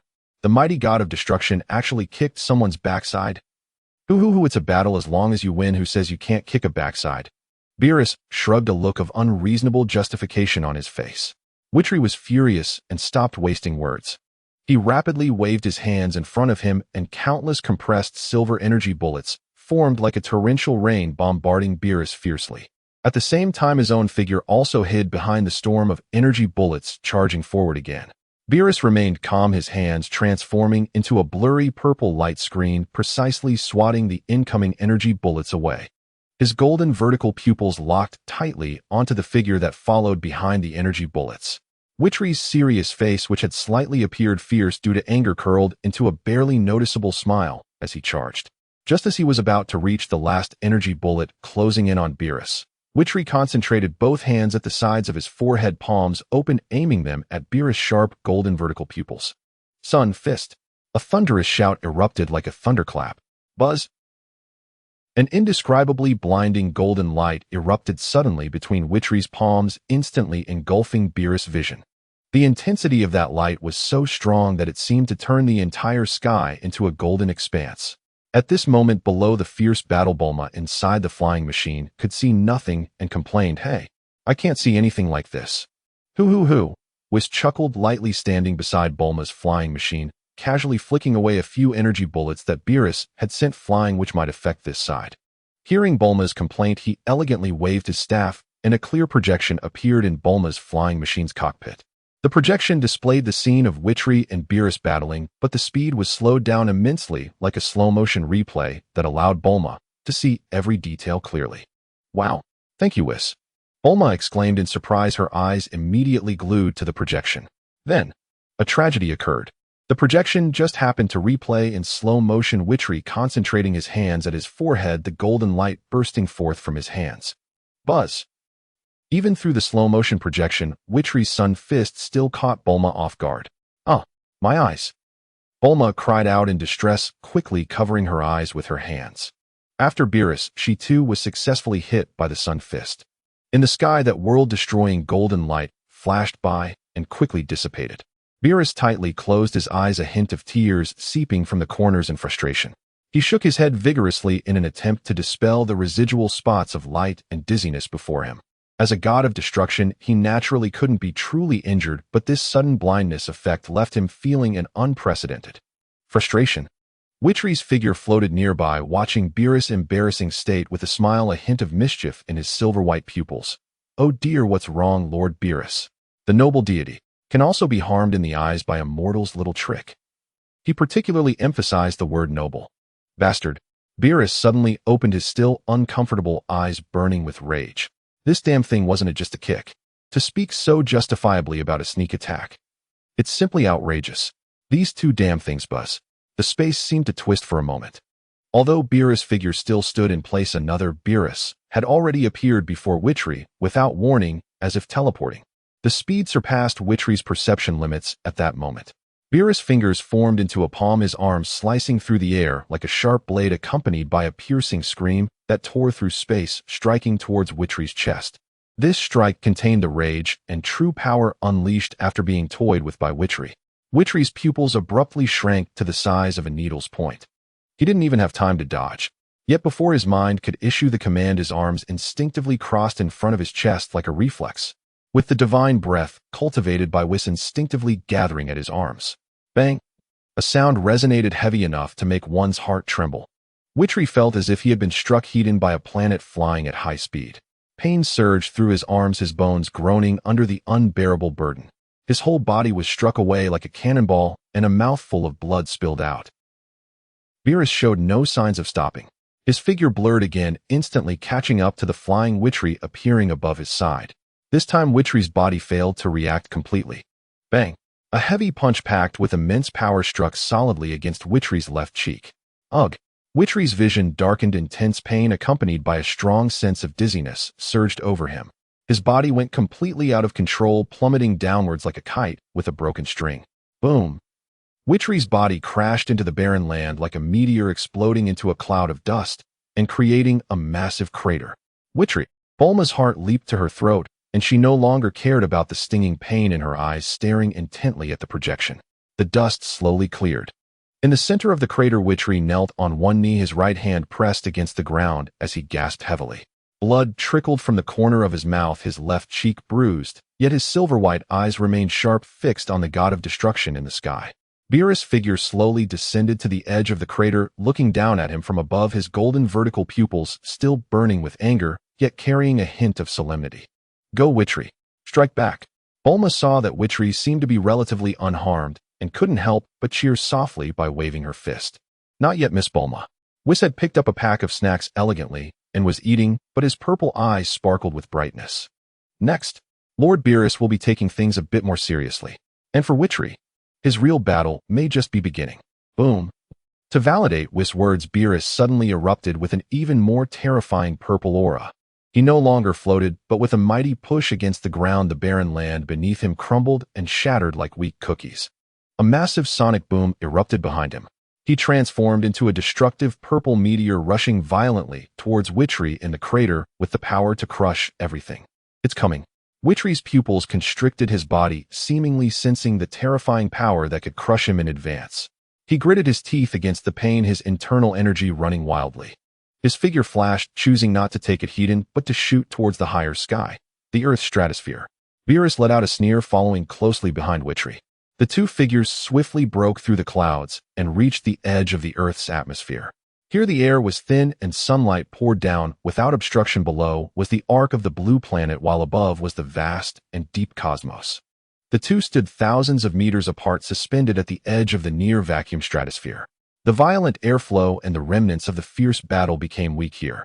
The purple aura around Beerus slowly converged, but the destructive pressure became even more condensed. His golden vertical pupils fixed on Witchery, devoid of the previous mockery and anger, instead holding a hint of appreciation. Kid, Beerus' voice clearly penetrated the thin air, reaching Witchery's ears. You're quite impressive. He narrowed his eyes slightly as if making a decision, a tempting smile spreading across his lips. Consider it. Do you want to become the apprentice god of destruction of the seventh universe? Witchery was taken aback. A hint of astonishment flashed through his silver-white pupils. He had envisioned Beerus continuing to launch fierce attacks, mocking him, or even possibly using stronger moves. But never did he expect Beerus to throw out such an olive branch during the battle. Apprentice god of destruction. Witchery almost hesitated, slowly shaking his head. I refuse. His voice was calm and resolute. What would he do as a god of destruction? What he pursued was the pinnacle of his own power. It was that elusive, free, and unfettered state. Once he truly mastered the art of the free and unfettered state, a mere god of destruction. What could it possibly mean? Beerus seemed to have anticipated this answer, snorting coldly and falling silent. The battle intent in his golden vertical pupils grew even more intense. Since you don't want to be a god of destruction, then prove your path with strength. No need for words. With a sharp focus in his eyes, Witchery's silver radiance surged once more. This time he took the initiative to attack, transforming into a silver lightning bolt that tore through space, charging directly at Beerus. Beerus' body radiated a brilliant purple light, also transforming into a beam of destructive purple energy to meet the charge. Boom, boom, boom, boom, boom. This battle had truly entered a state of intense heat. Neither side held back anymore. The edge of the stratosphere resembled the detonation of countless nuclear bombs. Every collision of fists and feet unleashed an energy storm 10 times more terrifying than before. Massive shockwaves spread out like tangible rings, crazily expanding towards the outer space and the atmosphere below. The earth wailed. People screamed. Even from dozens of kilometers away, the cities below felt the intense tremors. Glass windows shattered everywhere. Buildings shook violently. Countless humans screamed in terror, rushing to open spaces, instinctively looking up at the sky. There, high above, the clouds were stirred by a terrifying force, forming a gigantic void, brilliant light flashing within as if the apocalypse had arrived. In the core area of the collision space was struck with fine cracks like fragile glass. Those were the marks of space being torn apart. A fierce gale swept down from the high skies, creating a terrifying superstorm at the surface. Finally, after yet another earth-shaking collision, the two were sent flying apart, confronting each other from thousands of meters away. Both sides felt somewhat disordered, but their fighting spirit had reached its peak. "Kid." Byla's voice held a hint of amusement, but was filled with acknowledgement. "I admit you're not bad. If you can withstand this strike." He placed his left hand behind his back, slowly raising his right hand with his index finger pointing upward. Buzz. A destructive aura that made one's soul tremble instantly coalesced. A deep purple energy sphere, deep enough to seem capable of devouring everything, appeared out of thin air at the tip of Byla's index finger. Inside the energy sphere, purple light leaped wildly, exuding an aura of annihilation. Just its presence caused Witchery's surrounding silver glow to fluctuate violently, as if it could extinguish at any moment. "If you withstand it, then this battle is yours." Byla's voice was cold and flat, carrying the weight of divine judgment. "Destruction." With these words, Bylas lightly tapped his index finger. The energy sphere, imbued with a hint of his destructive power, moved silently, but at a speed that surpassed the limits of time and space, instantly crossing thousands of meters to appear before Witchery. Wherever it passed, the surrounding space was pulled into a pitch-black, unhealable trajectory. Witchery placed his palms in position, gazing at the incoming destructive energy.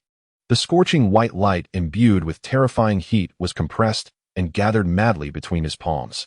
However, the oppressive force contained within the destructive energy had already caused Witchery's expression to change dramatically before it even made contact.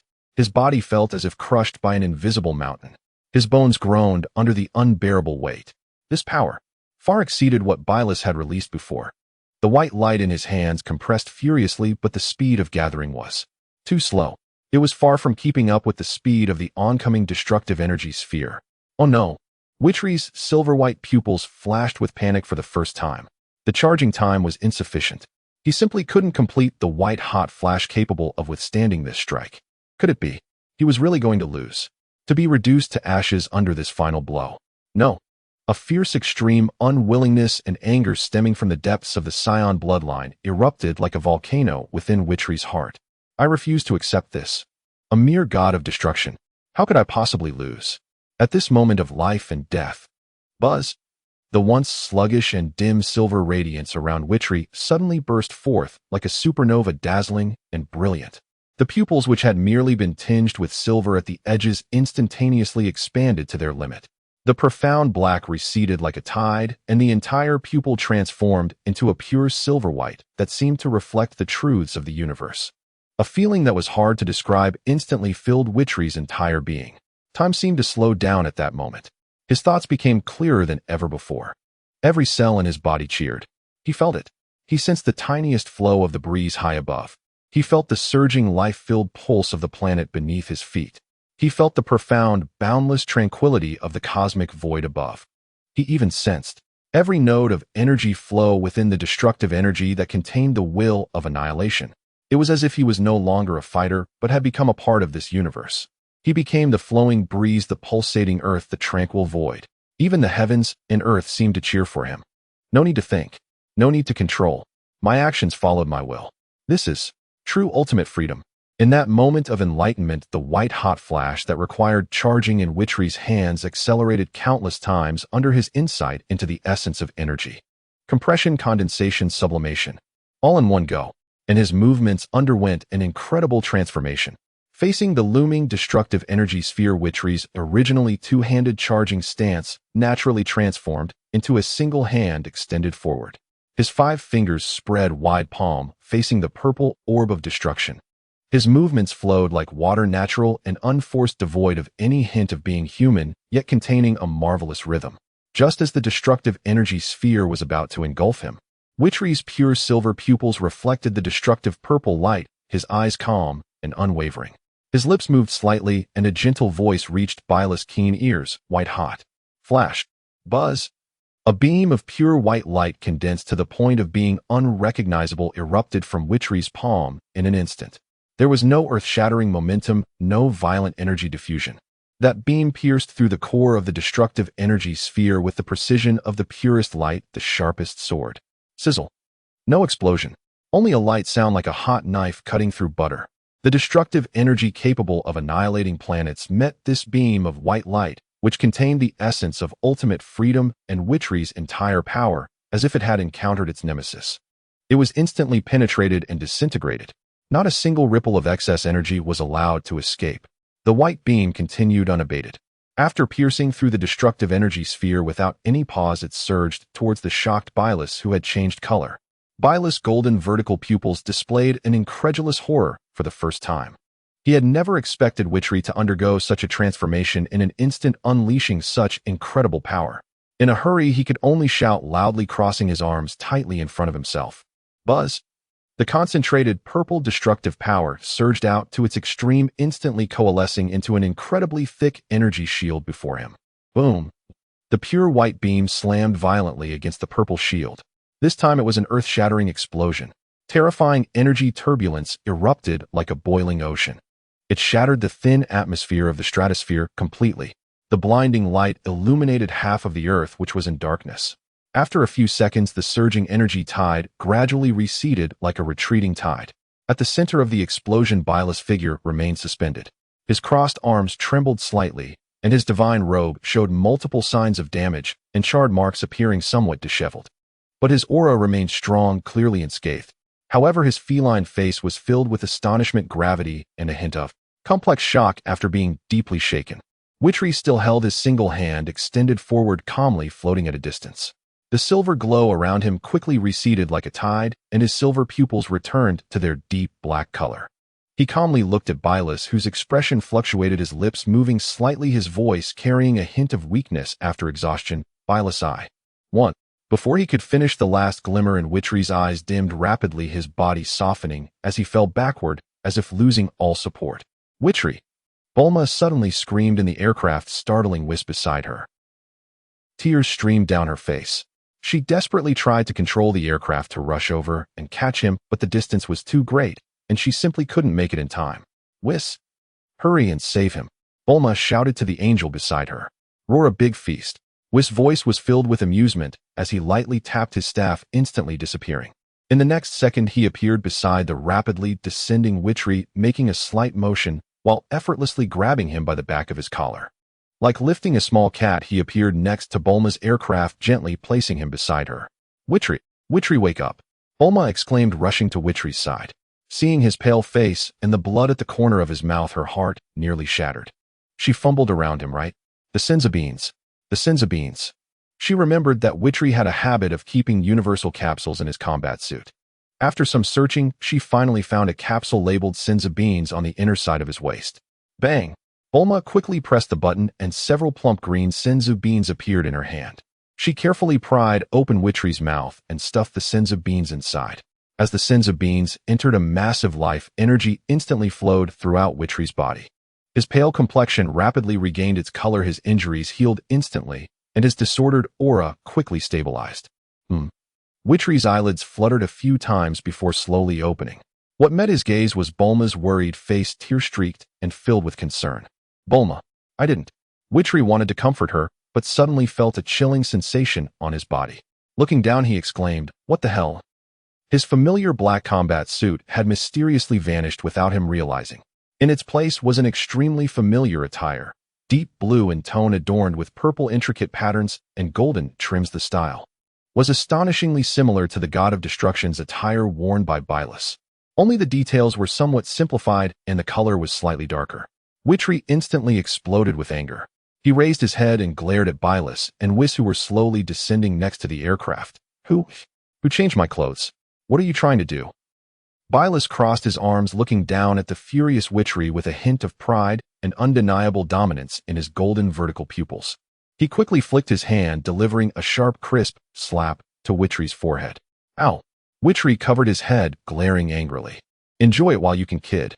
Bylus huffed, wearing a face that seemed to say, you got lucky. In all these thousands of years, I have never actively sought a trainee God of Destruction. You Witchery are the first. This is your honor. He pointed at the divine attire Witchery wore. This trainee god of destruction uniform symbolizes your identity.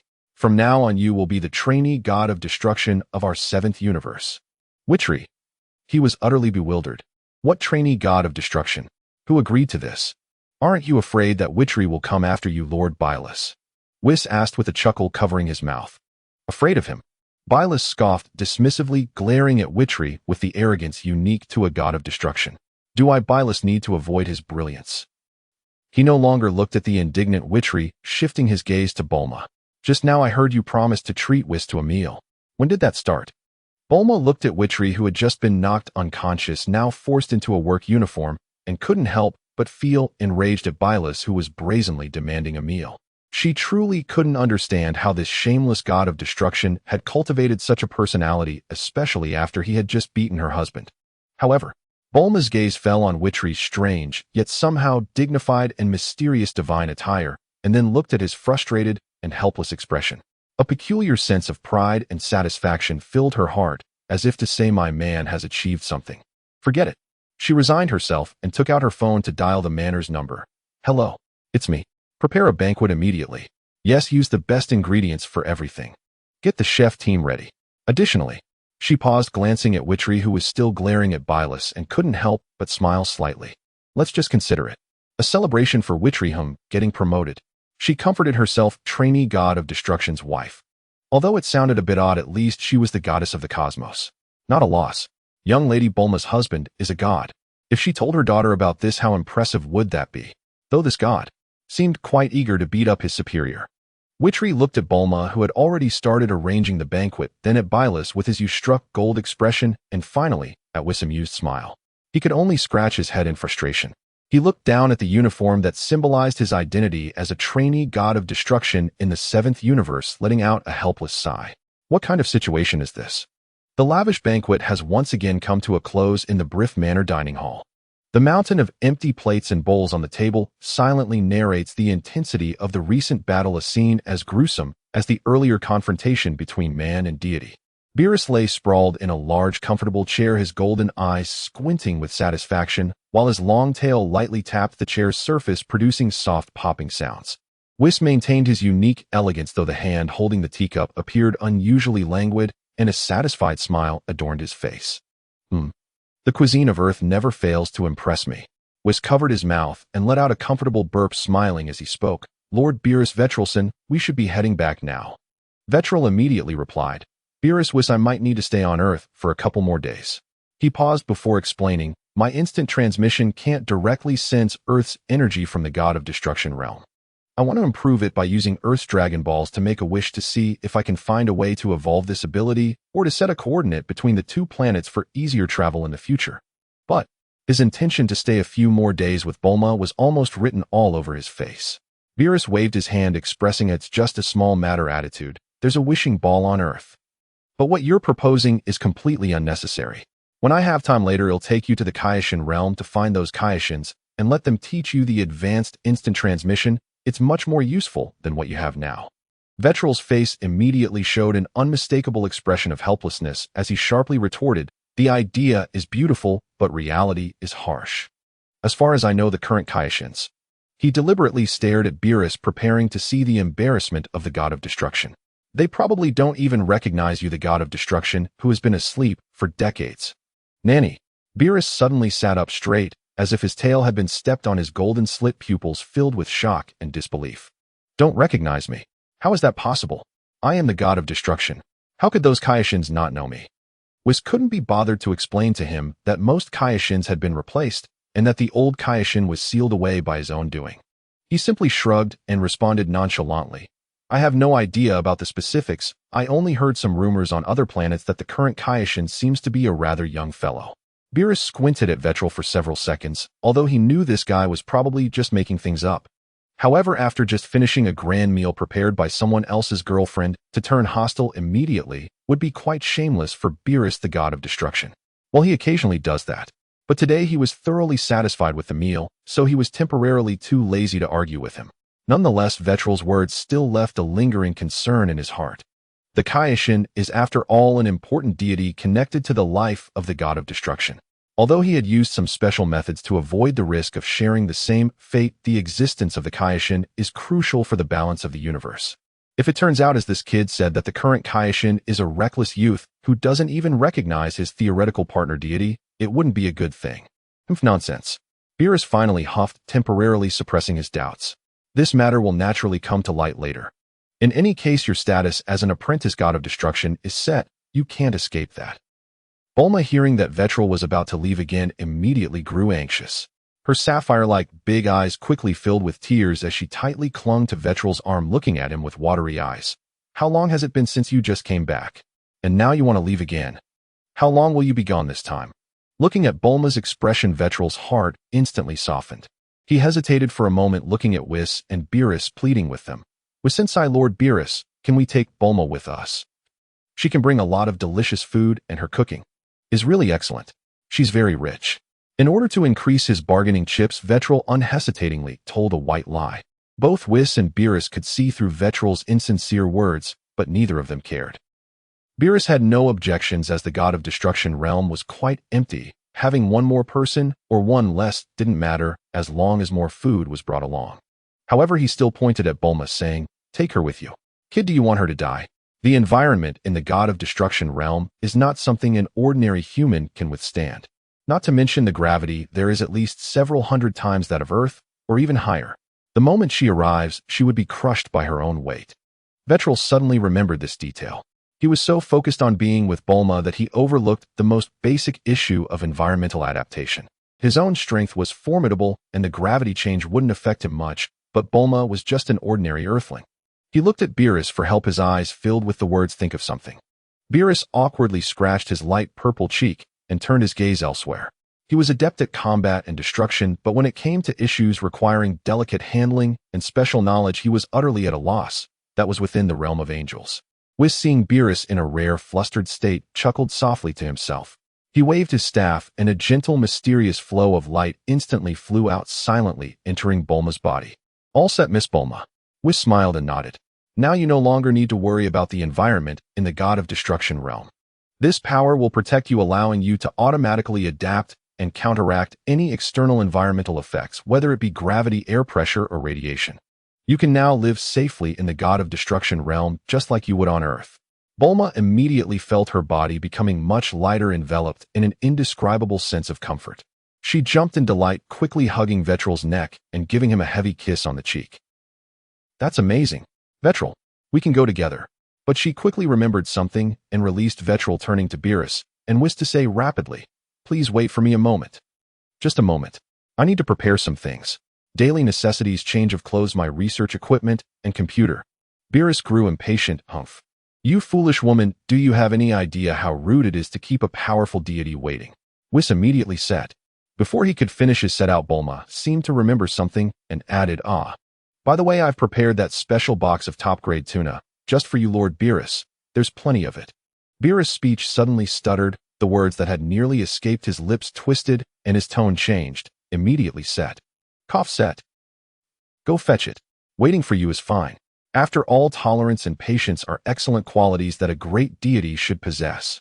He spoke with righteous fervor, as if he were not the impatient one from moments ago. Whis finally couldn't help himself, covering his mouth as his shoulders shook with laughter. Vetril quickly lowered his head, covering his mouth, but his shoulders shook with suppressed laughter that was impossible to contain. Beerus cast a disdainful glance at the two behind him. He crossed his arms, trying to maintain an air of authority, but the slight twitch of his nostrils and the instinctive glance towards the kitchen completely betrayed him. Bulma moved swiftly like a gust of wind, rushing back to the bedroom and storage. Before long, she emerged, dragging two large backpacks that looked heavily packed.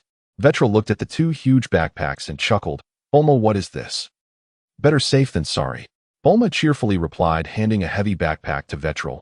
"Most of this is capsule technology containing my 3 laboratories, 2 houses, various tools, and some ingredients, plus a lot of prepared food for you and Lord Beerus.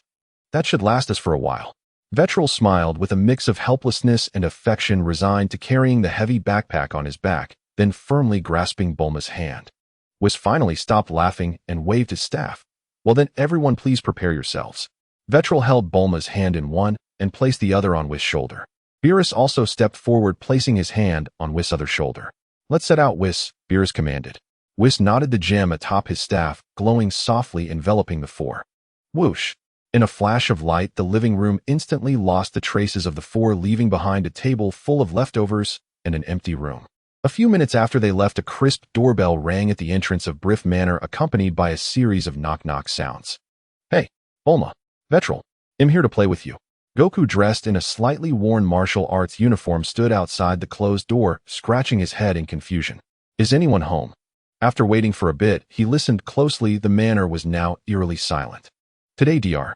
Briefs and his wife were also not home, and after Vetril and the others left, only a few patrolling robots remained in the manor. "That's strange." Vetril clearly came back.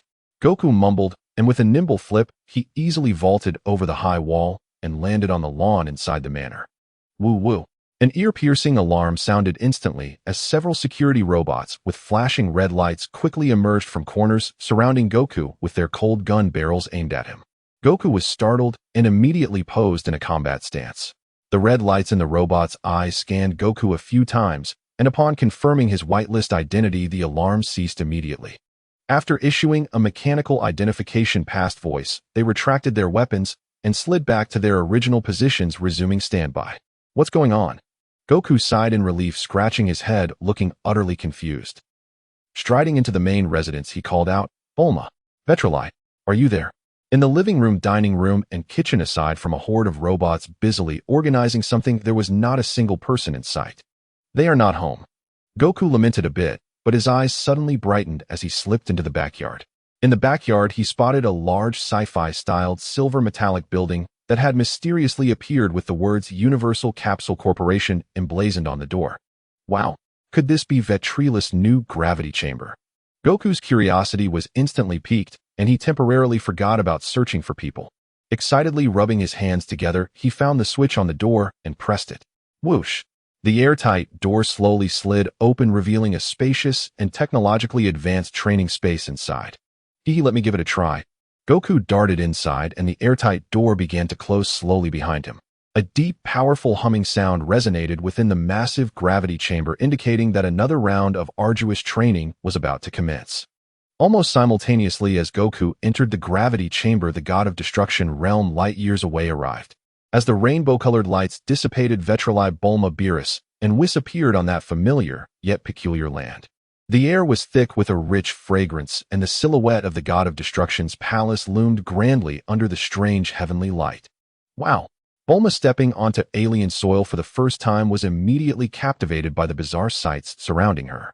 Plants emitting a soft glow, uniquely shaped yet gentle-looking animals, soil beneath her feet that seemed infused with some kind of energy, and an overhead sky more vibrant than the auroras she had ever seen. Everything here thrilled this genius scientist. So this is an alien planet. Amazing. What is the principle behind the glowing plants? The atmospheric composition seems completely different from Earth. She exclaimed, her eyes sparkling with excitement, eager to pull out her instruments and begin her research. Beerus was initially complaining to Whis, saying, "Whis, has your speed been slowing down lately? I remember you used to fly the same distance in just 1 minute and 45 seconds, but this time it took almost 2 minutes. Did you spend all your time searching for food in the universe while I was sleeping, forgetting to train?" However, upon hearing Bulma's astonishment, he immediately turned his head, chin slightly raised, looking down at her with a lofty gaze, and said, "Hey woman, this is the realm of Lord Beerus, the God of Destruction. It cannot be compared to the alien planets you speak of." Bulma was crouched on the ground, carefully observing a glowing plant. Upon hearing this, she looked up, blinking her bright blue eyes with a pure look of confusion on her face. "But isn't this just another planet in the universe outside of Earth? Isn't it still an alien planet?" Beerus was momentarily speechless, caught off guard by her extremely accurate and straightforward logic, and his desire to show off vanished instantly. He irritably flicked his tail, feeling there was a slight communication barrier with this Earth woman. After stretching his arms in boredom, he turned to Vetril. With a flash of purple light, his majestic God of Destruction attire instantly transformed into a comfortable brown sleepwear, and he even donned a sleeping cap. Beerus yawned, his eyes barely opened, saying, "Feel sleepy after a good meal. Since you are now an apprentice God of Destruction, the cleanup of those useless garbage planets will be your responsibility from now on." I just had a bit too much to eat. I need to take a nap for a decade or so to regain my energy. Huh. He yawned again, swaying as he walked deeper into the palace, his voice growing fainter. As for the method of using destruction, let Whis teach you. Zzz. His voice trailed off as his figure suddenly vanished, clearly having returned directly to his bedroom. Whis and Vetrali watched the direction Beerus had vanished, shaking their heads, in unison, expressions filled with helplessness. This guy is truly hopeless, Vetrali muttered under his breath. Whis resumed his calm demeanor, smiling as he looked at Vetrali. So Vetrali, do you plan to start your training immediately or take a break first? I personally suggest starting with a cup of afternoon tea, he said, conjuring a delicate teapot and several teacups out of thin air. At this moment, Bulma emerged from the nearby woods holding a small notebook and quickly jotting down something. Hearing Whis' words, she immediately raised her hand enthusiastically, saying, "Leave the tea brewing to me. I just happened to bring a variety of high-quality tea leaves from Earth, and I want to see what flavor they create with the water here." However, Vetrali shook his head, his gaze fixed on Whis, his expression turning serious. "Let's save the tea for next time, Whis. I want to start training first. When do you plan to teach me the power of destruction?"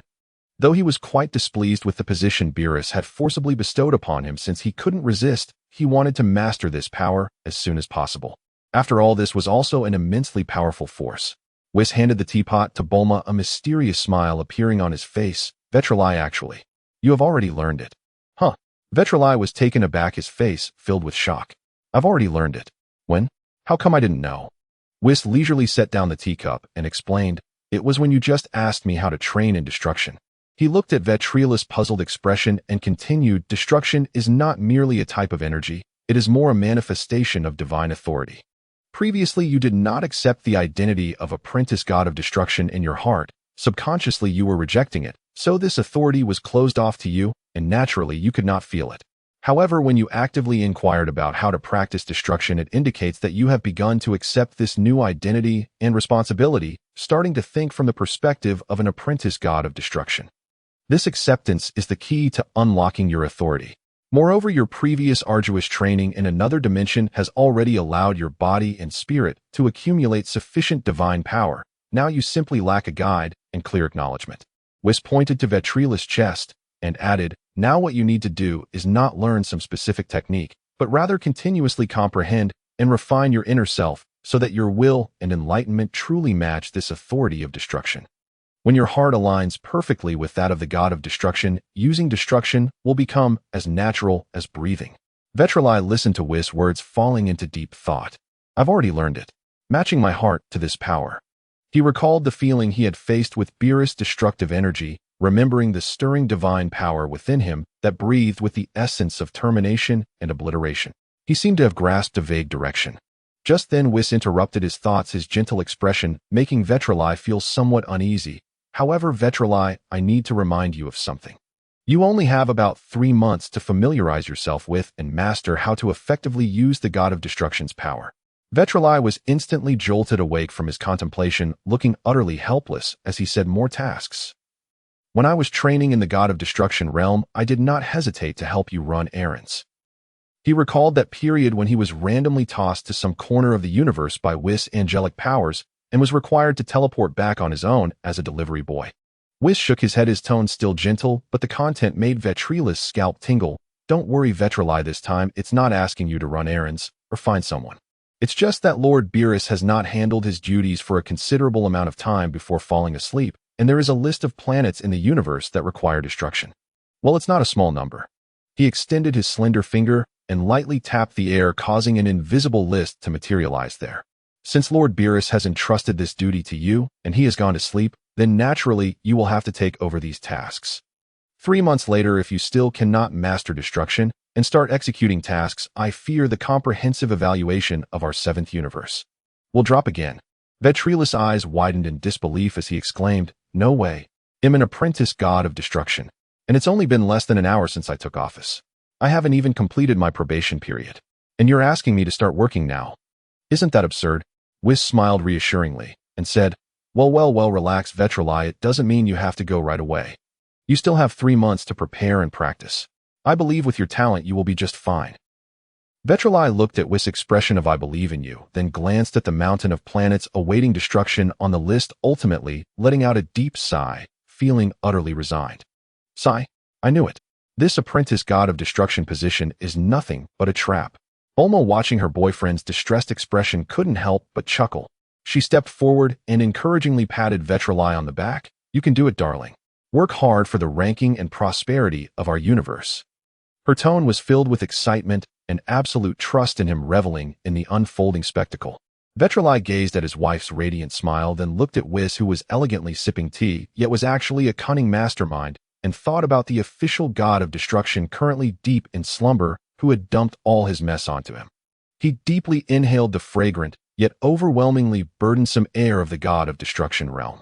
Life as an apprentice god of destruction seemed far more tedious than he had imagined.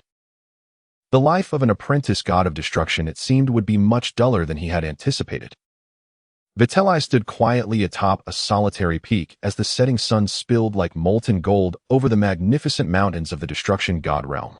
He had donned his former black silk battle attire, once more the sunlight casting a warm orange glow upon the fabric. Vitelli gazed at the gigantic orange star, radiating warmth, slowly sinking below the distant horizon, painting the entire sky in a magnificent crimson.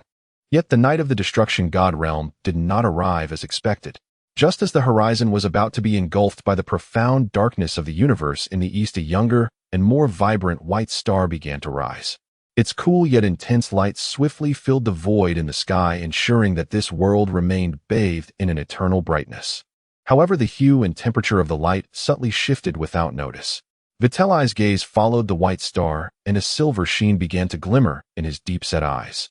He slowly raised both hands, pressing them together in front of him, his expression focused as he felt the powerful force within his body. Moments later, his hands began to part at an excruciatingly slow pace, as if burdened by a tremendous weight. As his palms separated, a dark purple point of light emanating a high temperature and a sense of annihilation suddenly materialized in the space between them. Initially no larger than a grain of rice, the light point contained an unsettlingly terrifying fluctuation. As the distance between Vitelli's hands increased, this dark purple energy began to swell violently. Sweat beads formed on Vitelli's forehead, clearly indicating that controlling this destructive energy was still a burden on his body. But just then a flash of silver gleamed in Vitelli's eye. Instead of casting out the energy like Beerus, he shouted softly, "Not enough." He began to forcibly inject the characteristics of his white-hot flash technique, which contained extreme heat, into this already highly unstable destructive energy. Instantly, the interior of the dark purple energy sphere seemed to ignite, erupting with a blazing white light at its core.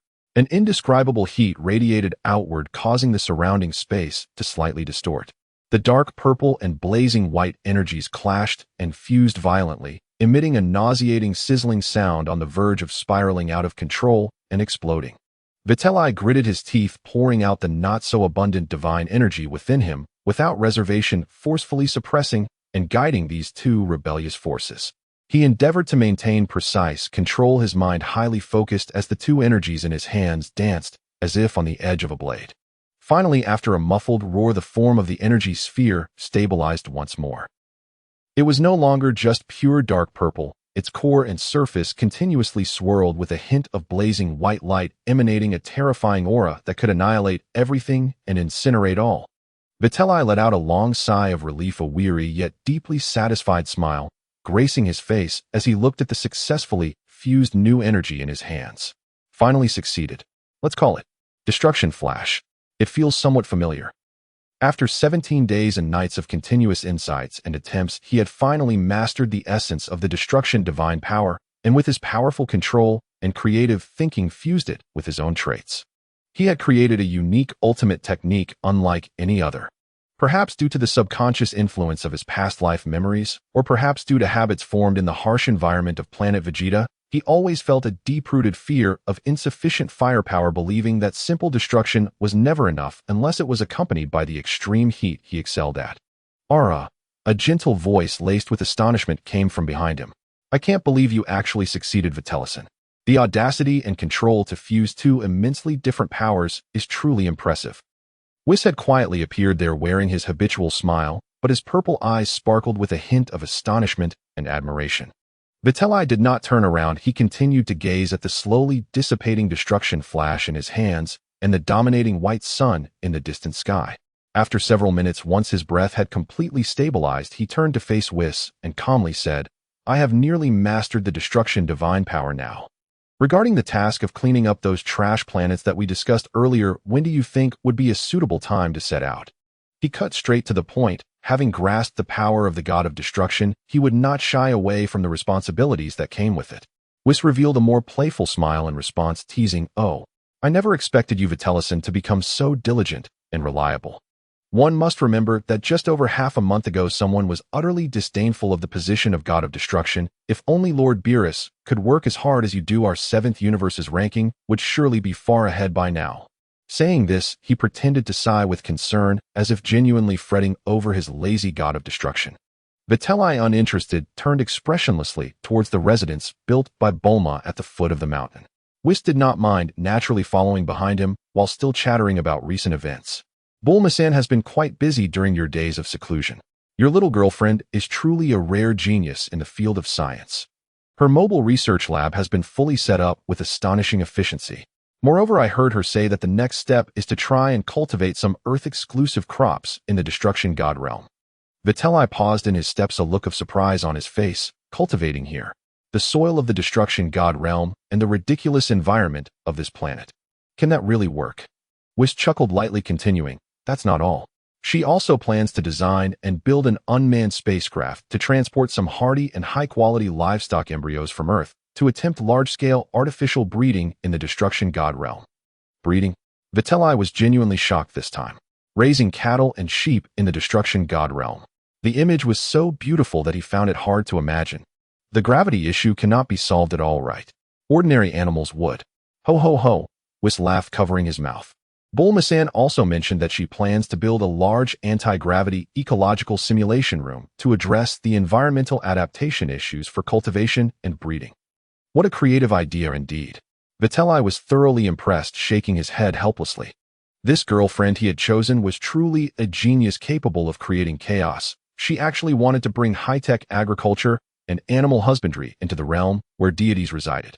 However, thinking about the possibility of enjoying fresh earth vegetables and barbecued meat in the Destruction God realm in the future, he seemed a bit excited. As they spoke, they had already arrived in front of the modern house that Bulma had transformed using the universal capsule. The house seemed somewhat out of place with the surrounding environment, yet oddly fused together, creating a peculiar sense of a blend of Eastern and Western styles. Bulma, I'm back. Vitelli pushed open the door and called out loudly. However, the one who walked out in response was not the lively blue-haired girl he had anticipated. A tall and graceful woman stood at the entrance. She had bluish-green skin similar to Whis, and her silver hair was tied back in a neat high ponytail with 2 strands falling in front. She wore an outfit similar to Whis, but it accentuated her beautiful figure even more. Her face was lovely, yet carried an innate coolness and aloofness, and she too held an angelic staff. At this moment, this female angel was observing Vitelli with her calm, inscrutable golden eyes, her lips curling into a faint, enigmatic smile that inexplicably chilled Vitelli's heart. Vitelli instantly froze in place, his pupils slightly contracting, his mind screaming, No way. Why is the angel from Universe 6, Bardos, here? Whis stepped out from behind him, greeting the female angel with a smile and a familiar tone. You haven't gone back yet, dear sister. Bardos slightly nodded in acknowledgement to Whis, but her gaze remained fixed on Vitelli. She spoke in a clear voice. I heard that Universe 7 has rarely gained an apprentice god of destruction. Lord Kampa is temporarily unable to leave Universe 6, but he is very concerned and specifically sent me to check the situation. She emphasized the word concerned, clearly indicating that the plump god of destruction was more curious and competitive by nature. She stepped forward, scrutinizing Vitelli more closely, leaving no strand of hair or detail overlooked. Her gaze seemed to penetrate everything, making Vitelli feel as if he were a specimen under a microscope, causing him to feel somewhat uneasy with goosebumps rising on his skin. Just as Vitelli was about to speak, Bardos finally withdrew her penetrating gaze. Her smile deepened slightly, revealing a satisfied expression. Your aura is refined and your foundation is solid. In such a short time you can initially control destruction and even innovate. It appears that you are far more reliable than a certain god of destruction who only knows how to eat and sleep. You are quite impressive. Vitelli quickly nodded, replying dryly, Thank you for the compliment, Miss Bardos. Then, almost as if fleeing, he hurriedly passed by her and swiftly entered the house. The presence and gaze of this elder sister were simply overwhelming. Behind him, he heard with unabashed laughter. Sister, it seems your gaze of scrutiny has scared our apprentice god of destruction, huh? Bardos immediately turned her cold gaze toward Whis, slightly displeased, and said, Whis, rather than concerning yourself with others' reactions, you should first worry about yourself. I sense that your aura has actually regressed slightly since our last meeting. How long has it been since you practiced seriously? Whis' smile froze instantly, as if his tail had been stepped on, and he dared not tease his strict sister any more hastily, making excuses. Well, there are many matters to attend to in the universe. As he spoke, he quickly slipped into the house to find Vitelli and Bulma. Bardos watched her brother's somewhat hurried figure and sighed gently. In her heart, she resolved to pass through Universe 7 more frequently in the future to supervise this extremely talented, yet increasingly lazy brother. Such a promising angelic seed must not be completely assimilated by Beerus. Vitelli found Bulma in the studio on the 2nd floor. The room was filled with various instruments and design blueprints. Bulma was seated in front of a massive computer, her fingers flying over the keyboard, the screen displaying complex, three-dimensional structural diagrams and countless data streams. She was so focused that she did not even notice Vitelli's arrival. Did you miss me, Bulma? Vitelli said softly with a smile. Bulma abruptly snapped back to reality, her face lighting up with surprise at the sight of Vitelli at the door, like a joyful little bird springing from her chair into his arms. Hubby, you finally finished your training. Did you succeed? Vitelli laughed heartily as he caught her securely wrapping his arms tightly around her soft form, kissing her several times on her smooth cheeks and forehead until she made a sweet complaint before he finally let go. He sat down in the chair in front of the computer, holding Bulma comfortably on his lap, and curiously glanced at the uniquely designed spaceship blueprint on the screen. It went smoothly. What are you busy with? Is this the unmanned transport ship that was mentioned? Exactly. Bulma nodded excitedly, her blue eyes sparkling with intelligence and enthusiasm. I've basically sorted out the anti-gravity technology module. Now I'm mainly tackling the miniaturization of the hyperspace engine and the longevity of the energy core. Once that's resolved, I can establish a regular unmanned freight route from Earth to here. At that point, not only can I transport various seeds and livestock embryos, but I can also bring over many delicious and useful things from Earth. How about that? Pretty impressive, right? Vitelli listened as his girlfriend enthusiastically described her destruction god realm renovation plan. Watching the confidence and tenderness for him sparkle in her eyes filled his heart with immense emotion and pride. He held Bulma tightly again, burying his face in her fragrant blue short hair, his voice somewhat muffled, yet brimming with sincere emotion. Thank you. Thank you, Bulma. Thank you for doing so much for me. How fortunate he was to meet such a beautiful and intelligent woman who was willing to use her genius to warm both his heart and stomach. Feeling the change in his emotions, Bulma gently hugged him back, her voice soft. Silly, you're Bulma's man for life. If I don't think of you, who else will I think of? After a moment of their warm embrace, Bulma gently pushed him away, pointing at the computer screen. All right, you should go downstairs to eat. The robot you brought should be ready by now. I just need to finalize a few last parameters here, and he'll be right down to find you. Vitelli took her hand, chuckling. It's fine to finish after eating. Let's go together. Just be obedient, it won't take long. Bulma insisted, gently pulling him up from the chair and towards the door. Hurry, hurry. After training for so long, you must be starving. Vitelli, unable to resist her, smiled and complied, heading downstairs. Listening to Vitelli's footsteps disappear at the staircase, Bulma's gentle smile instantly turned mischievous and triumphant, like a cat that had successfully stolen a fish, as she quietly raised her fist to the air, whispering in a voice only she could hear, "Humph, the silly Vitelli who only knows how to bury himself in training will surely rely on me even more now." Little Vitelli, easily manipulated. After saying this, she couldn't help but chuckle, finally content as she returned to the computer, humming a cheerful tune as she immersed herself in her interstellar logistics endeavor. For her, ensuring a better life for her beloved was the ultimate subject worth dedicating her research to. In the universe, the distant stars are constantly shining, but here silence is the eternal theme. However, this deathly stillness was shattered today by a sudden burst of brilliant light. As the light dissipated, 2 figures emerged, Vitri clad in black battle attire, and the angel Whis from the 7th universe.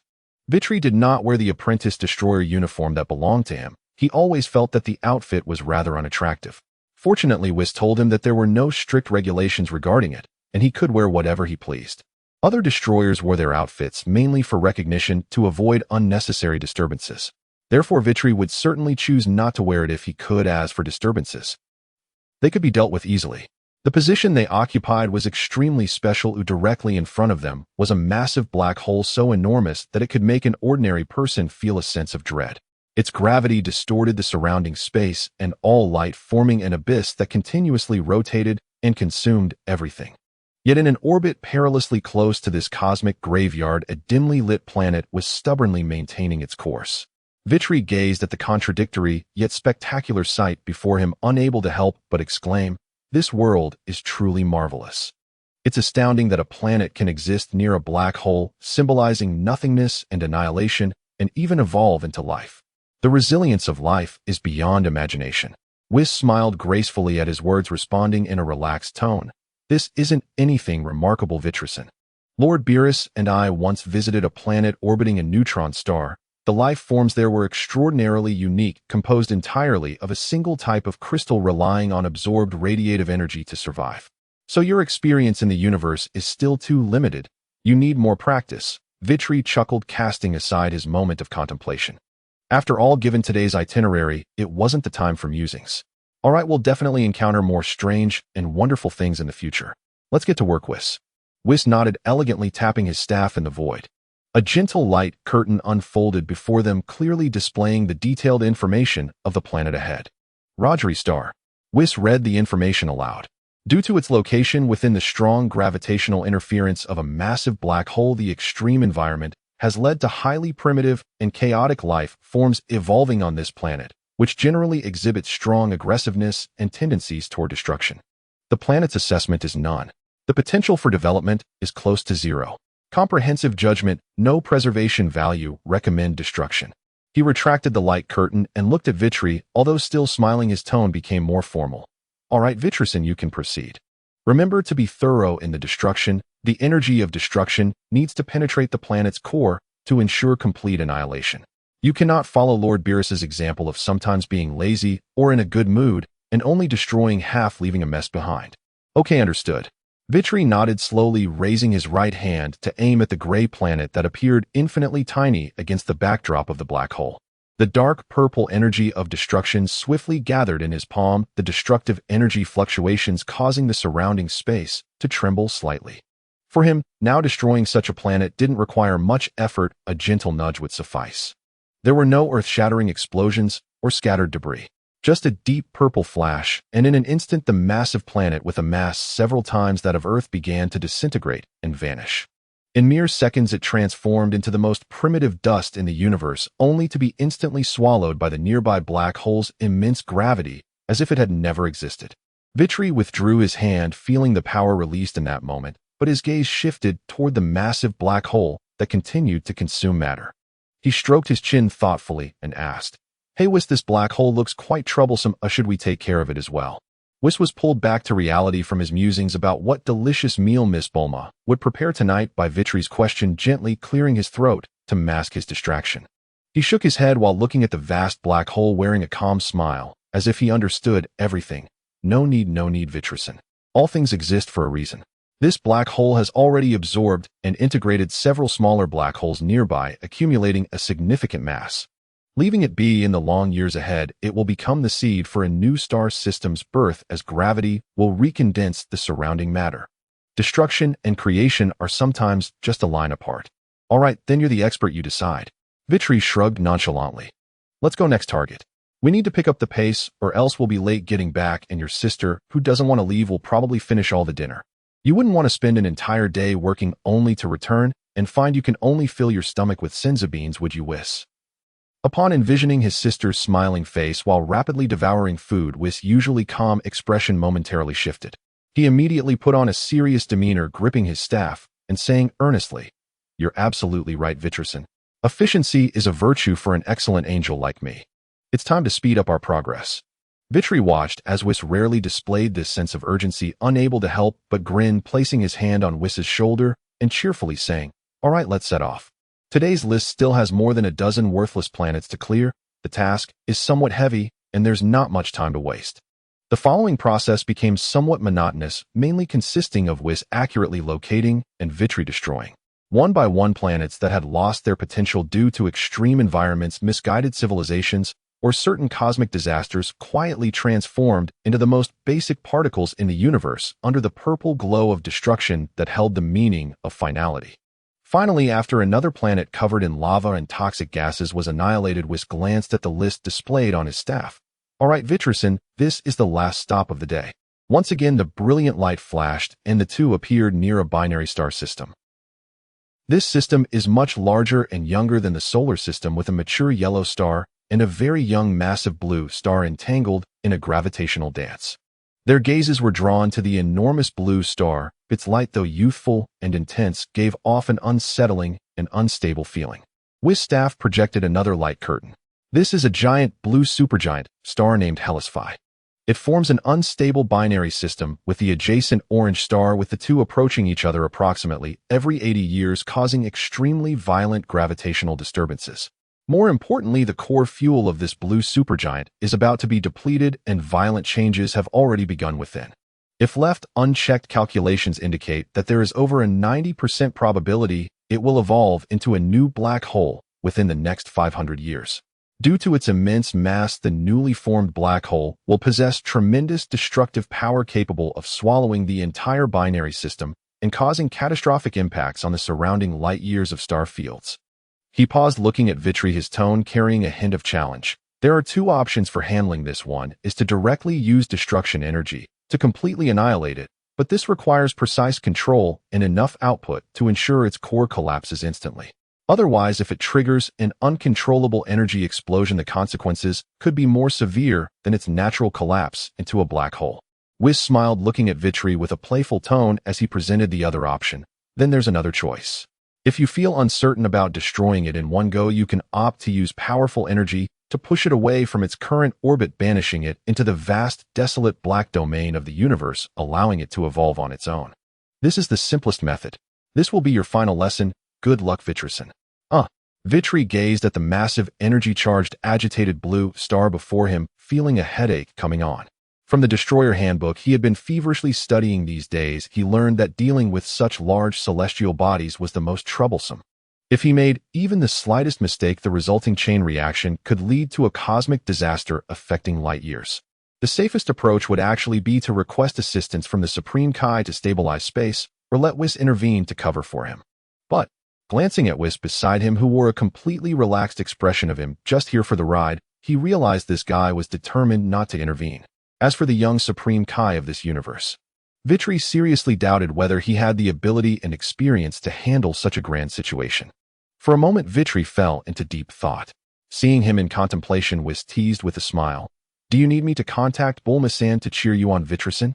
Vitri was momentarily taken aback by the teasing tone, and he waved his hand at Whis, indicating not to interrupt his thoughts. Going in hard could pose too great a risk, but pushing it away would also take a monumental amount of time, plus ensuring the direction was precise to avoid crashing into something else. Whis. He temporarily set aside his thoughts about the star, pointing to the other planets in the binary system and the distant glimmers of other star systems, asking, "What's the situation with those planets? And are there any civilizations worth noting in nearby star systems?" He planned to gather more information in hopes of finding a better approach. Whis shrugged and gracefully waved his staff, quickly compiling and presenting the information from the surrounding star fields. The planets in this binary system have harsh environments, and no signs of intelligent life have been detected yet. However, if we can properly deal with this dying blue supergiant, the remaining yellow star is in a stable condition, and the probability of life evolving on the planets within its habitable zone is quite high. As for the nearby star systems within 10 light years, Whis scanned the light curtain. There are two worth mentioning. One system has nurtured a planet called Yadarat, whose civilization, while not particularly advanced technologically, has gained a bit of fame in the universe for developing some peculiar secret techniques, with a few of their skills being quite interesting. The other star system. Whis paused, seemingly surprised. He examined the data from his staff closely before speaking with a hint of intrigue. In another star system, a life-bearing planet called Namek has been detected. How fascinating. According to the information, this planet's civilization has actually mastered the ability to create wish orbs. This is quite rare. What's that? Vitri nearly jumped up at the name, incredulously asking, "Which planet did you just mention?" Namek. And Dragon Balls. He never expected to hear this familiar name at this moment in such a way. Let's head to Namek first, perhaps. I have an idea now. Meanwhile, on Namek, several light years away from Vitri, on the vast ground were enormous lakes and peculiar circular houses. In a grand building at the highest point of the planet, the elderly Grand Elder was deep in slumber. His massive body rose and fell slightly, breathing steadily and deeply. Suddenly his great form shook violently as he awoke abruptly from his deep slumber. A fleeting look of confusion crossed his wrinkled green face, which soon transformed into a profound sense of relief. He murmured softly to himself, his voice full of age, "It has come. The trajectory of fate has shifted greatly. Thankfully, it is benevolent. I sensed it in advance." With some effort, he shifted his enormous body to sit up straighter and hollered towards the door. "Neru, come in for a moment." Shortly after, a young Namekian warrior, well-proportioned and composed, hurried in. He respectfully bowed to the Grand Elder seated on the throne, his tone filled with admiration. "Grand Elder, what are your orders?" The Grand Elder tilted his head, his gaze seemingly piercing through the thick roof to the depths of the boundless starry sky.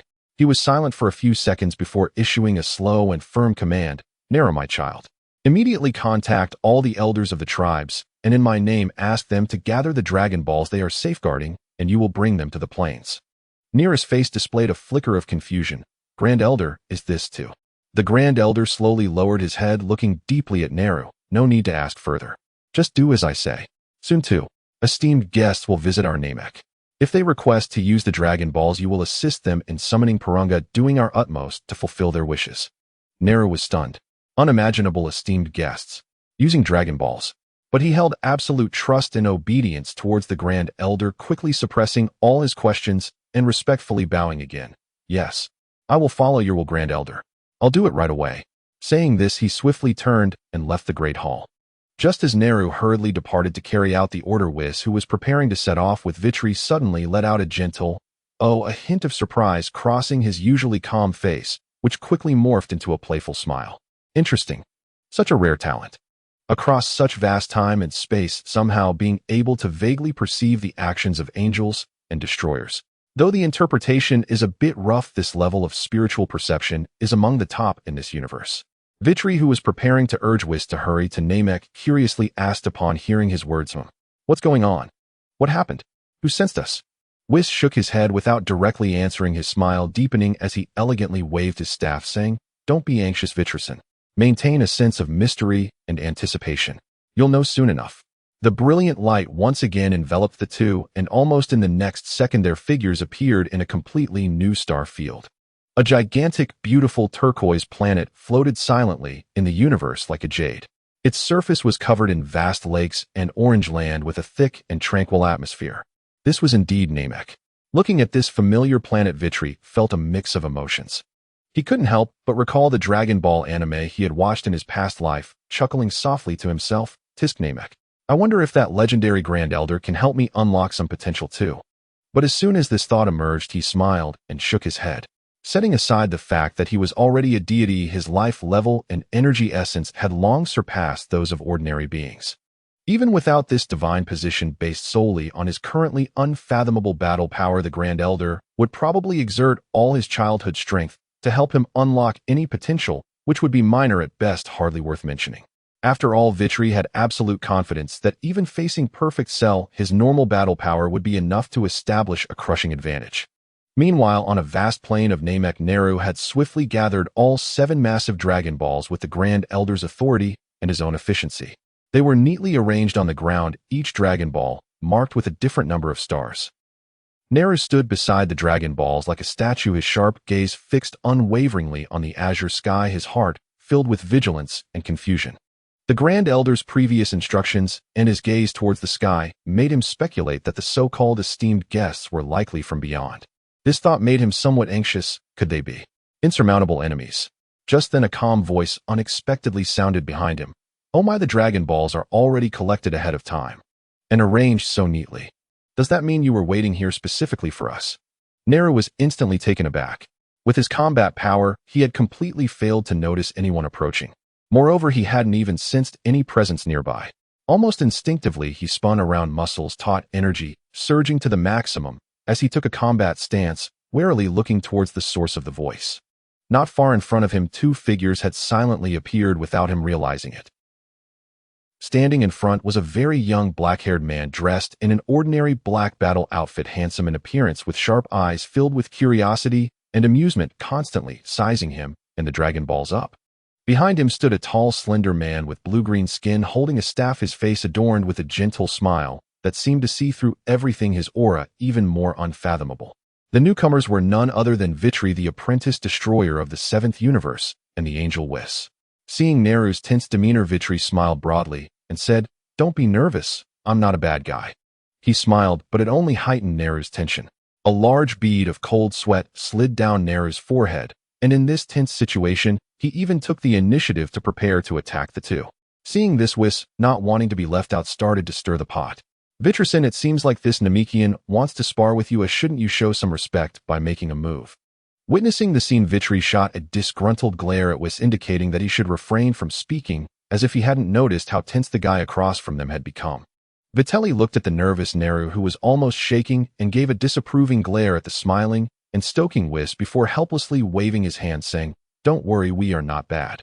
Ugh, he almost let a villain's line slip, quickly coughed to correct himself. "We are not bad people. Our arrival on Namek was merely a coincidence. I believe your Grand Elder has already informed you of our presence, right?" Seeing the 7 Dragon Balls ready on the ground in front of him, combined with Whis' earlier mention of being sensed, Vitelli didn't need to think much. It was certainly the Grand Elder of Namek, possessing extraordinary abilities, who had foreseen and arranged all of this. Near's expression of vigilance eased slightly after hearing Vitelli's words. He hesitated for a moment, but eventually put away his combat-ready stance. As he approached the two and was about to speak, Neru suddenly looked stunned, as if he had received some information, standing frozen in place for several seconds. Then his expression quickly shifted to one of respect as he deeply bowed to Vitelli, saying, "I greet you, Lord Destroyer. I am Neru, a warrior of the Grand Elder of Namek's Guard." Vitelli understood immediately that the Grand Elder must have been relaying information to him telepathically. He nodded and spoke calmly. "No need for such formalities. I am merely an apprentice destroyer. Earlier, while dealing with a massive star on the brink of destruction, I encountered some difficulties and unexpectedly found that its location was very close to your Namek, so I came specifically to borrow the Dragon Balls for assistance." He patted Neru's shoulder and said gently, "This matter. I suppose it is I who has caused you trouble." Neru maintained his respectful posture and hurriedly said, "No, it is an honor for all Namekians to assist Lord Destroyer." Whis, standing nearby, observed the 7 large glowing orange Dragon Balls with great interest. Hearing Vitelli mention borrowing them, he couldn't help but interrupt. With his signature smile that seemed gentle but was actually eager for excitement, he said, "Oh my Vitellizin, using the wishing orbs to exert the powers of a destroyer is a form of cheating, you know. If Lord Zeno and the Grand Minister find out, you might face some punishment." Vitelli shook his head and explained, "Don't worry, I won't use the Dragon Balls to directly fulfill the duties of a destroyer. That would be too wasteful. I just need them to help me solve a technical problem." He turned to Neru and said, "Neru, please summon the Eternal Dragon." "Yes, Lord Vitelli." Neru respectfully responded. He approached the Dragon Balls, facing them with arms spread wide, and began to chant the incantation to summon the Eternal Dragon in the unique Namekian language. "Arise, Purunga, then grant my wish." As the rhythmic chanting echoed, an extraordinary phenomenon occurred.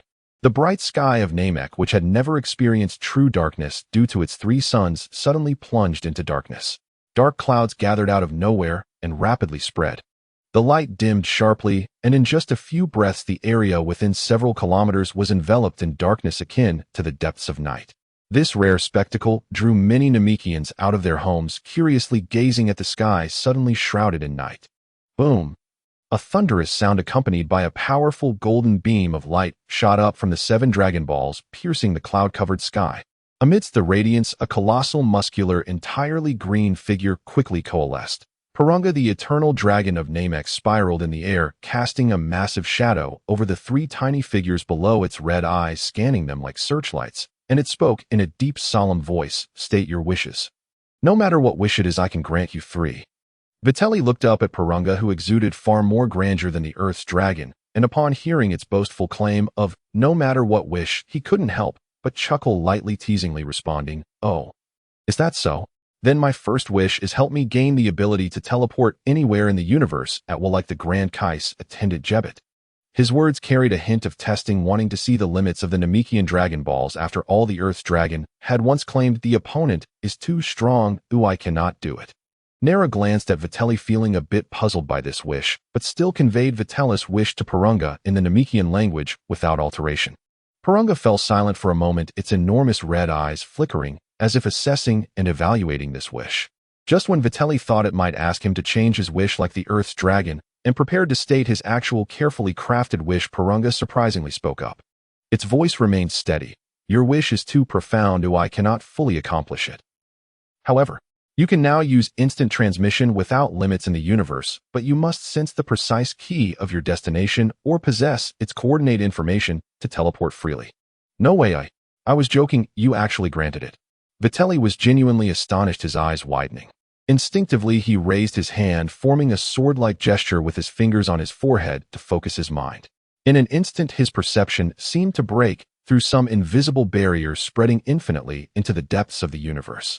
As long as he knows the specific coordinates, he felt he could traverse freely in this universe. He just wasn't sure if other universes would be the same. And without coordinates, he could still rely on sensing ki to teleport as he had before. This is truly an unexpected delight. Vitelli joyfully lowered his hand. He felt that compared to the Earth's Dragon Balls, these Namekian ones were simply far superior. Now the Namekian Dragon Balls overshadowed those of Earth. Namek had earned the MVP title. I need to ask Bulma for a detailed cosmic star map when I get back. He immediately recalled the spaceship he had returned from Superstar, which should contain a fairly complete interstellar coordinate system. Having briefly experienced this new and convenient ability, Vitelli temporarily suppressed his excitement and continued to say to Neru, please ask Purunga for the second wish to teleport the Grand Kai of the 7th universe, Sin, to Namek. If direct teleportation is not possible. He paused, considering that the Grand Kai was still a deity and forced teleportation might not be very realistic. Then have it notify the Grand Kai, saying that Apprentice Destroyer Vitelli has important matters to discuss and request him to come to Namek immediately. Neru hesitated slightly, but still conveyed Vitelli's second wish to Purunga as instructed.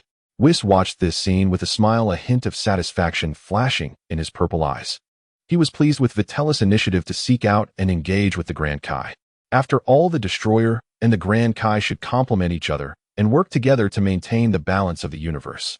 However, Lord Beerus had almost completely severed ties with the Kaioshin due to issues with the old Kaioshin back in the day, which was not beneficial for the 7th universe. Now that Vitelli was willing to actively repair this relationship and even seek cooperation, it would undoubtedly be a huge plus for improving the overall reputation of the 7th universe. It seems the ranking of the 7th universe is finally looking up. Whis thought joyfully, looking at Vitelli with even more satisfaction. After Neru conveyed the wish, Purunga fell silent once again. Its massive red eyes flickered slightly, as if communicating with the Grand Kai across the vastness of space. As Vitelli had anticipated, directly teleporting a deity was no easy task. It was more likely that Purunga was acting as a messenger. After a long while, Purunga's eyes quickly flickered with red light, and its grand voice resounded once more. Your wish has been granted. The information has been conveyed. Almost the instant Purunga's voice fell, whoosh. Two figures appeared unexpectedly in the open space not far in front of Neru.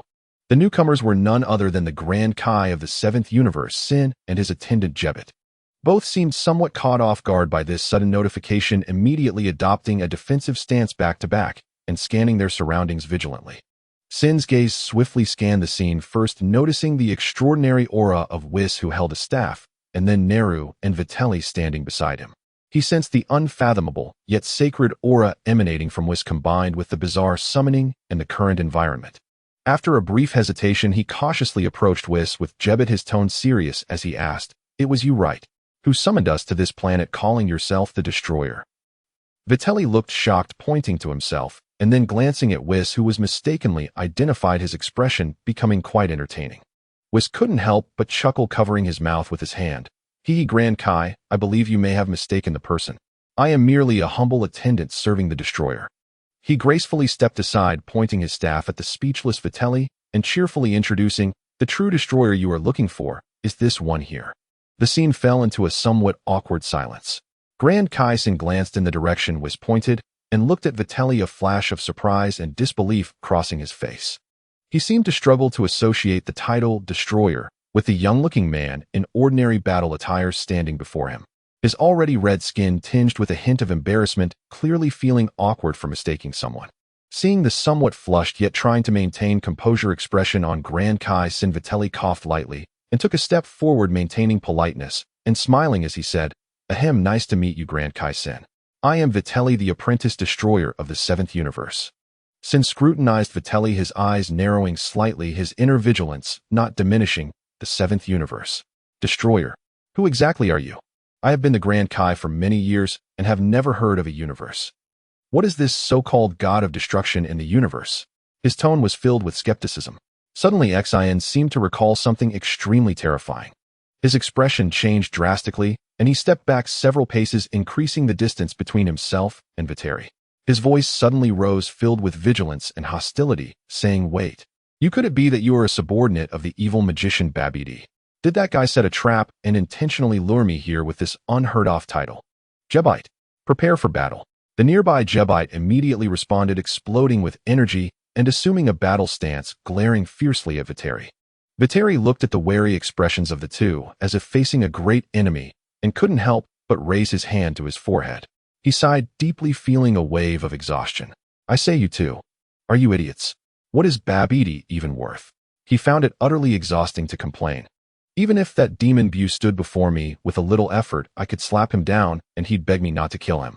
Haven't you heard a single rumor or history about the god of destruction? Does the Kaioshin realm have no records related to it?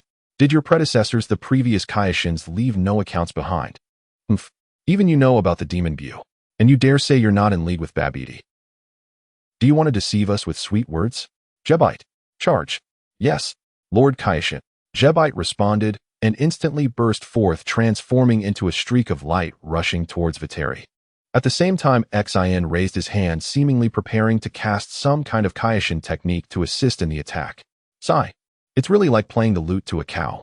Viteri shook his head, feeling frustrated with the inability to communicate and resorting to direct action. He didn't even change his posture, casually speaking to the nearby Weisi. "Weisi, seal this space. Don't let this Mr. Jebite escape," with instant transmission. "Gladly, Viterizon." Weisi smiled and nodded, gently tapping his staff. An invisible spatial barrier instantly enveloped the surroundings, completely isolating the connection between the inner and outer space. After doing all this, he leisurely cheered for Viteri and added to the chaos, "Do your best, Viterizon. If it really doesn't work, choosing to avoid the spotlight is completely understandable." Viteri's nose nearly crinkled in anger. "Me? Viteri? Avoiding the spotlight of these two weaklings? Weisi, you're always so sarcastic." He was truly exasperated by this angel who enjoyed stirring up trouble. At that moment, Jebite had already charged in his powerful fist, aimed straight at Viteri's face. Meanwhile, the Kaioshin Xian was also gathering a peculiar energy orb in his hand. Viteri didn't even transform into a Super Saiyan, simply raising his right hand casually. Slap, slap. The crisp and loud sound of slaps almost rang out simultaneously. Jebite rushing in was sent flying back at a speed even faster than he came, spinning several times in the air before crashing to the ground, a clear handprint rapidly swelling on his face. The Kaioshin Xian, who was about to unleash a skill, felt a blur before his eyes and couldn't see the action clearly. He received a solid slap on his cheek and stumbled, nearly falling. The energy he had gathered instantly dissipated. Both were stunned by this speed and power that completely exceeded their understanding, sitting on the ground with their faces covered, their eyes filled with shock and confusion. Viteri shook his hand as if he had merely swatted away two flies. He walked up to the two, looking down at them, and couldn't help but start lecturing while pointing at their noses. "I say, you guys, did you not hear a single word I just said? Huh? I tried to reason with you, saying there should be records in the Kaioshin realm, and yet you just assumed I was a subordinate of Babidi.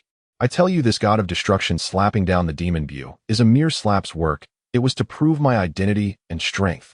Yet you only remembered the 4 words demon Bu, right? Huh? Speak. Look in my eyes." Viteri was truly enraged. How could a dignified Kaioshin feel like their intelligence and knowledge were lacking? Why did he feel like he was acting like a brainless fool? Looking at Xian and Jebite, who were sitting on the ground covering their faces with bewilderment and fear, Viteri felt utterly exhausted. Seeing both Kaioshins bruised and starting to question their lives, Weisi finally had enough of the spectacle. He gently coughed, elegantly stepping forward to stand between Viteri and the Kaioshins to mediate. All right, Viterizon, calm down, calm down." He wore an impeccable smile, speaking in a gentle tone. Lord Kaioshin lost his family at a young age, growing up almost entirely alone. As an orphan, it's understandable he has had no opportunity to learn about the god of destruction. You should be magnanimous and forgive this ignorant god. Viteri, upon hearing this, looked at Weishi with awe. As expected of you, Weishi, he thought to himself. With just your opening statement, wow, you are truly a master of manipulation. In any case, after Viteri's physical persuasion and Weishi's art of language mediation, the Kaioshin Xian and his guard Jebite finally covered their still stinging faces, reluctantly accepting that there indeed existed a being known as the god of destruction in the universe, who was of the same level, but seemed exceptionally powerful. However, seeing the Kaioshin Zin's eyes still flickering, it was clear that deep down he still did not completely believe Viteri, but was temporarily choosing to compromise due to the unfathomable strength of the other. Seeing Zin's demeanor, Viteri knew that he could not gain his complete trust without revealing something genuine. He sighed, simply throwing out the ace in the hole. Does your Kaioshin realm keep a legendary sword of the Kaioshin? Zin's heart jolted, his expression slightly changing, but he quickly forced himself to calm down and pretended not to know, saying, the Kaioshin sword. I don't know what you're talking about. He was extremely anxious inside. That sword was the greatest treasure of the Kaioshin realm, rumored to contain supreme power and must not be known to outsiders. Viteri laughed lightly, directly exposing his disguise. Stop pretending. That Kaioshin sword is embedded somewhere in your Kaioshin realm. There's an ancient saying that whoever can draw that sword will gain immense power, right?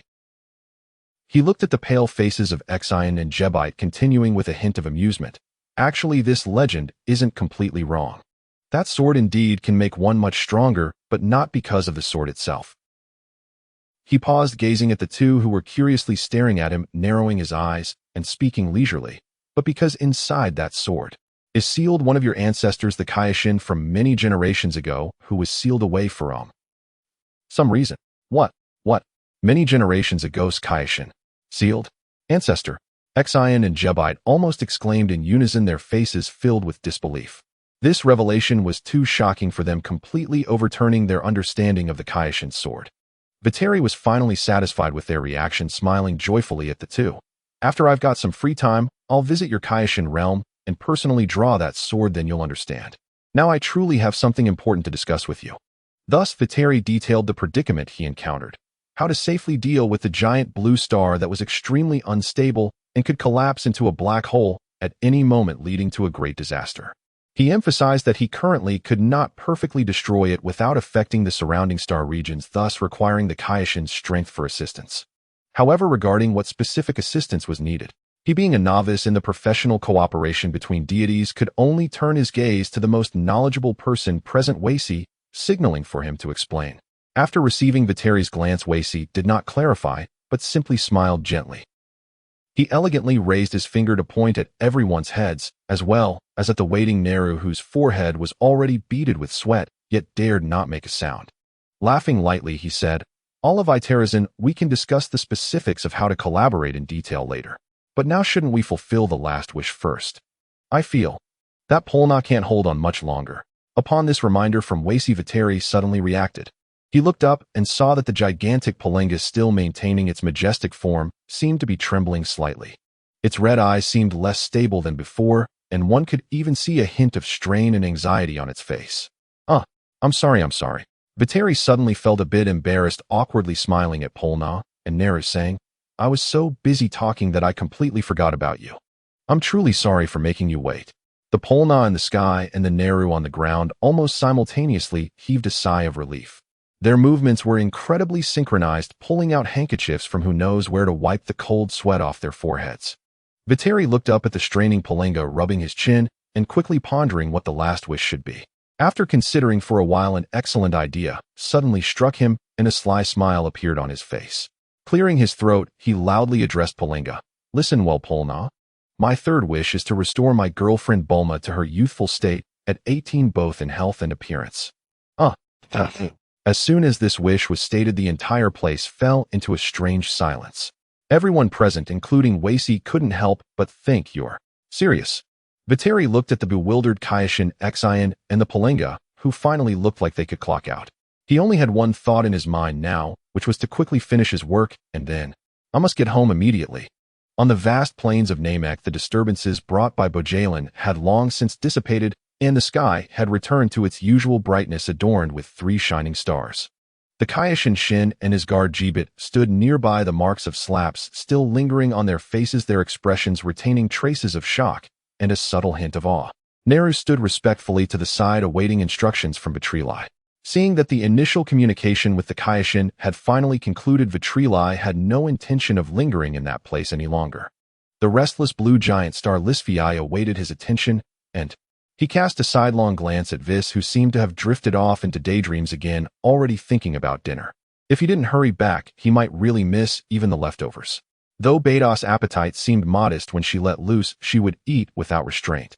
He turned to the quietly waiting Neru and said in a calm tone, "Well then, we are leaving. Neru, please convey my regards to your grand elder." Neru immediately bowed in response, saying, "Yes, Lord Vitrilai. I will certainly deliver your message." Vitrilai nodded and turned towards Vis, preparing to signal the 2 Kaioshin to leave. However, as he took 2 steps forward, Neru's slightly urgent and nervous voice called from behind, "Please wait a moment, Lord Vitrilai." Vitrilai paused, turning back with a puzzled expression at Neru, whose face seemed to struggle for a moment before quickly settling with determination. "What is it? Is there something else?" Neru inhaled deeply, stepped forward 2 paces, and once again bowed deeply to Vitrilai, his voice carrying the unique persistence of a warrior. "May I challenge the destroyer god to a duel? I want to know if I, in my current state, can even hold a candle against a deity like you. I wish to truly feel the gap between myself and a genuine powerhouse." Vis, who was about to depart, immediately stopped, pulling out a beautifully packaged snack with a swift motion. "Vitrilai, isn't that a snack for the prophetic fish?" His face wore an expression of keen interest, his relaxed demeanor suggesting he was not willing to miss out on this unexpected excitement. Vitrilai raised an eyebrow in surprise, looking at the Namekian warrior before him as he suddenly broke into laughter. "You dare challenge a deity? It seems you are indeed a very pure warrior, Neru." He glanced at Vis, who was munching away at his snacks. Vis shrugged, his smile unwavering, and spoke lightly. "We still have a little time, but we can't delay too long. It would be terrible if Vitrilizan missed dinner time." Vitrilai nodded in understanding, casually waving at Neru, who had already assumed a combat stance, his aura beginning to gather. "You heard that right. I'm in a hurry, so come at me with all you've got." "Huh." Neru let out a low shout and a white aura erupted around him. The powerful energy wave caused the ground beneath him to tremble slightly. Knowing the nature of his opponent, he dared not hold back, unleashing everything he had. His figure suddenly blurred, transforming into a stream of white light as he charged towards Vitrilai at an astonishing speed. Fists, feet, elbows, knees. Every part of his body became a sharp weapon, unleashing a barrage of attacks like a violent storm upon Vitrilai. However, faced with this frenzied assault, Vitrilai didn't even budge an inch. He simply raised his right hand, pointing one finger calmly. Bang! Crack! Bang! Bang! A series of dense and crisp collision sounds erupted. Nearest fierce attacks that could shatter mountains were all precisely blocked by that seemingly delicate finger. That finger seemed to contain boundless power and absolute precision. Each gentle touch dismantled the strongest points of force in Nearest's assault. Nearest's expression changed in an instant, cold sweat beginning to bead on his forehead. He could feel that every attack he launched was like hitting an impenetrable, invisible wall, all his power effortlessly diffused. He even felt a tingling numbness in his arms. It can't be. Just a finger. A storm surged within Neru. Just a mere finger can render my attacks completely ineffective. Is this the power of a deity? A profound sense of defeat and unwillingness surged in his heart, but his pride as a warrior prevented him from conceding so easily.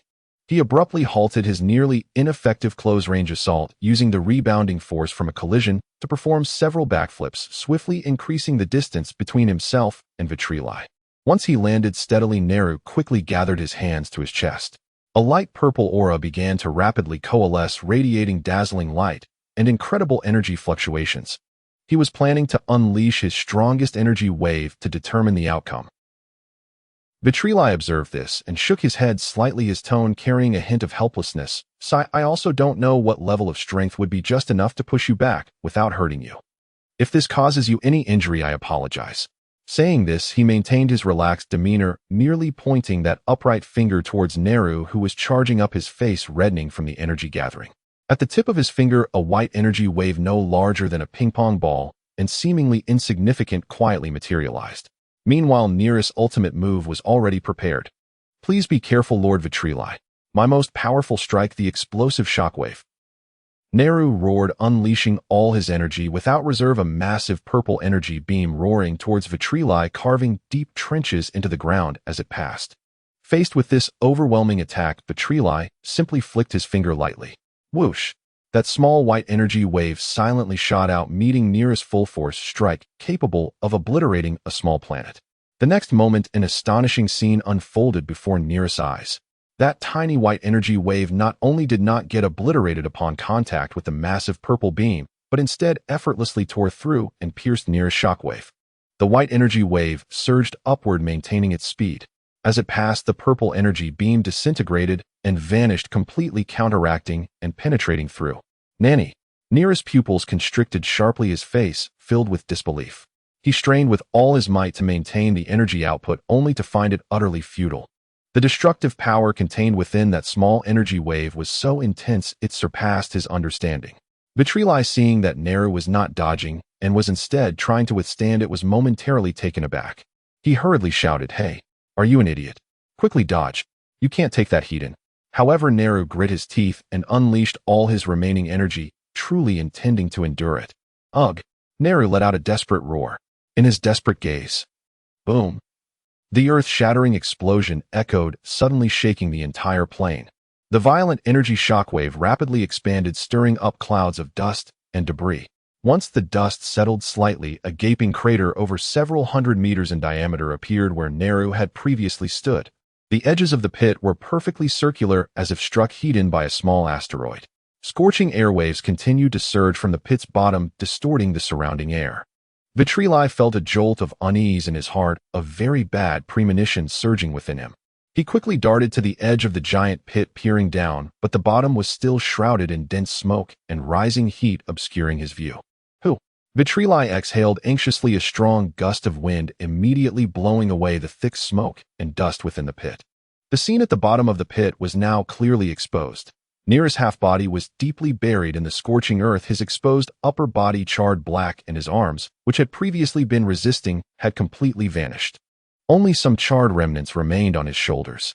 His eyes were tightly closed, and his breath was weak to the extreme. He looked as if he was on the verge of death.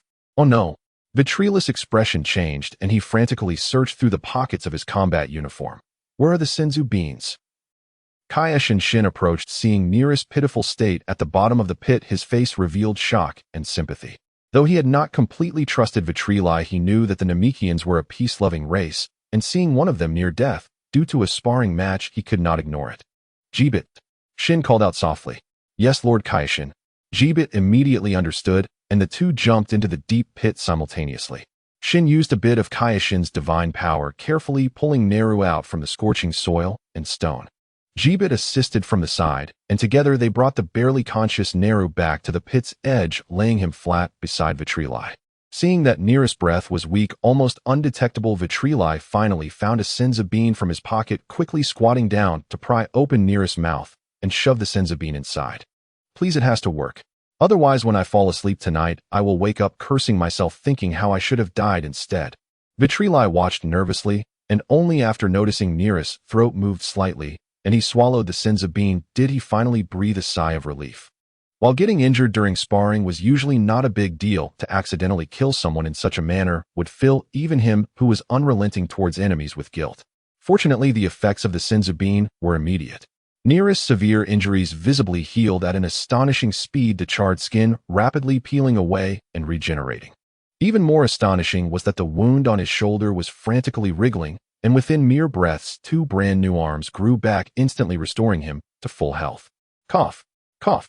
Naru suddenly coughed a few times and opened his eyes, instinctively flipping up from the ground in a fish-like motion. He moved his newly grown arms, his face filled with astonishment and confusion. Seeing this, Vegeta let out a long sigh of relief, finally easing the tension in his heart. He then spoke to Naru with a somewhat exasperated tone. You could have dodged that. Why didn't you? Even though I held back, that was not something you could withstand. Nearest's face flushed with shame upon hearing this, and after a moment of silence, he slowly spoke with a complicated tone. I don't know. It's just, when the moment came, there was a voice inside me constantly telling me that if I wanted to become stronger, to truly protect Namek, I could fail or even die when facing insurmountable power. but I cannot lose the courage to face it. And then I just. He seemed unsure how to accurately describe that impulse. Vitrili listened with a sense of helplessness, internally wishing to retort, "Are you cosplaying Zoro, or what?" But seeing Mira's face filled with shame and a hint of stubbornness, he couldn't bring himself to blame him further. He could only sigh and shake his head. Really, it's a sin. What kind of situation is this? He hurriedly walked over to Vis, who was still munching on snacks, and then said to Kaioshin Shin and guard Jibit, "Come over, place your hands on Vis' shoulder, it's time for us to leave." Kaioshin Shin seemed still immersed in Mira's earlier words about becoming stronger and protecting his face, showing a hint of contemplation. Seeing this, Jibit beside him quickly reminded him softly, "Lord Kaioshin." Snapping back to reality, Shin glanced at Neru with a complex expression, then looked at Vitrili, before walking up with Jibit to place their hands on Vis' shoulders. Vitrili finally said to Neru, who seemed to still be reminiscing about that brief, yet shocking battle, "This time consider it a favor I owe you. When your Namek faces an insurmountable enemy someday in the future, you can call out Vis' name loudly, and he will notify me. At that time I will come to help you once." Vis smiled and nodded, interjecting, "No problem notifying you, Vitrilizin." Vitrili was momentarily speechless, completely at a loss with the gluttonous angel who was always thinking about food. "Deal," he responded exasperatedly. A brilliant stream of light flashed by, and in an instant the figures of the several people vanished from the plains of Namek. On the plains where the deep pit remained, only Neru stood alone, still in place. He gazed complexly at the place where everyone had left, the pride of being the strongest warrior of Namek having nearly dissipated. The sensation brought by that finger, that tiny energy wave, was so profoundly disheartening. At that moment, Neru's mind suddenly echoed with the elder's aged and gentle voice, "Neru." Neru immediately collected his thoughts, closing his eyes to reverently respond in his mind, "Yes, elder. Please command me. Do not be overly disheartened, my child." The elder's voice carried a comforting tone. "You must understand that within the vast, boundless universe, countless planets exist, and the number of strong beings born upon them is beyond counting. You are still young, and the road ahead is long as you work hard to cultivate continuously. Surpass yourself. Someday you shall grow stronger than you are today." Neru opened his eyes, the haze of doubt and discouragement in them gradually giving way to a resolute, unwavering light. He clenched his newly formed fist and replied in a low, steady voice, "Yes, Elder Grandmaster. Neru understands. From now on I shall strive with unwavering diligence to grow ever stronger and one day possess sufficient power to safeguard you and the safety of Namek itself." Yet after a moment's hesitation he could not help but ask inwardly, "But, Elder Grandmaster, do I truly stand any chance someday in the future of catching up to that young god of destruction?" A silence lingered in his mind, as if the Elder Grandmaster were carefully weighing his words, seeking a response that would neither dampen Neru's spirit nor betray truth. After a long pause, the Elder Grandmaster's voice, wise, calm, and profound, finally resonated, "Strive on."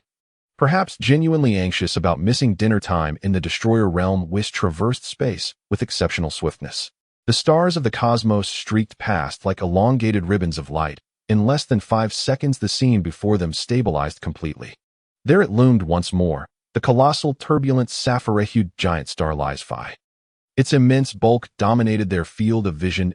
Deep within its core pulsed an unstable energy, like a titanic bomb poised to detonate, radiating an oppressive, heart-stopping force.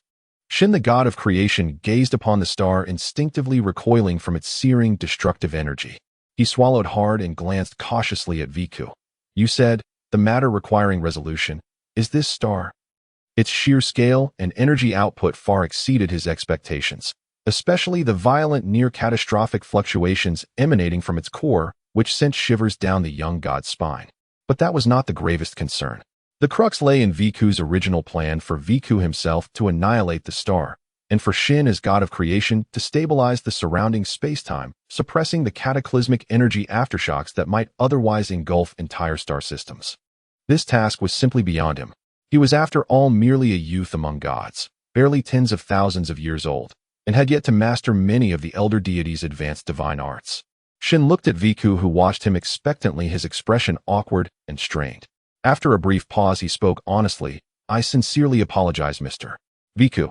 "Huh?" Viku blinked in surprise. "Aren't you the god of creation? Stabilizing volatile energies and reinforcing space-time. Surely these fall squarely within your domain. How could such a task possibly be beyond your capability?" In the divine knowledge he'd absorbed within the destroyer realm, this duty seemed perfectly suited to a god of creation. Shin's face flushed deeper still, his pale crimson skin darkening to a rich maroon. He murmured, embarrassed, "Theoretically, yes. But I am still too young, and until now I've had little opportunity to study or master higher divine arts concerning energy stabilization.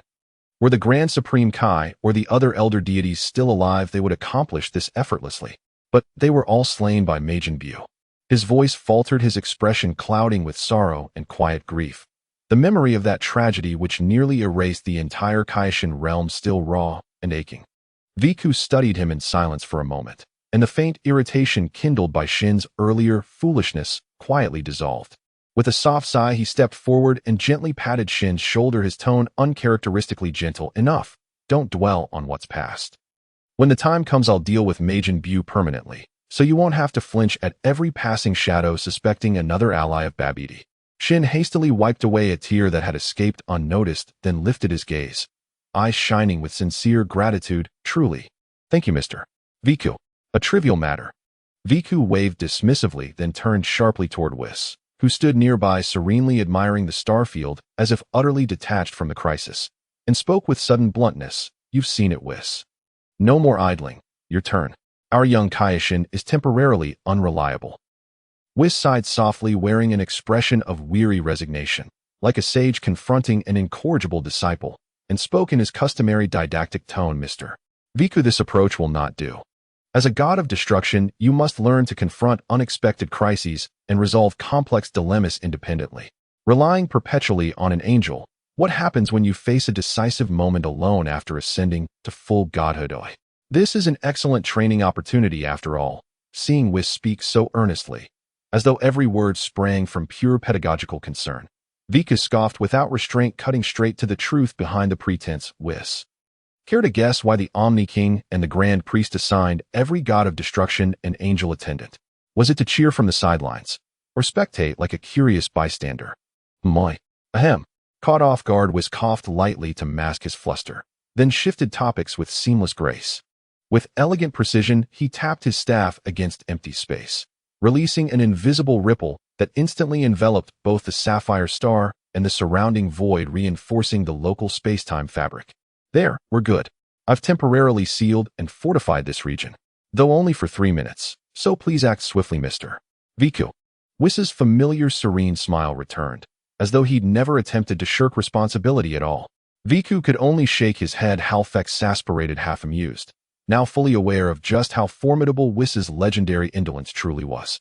Something he could resolve with a mere gesture, and yet he'd spun such an elaborate web of rhetoric to coax Viku into doing it himself.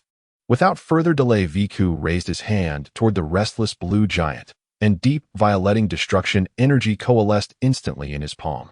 "Go." With a low command, a tightly focused beam of dark violet light shot forth, striking the star's core with flawless precision. A silent, colossal firework bloomed before their eyes. The vast blue star collapsed inward, like a punctured bubble, its dissolution utterly soundless. Its immense mass and terrifying energy rapidly unraveled into primordial particles, vanishing entirely into the cosmic void. A faint ripple of residual energy shimmered across Whis's spatial barrier, then faded, leaving perfect stillness. A potential galactic catastrophe, capable of obliterating star systems across several light years, had been defused with effortless nonchalance. Viku lowered his hand, savoring the fleeting surge and immediate containment of that devastating power. With a wry smirk, he remarked to Whis, "From now on your new title is a slacking angel, and I find it exquisitely fitting." Whis smiled serenely and politely declined. "I respectfully refuse such an inelegant epithet, Mr. Viku." "Refusal denied. If you wish to continue enjoying Earth's delicacies, hot pot grilled meats, ice cream cake, then you will accept this title." Whis's smile froze momentarily, then dissolved into visible inner turmoil. One side angelic dignity, the other Earth's transcendent gastronomy. The choice was agonizing. Seconds later, Whis yielded, with solemn gravity. "Mr. Viku, regarding this appellation, perhaps we may negotiate further. Should Miss Bulma regularly provide such exquisite meals, then slacking angel may not be entirely unacceptable." Vika stared at him dumbfounded. "Wait. What? I was joking. You'd sacrifice your honor for food. Are you serious?" Whis instantly adopted a reverent scholarly air and declared, "Mr. Viku, you are still young. You have yet to grasp certain, divine joys of existence. The ecstasy of fine cuisine, the pinnacle of gustatory transcendence, holds greater worth in my heart than any title. Viku, he was utterly defeated. Nearby Shin observed their banter, and an involuntary wistfulness softened his gaze. Though he was constantly attended by the loyal Jibito, the warrior maintained absolute deference, never daring to tease, jest, or bicker with Shin as Whis did with Viku. That easy, harmonious rapport, so long absent from his life, moved him to murmur almost dreamily, "You two truly share a remarkable bond." At that, Viku and Whis turned in unison, answering in perfect sync. "Shin, are you serious?" "Oh my, are you truly serious, Lord Kaishin?" They exchanged a quick, mutually disdainful glare. "Hey, yeah." Shin chuckled nervously, realizing belatedly that he'd misread the situation entirely. These two didn't seem close. They seemed perpetually on the verge of reigniting their quarrel. Having resolved the stellar crisis, Shin and Jibito bid farewell and departed for the Kaishin realm to process the overwhelming revelations they'd just witnessed. Meanwhile, Viku and Whis vanished in streaks of light, returning to the Destroyer realm, where within Bulma's capsule-built modern residence a new commotion was already unfolding. A piercing, astonished shriek erupted suddenly from the second-floor bedroom, so loud and sharp it startled Viku just as he stepped into the living room. "Yeah." Bulma clutched a small mirror, her vivid blue eyes wide with disbelief. Her face bore an expression of utter incredulity as she frantically examined herself from every angle. Honey, I've shrunk." She bounded over to Viku like a startled rabbit the moment he entered, waving the mirror wildly, her voice trembling with excitement. Look. Viku blinked, then broke into a roguish grin. Effortlessly, he slid one arm around her waist while the other wandered with deliberate mischief, feigning misunderstanding. "Shrunk? Where? Let me see." "Uft, pervert. What are you even thinking?" Bulma flushed crimson and slapped his wandering hand away, scolding playfully. "I mean my age. My age, you dim-witted husband with the perpetually unhealthy imagination. Why did I wake up from a simple afternoon nap looking this young? My skin's flawless. Better than it was at 18. Her eyes suddenly lit up. She whirled toward Viku, whose smug grin confirmed her suspicion. "Did you do this? Tell me you did." Viku beamed, proud, expectant, and nodded vigorously. "Absolutely. Today Whis and I visited Namek, the home of the guardian deity. Their Dragon Balls are vastly more potent than Earth's, so I wished for you to return to the age of 18. Surprised, delighted. Hearing it was his wish, that he'd done it for her, sent a wave of euphoria crashing over her. She leapt into his arms, wrapping her legs around his waist and clinging fiercely to his neck, planting rapid, breathless kisses across his face. "Surprise. Utterly delightful. You're the best husband ever. Moi. Yet as her exhilaration settled, a flicker of hesitation crossed her features. But is this really wise? Using the Dragon Balls for such a wish? Could there be hidden costs or side effects? And she touched her smooth, taut cheek, wonder edging her voice. It feels strange, like I've stolen time itself." Viku held her easily, laughing warmly. "Relax. Namekian Dragon Balls are immensely powerful. Side effects? Impossible. As for cost," he grinned slyly, "the price is simple. Your husband must work even harder to remain worthy of his breathtaking, radiant wife." With that, he swept her effortlessly into his arms and strode toward the bedroom. "Hey, what are you doing? Put me down." Bulma cried out, cheeks blazing. "What? To personally verify the Dragon Ball's miracle, of course. Confirming whether everything has truly reverted to 18. Come on, let's conduct a thorough Hansen investigation." His mischievous grin widened as he carried her, laughing, squirming, and playfully punching his chest, up the stairs and out of sight. Meanwhile, in the neighboring house's dining room, another fierce contest unfolded, silent, swift, and centered on a steaming platter of freshly grilled beef. Chopsticks clashed midair, blurring into streaks of motion as Whis and his elder sister Bardo waged a lightning-fast battle for supremacy. "Oh my sister, that marbled cut was mine first. Oh my Whis, in matters of fine cuisine, chivalry yields to skill alone. Let us settle this fairly." Humph. Clearly, for angels, culinary pleasure reigns supreme. After all, not everyone possesses Viku's ability to restore full vitality, and more, with a single senzu bean. In the Poe Shinjia, an eternal light poured down with gentle radiance, as if gilding this divine abode with a consecrated glow. Whiteley stood outside and instinctively rubbed the small of his back. Recalling how Burma's tiny, aggrieved reproach from last night escalated into an unexpectedly fierce act of retribution, A helpless yet fond smile tugged at his lips. Lately, in order to become familiar with the duties of the god of destruction, he and Wei had been shuttling through the cosmos every day, continually clearing celestial bodies and planets, judged to be worthless or harmful. Sometimes they even had to stay for several days on planets with peculiar environments to conduct detailed assessments. In coming and going like that, he had admittedly neglected Burma a little.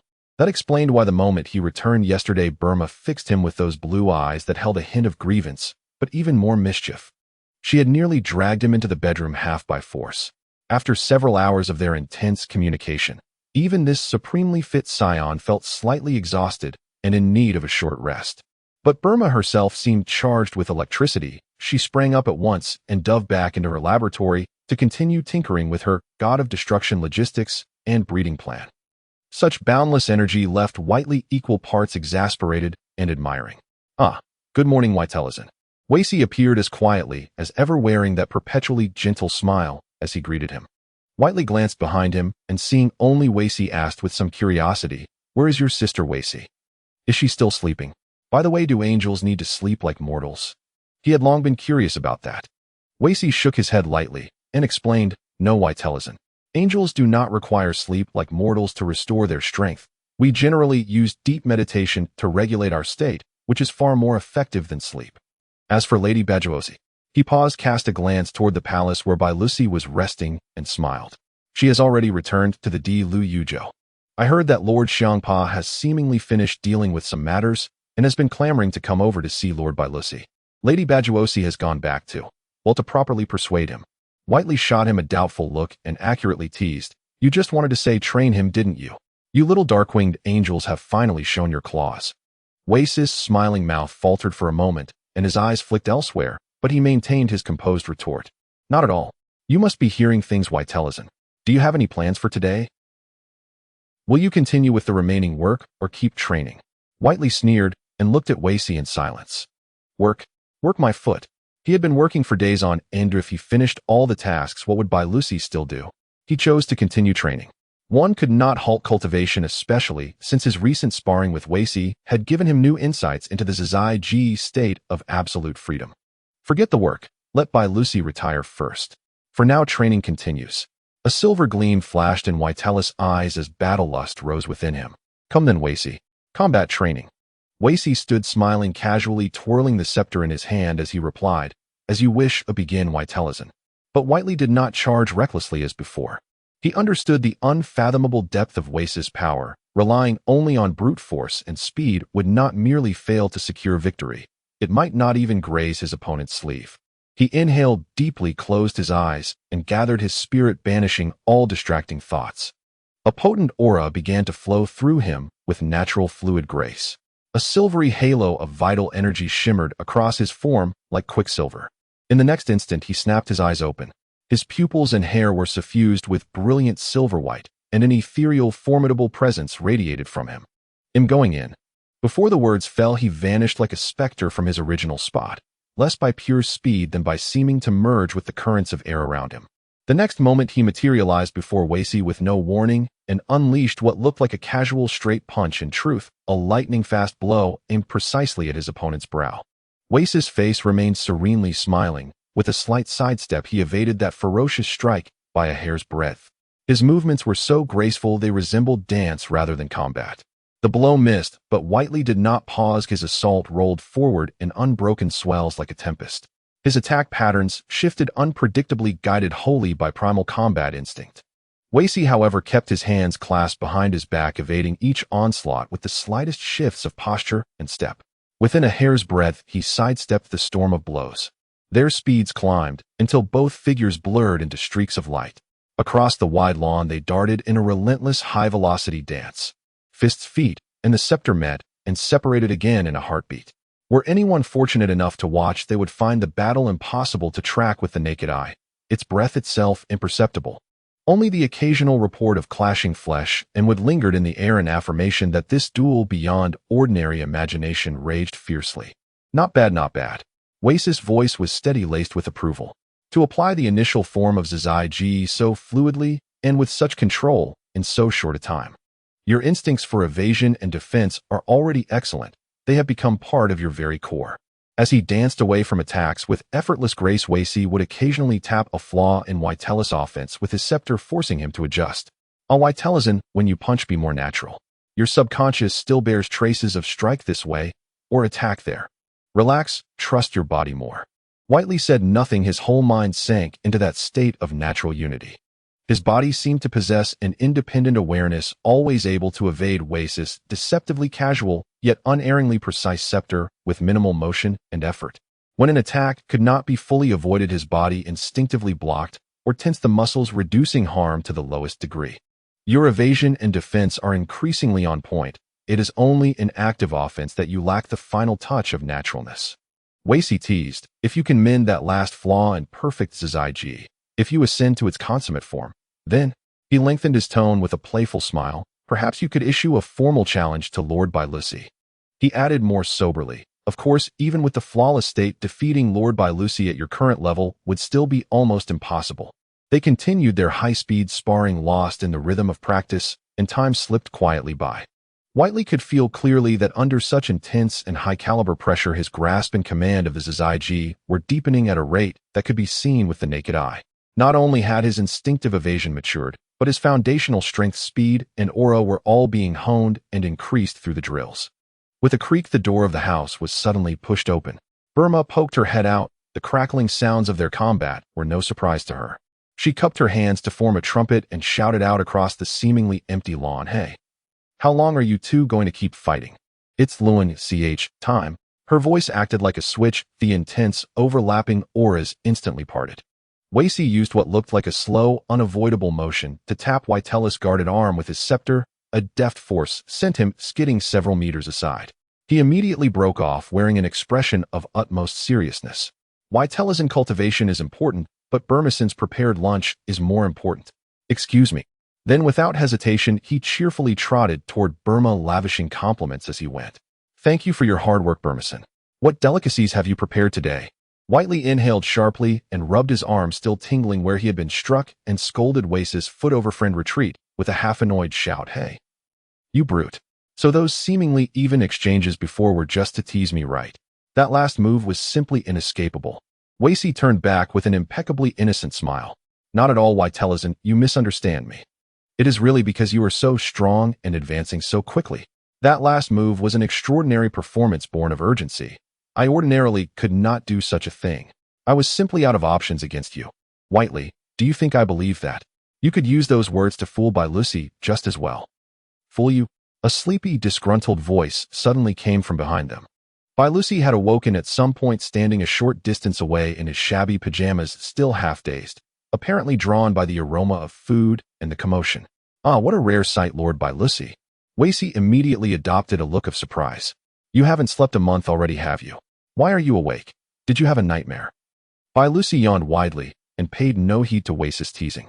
Whiteley glanced at Bailusi's attire and couldn't help but mock with a grin. Bailusi, can't you change your pajamas? How long have you been wearing that ragged set? You're a deity, mind your image. Bailusi looked down at his sleepwear and snorted in displeasure. A faint gleam shimmered about him, and the tattered pajamas transformed instantly into the god of destruction's divine robe. He also, too lazy to argue with these two guys, he sniffed the air vigorously, and his eyes suddenly brightened. I smell it. It's definitely the aroma of grilled fish.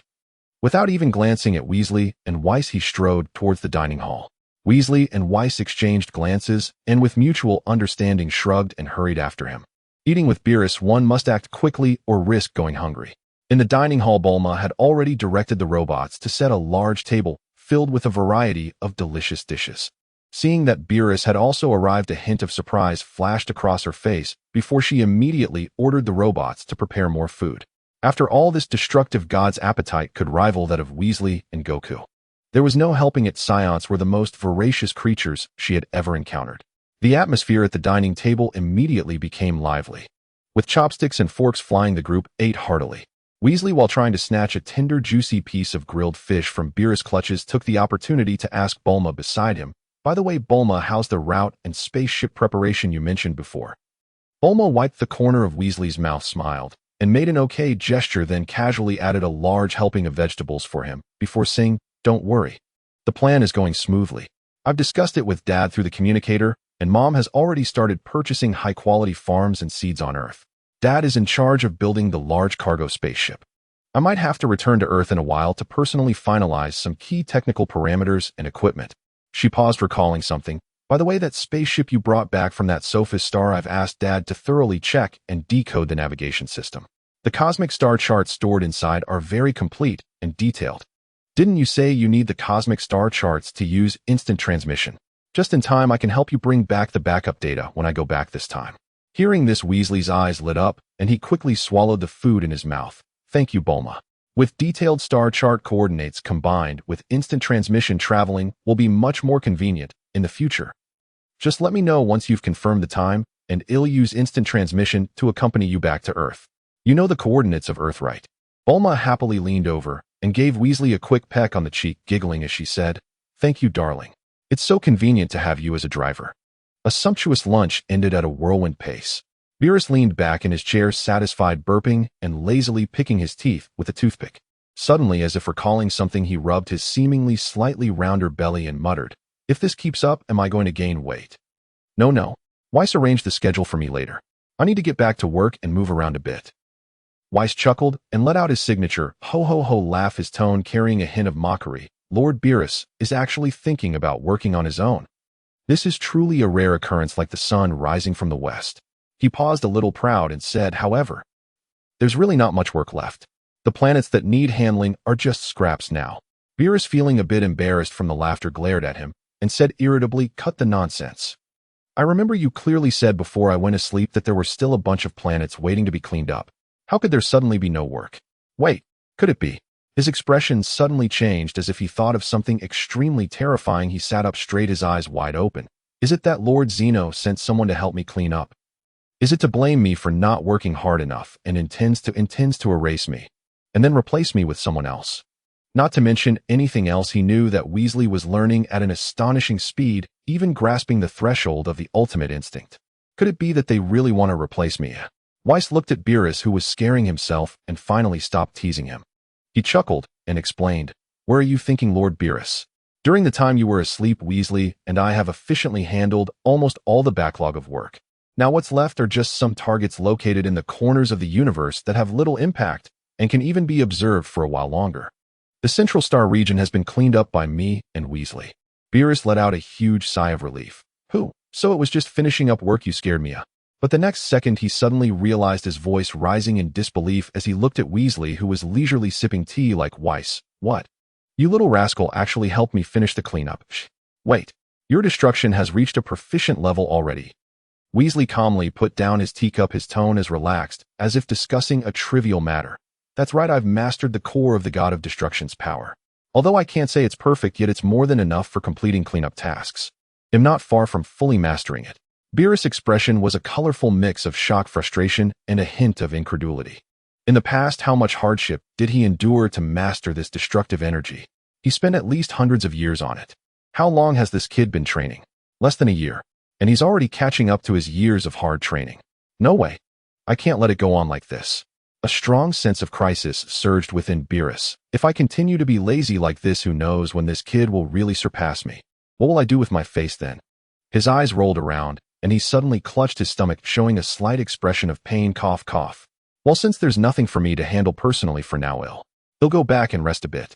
I feel like I ate too quickly and have a bit of indigestion. Weasley, you are still young, and the road ahead is long. Remember to be humble and continue your hard training. I will definitely pass on the position of the God of Destruction to you in the future. But not now," he added in his heart. Without waiting for the two to respond, he flashed away at the fastest speed back to his quarters. He needed to hurry and find those auxiliary tools he used during his training years and see if they could still be used. He had to get back to work. Weasley watched Beerus' nearly panicked retreating figure, a little speechless, as he said to Weiss, "Won't he really gain weight eating and sleeping like this, sleeping and eating and occasionally waking up to binge? Doesn't the God of Destruction have metabolism issues?" Weiss naturally saw through Beerus' little thoughts, but he only smiled slightly and didn't expose it, calmly replying, "Don't worry, Weasley, Lord Beerus knows his limits." After lunch, Weasley took a short nap with Bulma. Once he woke up, he found Weiss again and continued his training in ultimate instinct. He could clearly feel that he was only a thin layer of paper away from that more perfect realm. Every battle with Weiss made that layer of paper a little thinner. As long as I continue to train step by step like this, in a while, I will definitely be able to thoroughly master ultimate instinct. At that time, I can also enhance my foundational power and have the strength to talk face-to-face with Beerus. Weasley was filled with confidence. During dinner, the atmosphere was relatively calm. During the meal, Weasley and Weiss discussed the upcoming itinerary. Weiss, I want to visit the Kaioshin realm tomorrow. Oh, is it for the matter you promised Kaioshin before? Weiss said knowingly. Yes. Weasley nodded. I promised to solve the problem with Majin Buu. I can't go back on my word. Plus, I can also save the old Kaioshin who is sealed in the Z sword while I'm at it. He stroked his chin, a glimmer of interest flashing in his eyes. I heard that the old Kaioshin has the ability to unlock potential. It would be worth a try to see if he could help me unlock it as well. Perhaps I could also unlock a mysterious form. No matter what, going there won't hurt. Weasley concluded.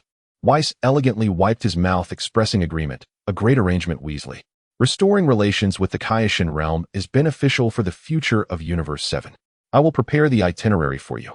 After a day of training, Weasley felt both physically and mentally satisfied. He planned to get a good night's sleep tonight to recharge and be in the best condition for tomorrow's visit to the Kaioshin realm. However, just as he was embracing Bulma and starting to feel a bit drowsy, Bulma in his arms suddenly became restless. Her soft little hands began to gently trace circles on his body, and her warm breath brushed against his neck, carrying a hint of seduction. We have important matters tomorrow. Weasley closed his eyes, trying to remain calm. Important matters? What could be more important than me? Bulma's voice carried a hint of pouting and dissatisfaction, her actions becoming even bolder. Some guy goes out for over 10 days, and when he comes back, he thinks one compensation is enough to smooth things over. Weasley felt a surge of anger rise suddenly. He had planned to rest well for the night, but this tormenting little fairy clearly had no intention of letting him go. Demon. Weasley suddenly flipped over, pinning Bulma beneath him, his eyes sparkling with a dangerous and fiery light. Since that's the case, don't blame me for being rude. Tonight, I will make you experience the power of this monk. I want you to assist me in my training. Bulma let out a surprised yelp, which quickly turned into a series of giggles. Not only was she not scared, but she also eagerly engaged. Who's afraid of whom? Watch how this lady will deal with you. The harmonious and beautiful moment of rest officially began. The humble little author is online asking for 5 stars. Please 0. The realm of kings is a magnificent and mysterious planet among countless stars in the vast universe. On this planet reside the deities known as the kings, who wield the miraculous power known as creation. When the life force in the universe wanes, they unleash their divine power to create new planets suitable for life to be born, sowing the seeds of existence. As for whether life will flourish or fall into chaos after its birth, that generally lies beyond their direct intervention, though exceptions do occasionally arise. For example, a certain Black Goku who will appear in the future. The realm of kings has always been an extremely quiet and peaceful place. Vast green pastures, crystal clear lakes, majestic yet gentle mountains, and various unique and docile creatures enjoying the tranquility of life here. The kings often blend in, living alongside these small beings, all basking together in the atmosphere of peace. However, today this long quiet land is about to witness an unusual stir. Hey, it's moving. Vetrali is moving. The King Saiyan exclaimed, pointing at Vetrali with wide-eyed astonishment, his voice reflecting the excitement of a child. Vetrali, who was straining to draw his sword, was startled by this sudden shout, almost losing his breath. He shot Saiyan a glare, correcting him. Shut up. What do you mean I'm moving? It's the sword that's moving. Can't you speak properly? How could this guy, despite being a king, always give off such an unreliable vibe? Saiyan shrank back from the scolding, scratching his head awkwardly and saying sheepishly, sorry, I got too excited. Please continue, Vetrali. Meanwhile, Ves maintained his signature elegant smile, as if everything happening before him had nothing to do with him. He had pulled out a bag of exquisite snacks from somewhere, munching away happily, completely relaxed and merely enjoying the spectacle. Vetrali, too tired to deal with these two clowns, focused again, gripping the hilt of the king's sword tightly. He took a deep breath, and a powerful aura erupted from within him as his muscles tightened, exerting force. Lift. Vetrali let out a low grunt. This seemingly ordinary stone sword was unexpectedly heavy, as if it were tightly bound to the very earth of the realm of kings. He was using nearly 80% of his strength, and only then did the sword slowly begin to rise from the ground, accompanied by a sense of arduous effort, as if it were breaking free from shackles. How can it be this heavy? Vetrali thought in surprise. It shouldn't be with my current normal strength. Could it be heavier than Son Gohan transforming into Super Saiyan 2? This made him more aware of the peculiar nature of this sword. Finally, with a crisp and melodious clang, the entire king's sword was completely drawn out. The sword was fully revealed, emanating an aura of ancient mystery. Phew! Vetrali exhaled deeply, placing the heavy king's sword down with a loud thud onto the grass, stretching his somewhat sore wrist. Vetrali, Saiyan. King Xian cautiously approached, his gaze darting between Vetrali and the sword on the ground, his face a mixture of anticipation and anxiety. Where is our ancestor? Didn't you say that pulling out this sword would summon the sealed ancestor? His eyes were filled with questions, fearing his hopes would be dashed. Vetrali smiled, bending down to casually weigh the king's sword in his hands, feeling its extraordinary weight. Don't be hasty, Xian. I remember you kings have the ability to create things out of thin air, right? You should be able to conjure metal directly. Start with the hardest metal in the universe. Xian looked puzzled. I can. But what do you need this metal for? Are you trying to make a sheath for this divine sword? I could just conjure a perfect sheath, couldn't I? In his view, treating the divine sword that seals the ancestor should be taken more seriously. Vetrali helpless waved his hand and said, don't mind the details, just conjure it. I have my reasons. All right. Okay. Though full of questions, King Xian complied. He extended his hand and gently pointed at the empty ground ahead. Suddenly light gathered in the air and a large square block of metal shimmering with a dark metallic luster crashed down onto the soft grass with a thud, causing the ground to tremble slightly. This is the hardest known alloy in the universe with stable structure and strength. Zin's words were cut off as the next scene caused both him and nearby Jebet to widen their eyes and shock their jaws, nearly dropping to the ground. Without warning, Vetrali swung the king's sword in his hand, slicing through the air like a wooden stick, aiming fiercely at the block of metal claimed to be the hardest in the universe. Vetrilicin. What are you doing? King Xian clamped his hands over his face, letting out a sharp scream. With a crisp bang, the seemingly indestructible king's sword, which had endured countless ages, snapped in half upon contact with the metal. The top half of the sword spun away, landing with a clatter on the grass a short distance away. The scene fell into a dead silence. Xian was petrified, staring at the broken sword on the ground, his face drained of color. He trembled as if the sky had fallen, collapsing to the ground in despair, clumsily trying to cast a restoration spell to fix the sword, his voice quivering with tears. The sword. The king's sword. It's broken. How could this? The ancestor is gone. Vetrali looked at his world-ending expression and couldn't help but smile wryly. Hey, I say, shouldn't you look behind you? At that moment, Xian was too distraught to hear those words. All he could think was the artifact is destroyed, him a sinner and him sorry ancestors. He ignored Vetrali completely, desperately attempting to piece the shattered sword back together. However, his guard Jebet, though also in immense shock, heard Vetrili's words. He struggled to turn his stiff neck, directing his gaze behind Xian. Upon seeing his eyes widen to the size of saucers, his mouth agape enough to fit a light bulb. Stuttering, he pointed toward Zin's back, his voice trembling. The king. You behind you. Look behind you quickly. Finally, Jebet's unusual reaction pulled Xian back from the brink of collapse. He raised his head, tearfully looking at Jebet in shock, asking, what is it, Jebet? Behind me. Isn't Ves? As he spoke, he instinctively turned around. To his astonishment, not far behind him stood an old man clad in the garb of a king, wearing peculiar earrings. The old man had his hands clasped behind his back, observing everyone on the scene with a serious yet curious expression. Ahem. Seeing Xian finally notice him, he deliberately cleared his throat and began his self-introduction in an ancient-sounding voice. I am the king from 15 generations ago. You juniors may call me the old king or ancestor. His gaze first fell on Vetrali, who was still smiling at Xian. Kid, thank you.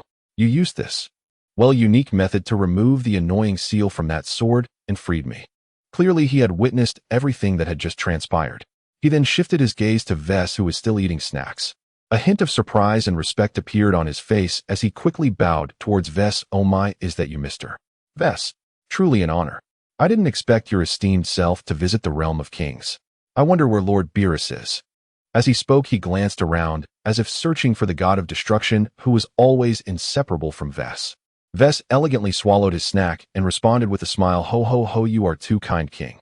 Lord Beerus is currently resting in the god of destruction's realm. Do you have urgent matters to discuss with him? If so, I can convey your message. Upon hearing this, the old king was momentarily taken aback, a subtle relaxation flashing across his face. He sighed with relief, thinking to himself, looks like I won't have to face that temperamental god of destruction right away. But then he curiously asked, well, it's not really urgent. Then, Mr. Vess, what brings you here today?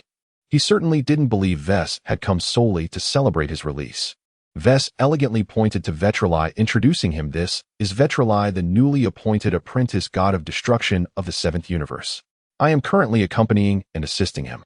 Oh, an apprentice god of destruction. The old king revealed a look of surprise, turning to scrutinize Vetrali more closely. His gaze seemed to possess some penetrating quality, making Vetrali feel a bit uncomfortable. After a moment, he slowly nodded, his face breaking into an admiring expression. Not bad, not bad. Solid foundation, refined aura, and an extraordinary transformation in Live's essence. What's more surprising is Huff. He suddenly inhaled sharply, his eyes sparkling. You've even touched the threshold of the supreme state, and not merely glimpsed it, but reached a rather profound level of Zhao. I never expected such a remarkable individual to arise in our 7th universe. At this moment, Xian finally snapped out of his extreme shock and hurriedly stumbled to the old king's side, speaking incoherently. Ancestor, you really came out of the sword. When Ventriloquist told me, I actually doubted he was lying to me. I truly am despicable. He looked filled with regret and self-reproach, feeling immense shame for having doubted Ventriloquist's intentions earlier. The old king observed this descendant with a mix of disappointment and exasperation. Sighing, he spoke in a teachable tone, you juniors. I was sealed in that broken sword for countless millennia, always hoping there would be a sufficiently excellent king to discover the secrets of the sword and break the seal. I never anticipated that after such a long wait, the current generation would be even worse. By the time your generation of kings is nearly extinct, it would take an outsider to discover and resolve it. Fortunately, this young god of destruction appeared. Otherwise, if something big were to happen in the universe, our 7th universe would truly be in dire straits. Afterward, he turned back to Vetrali, giving him a solemn bow. Regardless, I sincerely thank you, young god of destruction. I will remember this favor. Vetrali waved his hand, indicating there was no need for such formalities. It was just a small effort, old king, no need to worry about it. Actually, I came to the realm of kings not only to fulfill my promise to Xian, but also to request something. Oh, speak on. The old king responded readily. I heard you possess a unique ability to awaken the dormant potential within a person. Vetrali stated his intention directly. I hope you can help me develop the hidden potential within me and fully awaken it. Upon hearing Ventriloquist's request, the old king simply shook his head. He shook his head, a hint of regret showing on his face. He explained, logically speaking, you are my benefactor, and I should not refuse this request under any circumstance. However, he shifted the conversation, pointing at Whitery. You have already embarked on the path of ultimate freedom in your cultivation, and you are not merely skimming the surface. You have truly entered the realm of Zhao and reached its perfection, only a step away from the perfect ultimate freedom. Do you know that ultimate freedom itself is a deep excavation and release of one's own potential? The old Kai looked at Waiteri and said affirmatively, every time you enter the state of ultimate freedom, every time you follow the instinct of your body to fight and comprehend, your potential is continuously stimulated and transformed into actual power. Don't you feel that since you started practicing ultimate freedom, your speed of power enhancement is much faster than when you were simply training before? Upon hearing this, Waiteri fell into deep thought. He carefully recalled his recent cultivation and found that it indeed seemed to be the case. He originally thought it was due to his extraordinary talent or the benefits of becoming a trainee god of destruction, but he never expected the root cause to be here. Ultimate freedom itself is a massive potential developer. I understand now. Waiteri nodded in realization. It seems I was being greedy. However, the old Kai interrupted him again, saying, wait, young Waiteri, don't rush. Waiteri looked at him in confusion. The old Kai stroked his long beard, a mysterious smile appearing on his face. Although I can no longer use that ritual to develop your potential, perhaps I can offer you a little help in comprehending the realm of ultimate freedom. Oh, Waiteri was genuinely surprised this time. You can even provide guidance on ultimate freedom. This old man was indeed extraordinary. No wonder he could be sealed in that sword for so long without perishing. I know a thing or two, just a thing or two. The old Kai appeared humble, but a confident light flickered in his eyes. After all, having lived for such a long time, there are indeed some tricks up my sleeve. Come on, kid, follow me. Under the old Kai's guidance, Waiteri arrived at a cliff with a breathtaking view overlooking vast plains. The gentle breeze, the sound of birds and flowers, and the pure and peaceful atmosphere made it truly an excellent place for quiet cultivation. Sit down, relax your mind, and try to enter your ultimate freedom state, but do not dive too deep. Just maintain a faint connection. The old Kai instructed.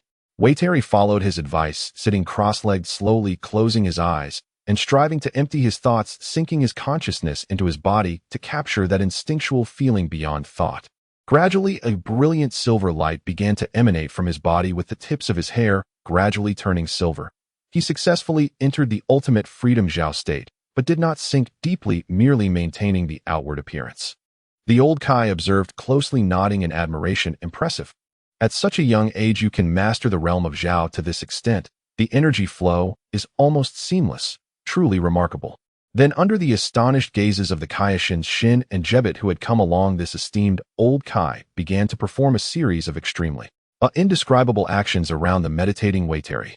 He first danced with his hands and feet, the movement strange like some ancient ritual dance, mumbling an incomprehensible chant.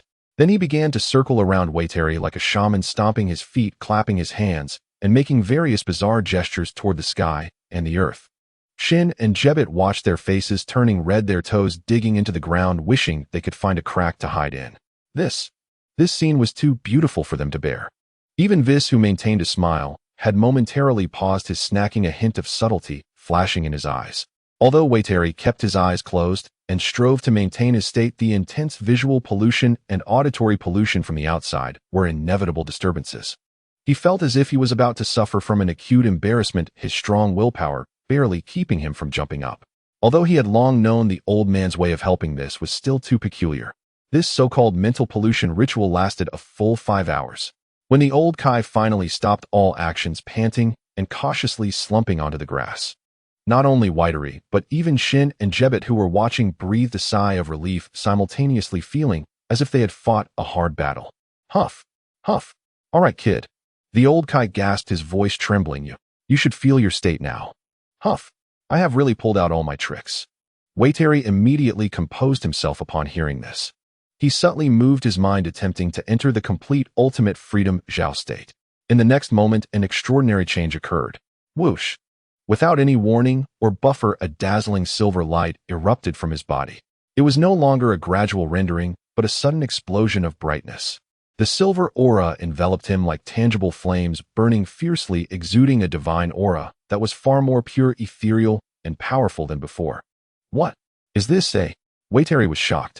He could clearly feel that the speed at which he entered the ultimate freedom state was several times faster than before, almost reaching the level of instantaneous action.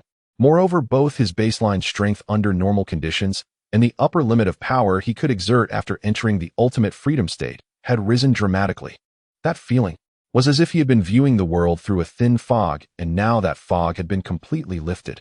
Allah, this voice rang out at the right moment, filled with his usual teasing tone. What an astounding progress, Waiteri. It seems you are truly just a step away from Lord Beerus' realm. Next time you compete with Lord Beerus, make sure to show some mercy. Waiteri looked at Vis with a serious expression, suppressing the aura around him. Show him mercy. Please, Vis, do me a favor and act like a person. Can you find someone else to fool? He was well aware of how much power Beerus had truly hidden. Waiteri sighed helplessly, feeling that since he met Vis, the number of times he sighed had noticeably increased. Ignoring Vis, he turned to the old Kai, who was slumped on the ground, and gave a solemn bow. Thank you, old Kai. No matter how awkward the process was, the result is indeed astonishing. The old Kai weakly waved his hand, signaling him not to be too polite. Then Waiteri looked at Shin and began discussing serious matters regarding Majin Buu. Shin, when do you plan to deal with Babidi and Majin Buu? Speaking of which, Shin's face revealed a troubled expression. I'm afraid it will take a little longer. Although weak signals of Babidi and his minions' activities can occasionally be detected in the universe, now he himself is extremely cunning and his whereabouts are erratic, never truly revealing a definite location. If he doesn't make his presence known, it will be very difficult for us to pinpoint Majin Buu's exact hiding place. Waiteri stroked his chin and directly dropped a bombshell news. Majin Buu is on Earth. Wah. What? How do you know? Shin looked shocked, abruptly raising his head to look at Waiteri. This news was simply too shocking. Earth. That seemingly unremarkable low-level planet. You don't need to worry about how I know, I just know. Waiteri couldn't exactly say he learned it from a comic. Do you need me to take action and find him on Earth to eliminate him? Let's just settle this once and for all. Upon hearing this, Shin's face displayed extreme struggle and hesitation. He thought for a long time before firmly shaking his head. Why Terrazin? That might not be feasible. He explained seriously, Majin Buu is the ultimate monster that Babidi has painstakingly created. If we merely destroy Buu without completely eliminating Babidi with his capabilities, it won't be long before he gathers enough energy and materials to create an even more terrifying Majin Buu. We must cut the roots.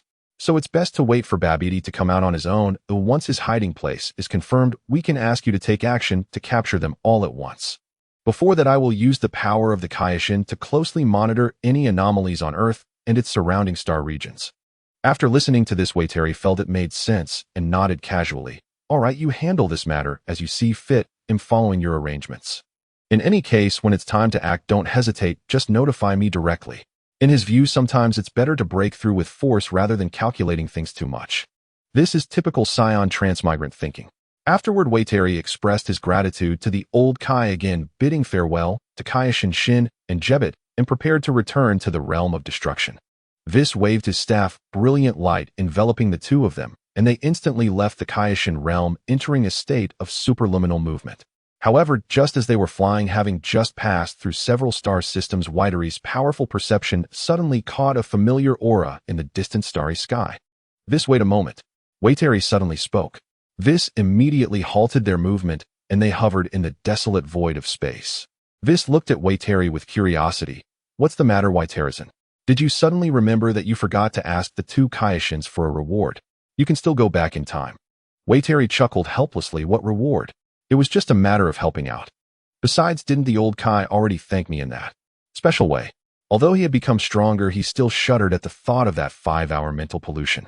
His gaze turned toward a certain direction deep in the distant starry sky, as if penetrating countless light years. A mischievous smile suddenly appeared on Wateri's face. Vis, you can head back to the realm of destruction by yourself. I think I've sensed the aura of an old friend not far away, just outside a few star systems. They'll go over and say hello. I should be back before dinner.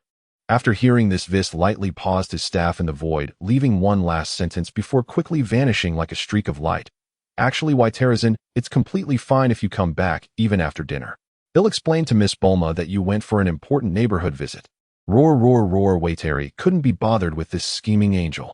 He raised his hand, bringing his index and middle finger together, gently pressing on his forehead, concentrating on sensing the exact location of that familiar aura. It's been a long time since we last met. He murmured to himself, his smile becoming increasingly mischievous. Prince Vegeta. In the next moment, his figure instantaneously vanished from the cold void of space, leaving behind the distant stars still twinkling without interruption. In the North Galaxy, a desolate planet with harsh environments covered in crimson rocks and dust. Night has just fallen, and a biting cold wind howls, carrying sand particles. A campfire stubbornly burns under the sheltered rock wall, becoming the only source of warmth on this barren planet. On the campfire, a uniquely shaped alien creature is being roasted, sizzling and exuding oil, with a rich aroma of meat wafting through the cold wind. Seated around the campfire are 3 warriors from the Saiyan race: Vegeta, Nappa, and Raditz. Raditz gazes at the flickering flames, his face filled with unease and fear. He swallows hard, his voice trembling as he confirms once more, Prince Vegeta, have you truly decided to take action against King Frieza? This is too risky. Nappa immediately shot a disdainful glance at him and bellowed in a rough voice, Raditz. You coward! Are you backing down now? To hesitate before your enemy? Do you even deserve to be called a Saiyan? Raditz shrank his neck under the roar, wanting to defend himself, but not knowing where to start. Suddenly, Vegeta raised a hand to stop Nappa from continuing his tirade. He slowly turned his head, his sharp eyes appearing exceptionally deep in the firelight. He looked at Raditz, his tone cold and carrying an undeniable pressure. Raditz, I recall. You seem to have a brother who was sent to another planet before the destruction of Planet Vegeta, right? Is that correct? Raditz's heart tightened, thinking Vegeta was going to question him about his fear, and he breathed a sigh of relief upon hearing this, quickly nodding and answering, Yes, Prince Vegeta. Back then, my father Bardock sent my brother Kakarot in a small spacecraft before the planet exploded. If I remember correctly, he was sent to a low-level planet called Earth. Earth? Vegeta whispered as he repeated the name, his eyes narrowing slightly as his thoughts seemed to drift far away. He recalled many years ago when he first left Planet Vegeta to conquer a planet called Safra. That mission was completed quite smoothly with the sovereign people offering no resistance. But it was there that he lost to a high-level warrior named Vetri, who had once defeated him. That guy had a combat power value far lower than his own, and his battle experience and skills seemed unremarkable. Yet it was this very person who easily, and even mockingly defeated the proud Vegeta. The humiliation remains vividly imprinted in Vegeta's heart. Later, when shooting down the luxurious spacecraft belonging to the Sovereign King that attempted to escape the enemy, seemed to murmur something like, "That long-tailed one," towards Earth, before dying. Heh! A cold and cruel smile crept across Vegeta's lips. "Vetri, back then you fled to such a remote planet out of fear of my vengeance, didn't you? How ridiculous." He suddenly stood up the light of the campfire, elongating his small, but powerful figure. He decisively issued an order to Nappa and Raditz. It's settled. Forget about that Frieza guy. We are preparing to leave for Earth immediately. To Earth? Now, Raditz exclaimed in shock, forgetting his fear as he hurriedly tried to dissuade him. Prince Vegeta. Frieza's reconnaissance ships are definitely still searching for us in the surrounding star domains. If we activate the spacecraft now, the energy fluctuations will surely be detected by them. If we attract Frieza himself, we three will definitely die. Before he could finish, he saw Vegeta slowly turn his head, his eyes already filled with cold, murderous intent. Raditz. Vegeta's voice was terrifyingly deep. If you lack even this bit of courage to break out, then you worthless one, have no value in living any longer. He turned his back and walked directly towards the circular single-pod spacecraft parked not far away. As he approached the hatch, he did not stop his steps, but coldly issued a command Nappa deal with him. Nappa's burly body slightly trembled, a hint of hesitation flashing across his face. He looked at Raditz, whose face had turned pale and was starting to tremble, and opened his mouth. Prince Vegeta, our Saiyan race, is on the brink of extinction. Raditz is still a Saiyan after all. Vegeta suddenly turned around, his terrifying aura bursting forth, pressing down on Nappa like a tangible force. Nappa, do you want to die too? The cold, murderous intent instantly silenced Nappa, all pleas for mercy caught in his throat. He gritted his teeth, a struggle flashing across his face, and ultimately, with a heavy heart, he raised his sturdy arm palm aimed at the despairing Raditz. Sorry, Raditz," Nappa said in a low voice. A scorching energy wave shot from Nappa's hand, directly blasting towards Raditz, who seemed to have given up resisting. The dazzling energy burst instantly engulfed Raditz's figure, a massive explosion erupted, and the shockwave violently swept the surrounding sand and stones. Am I going to die? In the final moment before the energy hit, Raditz's mind went blank.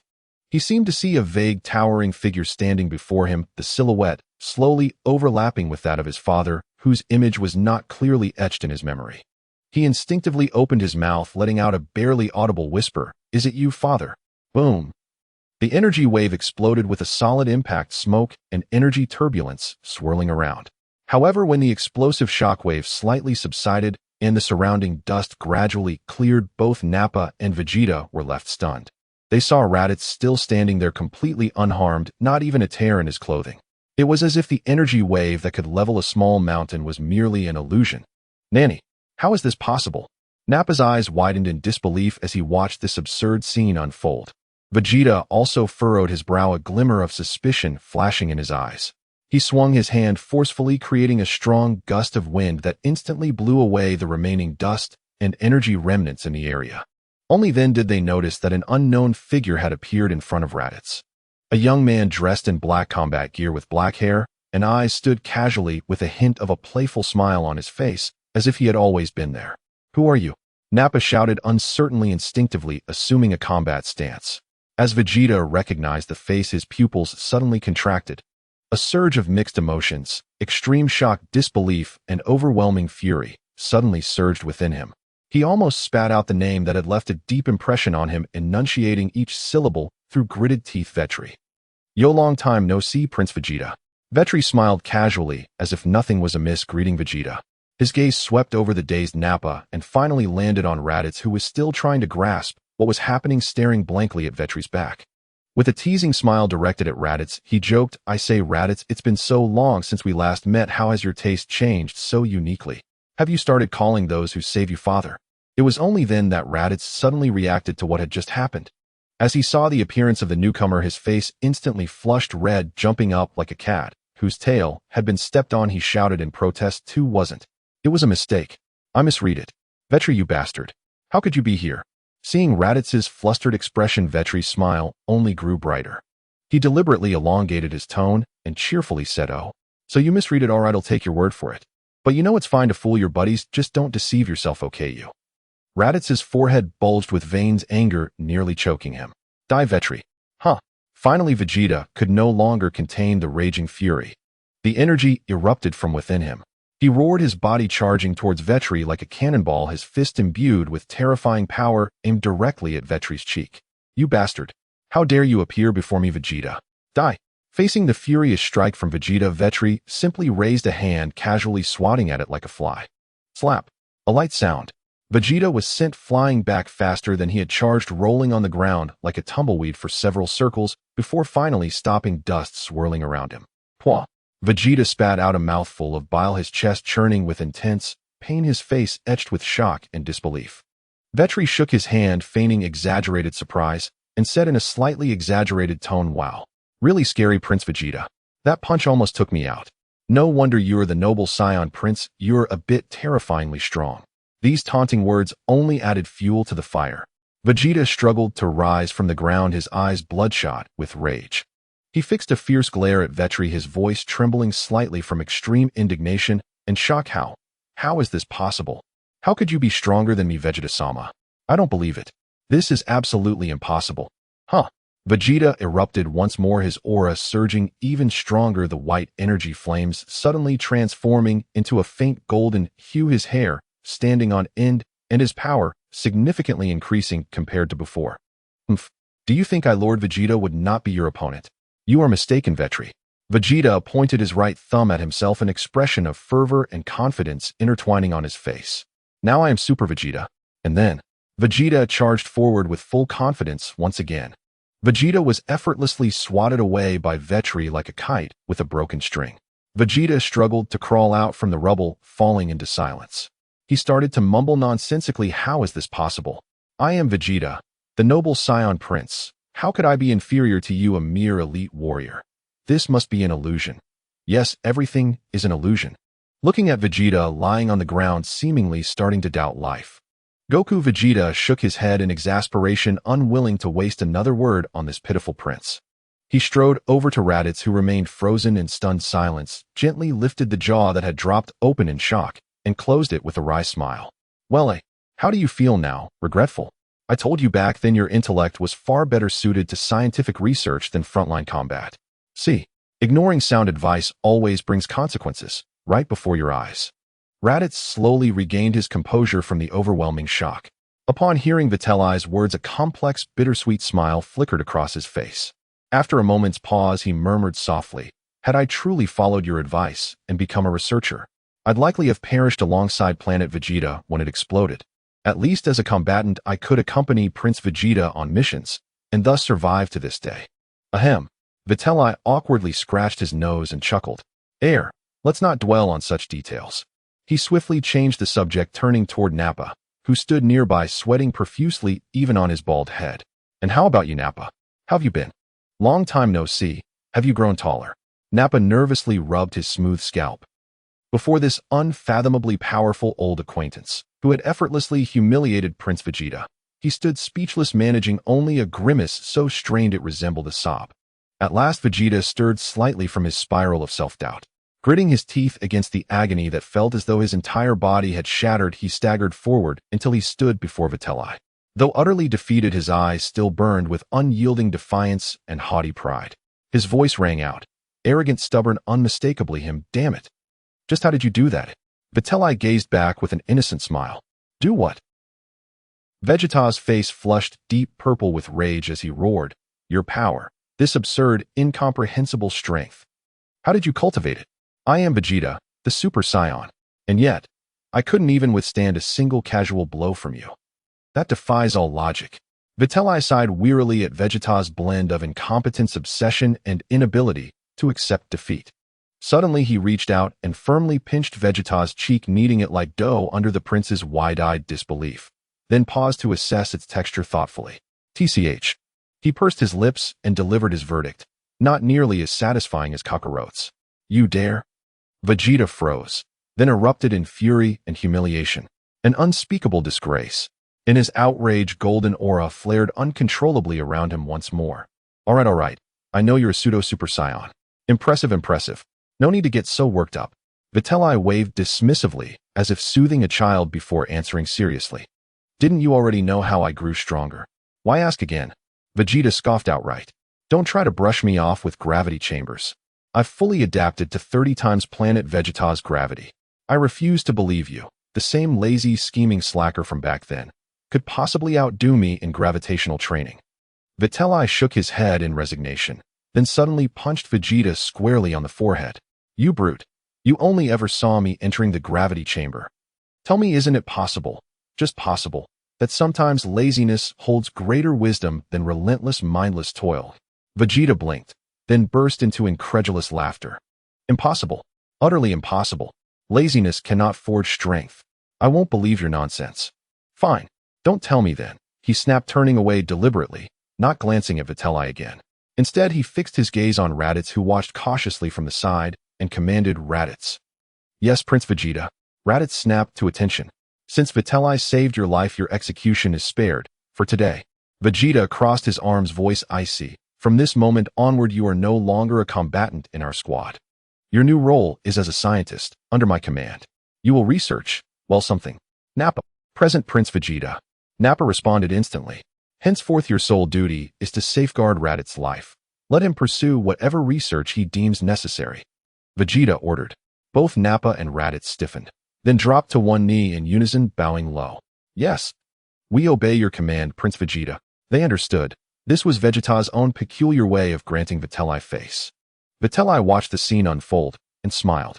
His gaze settled on Vegeta, proud, aloof, pointedly refusing to meet his eyes, even as something softer flickered beneath the surface. You mentioned earlier, you're heading to Earth. So what if I am? As Prince of the Saiyan race, seeking my scattered subjects requires no report to you. Vitelli didn't bristle. He simply replied, calm and unhurried, I live there now. The words struck like thunder. Vegeta's expression twisted violently. He whirled around, glaring with fresh fury, as if he'd finally found his target. I knew it. Back on Sorbet, that worthless king raved in his dying breath, claiming you'd fled toward Earth. I laughed it off then. Never imagined you'd actually hide away on that backwater mudball. Seeing Vegeta slip back into furious ranting, Vitelli cut in gently, calm down. I went to Earth years ago, to seek the path and method to transcend my limits. Why so agitated? He paused, watching Vegeta's scowl soften slightly, then added, I never said I'd withhold the method, or forbid you from going. Trying to trick me into slacking off during training again. Just as cunning and deceitful as ever. Vitelli gave up arguing. He seized Vegeta's battlesuit collar, and beckoned to Nappa and Raditz, come closer. Once they drew near, his expression turned grave. His gaze swept over all three, voice low and resonant. Let me be clear. I'll take you to Earth, but listen well. If you lose control of your tempers there, if you slaughter, indiscriminately wreak destruction, or commit atrocities. Before he finished speaking, an indescribable, overwhelming aura erupted from him, raw, ancient, and absolute. Vegeta, Nappa, and Raditz paled instantly. Vegeta managed to remain upright, but trembled violently, sweat beading on his brow. Nappa's knees buckled, he nearly collapsed. And Raditz, the weakest among them, crumpled to the ground with a thud, crushed under the sheer weight of that invisible pressure, struggling just to draw breath. I will ensure you die without burial. Vitelli's voice, cold as final judgment, pierced their ears with chilling clarity. Understood. The oppressive force receded like a tide. All three gasped raggedly, eyes wide with unprecedented terror and awe. Only after each had stiffly nodded did Vitelli relax, his easy, familiar grin returning. With one hand gripping Vegeta's collar and the other seizing Nappa's, he planted a foot firmly atop Raditz, who still lay winded and prone on the ground. Let's go. Whoosh. In an instant, all four vanished from the barren world, leaving behind only the fading embers of a campfire and charred meat still sizzling on the grill. Sometime later, several uniquely shaped single-pilot crafts screamed down from the sky, landing in fiery descent upon the desolate planet.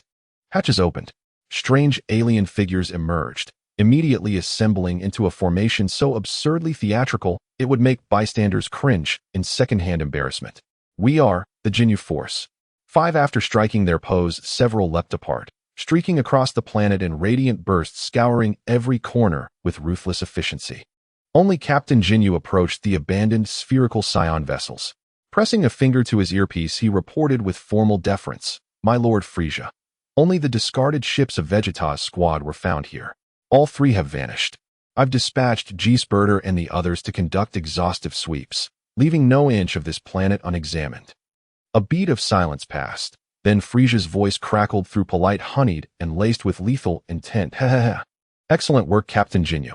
Locate those Saiyan vermin at all costs. Once found, do not alert them. Contact me immediately." "Yes, my Lord Frieza." Jinyu responded instantly, but hesitated, then added, "However, my Lord Frieza, eliminating traitors like Vegeta is well within the Jinyu Force's capabilities. There's no need to trouble your Majesty personally." Frieza's chuckle echoed coldly over the comm. "How thoughtful of you, Captain Jinyu, to wish to ease my burdens. Truly considerate, but unnecessary. These accursed Saiyan monkeys must be crushed by my hands alone to bring me peace. And remember, Captain Jinyu, upon discovery, you must notify me immediately." The deliberate emphasis on immediately sent a subtle chill down Jinyu's spine. He bowed deeply. "Yes. Understood, my Lord Frieza. I shall obey without fail." While the Jinyu Force continued their frantic search across the wasteland on Earth, Vegeta and his comrades newly arrived via Vitelli's power undertook their very first act. Eating. A mountain of stacked plates rose before them, while the serving robots, overwhelmed by the speed of delivery, smoked and sparked, dangerously nearing system failure. Dr. Brief adjusted his glasses, murmuring instinctively, "Truly worthy friends of Vitelli, just as voracious as he is." In the realm of the destroyer gods, the unchanging, gentle sunlight warmly spilled over the front of a modern house. Bulma had neatly organized her intricate research instruments, design blueprints, and some personal belongings. She clapped her hands in satisfaction, took out a capsule labeled miscellaneous from the multifunctional capsule box, and gently tossed it forward. Bang! After a puff of white smoke, the pile of items on the ground vanished instantly, all contained within that small capsule. Standing nearby, Videl watched in amazement, unable to help but exclaim, "No matter how many times I see it, this thing is just too convenient." The fact that spatial technology could achieve such a feat is astonishing. Bulma proudly lifted her chin and declared, "Of course.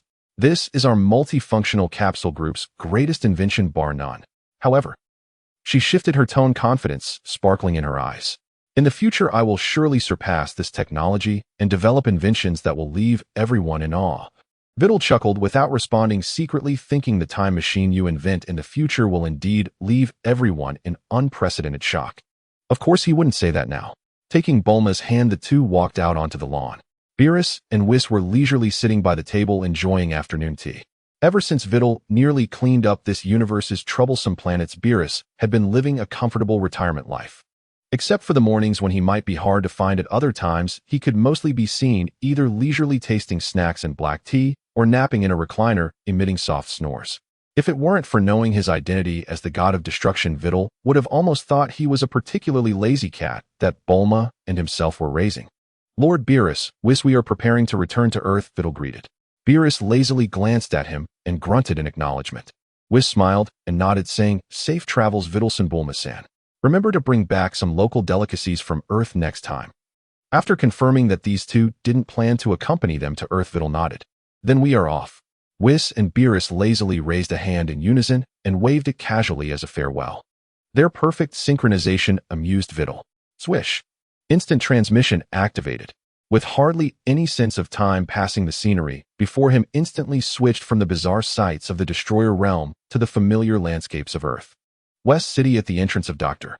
Brief's mansion. Finally back. Bulma cheered excitedly, taking a deep breath of the familiar air of Earth and pulling Videl's hand as she dashed towards home. "Dad, Mom, we're back." The Brief family seemed to be in a time freeze, still displaying that warm yet slightly messy scene. Dr. Brief, with his messy blue hair, was leisurely sitting in the front yard sipping black tea while reading a newspaper. Mrs. Brief was busy in the garden, as usual, taking care of her beloved flowers and various small pets. "Mom." Bulma flew over like a happy little bird, giving her mother a big hug. "Oh my." Mrs. Brief stumbled back slightly, but her face was filled with a joyful smile. She gently patted Bulma's back and playfully chided. "Really, little Bulma is already grown up. Why are you still so hasty? You need to be more composed." She looked up and her eyes lit up upon seeing Videl following behind. "Oh my, little Videl is back too." That's wonderful. How long are you planning to stay this time? By the way, when do you intend to marry our little Bulma and have a child? You two were gone for 2 months, and it was just me and Bulma's dad at home. It felt so lonely. Facing Mrs. Brief's overly straightforward and enthusiastic attention, Vidal felt a bit overwhelmed. He could only awkwardly smile, not knowing how to answer Mrs. Brief's question. Luckily, Bulma came to the rescue. She linked her arm with her mother's and led her into the house, cooing, "Mom, what are you talking about? We're still so young, marriage and having kids are still far off." "Oh, really?" Mrs. Brief was being pulled along by her daughter, but couldn't help turning back to observe Bulma, suddenly exclaiming, Little Bulma, why do I feel like you seem younger and more beautiful?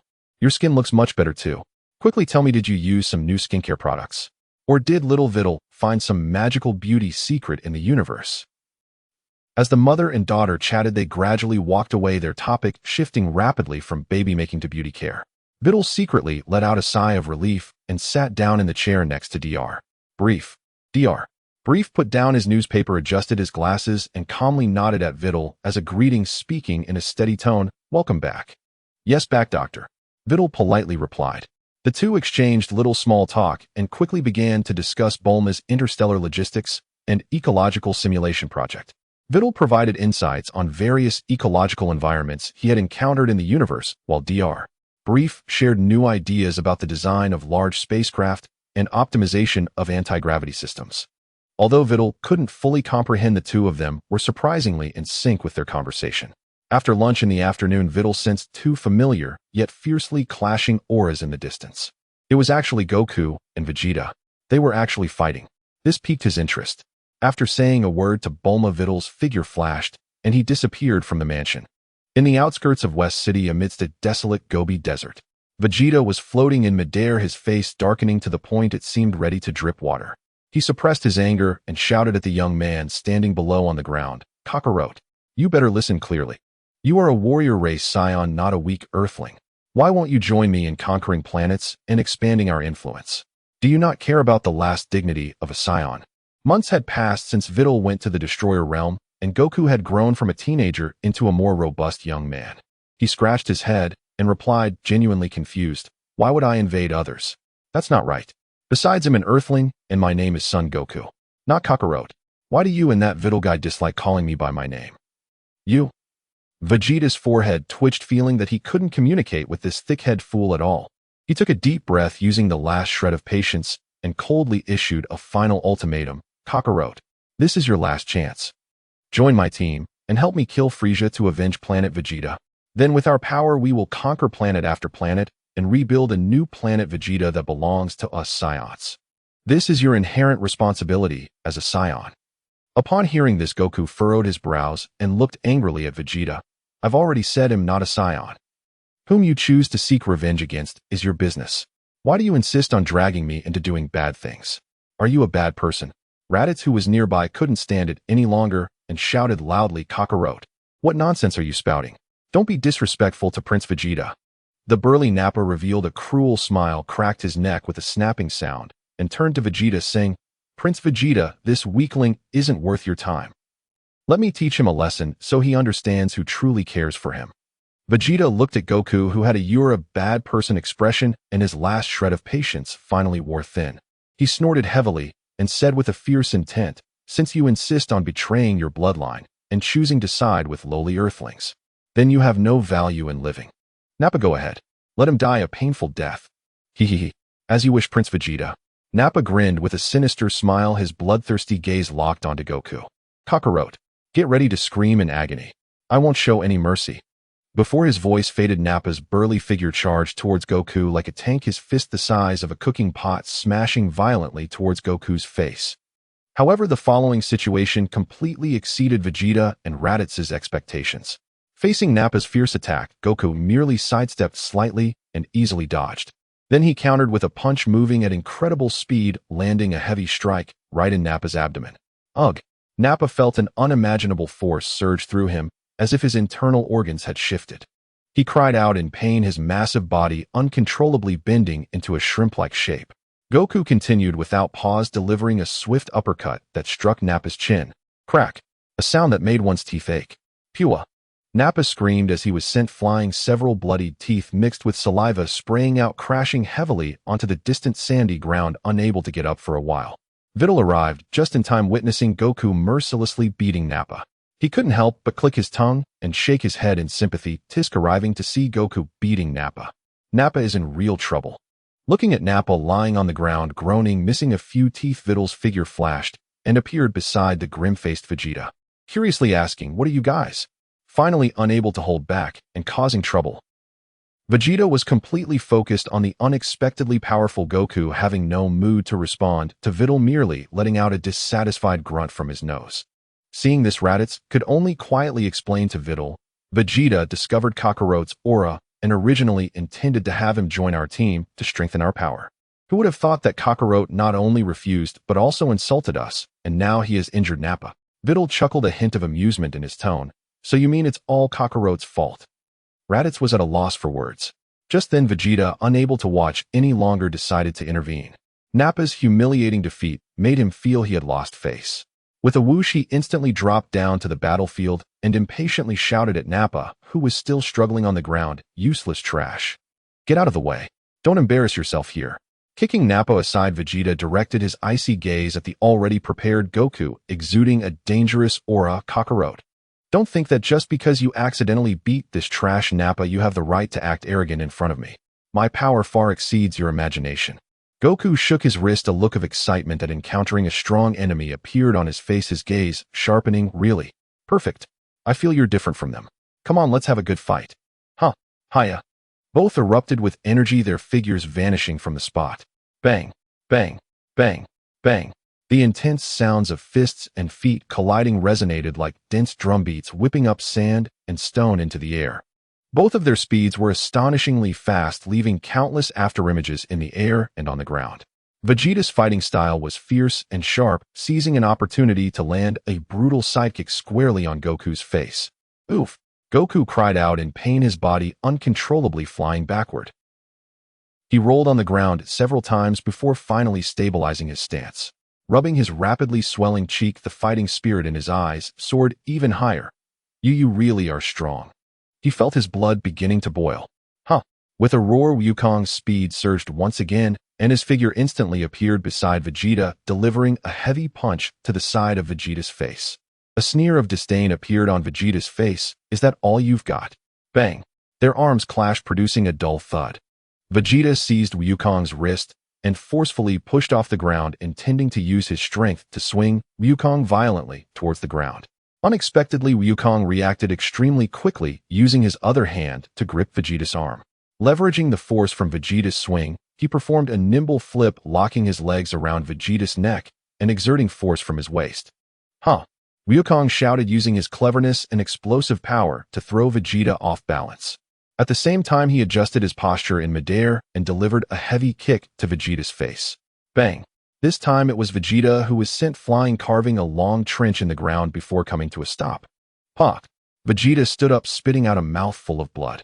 He touched his stinging cheek, his gaze towards Wukong growing increasingly fierce and angry. "You bastard! I will never let you go. I'll punch, punch, punch, punch." In a fit of rage, Vegeta swung both hands wildly, unleashing a barrage of energy blasts. These energy blasts shot towards Wukong like a torrential storm, covering all his possible escape routes. It was Vegeta's signature technique, commonly known as the Prince's style. Wukong's expression changed, and he quickly began to move at high speed, desperately dodging among the gaps of the energy blasts. However, the energy blasts were simply too dense, and many still struck his body, exploding into fiery bursts that caused him immense pain.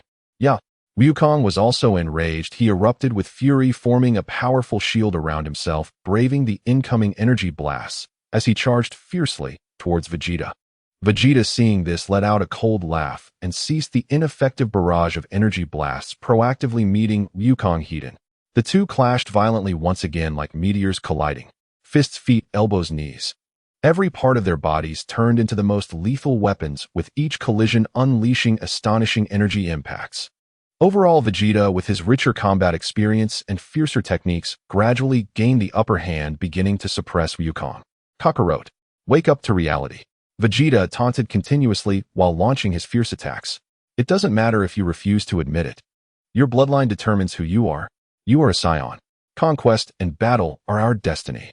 Seizing a gap in Wukong's defense, he unleashed a heavy uppercut that struck fiercely against Wukong's abdomen. Ugh! Wukong groaned, his body bending in pain. But he gritted his teeth, enduring the agony as he fiercely grabbed Vegeta's battle suit. My name is Son Wukong. Wukong roared, using the force from grabbing Vegeta to pull himself closer, then delivering a vicious knee strike directly into Vegeta's stomach. Ugh! Vegeta felt as if the bile in his stomach was about to be expelled, the excruciating pain causing his vision to darken, his movements freezing momentarily. Kamehameha. Without a moment's hesitation, Wukong quickly gathered his hands to his waist as a torrent of azure energy surged wildly. At point-blank range, he unleashed the Kamehameha. Boom! The scorching blue energy wave slammed into Vegeta's chest. The terrifying energy erupted instantly. Wah-wah! Vegeta let out a shrill scream, his body blasted away like a kite, with a broken string crashing into a distant rock wall, sending debris flying everywhere. After a while, Vegeta struggled to emerge from the human-shaped crater. He knelt on the ground, coughing violently, blood trickling from the corner of his mouth, his chest charred, and his battle suit severely damaged. He raised his head, looking towards Wukong, who was also panting, but still steadfastly in stance, waiting for him to rise. The anger and humiliation in his heart, along with the disbelief of being wounded by a lower-class warrior, erupted like a volcano. How dare you? Vegeta's voice trembled with extreme fury. You lowly warrior. How could you? How could you defeat me? He slowly stood up, his aura becoming extremely unstable, a terrifying energy gathering wildly within him. You can never defeat me. Vegeta muttered, his voice deep and hoarse. Golden flames began to uncontrollably spill from his surface, growing ever more intense. I am. He suddenly raised his head, his eyes bloodshot with rage, and let out a deafening roar. I'm Super Vegeta. Ha-hi. Boom. The golden flames erupted violently from Vegeta, soaring into the sky. The overwhelming energy waves caused the entire earth to tremble violently. The air around him twisted under the weight of this terrifying energy. Vegeta's hair stood upright in the golden flames, and the color began to flicker intensely. Ultimately, amidst the blinding golden light, it settled into a dazzling gold. This grand and shocking transformation effect, coupled with the suffocating powerful aura that crushed everything in an instant, caused the expressions of all present except for Witchery to change drastically. Wah! What is this?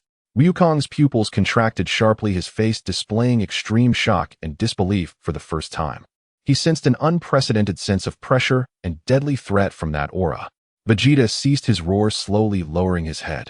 At this moment, his hair stood up in golden spikes, his irises turned a vibrant green, surrounded by boiling golden flames, and a powerful feeling coursed through him. With a proud and arrogant smile on his face, he pointed his right thumb at himself.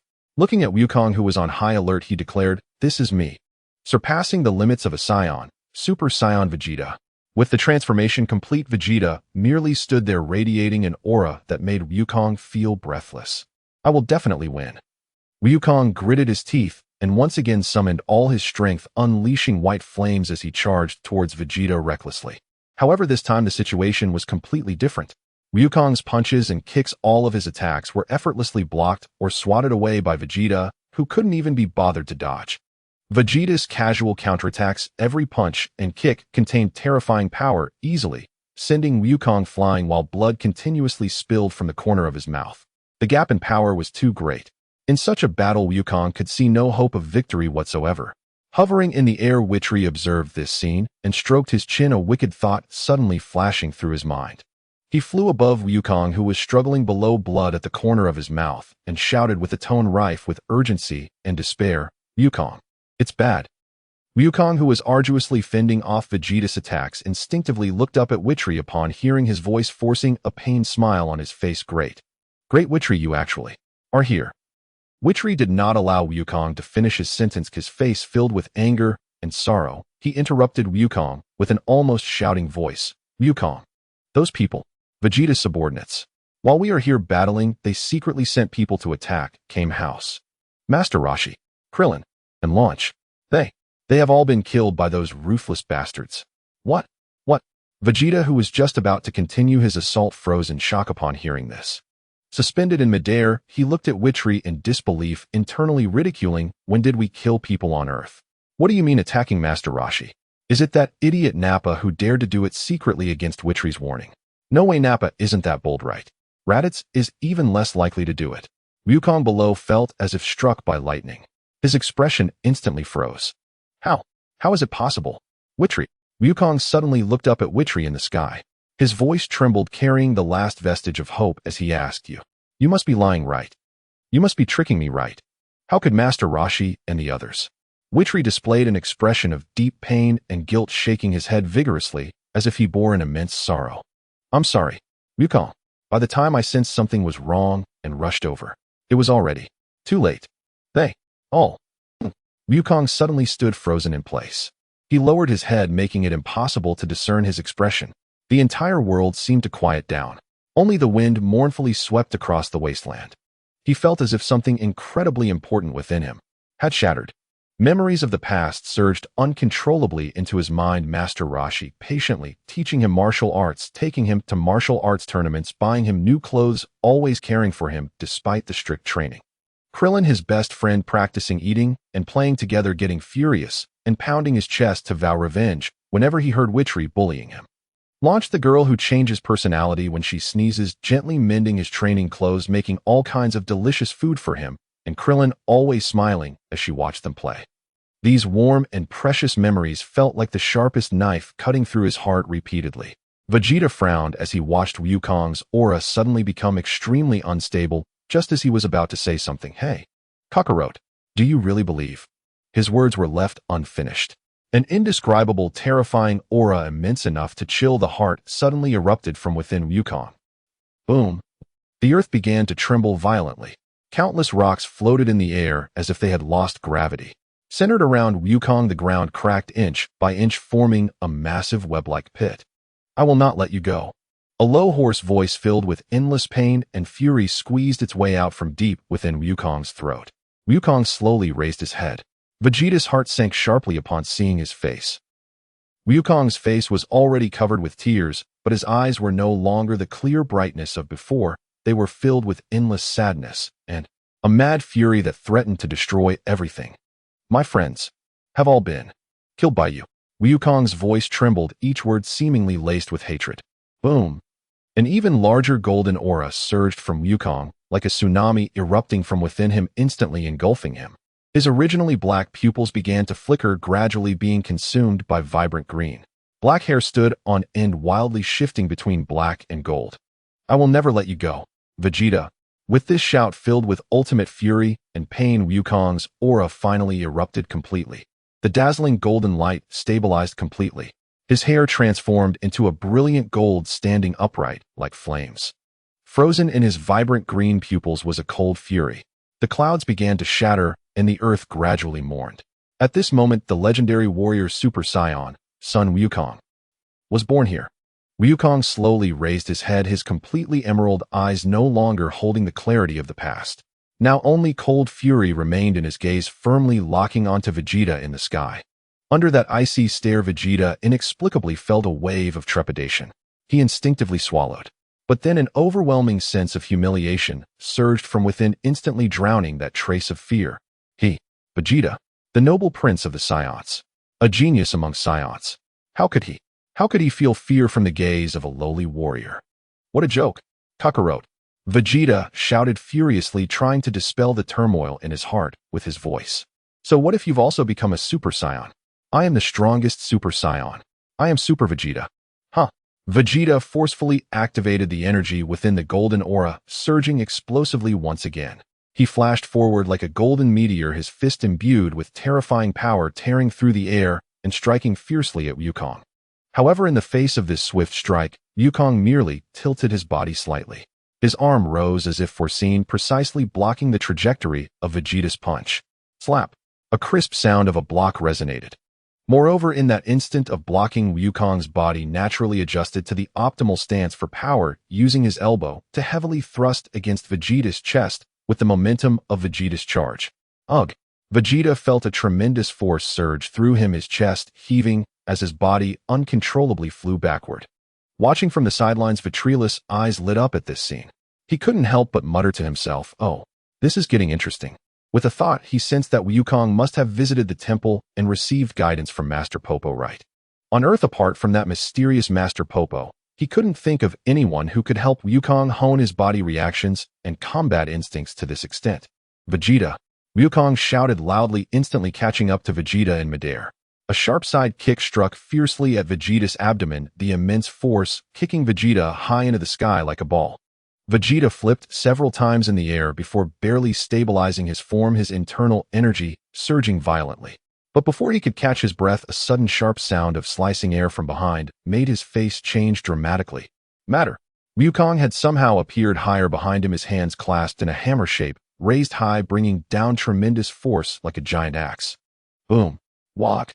Vegeta couldn't even dodge, taking the heavy blow squarely on his back, the pain instantly coursing through his entire body. Bang! A loud sound erupted, dust soaring into the sky. Vegeta's body slammed heavily into the ground, creating a massive pit. Wukong slowly descended, hovering above the pit, the golden aura burning steadily, his emerald eyes coldly gazing at the bottom of the pit. He slowly spoke, his calm voice carrying immense pressure. Did you not claim to be Super Vegeta? Is this all you've got? In the pit, Vegeta struggled to rise, trembling with rage upon hearing Wukong's words. His clenched jaw nearly bled. Humiliation, anger, unwillingness. A torrent of emotions surged wildly within him. If this is truly all you can do. Wukong's voice suddenly intensified. Then today, you will be defeated here. Huh? Wukong suddenly erupted again. The golden aura around him became even more dazzling. He transformed into a bolt of golden lightning, trailing a long tail flame, ferociously diving toward Vegeta at the bottom of the pit. Vegeta felt the impending threat, and his pupils constricted. He clenched his fists tightly, forcing himself to calm down. Kakarot. To defeat me, Vegeta, you have a long way to go. Vegeta let out a furious roar of unwillingness, rapidly waving his hands, launching dozens of energy blasts toward the diving Wukong in an attempt to disrupt his attack. At the same time, Vegeta's figure suddenly flashed to the side and retreated at high speed, continuously climbing higher into the sky. He quickly drew his hands to his waist, curling his body as all his energy began to converge at an unprecedented speed into his palms. A terrifying energy fluctuation that sent chills through the heart instantly spread out. This is the final strike. Kakarot. Vegeta's voice, distorted by the ultimate convergence of energy, revealed a massive purple energy that was rapidly taking shape between his hands, exuding a sense of destruction. Seeing this, Wukong immediately halted his pursuit, landing rapidly on a towering peak. His expression grew serious as he planted his feet firmly, quickly gathering a blue light between his palms. Here it comes. The classic moment. Vitrili placed one hand on the tense and stiff Raditz's shoulder, while the other seemed to be reaching for something, excitedly muttering. It's the Kaioken. Why was that fool Vegeta on the left? Tisk, I knew I should have brought some sunflower seeds, what a blunder. Wukong's hands gathered the blue energy of the Kamehameha, radiating a brilliance akin to the sun. In the high sky, Vegeta poured all his power unreservedly into the massive purple energy, the size and intensity of the Gallic gun continuously escalating. Both sides were accumulating their final power, and the battlefield fell into a silence like that before a storm. Only the hum of the energy gathering felt chilling to the core.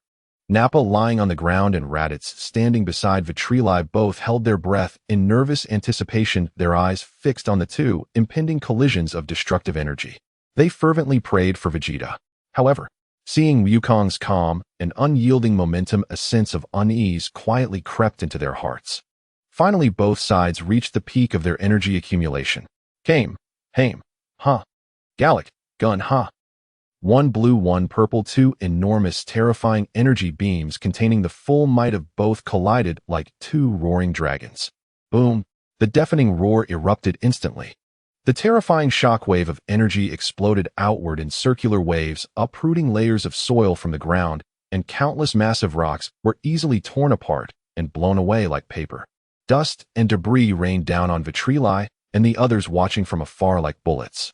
But they had no time to spare, their eyes glued to the core of the energy collision.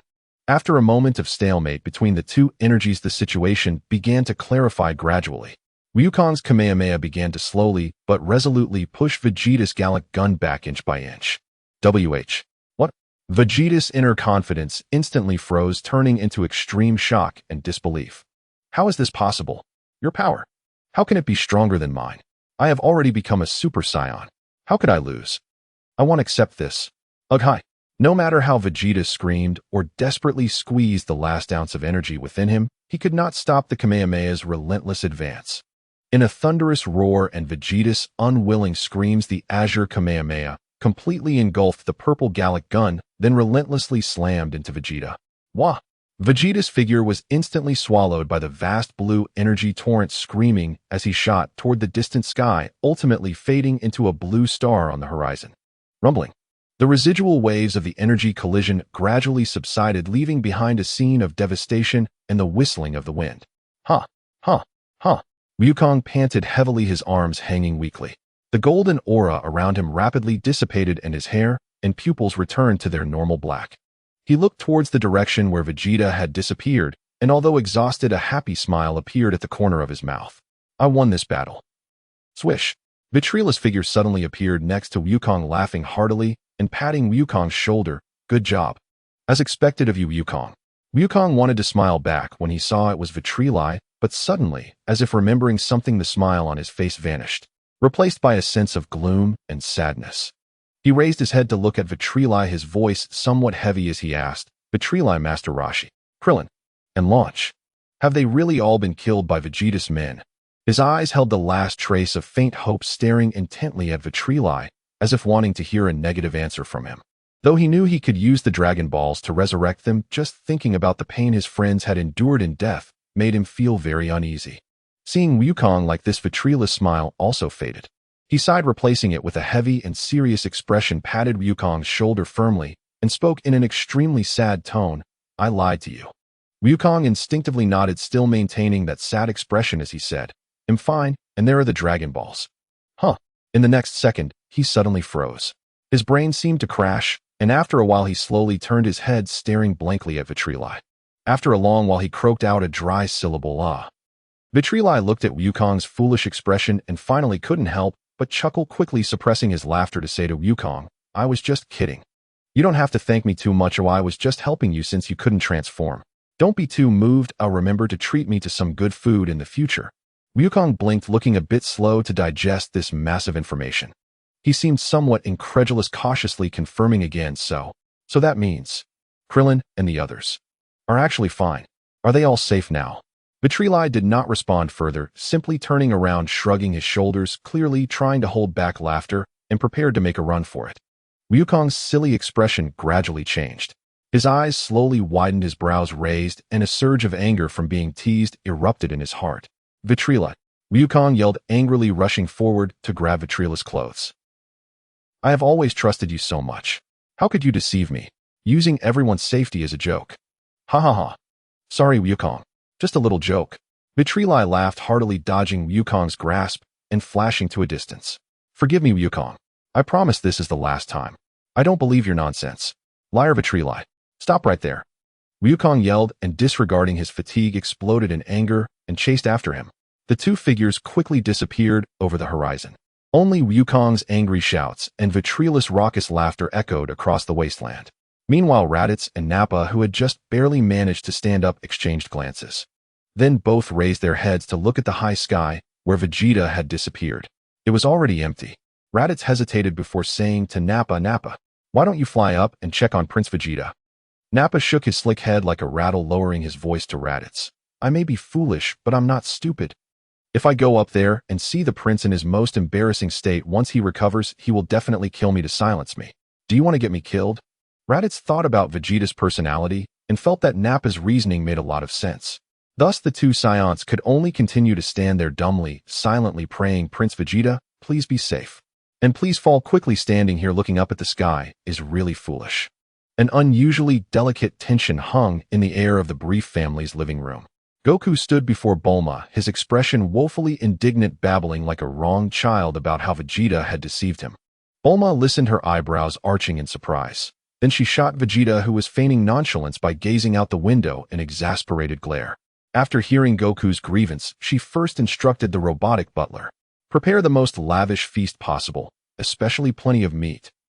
Then with surgical precision, she seized Vegeta's ear and gave it a sharp twist. Ow, ow, ow. Easy there, darling. Vegeta instantly contorted his face in theatrical agony, whimpering for mercy. Now look here.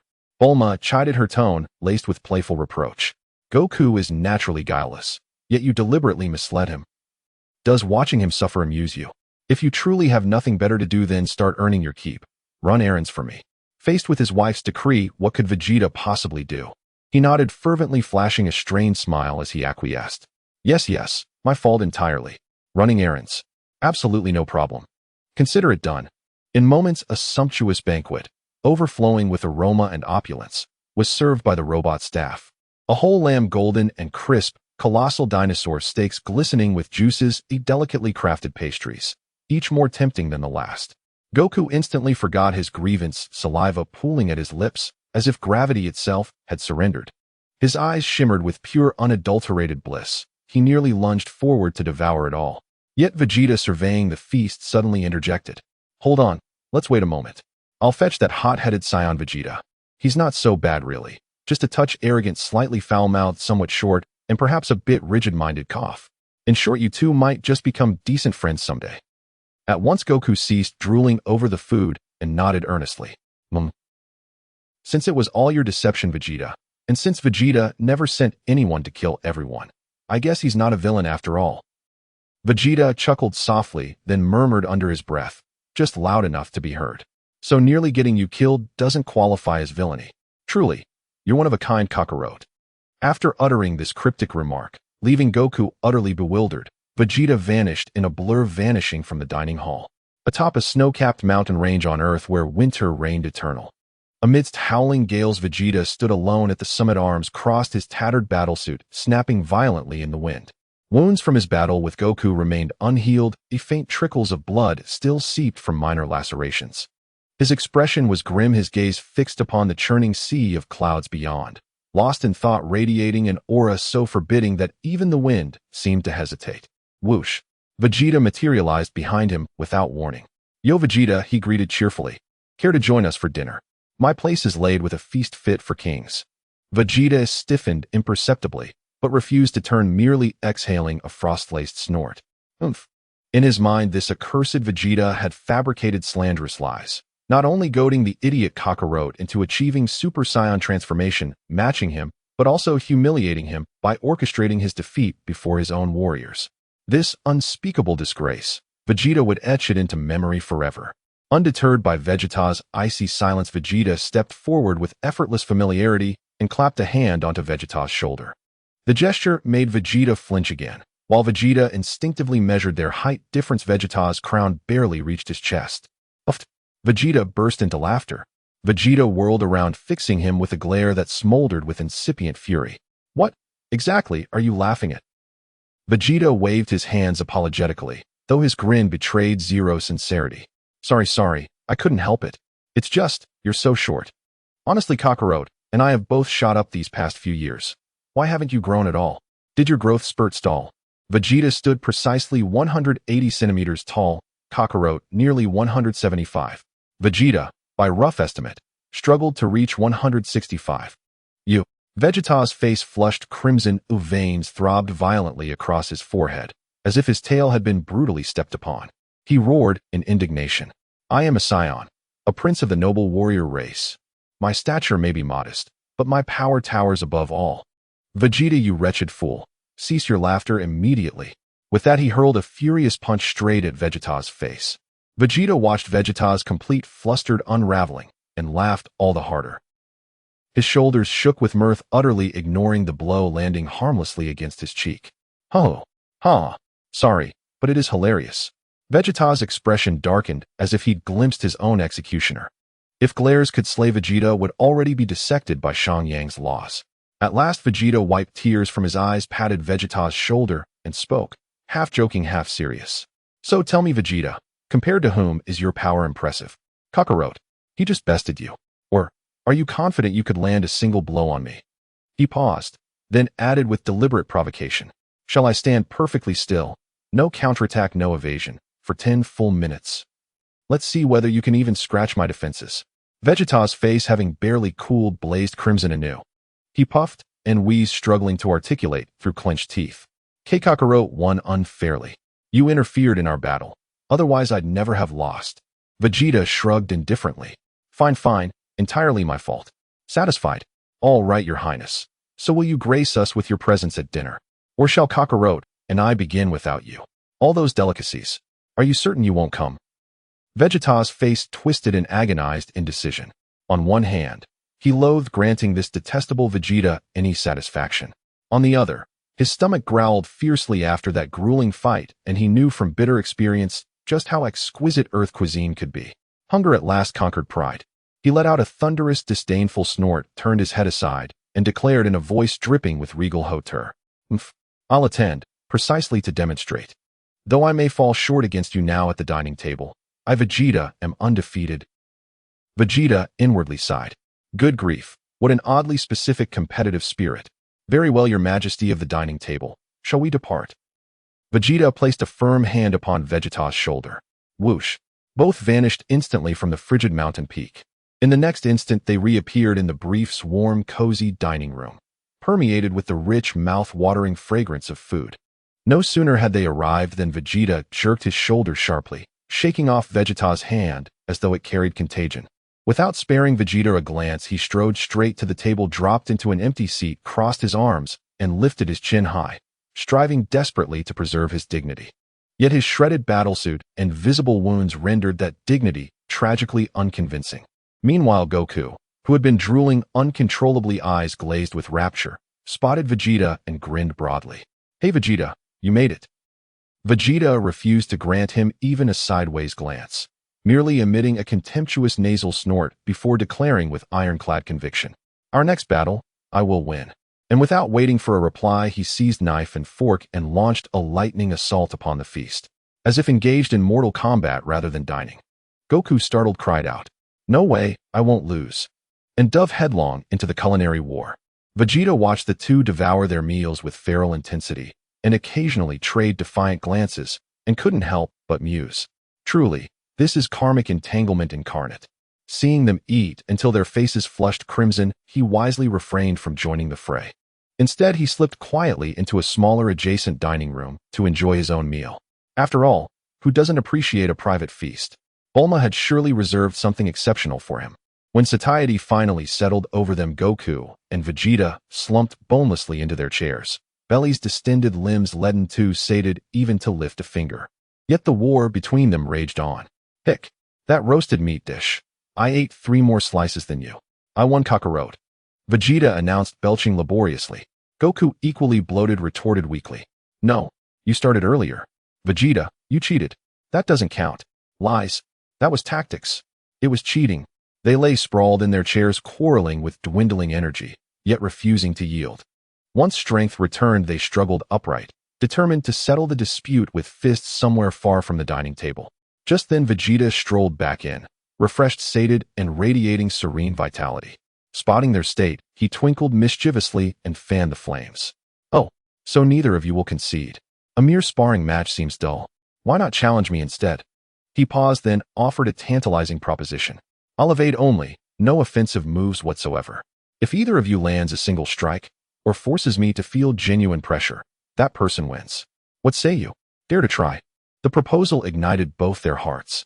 Goku, long tormented by Vegeta, had yearned for this chance. Even a fleeting touch would be victory. Vegeta needed no persuasion. Humiliated by Vegeta since childhood, he burned with the desire to land one solid punch, or at least make Vegeta flinch. Their eyes locked, mutual intent blazing within, and in unison they staggered to their feet, bellies straining, yet spirits roaring anew. Eyes gleaming with renewed battle lust, they turned toward Vegeta.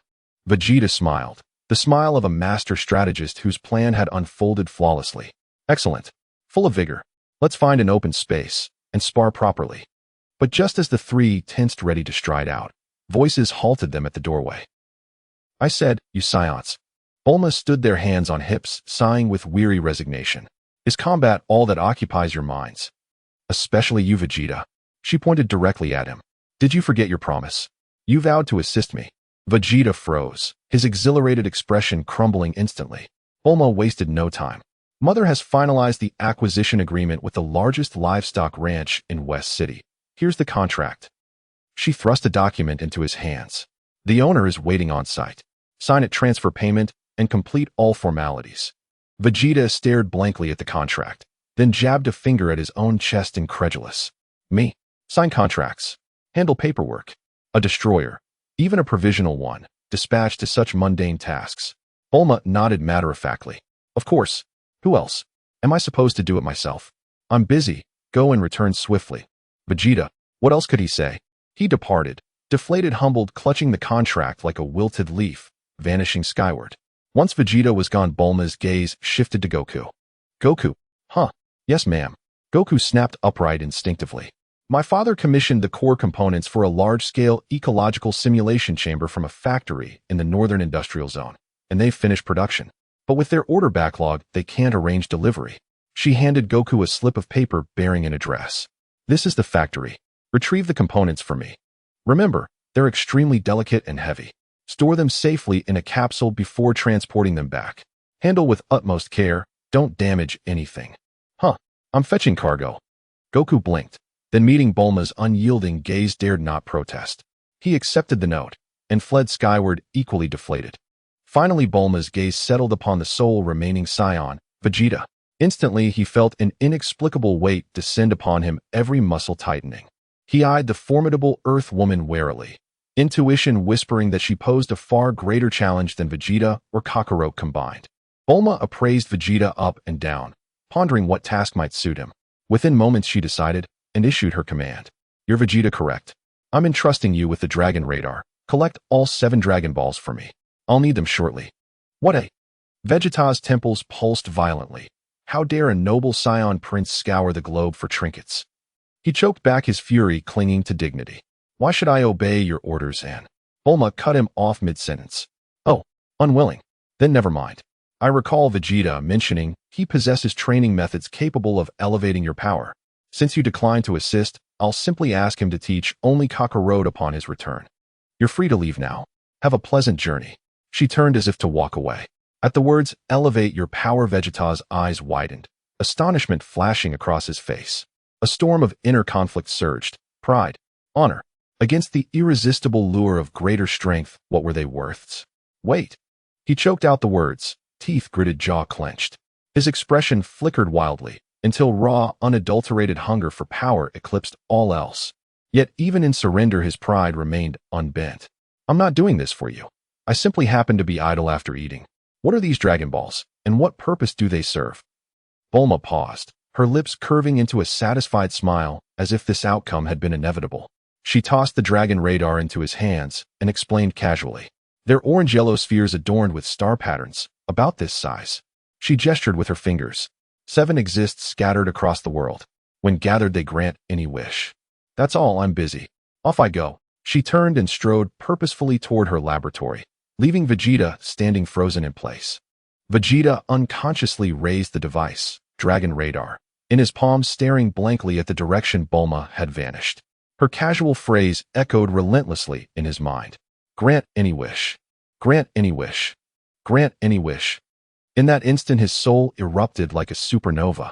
The sting of defeat, the fury toward Vegeta, the envy of Kakarot, the gnawing frustration at his own limitations, all found sudden perfect release and resolution. His breathing grew ragged, his eyes blazed with fierce, burning ambition. Grant any wish, he whispered hoarsely, his grip on the Dragon Radar trembling with exhilaration. If this is true, then he, Vegeta, Prince of all Saiyans, could. Viteri was currently in an office filled with the faint scent of hay and livestock, sitting across from a rotund, smiling ranch owner. He was currently assisting Bulma and the plump ranch owner in discussing the acquisition. However, rather than a discussion, it was more of the fat owner enthusiastically providing introductions and explanations, while Viteri mostly listened quietly, occasionally nodding. So, Mr. Viteri, this contract basically contains these terms. It mainly involves the transfer of all livestock, equipment, land ownership, and employee contracts of the ranch, and the Universal Capsule Corporation has already agreed on the price with us. The fat owner rubbed his hands together, wearing a businessman's characteristic slick smile. The contract details were quickly confirmed. The owner seemed in good spirits and voluntarily offered to accompany Viteri on a tour of the vast ranch.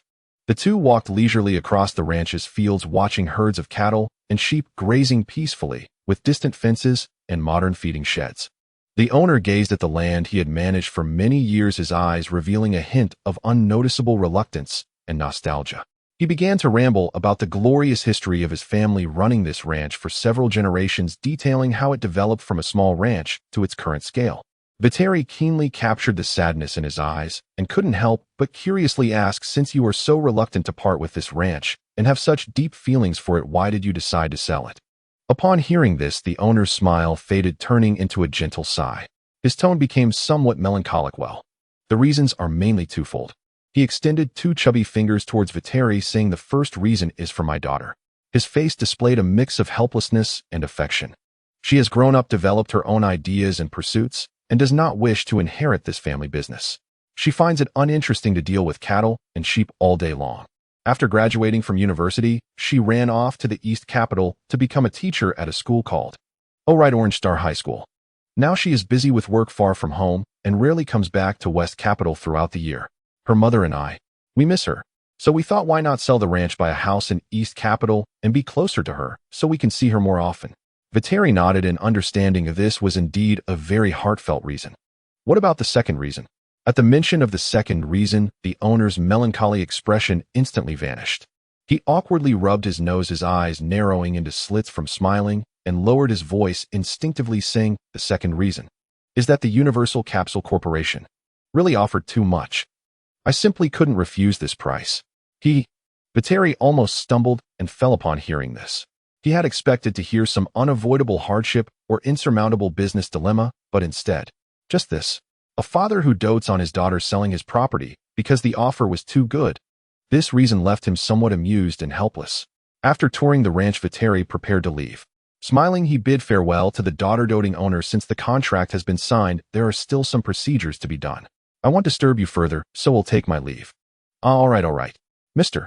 Viteri, take care. Please send my regards to Mrs. Brief. The fat owner warmly escorted him to the ranch gate. Then, under the astonished gaze of the fat owner, Viteri casually left the ground, whoosh, and flew away, his figure quickly disappearing into the sky. Viteri then arrived at the municipal office of West Capital to handle the relevant property transfer procedures. However, the process turned out to be far more complicated than he had imagined. Faced with various forms, documents, proofs, and the procedural inquiries and demands of the officials at different windows, Viteri felt overwhelmed. His immense power was utterly useless in the face of these procedures. Just as his patience was about to wear thin, an official smiled and handed him a thick stack of forms that needed to be filled out in detail.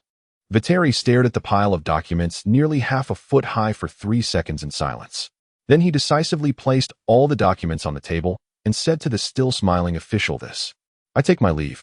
Without waiting for a response, he turned and left, moving 10 times faster than when he arrived. These troublesome procedures are better left to the all-powerful Bulma. Let her arrange for professionals to handle it. Viteri muttered to himself.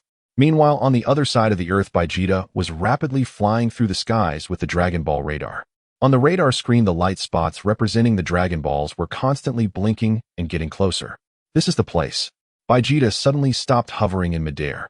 He looked down, and what met his eyes was an endless expanse of blue ocean. The signal source of the Dragon Balls was just beneath this deep sea. Without a moment's hesitation, he took a deep breath and swiftly dove into the cold seawater, quickly descending to the position indicated by the radar. The light gradually faded and the water pressure continued to increase, but none of this mattered to Vegeta. Guided by the radar, he finally discovered an orange-yellow sphere partially buried in the sand among a colorful coral reef with 3 red stars inside. Found it. Vegeta felt a surge of joy and quickly retrieved the sphere. With this, all 7 Dragon Balls were finally gathered. He couldn't wait to burst out of the sea's surface and fly back into the air. Water dripped from his body, but he paid no attention, only excitedly staring at the Dragon Ball he had just found. After the initial joy, Vegeta suddenly seemed a bit lost while looking at the Dragon Ball. He recalled not long ago when Nappa and Raditz were being relentlessly pursued by Frieza's army. At that time, although it was dangerous, he still felt proud, even thinking that escaping from the powerful Frieza was a proof of his strength. However, all this confidence was utterly shattered after encountering Viteri. That brief, yet despair-inducing confrontation, Viteri's unfathomable power, made him truly feel what helplessness was for the first time. A mere high-level warrior. Why? Ha. Ha ha. Ha. Vegeta suddenly couldn't contain his wild laughter, the sound echoing across the empty sea surface filled with complex and indistinguishable emotions. He stared intently at the Dragon Ball in his hand, as if he had found the answer. So that's how it is. So this is how you grow stronger. Viteri. Vegeta repeatedly muttered to the air, his expression constantly shifting. A mere high-level warrior. No wonder I am not your opponent. It turns out you rely on the power of this thing. The way that silly woman said you knew to grow stronger. This must be it. This is how you grow stronger. He loudly vented his excitement, and a thrill of insight eventually calming down after a while. At this point, Vegeta's gaze became sharp again. First find a secluded spot, then make a wish immediately. He was determined, his body instantly transforming into a streak of light skimming the surface of the sea, his eyes scanning the distance, like a hawk searching for a suitable deserted island. At that moment, as Vegeta exploded with intense emotional fluctuations, came House. The turtle hermit, leisurely reading the latest swimsuit magazine on a beach chair, suddenly fell off the chair with a thud. He paid no attention to the magazine, abruptly sitting up with a dazed expression, staring in the general direction of Vegeta, his face filled with shock. Master Roshi. Krillin also rushed out of the house, his face showing clear fear as he looked towards the direction Master Roshi was staring, his voice trembling. This is the one who fought with Goku last time. Such a powerful aura. He stammered, looking to Master Roshi for a sense of security. Master Roshi's face revealed an extremely complex expression, ultimately turning into a long sigh as he quietly shook his head, murmuring, "I'm getting old, really old. These young people are all so strong, they are like monsters. I can't understand this world at all anymore." Krillin swallowed hard and spoke in a low voice. Could it be that in the previous battle, Goku lost? Vegeta couldn't care less about the two faint auras in the distance that were almost negligible. His entire focus was on making a wish. His figure swiftly skimmed over the ocean, and soon a deserted island that looked uninhabited appeared in his view. The island was lush with trees, but showed no signs of human activity. This is the place. Vegeta quickly landed on the beach of the deserted island. With an excited and reverent heart, he carefully placed the 7 Dragon Balls on the sandy ground. After adjusting his breathing, he faced the Dragon Balls and shouted with all his might, filled with desire, "I want to become stronger than Viteri." Surroundings fell silent. Only the sound of the sea breeze rustling through the coconut trees and the gentle waves lapping at the shore could be heard. The Dragon Balls lay quietly on the sand, showing no reaction. A seagull, startled by Vegeta's sudden shout, let out a rapid caw-caw-caw and flapped its wings, hurriedly flying away. Vegeta, the excitement and anticipation on his face, froze instantly. Could it be that Earth woman was lying to me? Vegeta furrowed his brows tightly but quickly dismissed that thought. No, she had no need to lie to me. Something must have gone wrong. He suddenly clapped his hands, thinking he had found the key, right? It must be the placement that's wrong, or the wishing posture is incorrect. This won't defeat me, Vegeta. He immediately got to work, seriously rearranging the 7 Dragon Balls, forming them into an orderly shape. Then he took another deep breath and shouted with a more powerful voice, "I want to become stronger than Viteri." The Dragon Balls. Vegeta's forehead began to bulge with veins. He still did not lose heart, and tried again, this time arranging the Dragon Balls in a straight line. Meanwhile, in the divine palace of heaven, the heavenly god and Bubbles were watching Vegeta busy on the deserted island. The heavenly god had a black line across his face, twitching his lips as he complained to Bubbles beside him, "Mr. Bubbles, this Saiyan prince, does he have a bit of a problem here?" He pointed to his own head. Mr. Bubbles remained expressionless, silently watching Vegeta, persistently adjusting the arrangement of the Dragon Balls. After a moment of silence, he nodded affirmatively and replied in his usual calm tone, "What the heavenly god said is correct." Meanwhile, in West Capital at the Brief Manor, Bulma was helplessly looking at the large pile of documents Viteri had brought back, feeling overwhelmed. She sighed and quietly complained, "What an idiot. Can't even handle filling out dozens of forms. Useless stinky man. If you dare not prepare 99 roses for the proposal later." She paused, seemingly recalling Viteri's troublesome nature, and casually altered her words, "No. 9 roses. If you dare not prepare 9 roses and do a romantic proposal ceremony, this lady won't marry you." She conveniently ignored the fact that roses were everywhere on Earth and not difficult to obtain. After all, based on her understanding of Viteri's emotional intelligence, it was very likely that she would need to secretly buy the roses herself and stuff them into his hands, then have him kneel down to present them to her to complete this romantic ceremony. As she thought about this, As she pondered, Bulma's thoughts began to drift away. She started to imagine scenes of her future wedding with Vegeta and the daily life they would have with their children. She temporarily forgot about the paperwork she needed to fill out. Just as Bulma was lost in her fantasies about the future, boom! A sudden thunderous sonic boom echoed through the sky, causing the window glass to vibrate. Bulma was startled by the unexpected loud noise, instantly pulled back to reality by the sound. She furrowed her brows, stood up, and walked to the window to look outside. She saw a figure descending from the sky at high speed, crashing onto the manor's lawn and kicking up a cloud of grass and dust. It was none other than Vegeta, who had gone out in search of the Dragon Balls. Really? Bulma pushed open the window and yelled at Vegeta outside, somewhat exasperated. Can you make a quieter entrance next time? You almost scared me to death. Have you gathered the Dragon Balls? Give them to me. Saying this, she reached out her hand from the window, signaling Vegeta to hand over the Dragon Balls. Vegeta snorted coldly. Not only did he not hand over the Dragon Balls, but he instinctively clutched them tighter. Suppressing his anger, he asked in a harsh tone, "Enough with the nonsense. Woman, tell me, how exactly can I make a wish with these Dragon Balls?" Bulma was taken aback by his question and quickly realized he intended to keep the Dragon Balls for himself. She was about to speak when suddenly a breeze fluttered and Vegeta appeared beside her with a smile. He naturally wrapped his arm around Bulma, pulling her closer to him. Then, smiling, he looked at the displeased Vegeta and casually asked, "From your tone, are you planning to use the Dragon Balls for yourself?" Vegeta's expression turned icy and he arrogantly declared with a look of, "I see through you. So what if I am? Vegeta, I already know your secret. You rely on making wishes with this Dragon Ball to become so strong, don't you? Otherwise, how could a mere elite warrior like you be stronger than me, the noble Saiyan Prince Vegeta? This makes no sense." Looking at Vegeta's unwavering confidence, as if he held the truth of the world, Vegeta couldn't help but feel a mix of amusement and disbelief. He deliberately sighed and said nonchalantly, "All right, you think whatever you want. Go ahead and use it if you want to."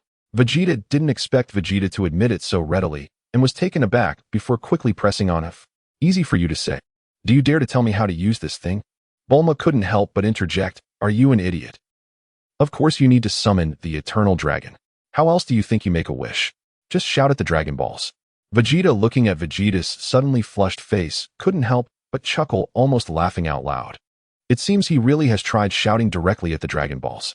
Finally managing to suppress his laughter, he cleared his throat and said, "It's simple. You place the 7 Dragon Balls on the ground and shout, 'Come forth, Eternal Dragon, grant my wish,' then state your wish to it." Vegeta looked at Vegeta with skepticism, but ultimately decided to follow his advice. He took out the 7 Dragon Balls from his pocket and carefully placed them on the lawn.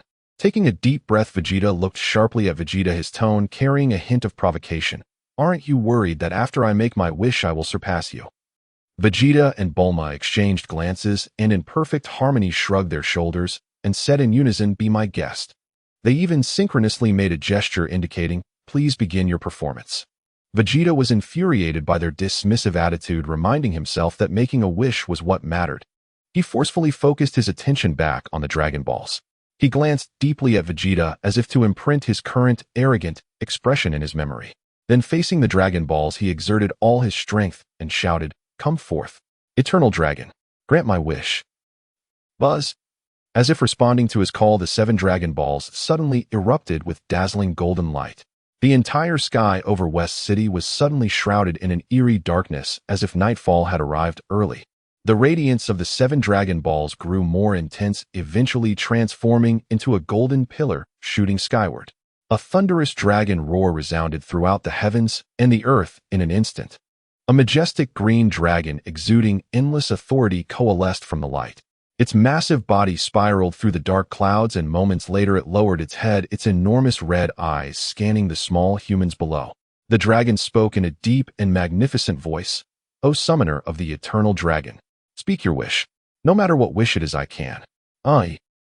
Just as the dragon began to speak, its majestic gaze swept across Vegeta, and its massive form abruptly stiffened. The originally grand tone took a complete 180-degree turn, and it spoke humbly, saying, "You are the esteemed destroyer, Lord Vegeta. May I ask what you wish to summon me for?" The excitement and anticipation on Vegeta's face froze instantly, transforming into sheer shock and disbelief. He abruptly turned his head, his eyes nearly popping out. He stared at the innocent-looking Vegeta beside him, his voice stammering due to extreme shock, "The destroyer. You.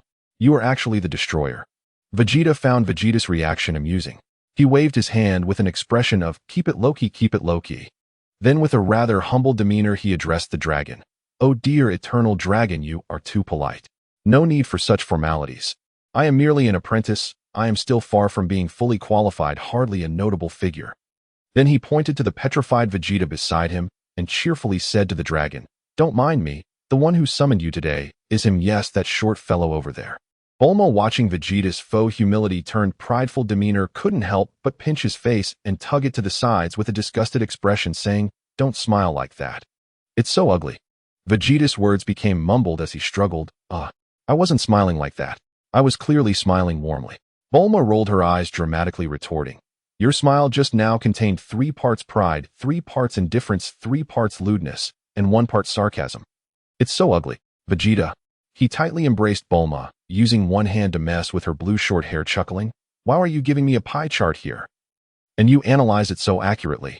Vegeta glanced at the two of them who were flirting and completely ignoring the presence of the dragon, feeling an inexplicable flame of anger rise to his head. He forcefully suppressed his anger and refocused his attention on the dragon in the sky. Hey. Vegeta crossed his arms and looked up at the dragon, questioning in a skeptical tone, you say you can grant any wish of mine, is that true? The dragon's massive head lowered slightly, and its red eyes glanced at Vegeta. Seeing Vegeta's unimpressed expression, it resumed its mysterious and dignified demeanor, nodding slightly. Then, listen carefully.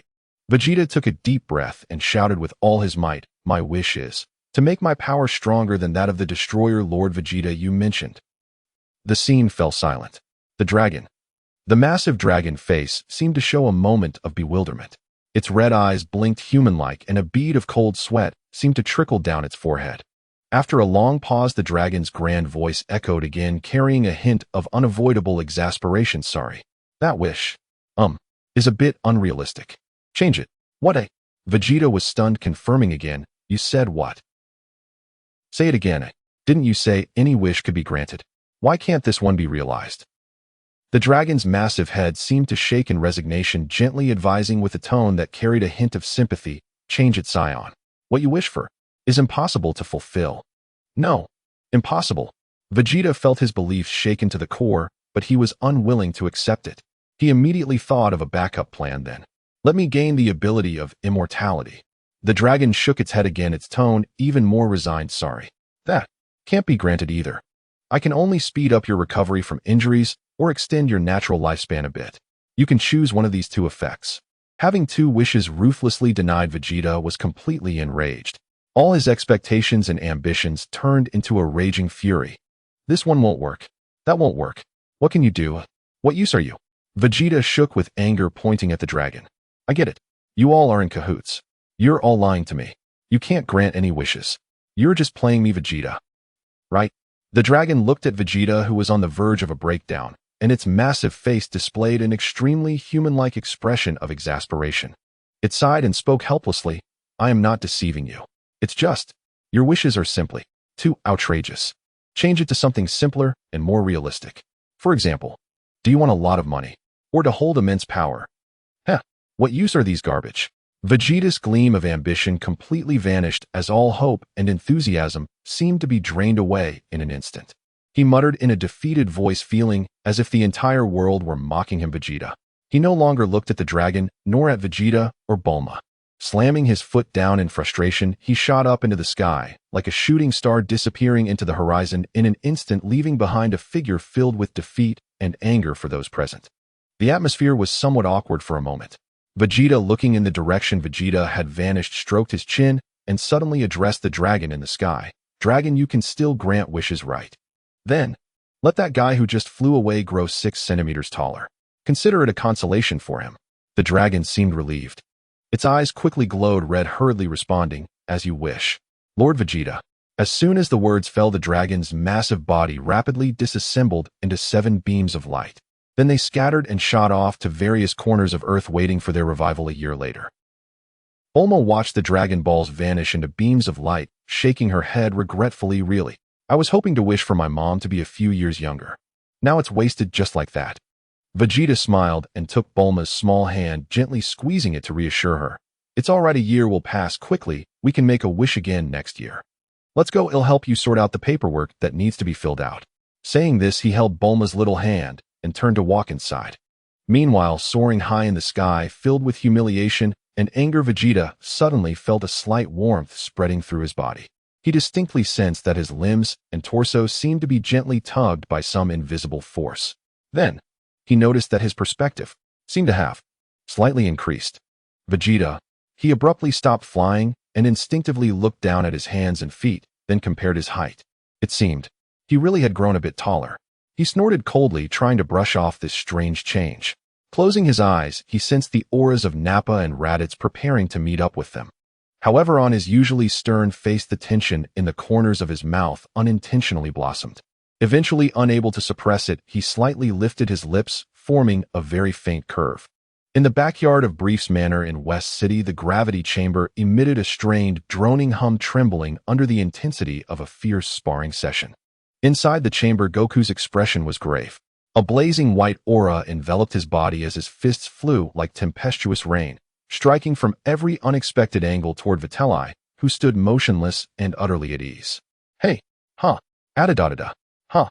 Each of Goku's attacks was lightning swift. He muttered sharp cries under his breath, while unleashing relentless rapid-fire barrages with both hands. Yet Vitelli effortlessly deflected every blow, merely tilting his head, shifting his shoulders minutely, or raising a hand with the barest motion to intercept. His feet never left the small chalk-drawn circle on the floor, not once since the bout began. Though the clash appeared ferocious, both fighters instinctively muted the sound of their impacts. After all, this match had to remain hidden from Bulma. Just recalling last year's accident, both Goku and Vitelli shuddered inwardly.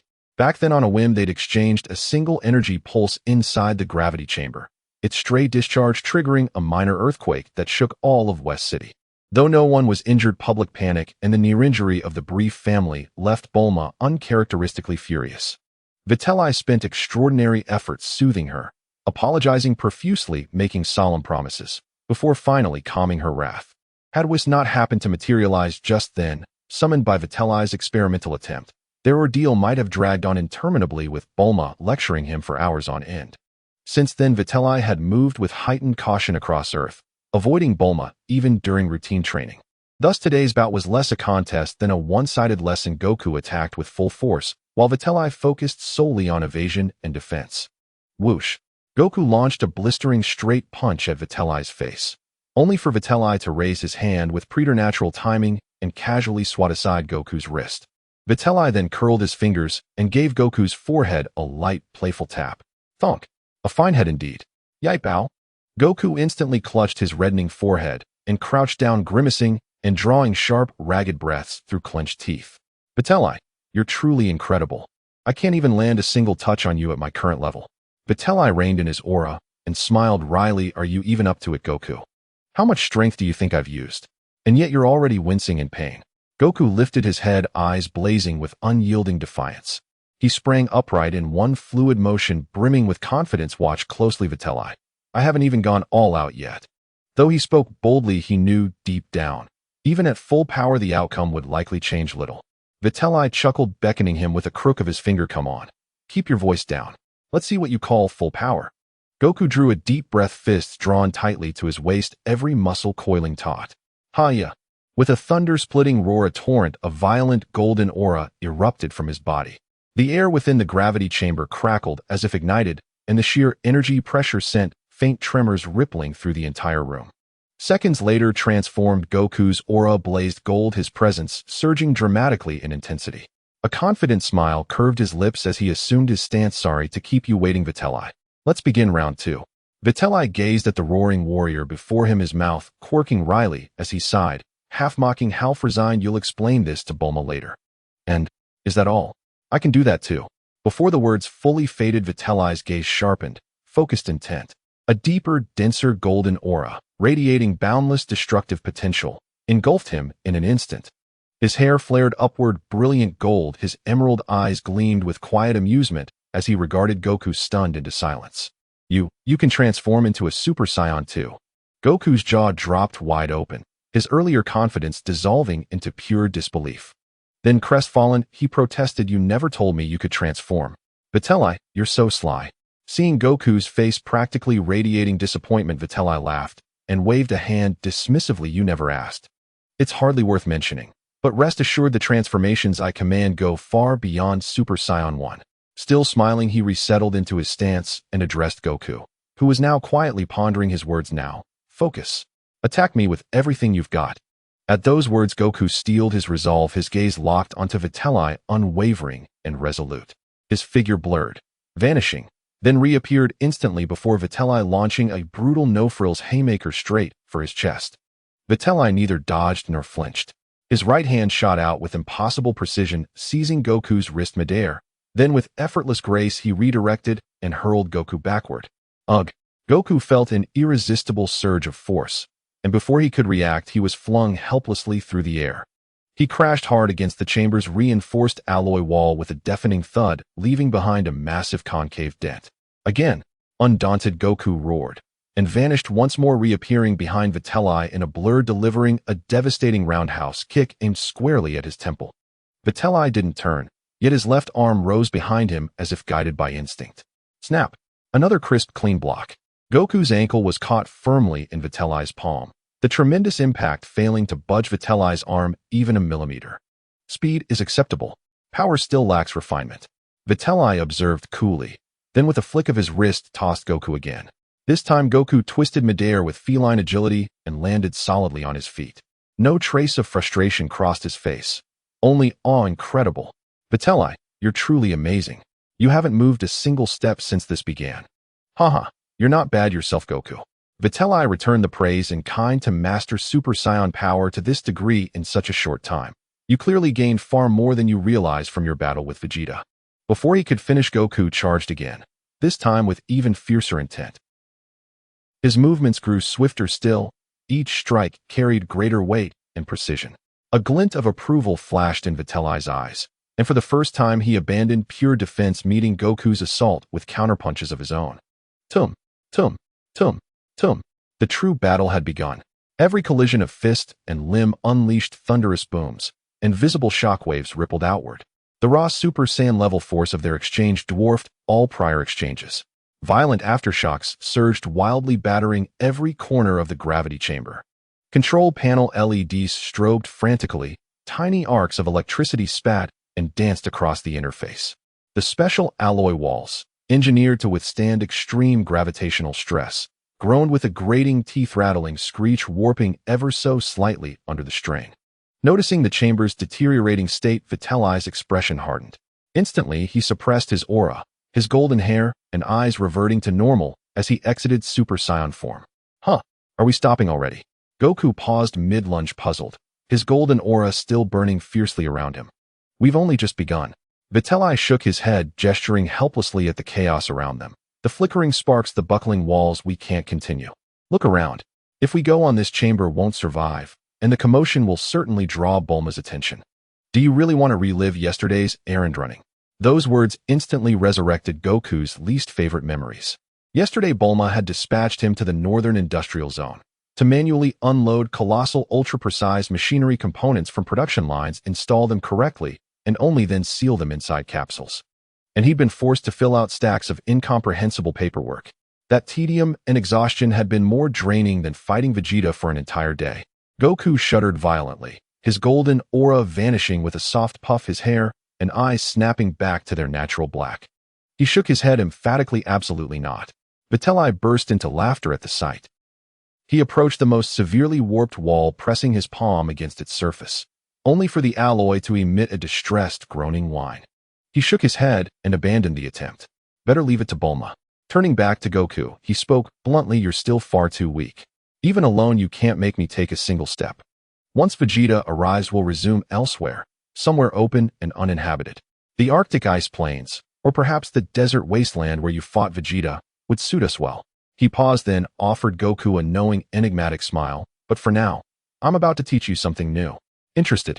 Goku's eyes lit up instantly. He rushed forward, nodding vigorously. Yes. Yes. What is it? Is it a way to grow stronger? Vitelli, you're truly a good person. Vitelli blinked, then burst into helpless laughter at the bluntness of that good person compliment, giving Goku's head a playful rap. Enough flattery. This technique may be premature for you right now. Whether you grasp it depends entirely on you.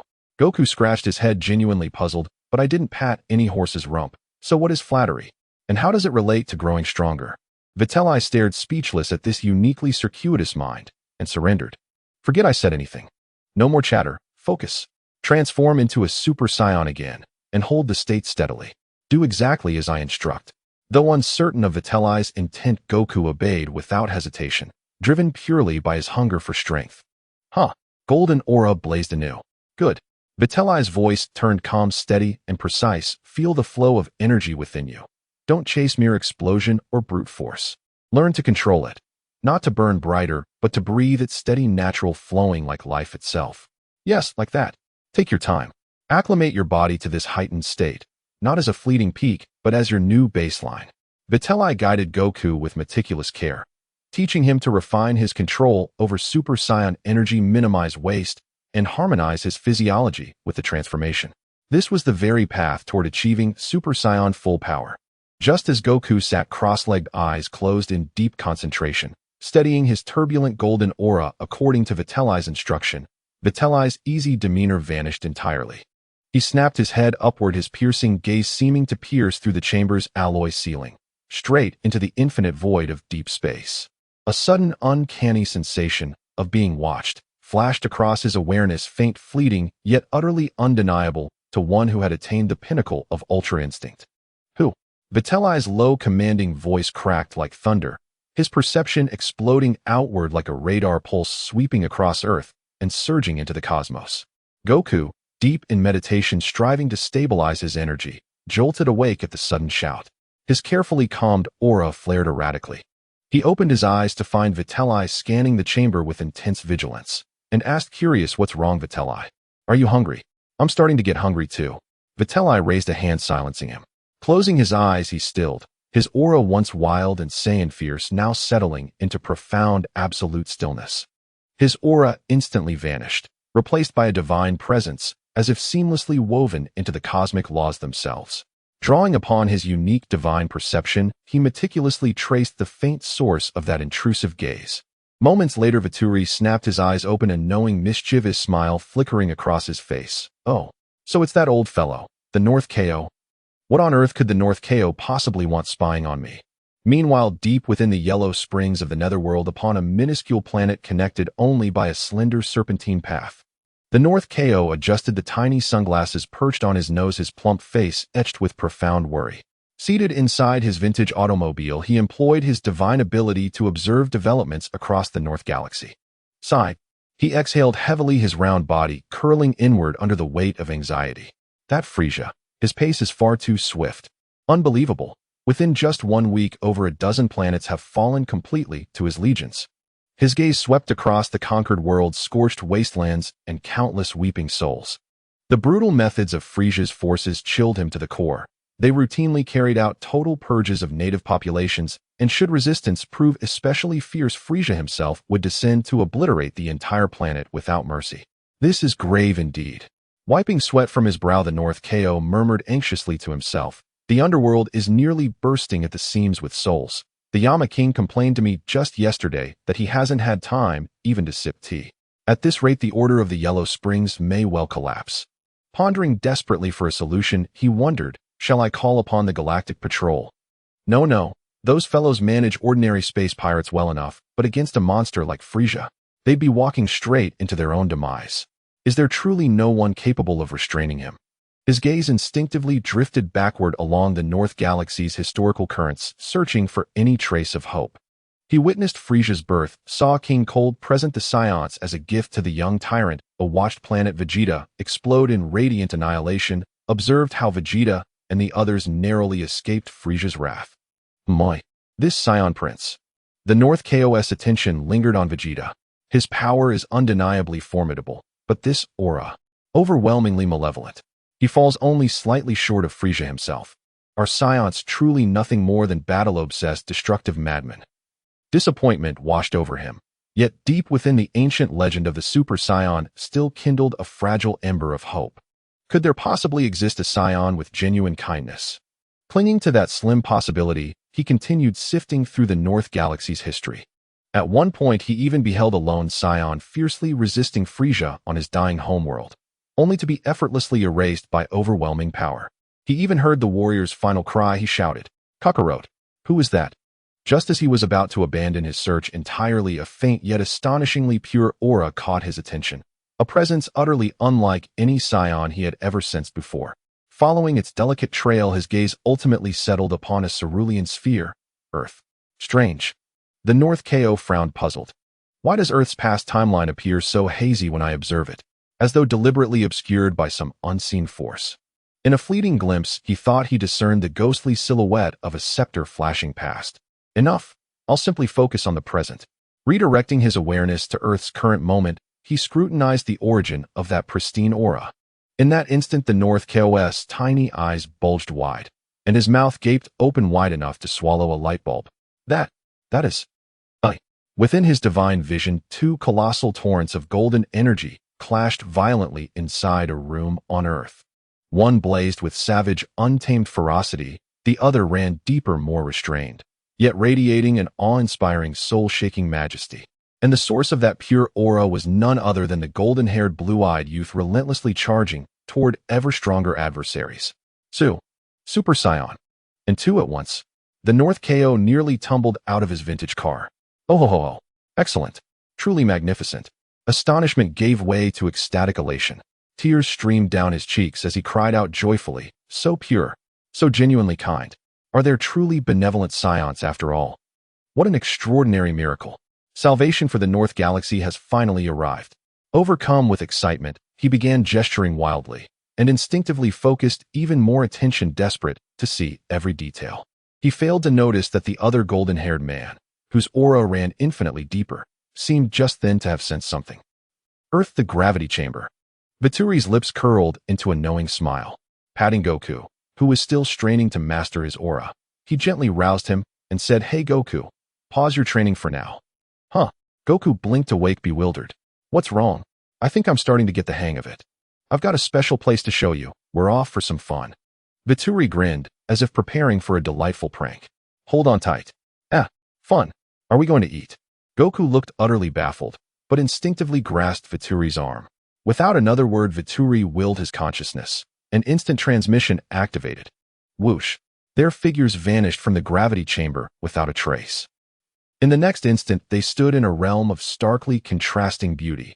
Air crisp and fragrant emerald grass stretching beneath ancient towering trees and serene weathered architecture dotting the tranquil landscape. Whoa, where are we?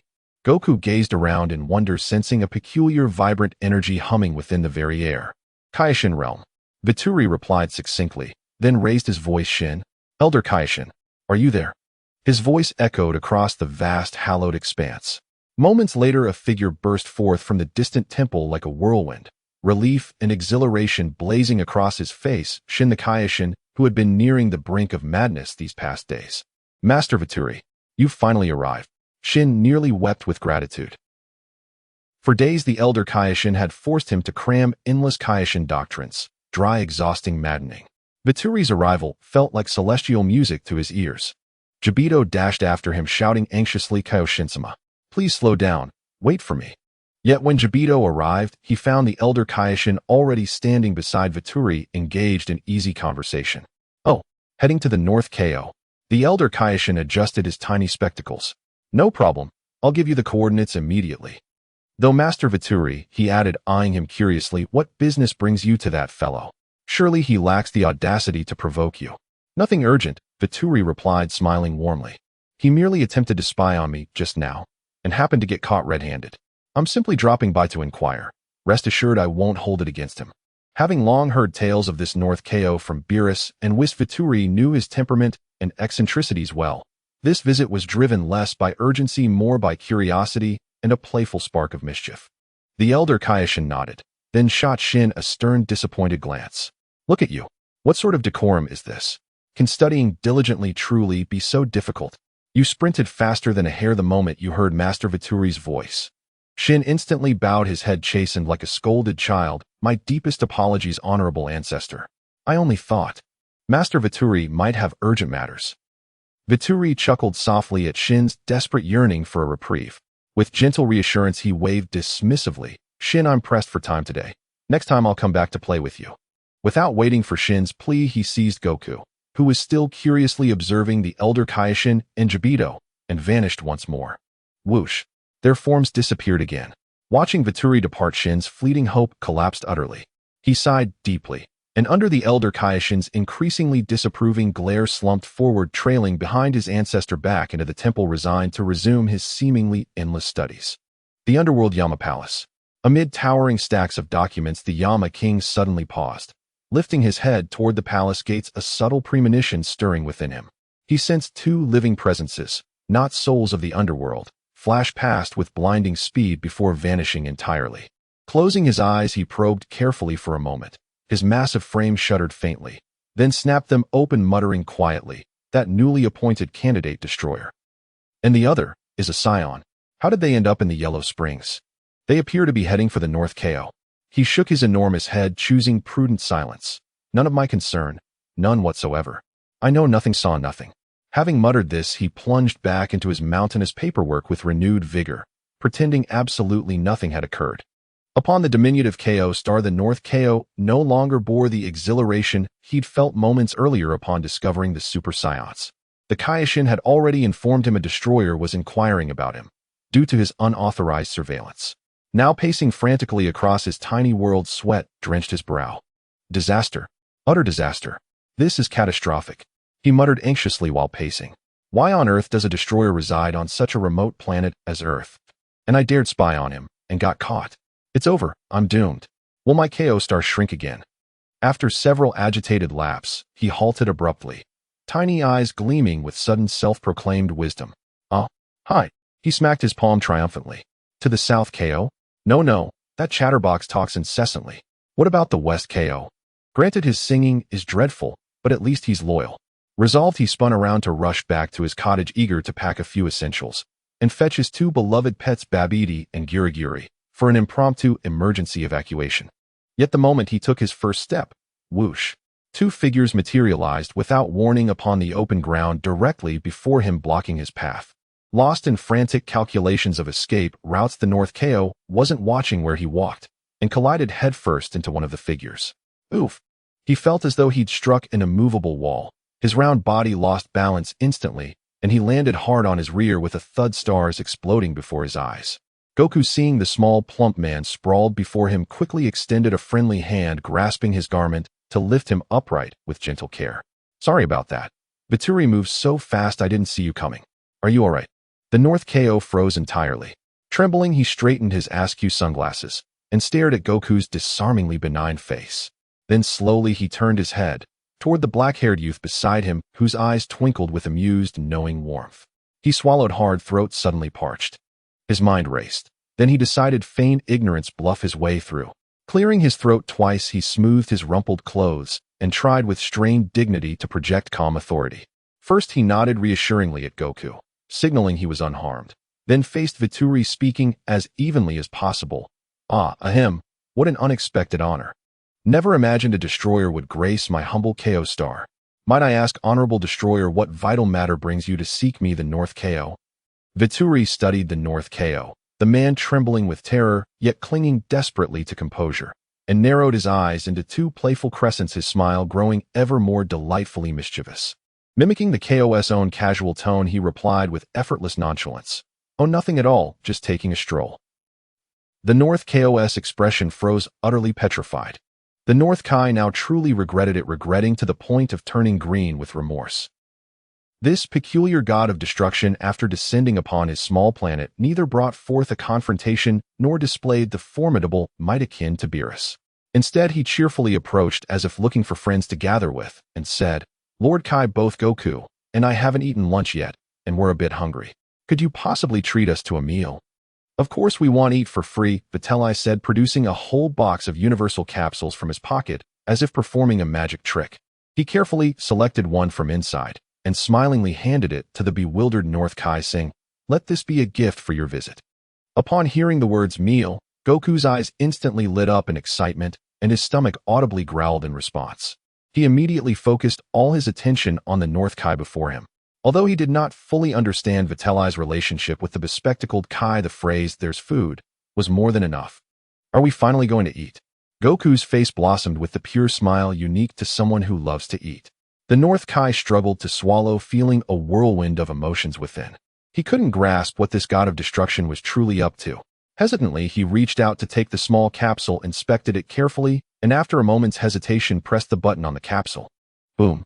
A cloud of white smoke erupted and a beautifully crafted dome-shaped house suddenly appeared in the open space of the Kai's planet, perfectly covering the North Kai, leaving only his short legs kicking helplessly beneath.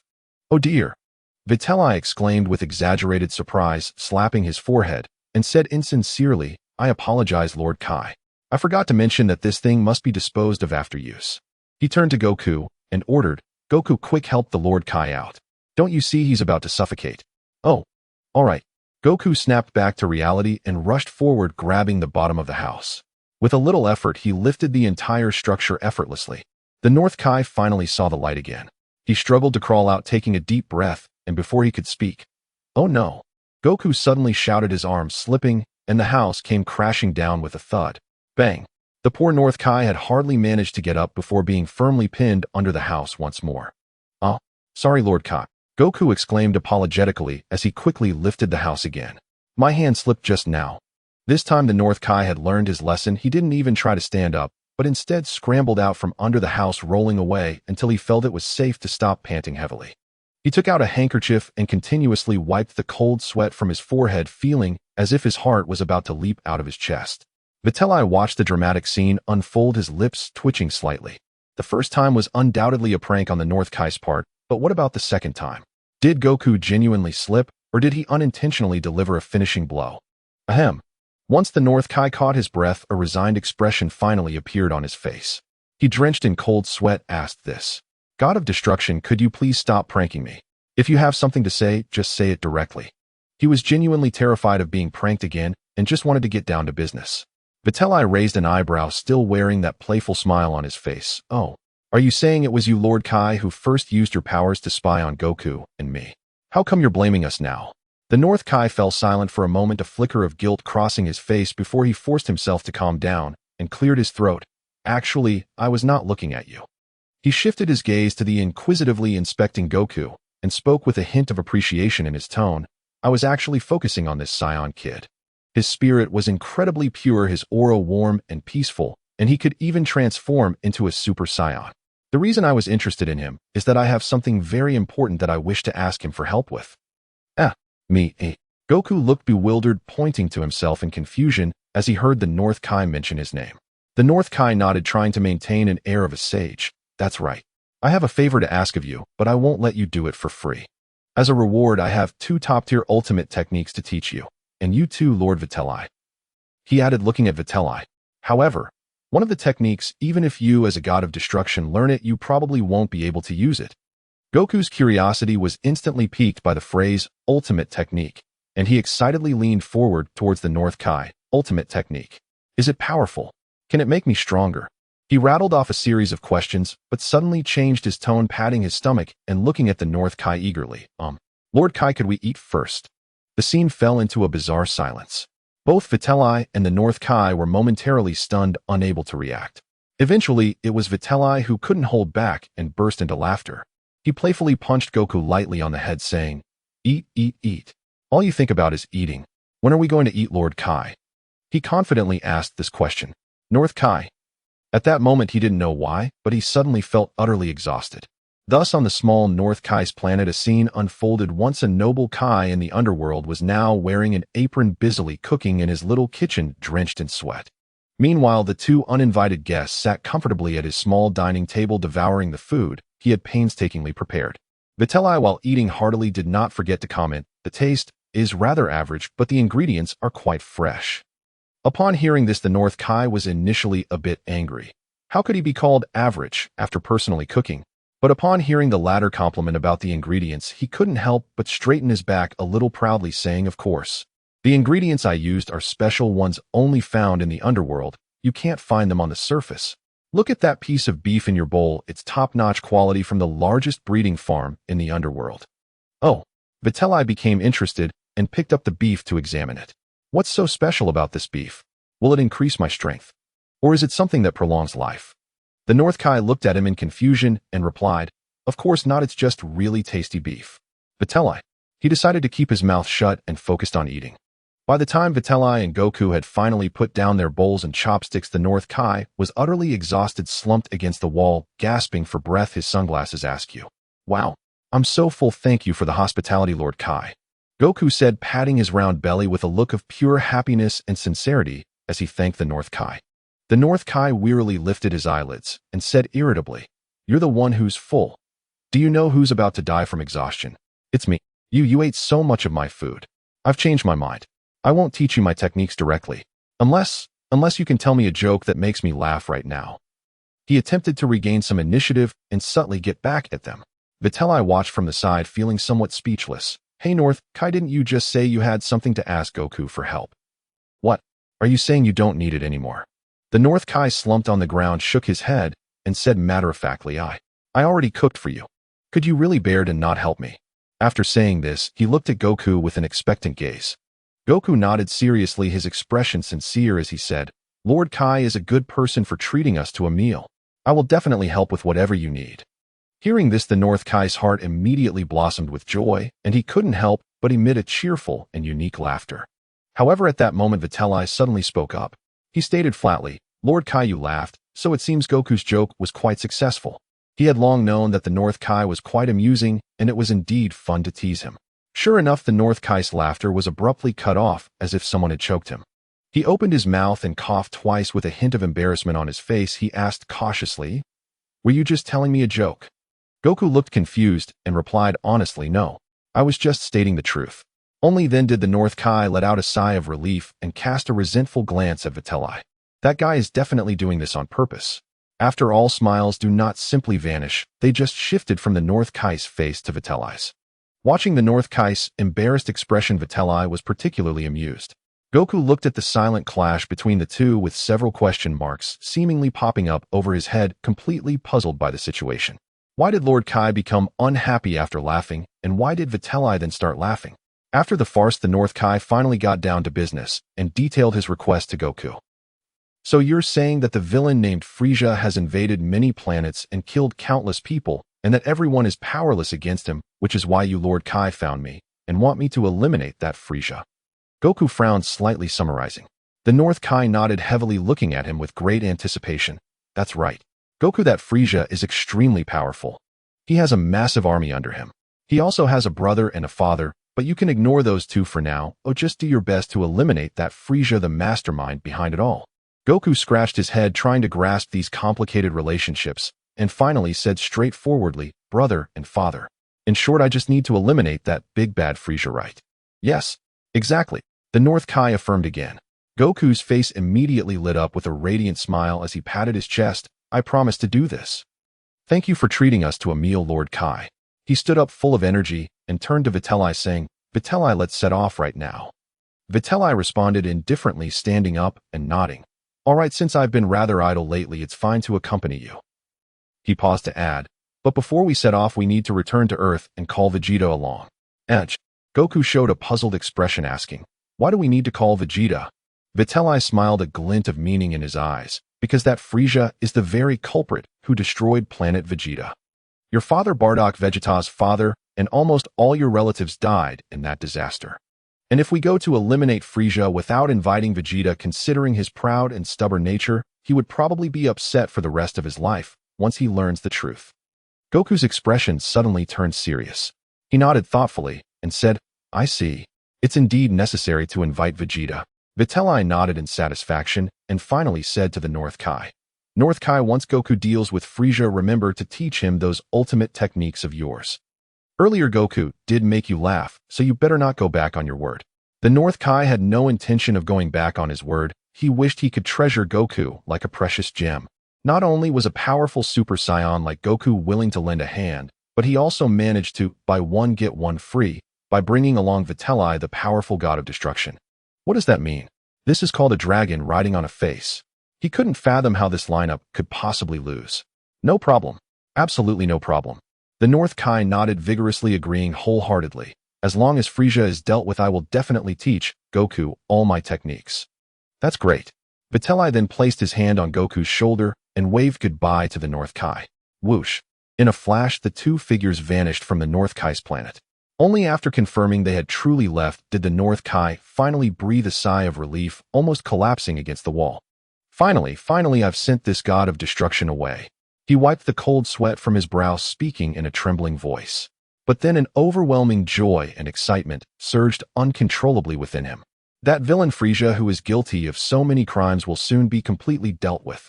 The North Kai couldn't help but rub his hands together, excitedly pacing back and forth on his little planet, his face beaming with joy. What does it mean to win-win? This is a win-win. He proudly muttered to himself. I, the North Kai, have won twice. Ho ho ho ho. On Earth, in a vast forest near the North City, Vegeta, Raditz, and Nappa temporarily took refuge here. The house they were residing in was one that Vitelli had sponsored, with a universal capsule, and their basic supplies were also provided by Vitelli. However, Vitelli had clearly stated that this was only temporary. Afterward, they would need to find their own way to survive on Earth. At this moment, Vegeta was sitting cross-legged in an open space outside the house. His eyes were tightly shut, his brow slightly furrowed, attempting to enter a so-called meditative state. He had previously interrogated Raditz, meticulously confirming one thing: Vitelli indeed sat on his lawn every morning until noon without fail meditating. Combined with Vitelli's earlier statement that sometimes slacking off is more important than training, Vegeta's proud and power-hungry heart couldn't help but develop a great curiosity about meditation. And a glimmer of hope. Could this really be some unique trick to becoming stronger? But the results were clear. Getting someone like Vegeta to sit quietly and empty his mind was almost harder than instantly transforming into a Super Saiyan 3. He felt restless, with a myriad of thoughts flooding his mind: jealousy of Vitelli's strength, frustration over Kakarot surpassing him, the humiliation of past failures, and confusion about the future. All of these made it impossible for him to calm down. Damn it! Vegeta suddenly opened his eyes, angrily punching the ground beside him, creating a pit. He stood up angrily, preparing to fly to the northern ice plains where he could release his frustration through intense training and destruction. Just as he was about to take off, whoosh, two figures suddenly appeared before him without warning. It was Vitelli and Goku, who had just returned from the North Kai's planet. Vegeta's brow instantly knitted into a frown. Interrupted, his mood was extremely displeased, and he was about to question why these two bothersome fellows were back. However, before he could voice his complaints, Vitelli spoke up first.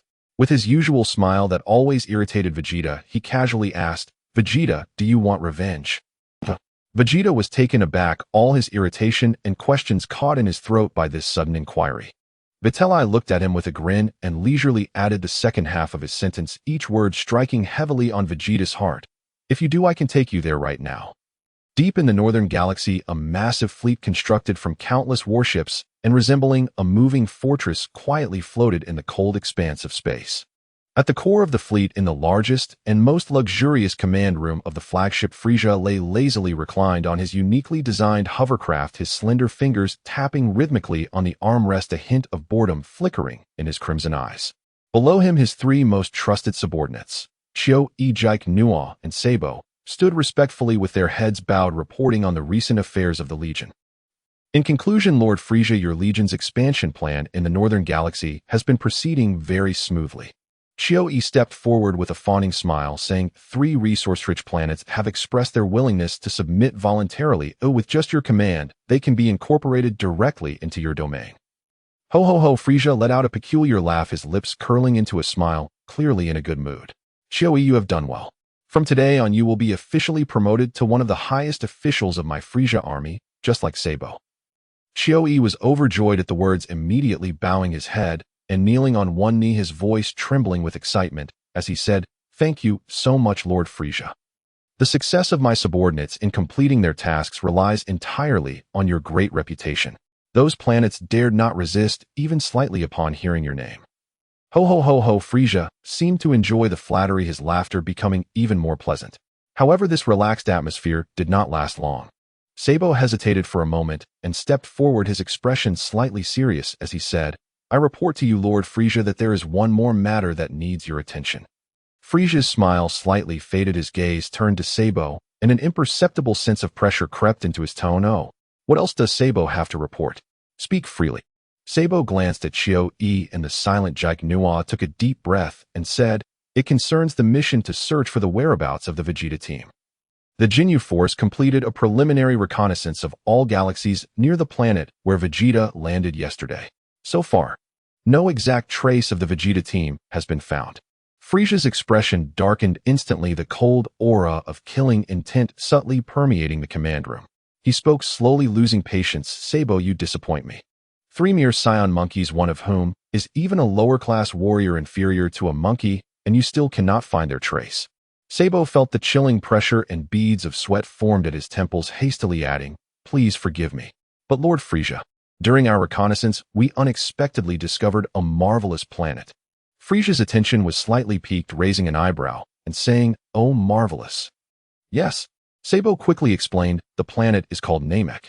According to the fragmentary intelligence we have gathered and the testimonies from the captured natives, these Namekians seem to possess a marvelous power that allows them to create a very unique type of orb." "Orbs, eh?" Frieza's interest seemed to be stirred. "What kind of orbs? What use could they have?" "Sabo, my patience is limited."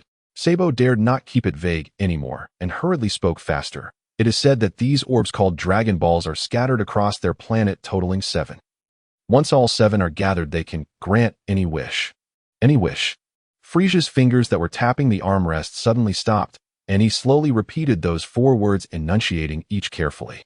After a moment, his body leaned slightly forward, a dangerous glint flashing in his crimson eyes. "Sabo, are you certain that you mean any wish?"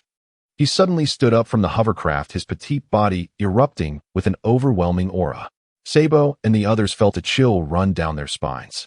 He paced up to Sabo, his cold voice laced with threat. "Sabo, you need to understand that if you deceive me in this matter, or if the information is erroneous." He glanced at the trembling Sabo and continued, "Your fate will be 1,000 times more miserable than those damned Saiyan monkeys." Ho ho ho! Sabo was so frightened that he immediately knelt on both knees, his forehead heavily striking the floor, trembling as he said, "I wouldn't dare. I absolutely wouldn't dare to deceive you, Lord Frieza. Currently, the members of the Jinyu Force are heading towards Namek for further confirmation. Once they arrive, you can personally inquire to know whether this information is true or false." Frieza stared at the prostrate Sabo for a few seconds, and suddenly the cold expression on his face melted away, transforming back into an innocuous smile. "Ho ho ho, Sabo, there is no need to be so nervous. Get up. I, Frieza, have always been most reasonable. I was merely joking with you earlier." Sabo then cautiously stood up, his combat suit completely soaked with cold sweat. After Frieza flew back to his hovercraft and sat down, he lightly tapped his chin, his eyes gleaming with extreme interest. "Dragon Balls that can grant any wish. Ho ho ho ho. This is truly wonderful. So amazing." He turned to the still silent Jike Nua and ordered, "Jike Nua." "Yes, Lord Frieza." Jike Nua responded with a smile and a bow. "Send the order down. The entire fleet will turn towards Namek. I want to reach that planet in the shortest time possible." Frieza's voice commanded with an undeniable tone. "As you wish, Lord Frieza." Jike Nua smiled and accepted the order, turning to leave the command room and heading to the communication center to issue the command. The vast Frieza army slowly awakened like a giant beast from slumber. Countless warship engines ignited simultaneously, adjusting their directions to form a massive formation rapidly heading towards Namek. Chiu E and Sabo exchanged glances, both seeing a hint of excitement and awe in each other's eyes. They knew that the cosmic landscape might soon change due to Lord Frieza's new ambitions. Meanwhile, as the Frieza army set out in grand fashion far away on Namek on a mountaintop. In a room shaped like a giant conch, the elderly Grand Elder sat in his oversized chair, drifting into a light sleep. Suddenly, his wrinkled eyelids twitched a few times, slowly opening. A glimmer of unease flickered in his murky yet wise eyes. The Grand Elder raised his heavy arms, seemingly wanting to summon his guard nail, but halfway through the motion he halted. He gazed out at the tranquil green sky outside the window, eventually letting out a long and heavy sigh. In a barely audible voice, he murmured, "A great evil is approaching. I hope you can arrive in time." After speaking, he slowly closed his eyes again, as if he had never woken, but the lingering worry on his brow proved that his sudden awakening was not an illusion. Earth, in the cold mountains and forests near North City. Snowflakes began to fall lightly from the sky, and the icy wind blew through the bare branches, producing a mournful sound. The temperature here was extremely cold for ordinary people, but for the robust bodies of Saiyans, this weather was nothing. At this moment, Vegeta felt as though a tremendous heat was surging continuously within him. This unusual feeling of heat was almost about to burst from his chest. He glared intensely at the relaxed and smiling Vetri, his fists unconsciously clenching, his tone filled with uncontrollable impatience and anger. "What do you mean, you guys? Did you come here just to make a fool of me, Vegeta?" The energy within him began to surge uncontrollably, ready to explode at any moment. Although he knew he was not Vetri's opponent, if the other truly dared to joke about this matter, Vegeta would risk his life to bite off a piece of flesh from him. Vetri looked at his agitated state, shook his head without directly answering. Instead, he slapped Goku on the back, the force creating a crisp sound. "What are you doing, Al?" Goku stumbled from the slap, rubbing his back and complaining. "You explain it to him." Vetri gestured at Vegeta. Goku then quickly reacted, hurriedly explaining to Vegeta. It's like this, Vegeta. We plan to find Frieza and completely eliminate him. Vetri thinks we should invite you along, so we came to ask if you want to." Before he could finish, Vegeta abruptly interrupted him. "Stop wasting words." Vegeta pushed Goku aside and glared sharply at Vetri, seemingly trying to read a trace of mockery from his face. "Answer me. When do we set off?" "Huh?" Goku was taken aback for a moment, then a surprised smile appeared on his face. "I knew you would agree." Vetri observed Vegeta's forced calmness amidst his excitement, stroking his chin and muttering to himself, Sensing Frieza's energy and then instantaneously transporting you all, there isn't out of the question. But it feels a bit lacking in flair, doesn't it?" He pondered for a moment, his eyes suddenly brightened, and he snapped his fingers. "Got it." Under the bewildered gazes of Goku and Vegeta, Vetri cleared his throat, then tilted his head back and shouted loudly at the snowflakes falling from the sky. "Whis! Whis! Can you hear me? Come to Earth, I have something to discuss with you. I'll treat you to a feast afterwards. A feast to your heart's content." Goku looked confused. "Huh? Vetri, why are you calling Mr. Whis? Isn't he your teacher? Aren't we supposed to be looking for Frieza?" Beside him, Vegeta felt a sudden shock in his heart. "Teacher? Vetri has a teacher." He immediately turned to Goku and asked urgently, "Kakarot, do you mean to say Vetri has? Vetri has a teacher? What is going on?" Wukong nodded and replied casually, Whis is very powerful. He is the master that Vettori specifically found. Previously, Vettori followed Mr. Whis for training, and at that time I wanted to go with him, but Mr. Whis said my foundation was too poor, so he didn't take me along." His tone carried a hint of regret. Vegeta's heart began to race uncontrollably, his gaze flickering as countless thoughts surged within him, the secret behind Vettori becoming so powerful. Could it be because of this teacher named Whis? At that moment, after Vettori finished speaking, he leisurely pulled out a box of universal capsules from the pocket of his battle suit. Carefully selecting one, he pressed the switch, and with a bang, white smoke enveloped his hand, revealing a red alarm clock. Wukong and Vegeta stared at the clock, which was completely out of place with the surrounding atmosphere, utterly bewildered. "Hey, what are you trying to pull this time?" Vegeta's vigilance reached its peak, instinctively taking a step back, his eyes filled with suspicion. "What does pulling out a clock mean? Are you trying to play tricks on me again?" It's no wonder he was suspicious. He had been psychologically scarred by Vettori's previous antics. However, Vettori completely ignored him, not even glancing his way. He began to wind the clock independently, then, with a snap, pressed the timing button and placed the clock on a relatively flat stone beside him. His dismissive attitude only heightened Vegeta's suspicions, causing his muscles to tense up. Wukong scratched his head and murmured softly, "Vettori, are you planning another prank?" He recalled the tragic experiences of being tormented by Vettori during his childhood. Vettori shot them both an annoyed glance, feigning disdain with a cold laugh. What expressions are you two making? Do you think I'm so bored that I came here just to mess with you? Your imagination is quite rich." He pointed at the ticking clock. "I'm just waiting for someone casually timing things, that's all. Just wait, you'll know soon enough." After saying this, he actually crossed his arms, closed his eyes, and began to rest, appearing as if he had no further words to say. Wukong and Vegeta exchanged glances, unsure whether to believe him, and waited with skepticism. Snowflakes fell upon the three, creating an oddly eerie atmosphere. Only the ticking sound of the clock echoed strikingly clear in the vast snowy landscape.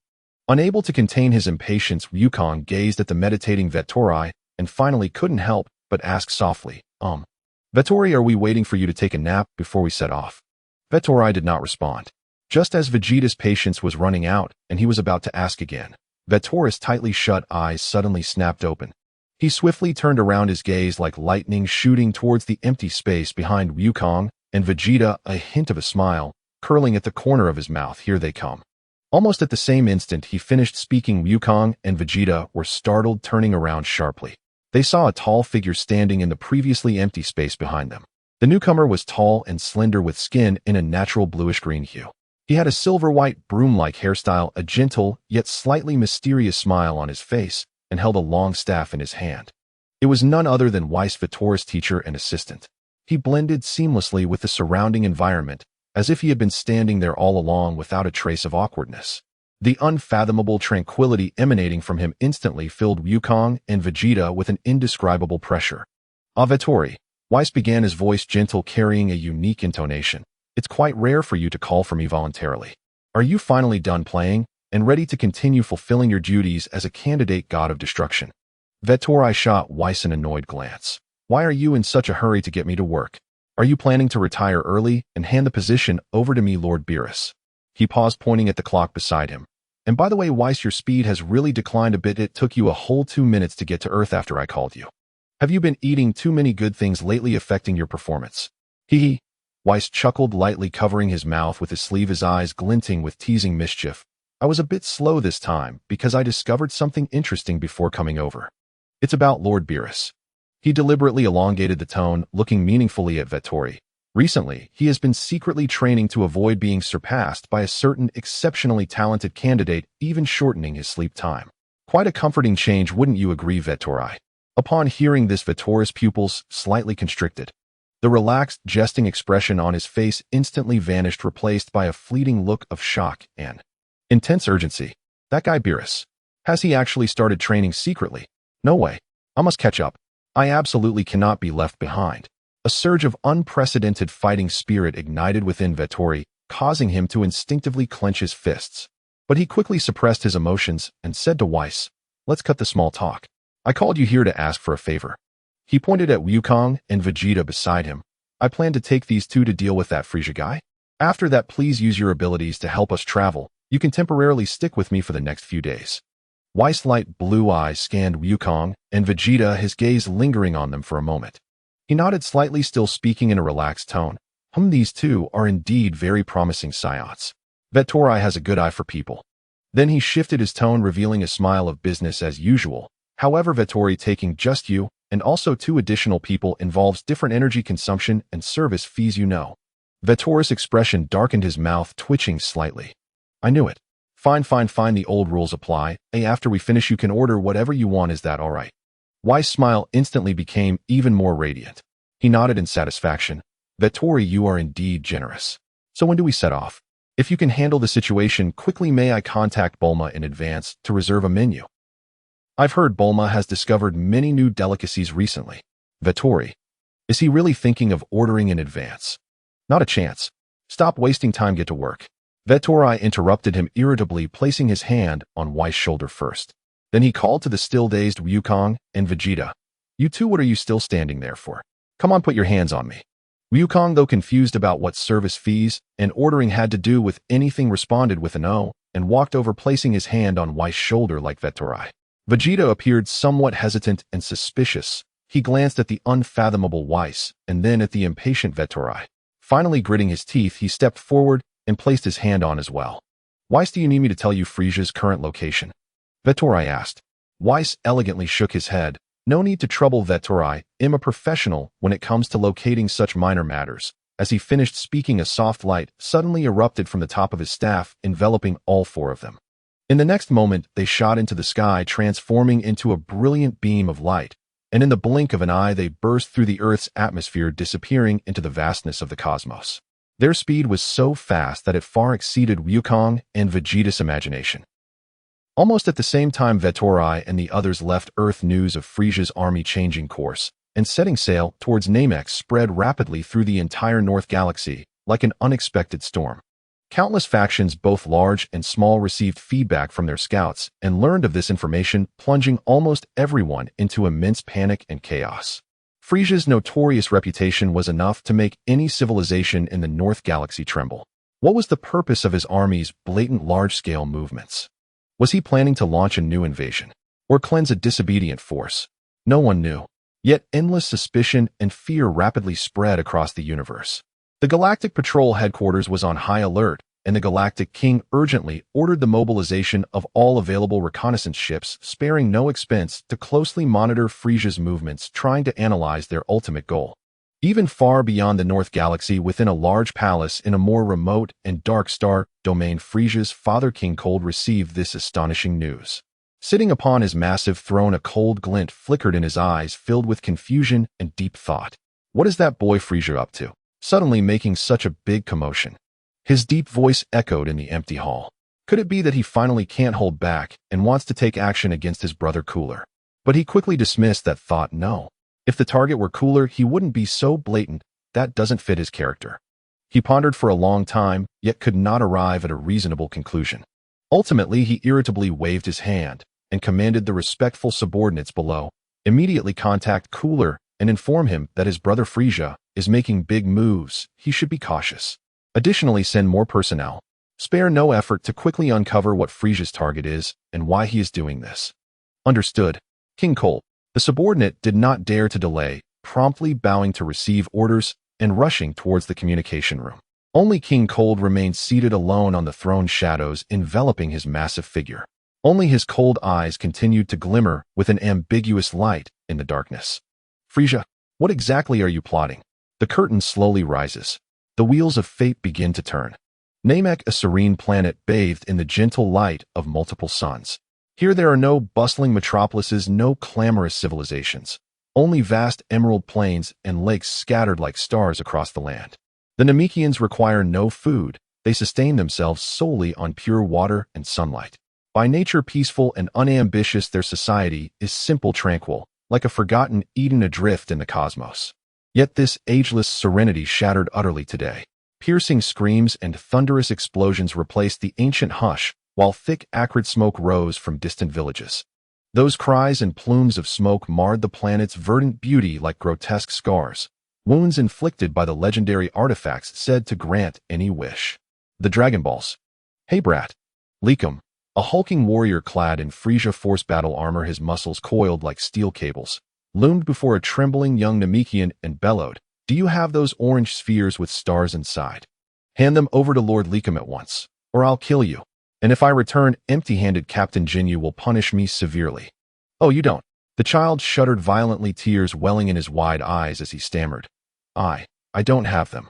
I don't know." Likum tilted his head, feigning belief, then without warning raised his hand and fired a searing energy blast. Boom. The small figure vanished in a blinding detonation. Likum scratched his bizarrely shaped scalp, his expression one of guileless bewilderment.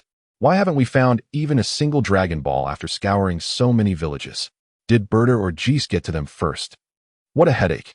Muttering to himself, he tapped the scouter on his ear. The display instantly flared with a new energy signature nearby. Next stop, over there.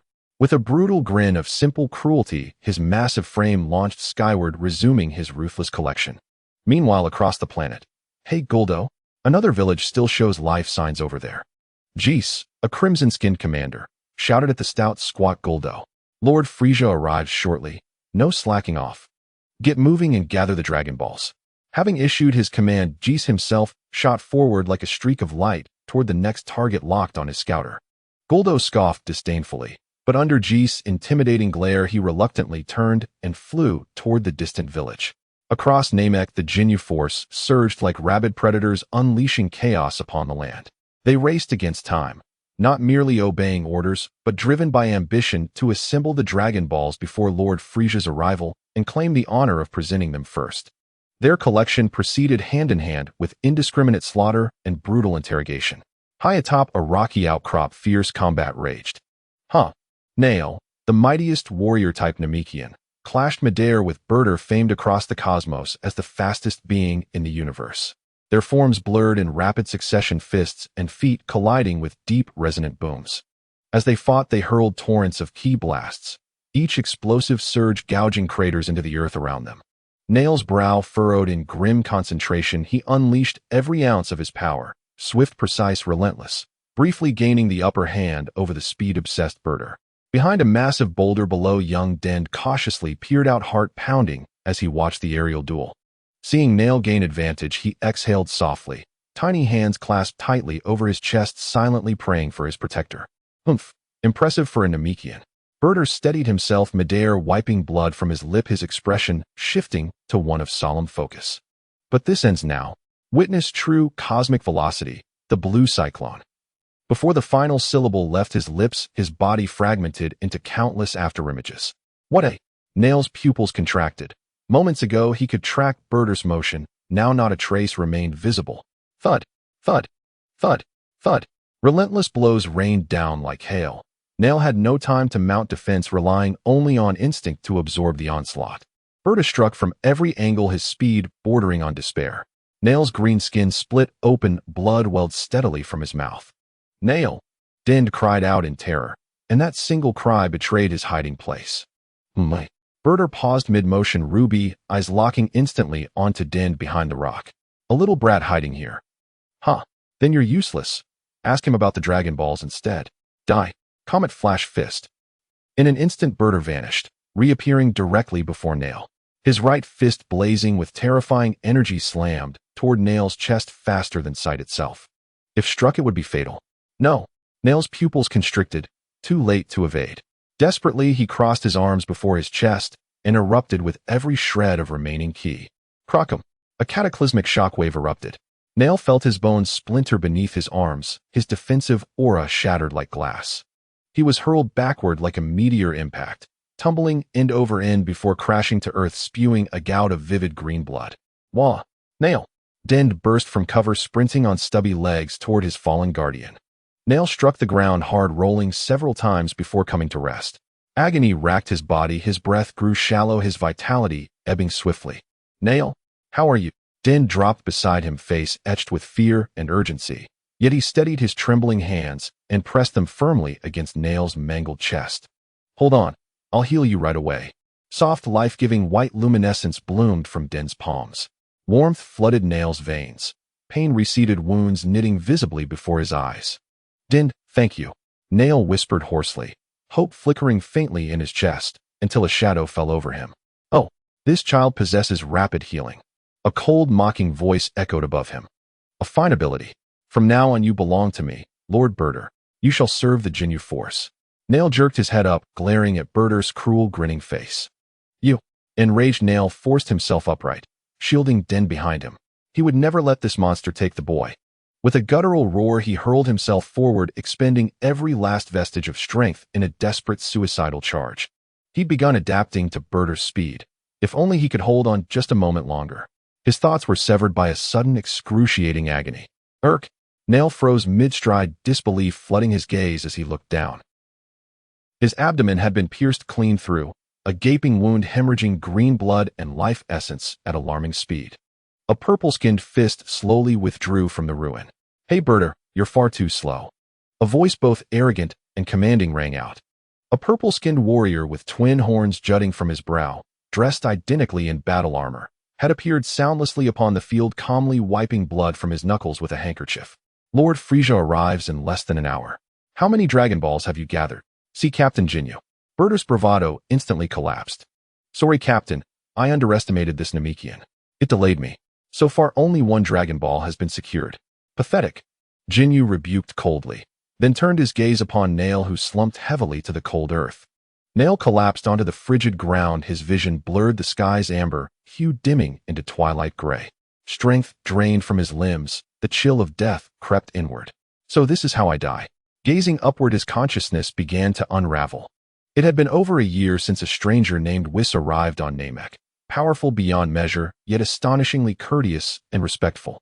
He'd even accepted Nail's impromptu challenge, and when a misstep nearly killed him, Whis healed him instantly with a miraculous beam. If that being were here. A final spark flared in Nail's fading mind. If he were here, Namek, our people would surely. He recalled Whis's parting vow, when Namek faces an enemy beyond your resistance, call aloud. I will be informed. Call what? Yes, the name.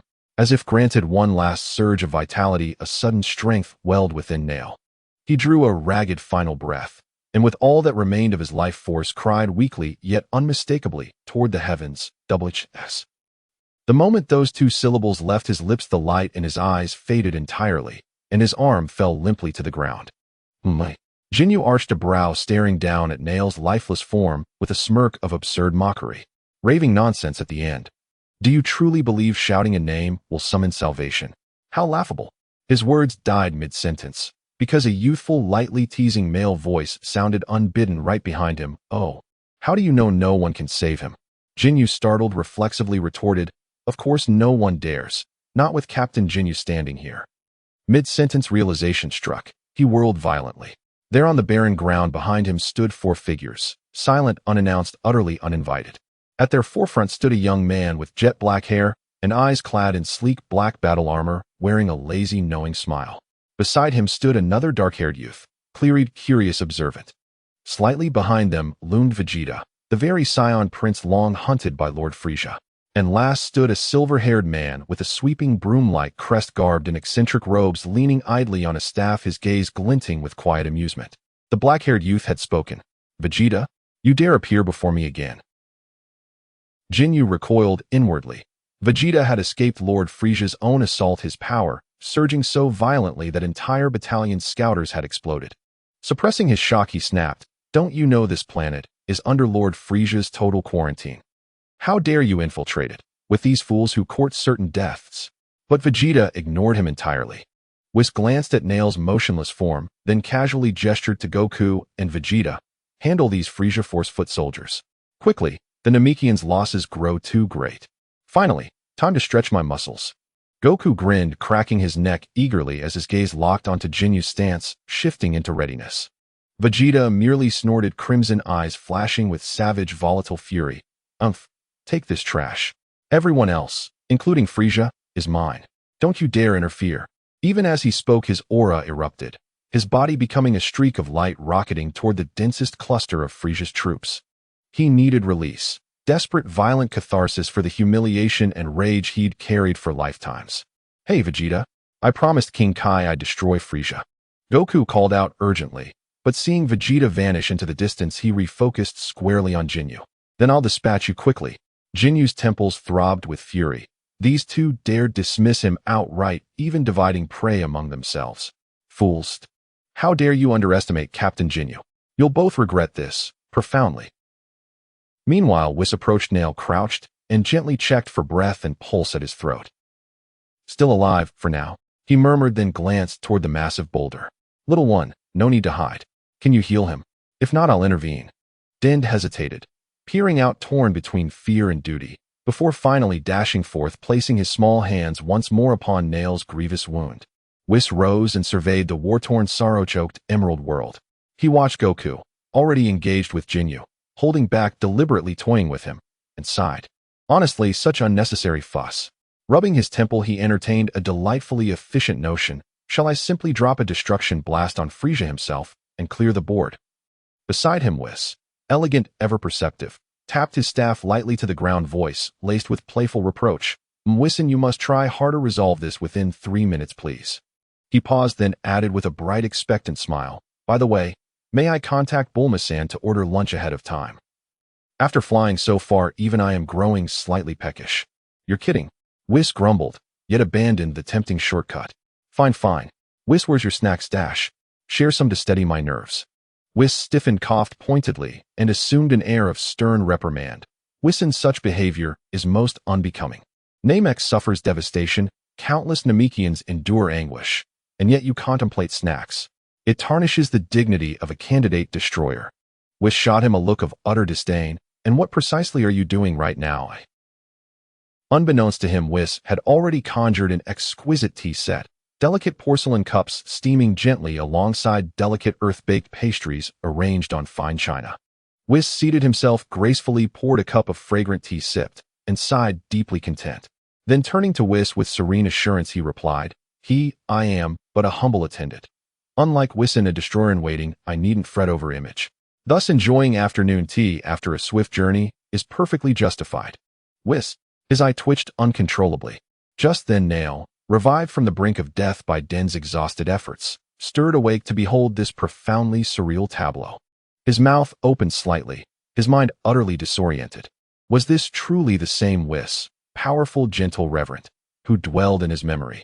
Had he perhaps sustained a head injury during battle, distorting his recollection? Should he greet his savior? After all, Whis had come to rescue him, and Namek. Yet, The scene defied all logic, leaving him paralyzed by bewildered uncertainty. As Nail sank deeper into confusion, Whis lifted his teacup with a warm, twinkling smile. "Ah, awake at last, young Namekian. Care for a cup, freshly brewed." His expression radiated kindness, though his inner thought ran thus: better to offer it to this lad than to Whis. In the vast and boundless universe, a fleet of massive interstellar ships is sailing at an incredible speed, surpassing the speed of light. Inside the command room of one of the battleships at the center, Frieza, the cosmic emperor of the North Galaxy, is currently floating slowly in front of a huge observation window in his adorable baby carriage. Outside the window, countless galaxies and nebulae are racing past, creating a magnificent cosmic tapestry. Frieza is in a remarkably pleasant mood, even feeling a rare excitement in his heart. After all, this trip to planet Namek carries a crucial dream for him, one that surpasses even his ambition to dominate the universe. Ho ho ho. He lets out that devilish laughter, constantly fantasizing about the thrill of having his wishes fulfilled. The Ginyu Force has already arrived on planet Namek and has sent back confirmed news. The mysterious orbs known as Dragon Balls truly exist. As long as he gathers all 7, his long-desired wish can be granted. Dominate the universe. For him, King Frieza, that is merely a task that could be accomplished with a little focus. It has long ceased to be a challenge. Yet there is one thing that remains a thorn in his heart, a regret that cannot be resolved by personal power. That is his height. Thinking about soon shedding this diminutive body to become tall and mighty, Frieza's mood becomes even more buoyant. He even begins to fantasize about the expressions of shock and awe on the faces of his subordinates who once whispered behind his back when he finally achieves his ideal height. However, just as he is immersed in his delightful fantasies, a sudden flurry of hurried and panicked footsteps can be heard from the corridor outside the command room. A terrified shout draws closer to his ears. "King Frieza! King Frieza! Something terrible has happened." Frieza furrows his brow slightly, his pleasant thoughts interrupted, leaving him somewhat displeased. He maneuvers the vehicle to slowly turn around and gazes quietly at the door of the command room. A communications soldier rushes to the entrance of the command room, panting heavily in panic, his face pale as a sheet. He intended to rush inside directly, but out of a deeply ingrained fear of his king, instinctively halts, daring only to stay at the door, frantically looking at Frieza inside. Frieza looks at the panicked soldier, and a seemingly gentle but actually cold smile reappears on his face. He graciously raises his hand and speaks in a steady voice. "Ho ho ho, come in. There is no need to be so nervous, I permit it. What important matter requires such a hurried report?" The soldier feels as if he has been granted amnesty, yet the expression of fear on his face does not lessen much due to these words. He stumbles into the command room, kneeling on one knee, his voice slightly distorted because of panic. Reporting to King Frieza. "I just received the latest intel from the front line of planet Namek." "Oh." Frieza raises an eyebrow, the displeasure caused by the interruption slightly easing. "Did Ginyu and the others find all the Dragon Balls?" "Ho ho ho, their efficiency is surprisingly decent." "No." The soldier shakes his head violently, cold sweat streaming down his temples. It's the Saiyan Vegeta. He has appeared on planet Namek." "And Vegeta?"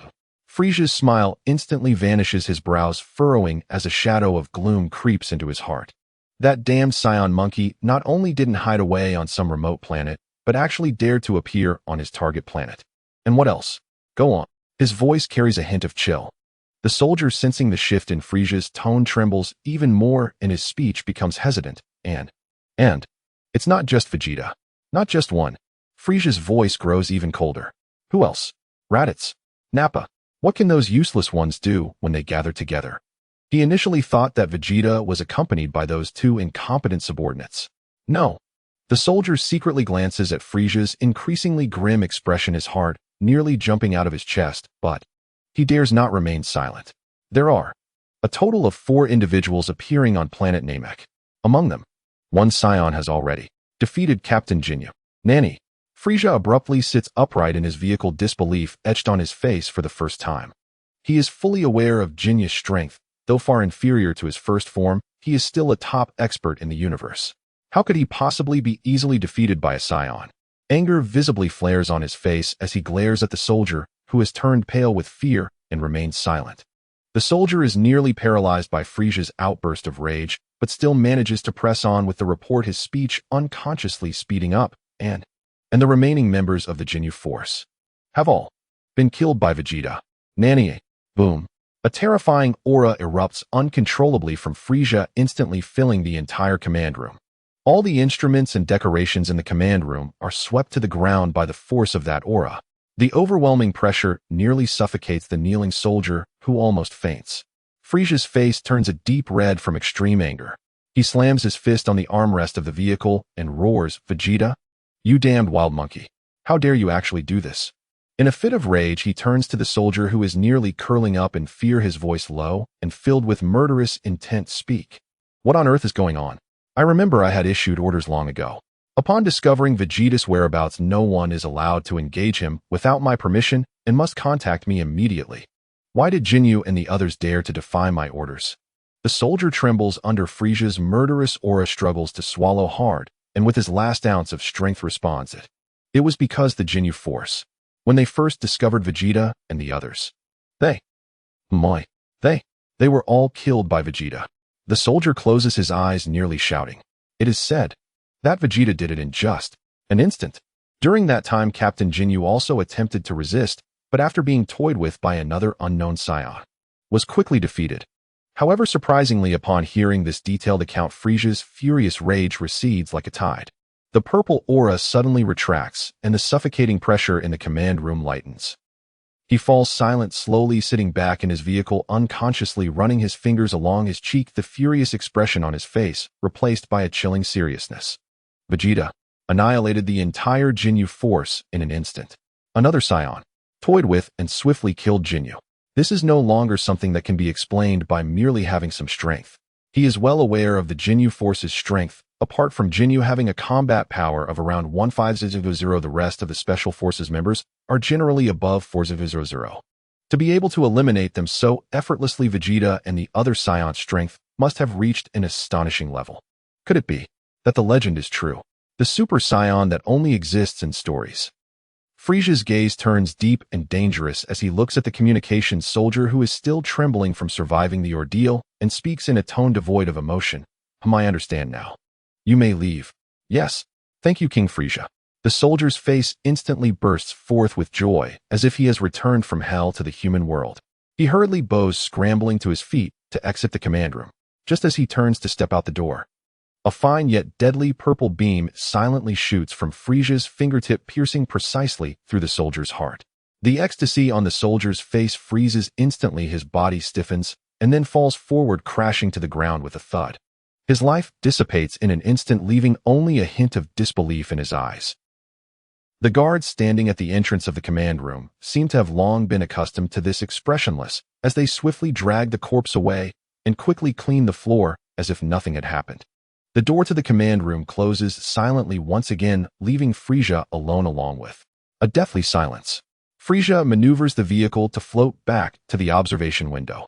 He gazes gloomily at the stars racing by outside, his expression shifting as he begins to contemplate. After a moment, he slowly speaks, "Come in." The door to the command room opens again, and a messenger hurries in, kneeling on one knee, saying, "Please give your orders, King Frieza." Frieza does not turn around, still looking outside, and speaks in a calm tone, "Immediately contact my father, King Cold, and my brother Cooler via encrypted channels. Tell them to come to Planet Namek in the North Galaxy as quickly as possible." He pauses, his tone becoming more serious. "Just tell them there is a magical item here that can grant any wish. And the Super Saiyan from the stories may have truly appeared. Yes." The messenger trembles slightly, clearly shocked by the news, but he does not dare to hesitate, immediately taking his leave from the command room. Once again, only Frieza remains in the room. He hovers quietly, the uncertainty on his face gradually fading. Ultimately, a smile emerges, mixed with excitement, cruelty, and absolute confidence. "Ho ho ho, Super Saiyan." He chuckles softly, as if savoring the meaning of the term. "I admit, Vegeta, perhaps you and your companion have truly caught me off guard. But..." His grim smile is filled with overwhelming ambition. "Ho ho ho ho ho. I, Frieza, will surely be the strongest. No matter who the opponent is, the final victor will only be me, Frieza. Ho ho ho." Meanwhile, on Planet Namek at this moment, Videl watches helplessly as Goku is battling with Jinyu, or more accurately, Goku is solely enjoying the thrill of the fight. In contrast, Jinyu is doing everything he can to resist, but can't even touch the hem of Goku's clothing. "I just don't understand," Videl remarks, holding his forehead. Why does this guy always manage to have so much fun with something that could be easily disposed of? Although he complains, there is a knowing smile deep in his eyes. This is perhaps Goku, a pure entity born to enjoy fighting. However, to prevent any what-ifs, Videl scans the surroundings and soon spots an alien frog puffing up and croaking by a muddy puddle not far away. He smirks, walks over, and casually picks up the frog in his hand. He then eagerly looks back at the battlefield, awaiting the show to commence. Sure enough, realizing the enormous disparity in power, Jinyu displays a desperate smile. You? Damn Saiyan. This is what you forced me into. He leaps back, creating distance, but a strange smile appears on his face. In Goku's puzzled gaze, Jinyu begins to harm himself in a frenzy. He punches his chest and abdomen violently, instantly bruising himself all over his body, becoming ragged. His aura also rapidly diminishes. What are you doing? Goku looks on in confusion, adopting a strange posture as he watches Jinyu. You don't need to do that if you can't win, right? Hehehe. You will know soon enough. Jinyu spat blood, yet wore a strange smile of triumph. He suddenly opened his mouth wide at Wukong, using his last ounce of strength to roar, "Behold my ultimate move. Exchange. Change. Buzz." An extraordinary and bizarre energy suddenly erupted from Jinyu's body. A brilliant beam of light shot out from his open mouth, heading straight for Wukong in a manner entirely beyond his comprehension. Wow, what kind of technique is this? Wukong was startled, though he could not understand it. The beam made him instinctively feel something was off.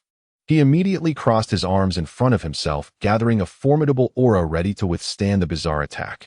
Vitri, who had been watching from the sidelines, brightened his eyes and thought to himself, "Here it comes." He had been waiting for this moment. Just as the strange light was about to reach Wukong, Vitri flicked his arm lightly and shouted, "Go." Swish! The bewildered frog in his hand was suddenly thrown precisely into the middle of Wukong and Jinyu by an irresistible force, perfectly blocking the beam aimed at Wukong. Whoosh! The blinding light instantly engulfed both the frog and the unprepared Jinyu behind it, due to the execution of the ultimate move. After several seconds, the beam slowly dissipated. Wukong lowered his arms, puzzled as he explored his own body. Nothing. I don't feel anything at all. His mind was filled with questions, not understanding what had just happened. When he glanced at Jinyu, he was even more surprised. His mouth agape. Jinyu, who had previously shown a cruel smile, was now screaming in terror, flailing his limbs clumsily in place. Meanwhile, the alien frog nearby was struggling to control its body, attempting to stand up, its movements amusingly awkward. Wow! Wukong, astonished and curious, ran over and squatted in front of the frog that was Jinyu, looking at it with keen interest. What happened to you? Why are you suddenly squatting down and croaking like a frog? Is this some new and interesting technique? How impressive. He even mimicked the action, squatting down to puff out his cheeks, trying to imitate Jinyu's current movements. Uffed. Vitri and Weiss, who were sipping tea, synchronously spat out their tea. Ho ho ho! Weiss covered his mouth, his shoulders shaking slightly. What a truly imaginative response. Vitrison, Dondi watching in astonishment, while the recently healed Nairu looked quite embarrassed. He clearly saw the entire process of how Vitri intervened with the frog. Although the outcome was quite relieving, the process was just too childish and humiliating. He took a deep breath, stepped forward, and respectfully bowed to the still laughing Vitri and Weiss, saying, "Thank you very much for your assistance, Lord Vitri." Mr. Weiss, the situation here has been resolved, and I must return to the Grand Elder immediately. Can I trust this child Dondi to your care for the time being? Nairu was extremely grateful. Vitri stopped laughing, waved his hand casually. All right, no need to be so polite. He'll take care of Dondi, you can rest assured, and go back. The safety of your Grand Elder is more important. Thank you very much. Nairu bowed deeply again, then squatted down to pat Dandi's head, instructing, Dondi, you must listen to Lord Vitri and Mr. Weiss. I understand, Nairu. You be careful too. Dondi nodded obediently. Nairu did not linger any longer. His body erupted with white energy and quickly soared into the air, speeding towards the Grand Elder's location. Wukong finally snapped out of his state of studying the technique and ran back to Vitri, pointing at the frog still trying to control Jinyu's body, curiously asking, Vitri, what exactly is going on? Why has this guy named Jinyu turned into this? Did you and Mr. Weiss do something? Vitri wore a very gentle smile, beckoning Wukong over, saying softly, Come here, I'll tell you slowly. Upon seeing this smile, Wukong instantly became alert, jumping back a step and covering his face with his hands, saying, I'm not going over there. You have a strange smile. You must be planning to pinch my face again. You always smiled like this when you wanted to pinch my face when I was little. Vitra's smile froze, and he then felt a mix of amusement and despair. He continued to gesture for Wukong to come, trying hard to make his smile appear more sincere.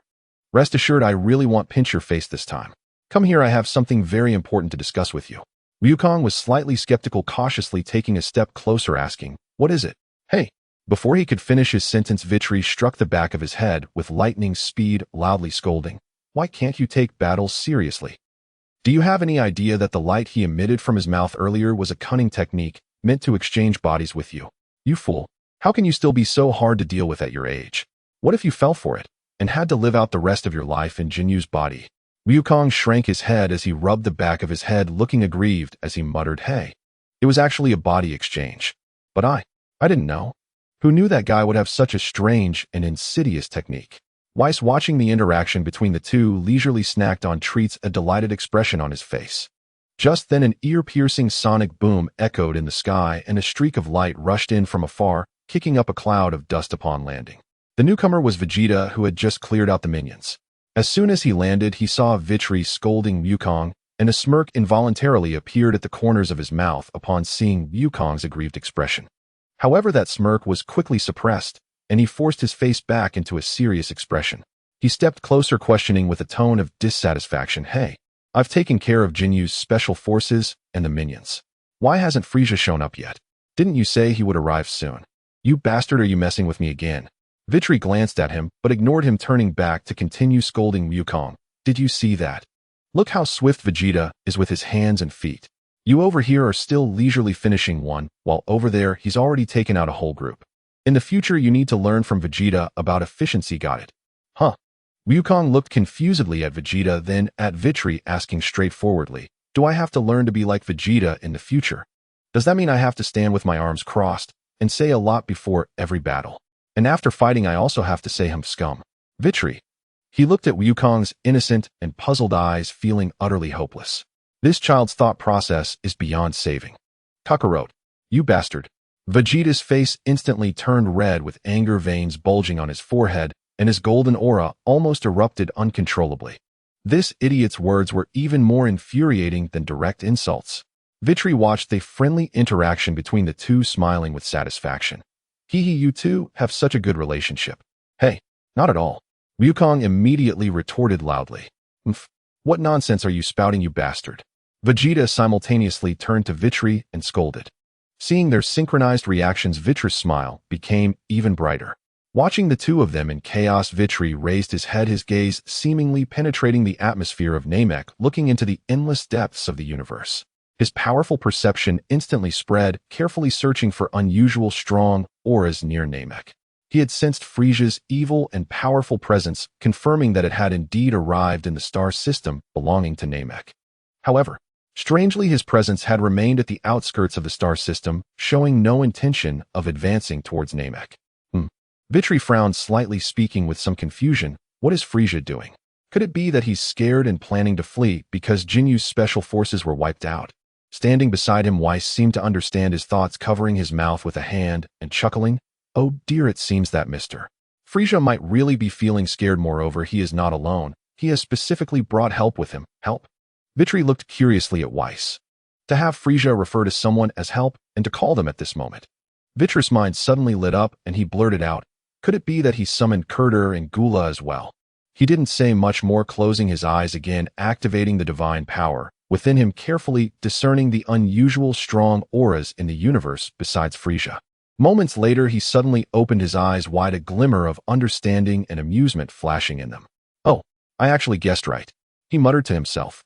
Wukong and Vegeta immediately caught his murmuring, turning to look at him. Vitri chuckled, looking at the two. "It's Kurdur and Gula. So are you two scared? If you're scared, I can send you back to Earth right now." "Hep." Vegeta crossed his arms, disdainfully snorting. He raised his chin high, directly showing Vitri the answer with the back of his head. Wukong, on the other hand, looked excited and expectant, his eyes almost shining. "There are even stronger enemies. Hey Vitri, how does the power of those two compare to Frieza?"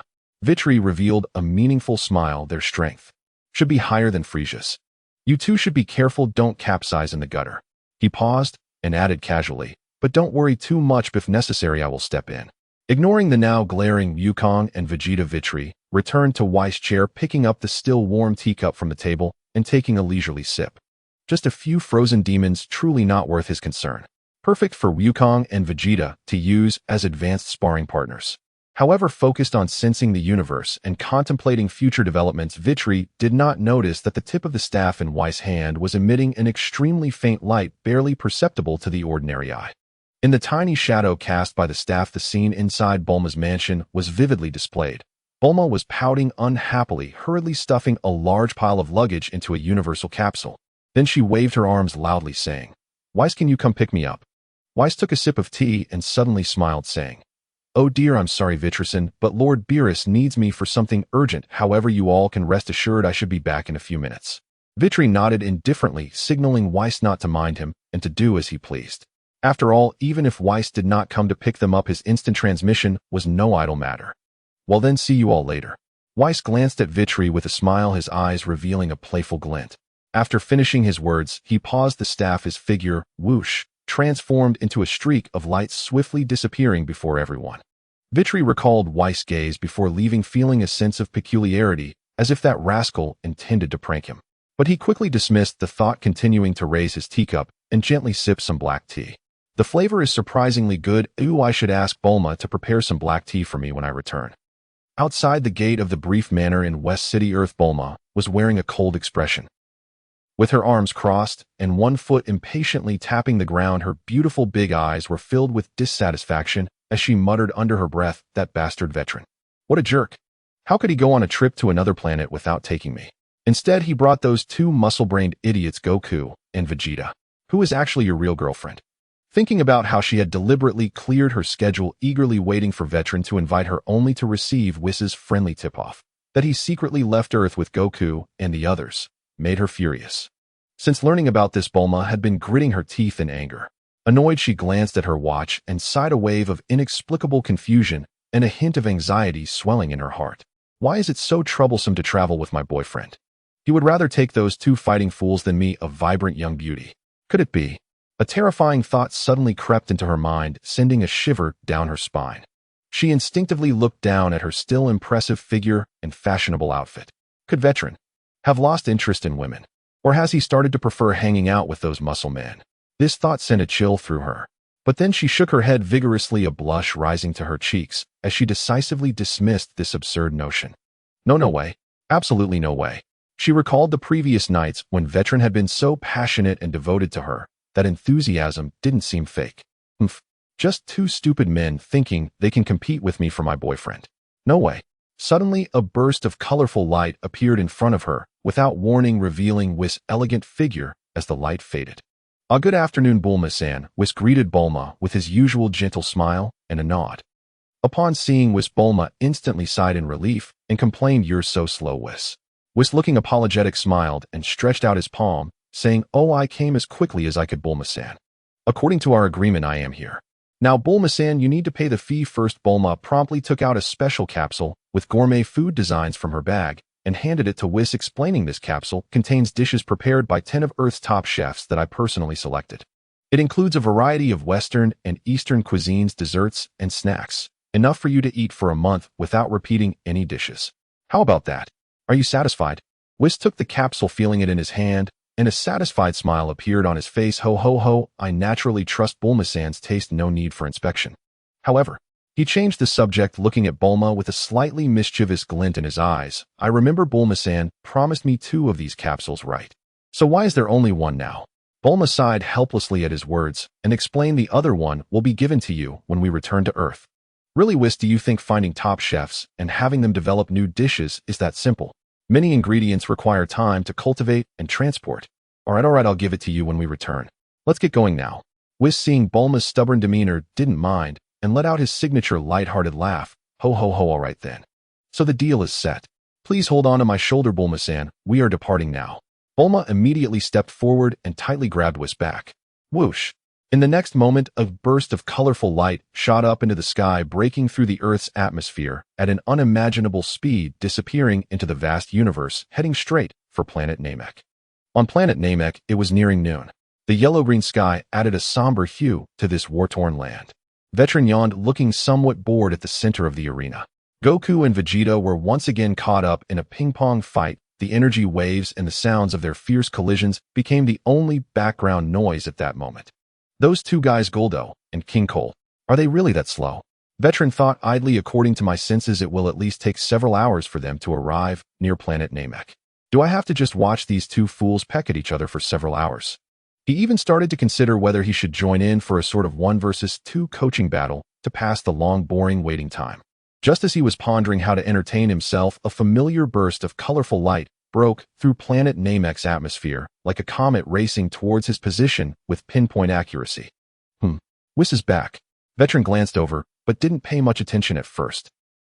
But soon his powerful sense detected something unusual. Wait. This aura. Is there someone else? The aura is faint, but it seems familiar. Could it be Beerus waking up to join the fun? Veteran curiously looked up, following the increasingly approaching light. The light suddenly slowed down not far in front of him, and then silently dissipated. Whis' figure appeared first, still wearing his calm smile. However, the person standing next to him made Veteran's eyes widen in shock, nearly dropping his jaw to the ground. "Be Bulma!"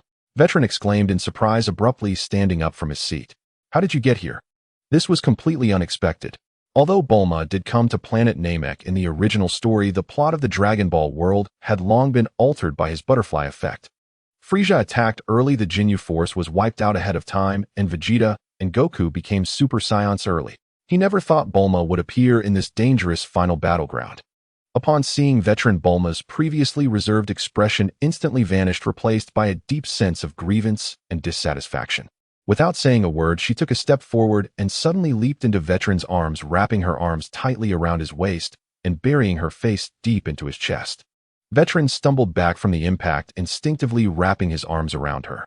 Bulma cuddled in Veteran's embrace for a while, fully enjoying the long-awaited hug and sense of security, before suddenly raising her head and huffing lightly, punching his chest. "Why can't I come?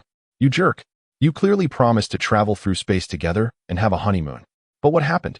You secretly ran to a place like Planet Namek without telling me. You only remembered to call those two idiots Goku and Vegeta. Am I not important to you compared to them?" Veteran looked at his pouting girlfriend and couldn't help but feel a mix of amusement and exasperation. He reached out his hands, instinctively pinching Bulma's soft cheeks and gently pulling them apart. "What do you want to do, my little fool? Look at the situation here. Planet Namek is about to turn into a battlefield. Frieza and his father are coming to kill us. If you want to travel, this is not the right time. It's too dangerous. Woo-woo. Let go." Bulma whimpered, trying to break free of his big hands, but then tightened her grip around him again, pressing her head against his chest and murmuring, "I don't care about that. Don't you have me here? Would you let me get hurt? You're a candidate for the god of destruction after all. Can't you protect your girlfriend?" Hearing Bulma's words filled with trust and a hint of a pout, Veteran's heart softened instantly. Yes, when it came down to it, it really was his fault. He often ran around the universe training, fighting, and dealing with various issues, leaving very little time to truly be by her side. The last time they returned to Earth, they spent less than a week at home before he took Goku to the KO's place. And when they returned, Vegeta had joined them, leaving her alone to handle a mountain of company affairs. Thinking about this, all the blame he had towards her instantly vanished, replaced by a deep sense of regret. He sighed, gently stroking Bulma's blue short hair, his tone softening. All right, since you're here. But you must promise me absolutely do not act on your own. You must never run off without saying a word. Especially when the fighting starts, you must not leave my side, understand?" He looked at his fearless tiger girl in his arms, unable to resist repeatedly nagging her, afraid she might encounter even the slightest mishap. After finishing, he turned to Whis, who was leisurely sipping tea, and said, "Whis, please keep an eye on this side. You wouldn't want to miss out on Earth's delicacies in the future, right?" Whis took a gentle sip of tea, looking at Veteran, who rarely showed such concern, and smiled, reassuring him, "Don't worry, Vetranson.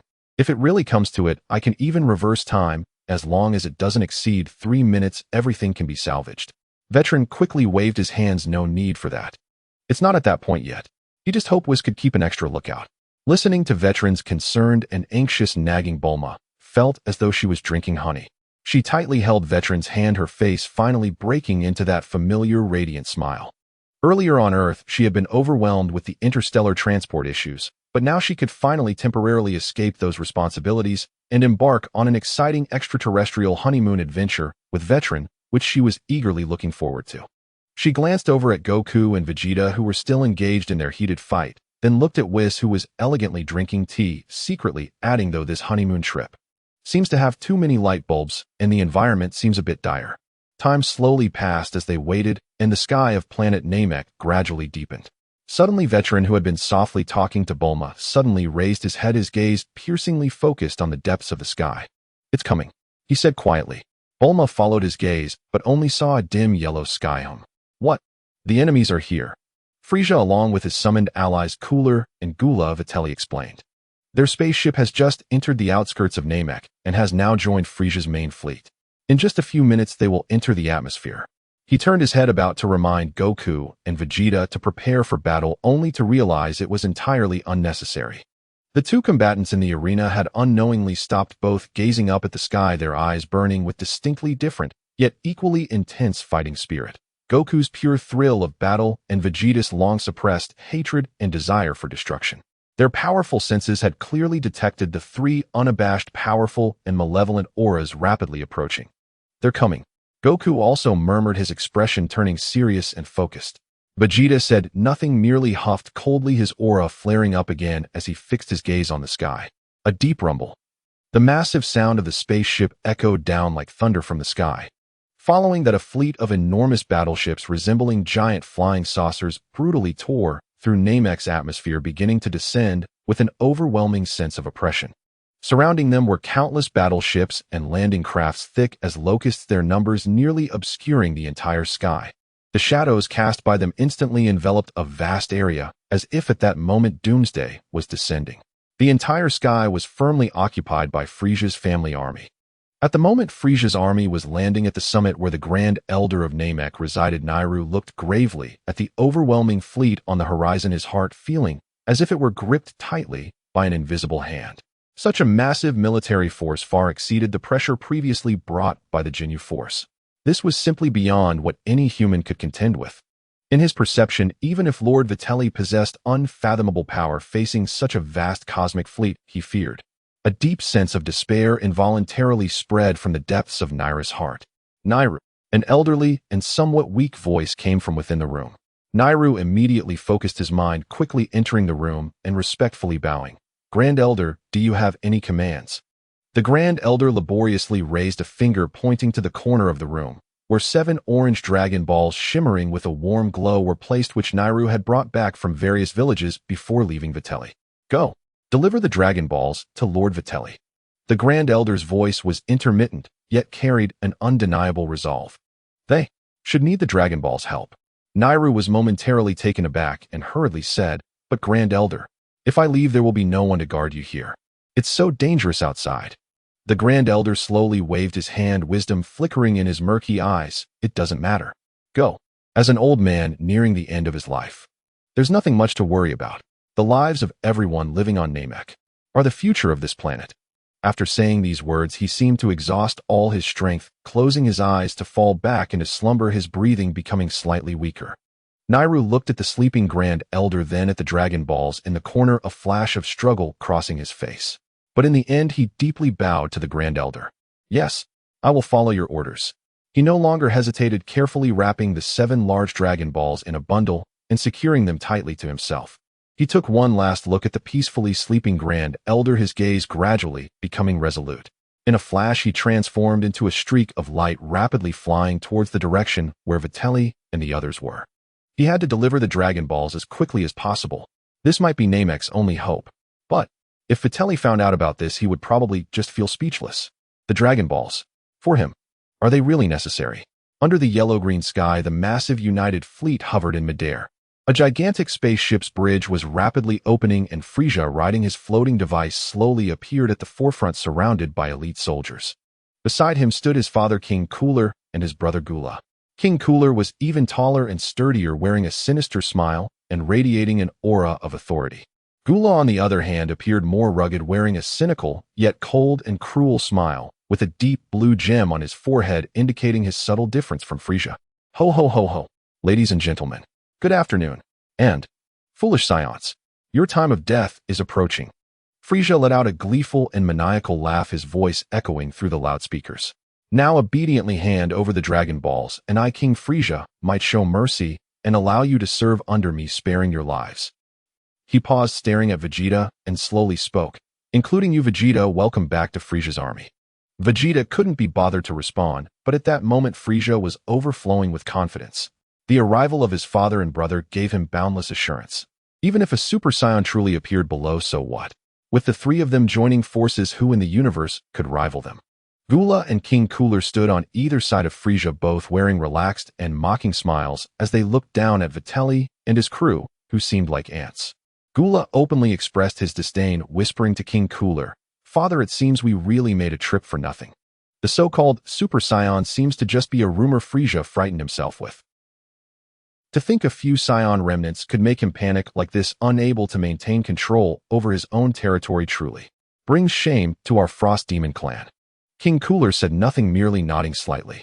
His gaze was deep, lost in thought. Below, Vegeta let out a cold snort upon hearing Frieza's boastful words. Frieza, do you think calling in two useless allies will allow you to defeat me, Super Vegeta? He couldn't be bothered to waste words, unleashing his aura explosively as he shot upward like a cannonball, heading straight for Frieza's trio. You bastard. Don't underestimate me. Vegeta's voice was filled with violent, killing intent. Open your eyes wide and see clearly. The nightmare that your Frost Demon clan fears the most, Super Saiyan, is now standing right in front of you. Huh? Accompanied by a deafening roar, the Saiyan blood within Vegeta completely boiled over. A dazzling golden aura surged upward, his hair instantly transforming into shimmering golden spikes, and cold fury burned in his emerald eyes. Super Saiyan, Vegeta officially made his debut in front of Frieza, Gula, and King Cooler. His powerful aura swept through like a storm, causing the minions behind Frieza to stir, even slightly diminishing the mocking smiles on Gula and King Cooler's faces, revealing a hint of surprise. Hey, Vegeta, you guy actually want to take him on alone? Goku shouted from below in dissatisfaction, as he didn't want to miss the chance to battle a strong opponent. He immediately flared up and flew to Vegeta's side, standing shoulder to shoulder with him, facing the trio of Frost Demons. However, unlike Vegeta, Goku did not transform, maintaining his usual black hair and eyes. He curiously examined the three figures before him, ultimately focusing on the small figure sitting on the floating device, asking straightforwardly, "Hey, among you three, who is Frieza?" Though Frieza was somewhat surprised by Vegeta's transformation, he still maintained his composure, confident in his reinforcements. He elegantly smiled and replied, "Ho ho ho, I am Frieza. I wonder what you want with me. Are you thinking of abandoning the dark and joining the light after seeing the might of my Frieza army? That's fine, I see you have good strength. How about I offer you a mid-level administrative position?" Saiyan. Goku scratched his head in confusion. "A mid-level administrative position for me? Oh, you don't need to treat me to a meal." He shook his head very seriously, then pointed at Frieza, his tone simple yet resolute. "I'm here to eliminate you. Take this, Frieza." As soon as he finished speaking, Goku's figure blurred as he dashed towards Frieza, his fists clenched, wearing an excited smile as he prepared to enjoy the thrill of battle. Vegeta was taken aback. He hadn't expected Kakarot to be so unorthodox, actually striking first. "Kakarot, you despicable little man." Vegeta angrily scolded, flaring up as his golden aura surged again, launching a fierce attack on Frieza from behind. "Frieza is mine." The two of them almost simultaneously attacked Frieza from two different directions.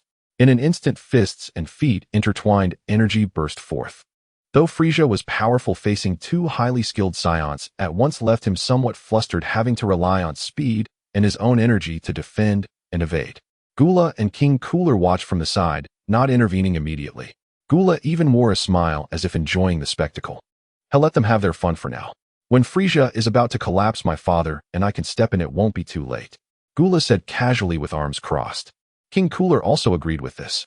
Below, Vitelli embraced Bulma, and together with Whis had somehow brought out tables, chairs, tea, and snacks, fully resembling a scene of outdoor spectating. Vitelli even occasionally commented, Goku's angle is tricky. Vegeta is too impatient, leaving too big of an opening." Frieza dodged well this time. Although Bulma felt a bit nervous leaning against Vitelli and feeling his steady aura, she gradually relaxed and even began to curiously observe the battle in the sky. Whis elegantly sipped tea, enjoying the earth snacks Bulma had brought, his face full of delight. The scene appeared strangely harmonious. But this sense of harmony did not last long. A green streak of light was rapidly flying from the distance, and within that streak was Nairu rushing with the Dragon Balls. The previously spectating Gula and King Cooler suddenly focused, sharply scanning the rapidly approaching Nairu and the Dragon Balls, radiating an enticing glow in his arms. Their target, the Dragon Balls, had appeared. Under the yellow-green sky of Namek, the flames of war and chaos continued to spread. The massive fleet loomed like dark clouds overhead, casting a suffocating shadow.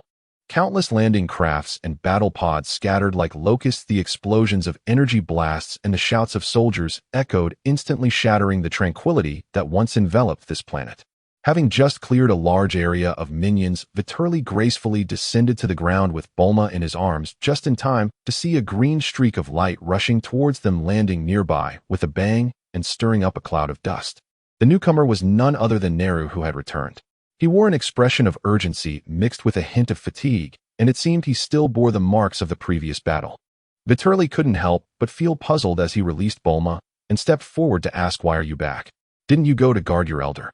Neru did not answer immediately. Instead, he quickly untied the burden tightly strapped to him and carefully placed it on the ground. As the burden unfolded, 7 Dragon Balls from Namek that Viterli had previously used were revealed. "Lord Viterli." Neru looked up with a serious expression and said, "The elder sensed the situation here. He said you might need the power of the Dragon Balls and ordered me to deliver them to you as soon as possible." Viterli stared at the 7 spheres on the ground, feeling somewhat bemused. Did he need these? It seemed. Not really. Given his current strength, it seemed unlikely he would encounter any surprises in quickly dealing with Frieza and his family. Better to let Neru and the others use them to revive their fallen kin.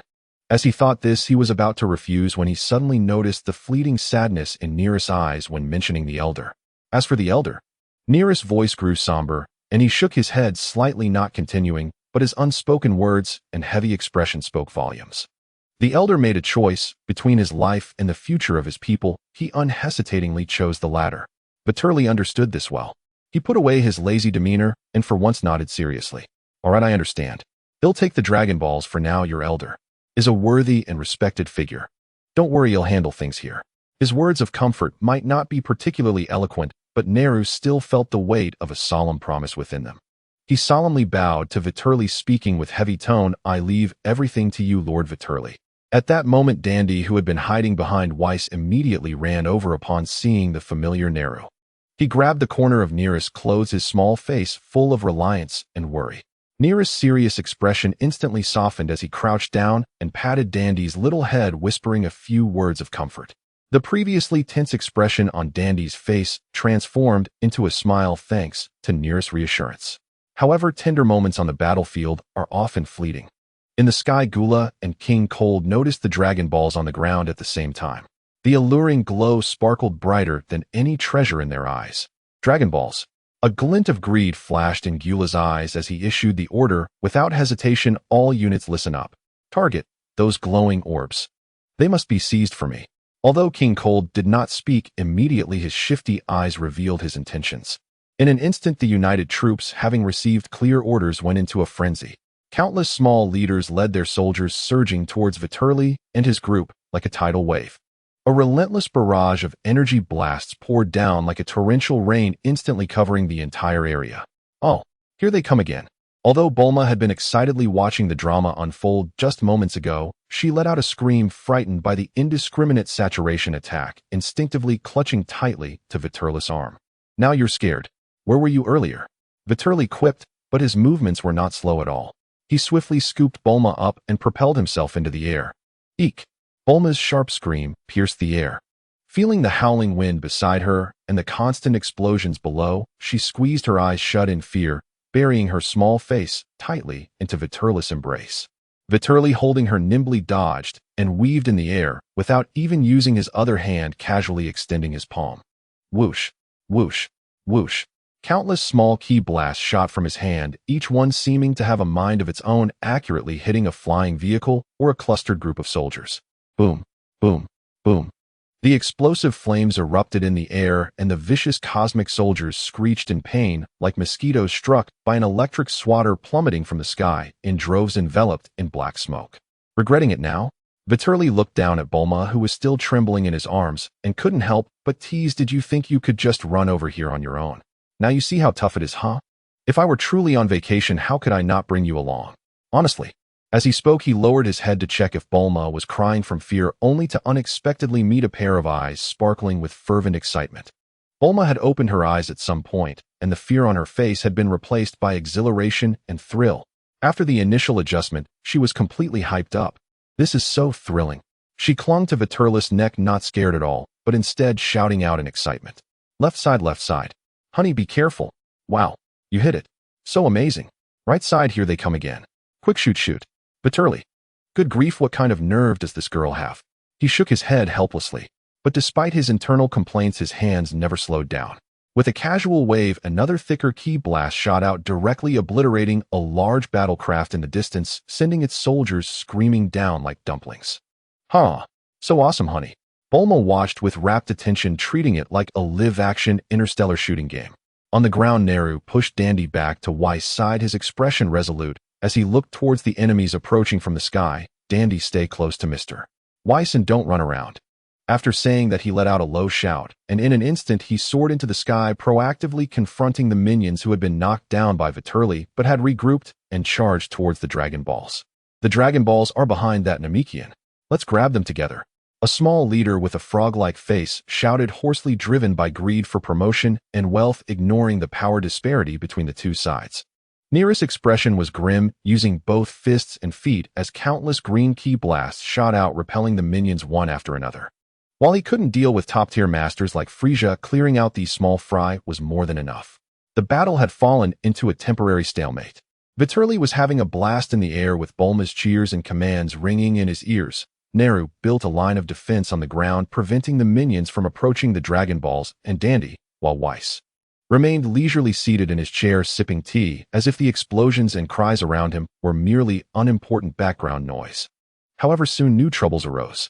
A squad that looked noticeably more elite than the minions suddenly broke through the firepower net that Viterli had casually set up and appeared in front of Nehru. They were dressed in uniform, and the leader had hair resembling that of a Super Saiyan, golden and fierce with a cruel and vicious expression. It's the mech unit under King Gula. A minion recognized them and shouted loudly. The golden-haired man, Captain Saviza, smirked coldly, his gaze sweeping past the struggling Nehru, directly locking onto the pile of glimmering Dragon Balls behind him. Nizu Dre, Saviza commanded, one of you take care of that Namekian, and the other deal with that pesky broomhead and the little brat beside him. They'll go grab the Dragon Balls.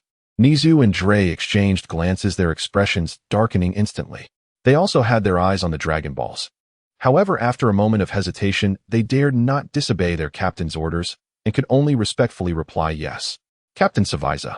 As soon as the words left their mouths, the two sprang into action. Nizu flashed forward directly towards Weiss, who was sipping tea, and the trembling Dandy simultaneously gathering a large energy blast, clearly intending to deliver a lethal strike. Dre roared, delivering a heavy punch towards Nehru, who was dealing with the minions. Mr. Weiss, be careful.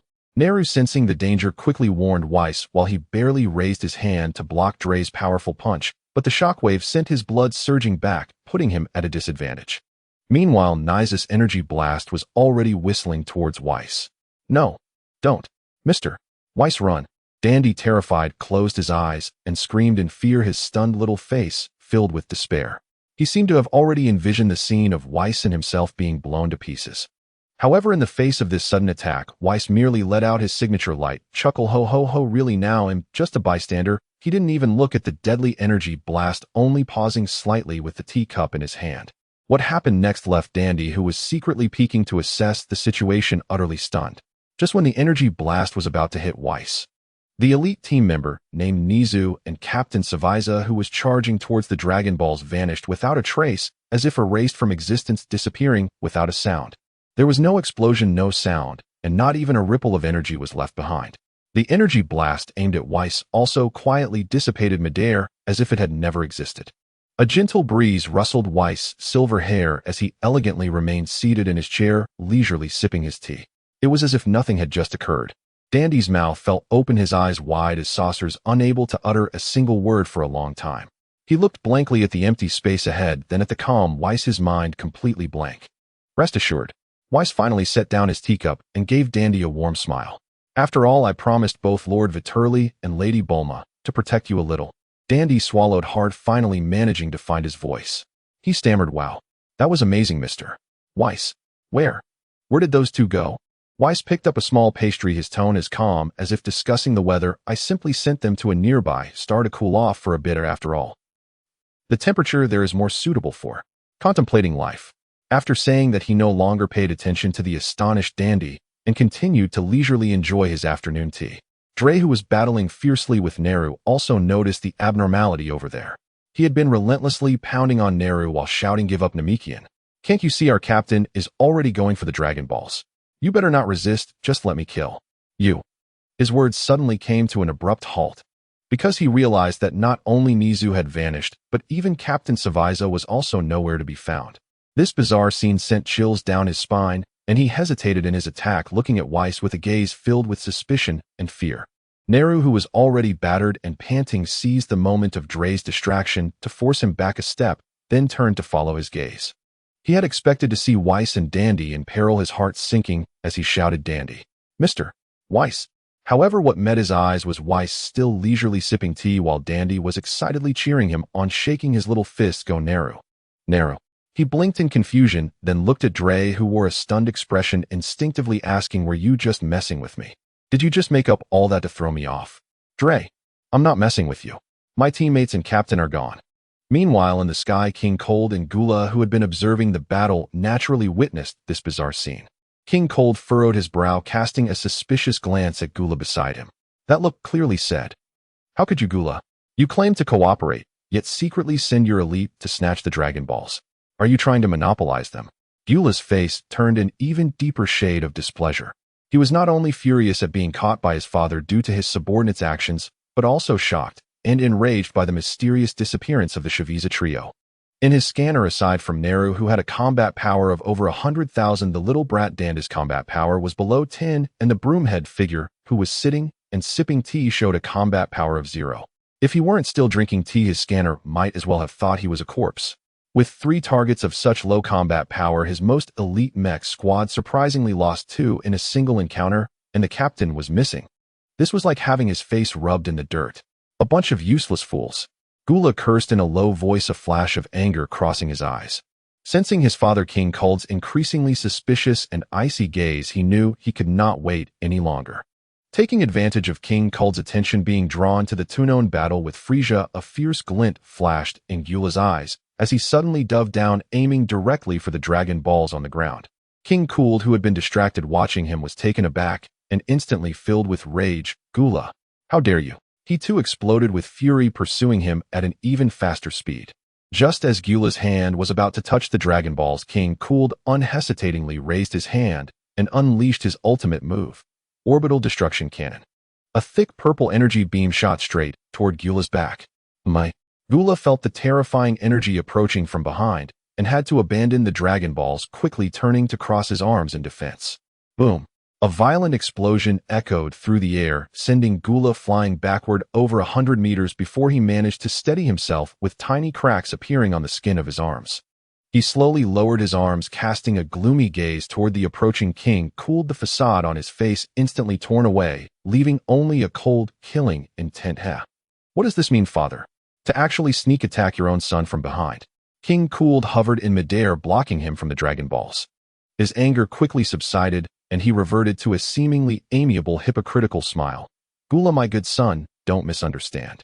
Your father is only worried about you. This magical treasure that can grant any wish is very dangerous for you. You are still too young to handle it, and it is easy to lose oneself in it.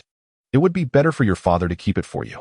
He spoke with an air of righteousness, as if filled with concern for you. "Keep it for me." Gula seemed to hear a huge joke, letting out a cold sneer. "Father, do you think I am as foolish as that idiot Frieza? Would you spit out the meat that is already in your mouth?" King Cold's smile slightly faded, his gaze becoming sharp. "Gula, watch your tone." "My tone?" Gula's face twisted with increasing ferocity. "I see it is you, father, who has grown muddled, still wanting to control us like when we were children. This Dragon Ball, I am determined to take it today." Before his voice fell, a surge of energy erupted around Gula. He stopped wasting words and lunged straight at King Cold. With a lethal move right from the start. King Cold's expression darkened, shedding his pretense. He shouted angrily, "You ungrateful son." He also exploded with rage and charged forward. The father and son of the Frozen Demon clan turned against each other in an instant due to the temptation of the Dragon Balls fiercely battling in the skies of Namek. The explosive sounds of energy clashes began to reverberate across the sky. Meanwhile, on the other side, Frieza, who was being played by Goku, and Vegeta, exhausted from defending himself, saw that his father and brother were not only neglecting to help, but were also fighting each other for the Dragon Balls, nearly spitting out a mouthful of blood from anger. These two fools. Frieza raged internally, a massive sense of humiliation and urgency flooding his heart. At this rate, he wouldn't just fail to realize his wish of growing taller, he might not even catch a glimpse of the Dragon Balls, and would be worn down to death by these two Saiyans. He looked at Goku and Vegeta, whose attacks were becoming more intense, especially Vegeta, who had transformed into a Super Saiyan with unfathomable combat power, and finally made up his mind. You two detestable wild monkeys. Frieza suddenly retreated a distance, temporarily escaping the battle, his expression turning extremely grim from intense fury. You don't really think that I, Frieza, am not a match for you, do you? Ha ha. Now, let you see my true 100% power. Along with his manic and sharp laughter, Frieza's already ultimate form underwent a subtle change. A larger purple aura surged upwards, his muscles further bulging like a balloon, veins popping out, his size seemingly increasing, exuding a far more terrifying and brutal aura than before. Haha, this is my 100% state. My current combat power is a staggering 12 million points. Just two mere Saiyans, do you really think you can win? Are you ready to die in despair? Haha. A powerful aura formed, shockwaves spreading outward, even making Gula and King Cooled, who were fighting in the distance, subconsciously glance over. This was the first time Goku heard the term combat power, and he curiously looked at Vegeta beside him. Hey Vegeta, what is combat power? Is 12 million very impressive? Hearing this, Vegeta sneered in utter disdain, too lazy to answer the idiot cockroach. His green eyes fixed intensely on the surging Frieza, he proudly said, "Humph. Just 12 million combat power dares to be arrogant in front of me, Vegeta. Listen well, Frieza. My combat power is currently a whopping 200 million points. Huh." To prove that he was not exaggerating, Vegeta's golden aura surged again, shining more brilliantly, the powerful energy waves even distorting the clouds in the sky. He shouted loudly and charged once more at Frieza, who was at full power, the golden and purple auras crashing violently together, the battle instantly reaching a fever pitch. 200. Frieza felt the undeniable, overwhelming power from Vegeta, which even faintly overshadowed his own, and his arrogant laughter abruptly stopped. For the first time, disbelief and a hint of panic appeared on his face. How could this be? How could this guy become so strong? Goku scratched his head, watching Vegeta and Frieza go at it with fiery intensity, feeling as if he couldn't jump in. He idly looked around, quickly drawn to the even more exciting battlefield on the other side. Gula and King Cooled were locked in a fierce battle, energy blasts flying wildly, looking even more entertaining than Frieza's side. Oh, that looks like more fun over there. Goku's eyes lit up as he instantly forgot about Frieza. He flashed and eagerly flew toward the clash between Gula and King Cooled. Hey, you two look strong, let's have a match too. Thus a comical scene unfolded. Goku's arrival not only didn't make Gula and King Cooled stop, but instead made the father-son feud even more chaotic and bizarre. At first, King Cooled and Gula tried to team up to take down the suddenly intervening Saiyan, but they were also wary of each other, afraid of being backstabbed. As they fought it off and turned into King Cooled trying to help Goku fight Gula, or Gula attempting to assist Goku against King Cooled, both sides wanting to use each other to eliminate their father-son first. Goku was left dazed and confused by their enthusiastic help, looking quite frustrated. All he wanted was a good opponent to have a straightforward fight. What was wrong with these two? Did they not want to fight properly? Meanwhile, the countless minions in the sky had been mostly cleared by Witterly. Basically, with a casual slap, a massive energy wave swept through the area like a broom, clearing a wide space. After a dozen slaps, the originally dark sky became much clearer, leaving only a few stragglers who were either lucky or far enough away. Tisk, the king of hell over there will probably have to work overtime until he spits blood now. Witterly held Bulma and slowly descended, glancing at the significantly cleared sky, unable to help but make a remark. Bulma, unable to see the specifics, only thought her husband looked incredibly cool as he wiped out enemies with a wave of his hand. Her initial excitement gradually faded, and she began to think about her honeymoon trip with Witterly. She wrapped her arms around Witterly's, sweetly whining. "Honey, carry me around for a bit. Look at the sky. Goku and Vegeta can handle it, and Whis is there too. It's very safe."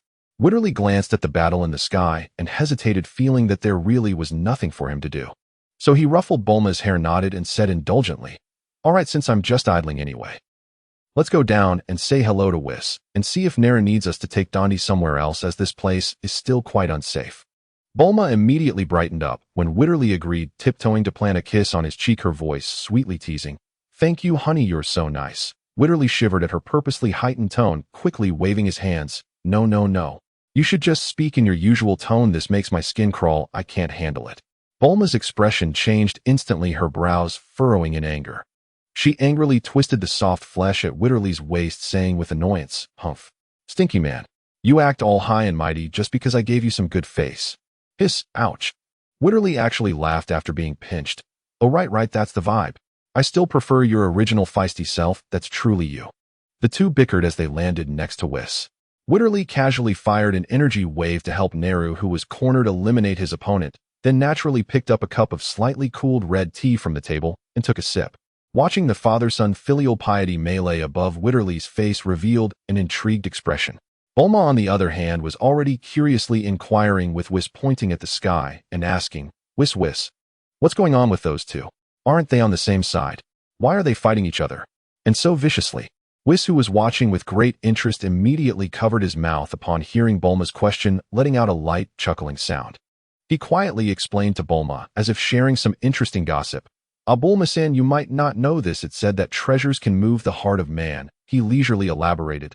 These two clearly believe the other is unworthy of the Dragon Balls, both thinking they are the rightful owners, so they might as well resolve the ownership issue internally first. As for the assisting Goku-san, well, he can be seen as a catalyst. Bulma's eyes instantly lit up upon hearing this. She loved watching these kinds of family feuds and father-son betrayals the most.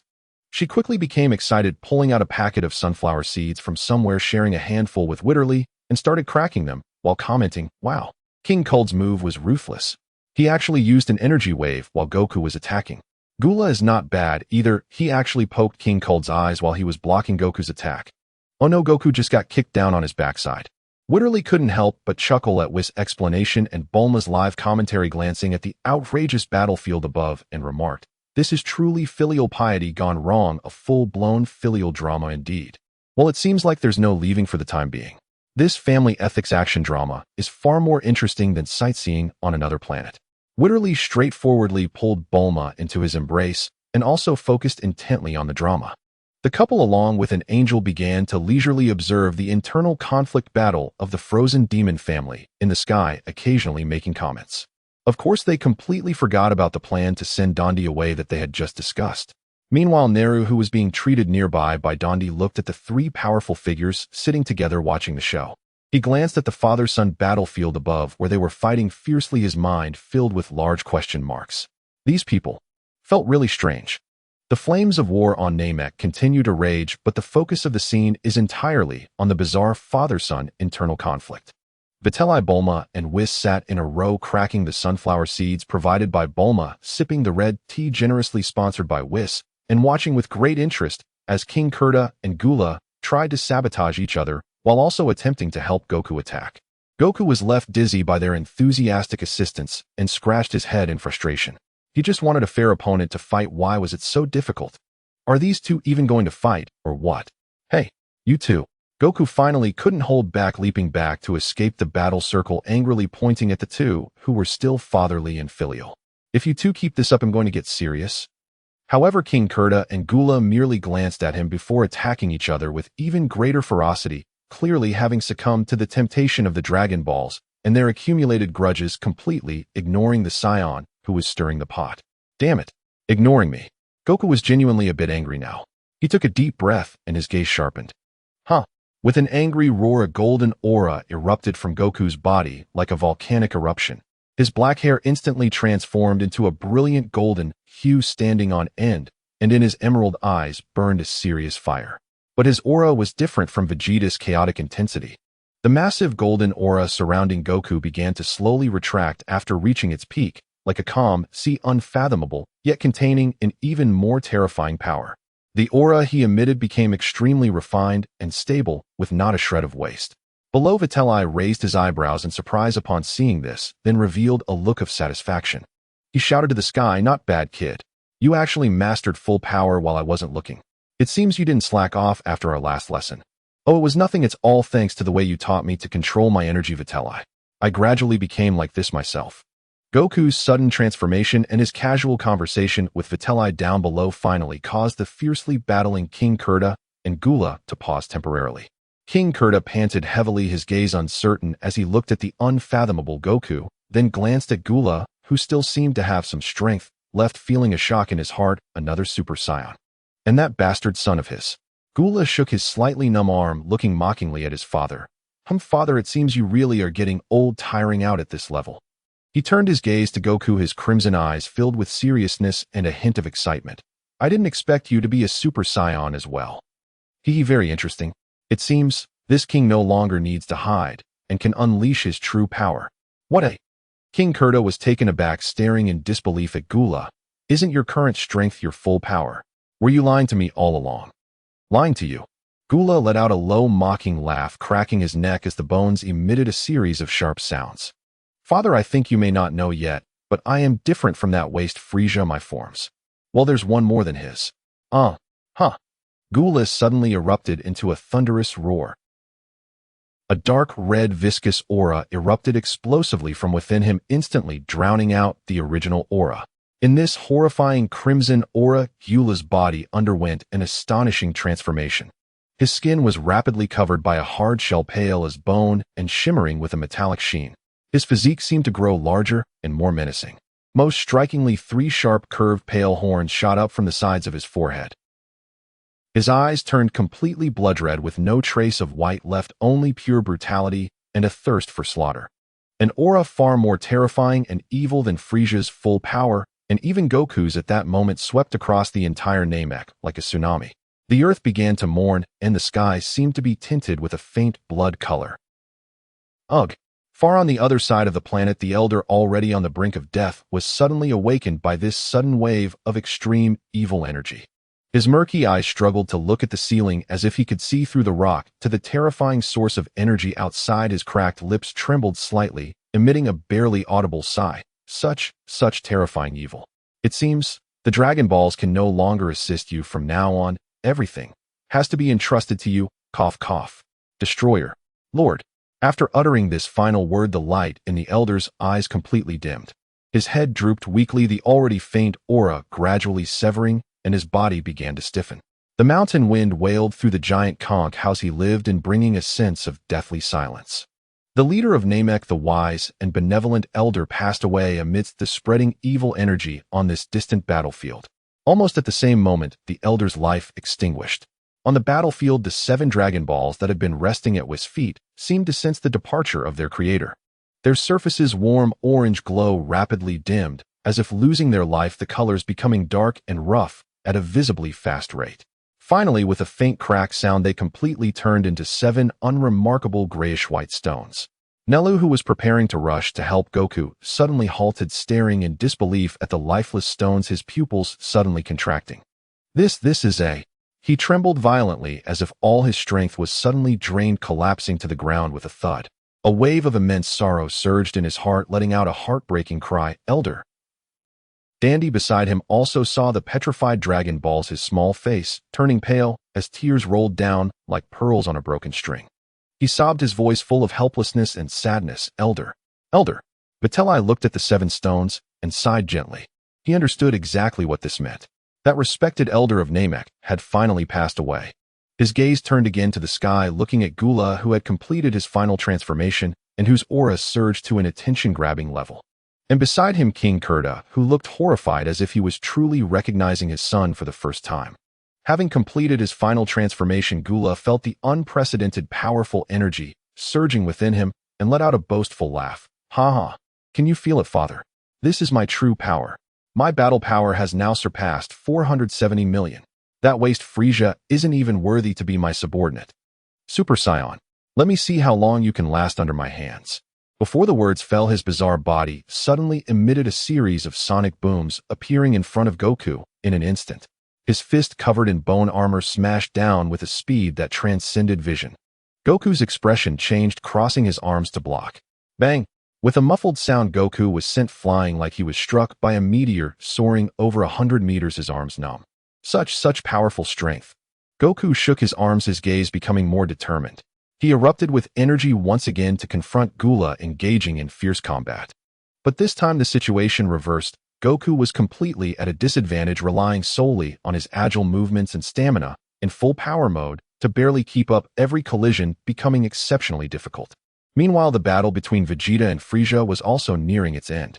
Vegeta, who had fully mastered the power of Super Saiyan, grew more and more vigorous, his golden aura raging violently as he forced Frieza at full power to only defend, unable to fight back at all, and was on the brink of achieving victory.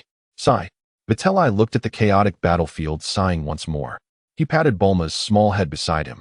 Bulma looked up puzzled and asked, "What's wrong?" Vitelli didn't answer, slowly standing up from his chair. He stepped forward, his figure instantly disappearing from the spot. The next second he appeared high in the sky, just in time to block Vegeta, who was about to deliver a fatal blow to Frieza. Slap. With a soft sound, Vitelli's hand precisely caught Vegeta's wrist as he was about to strike.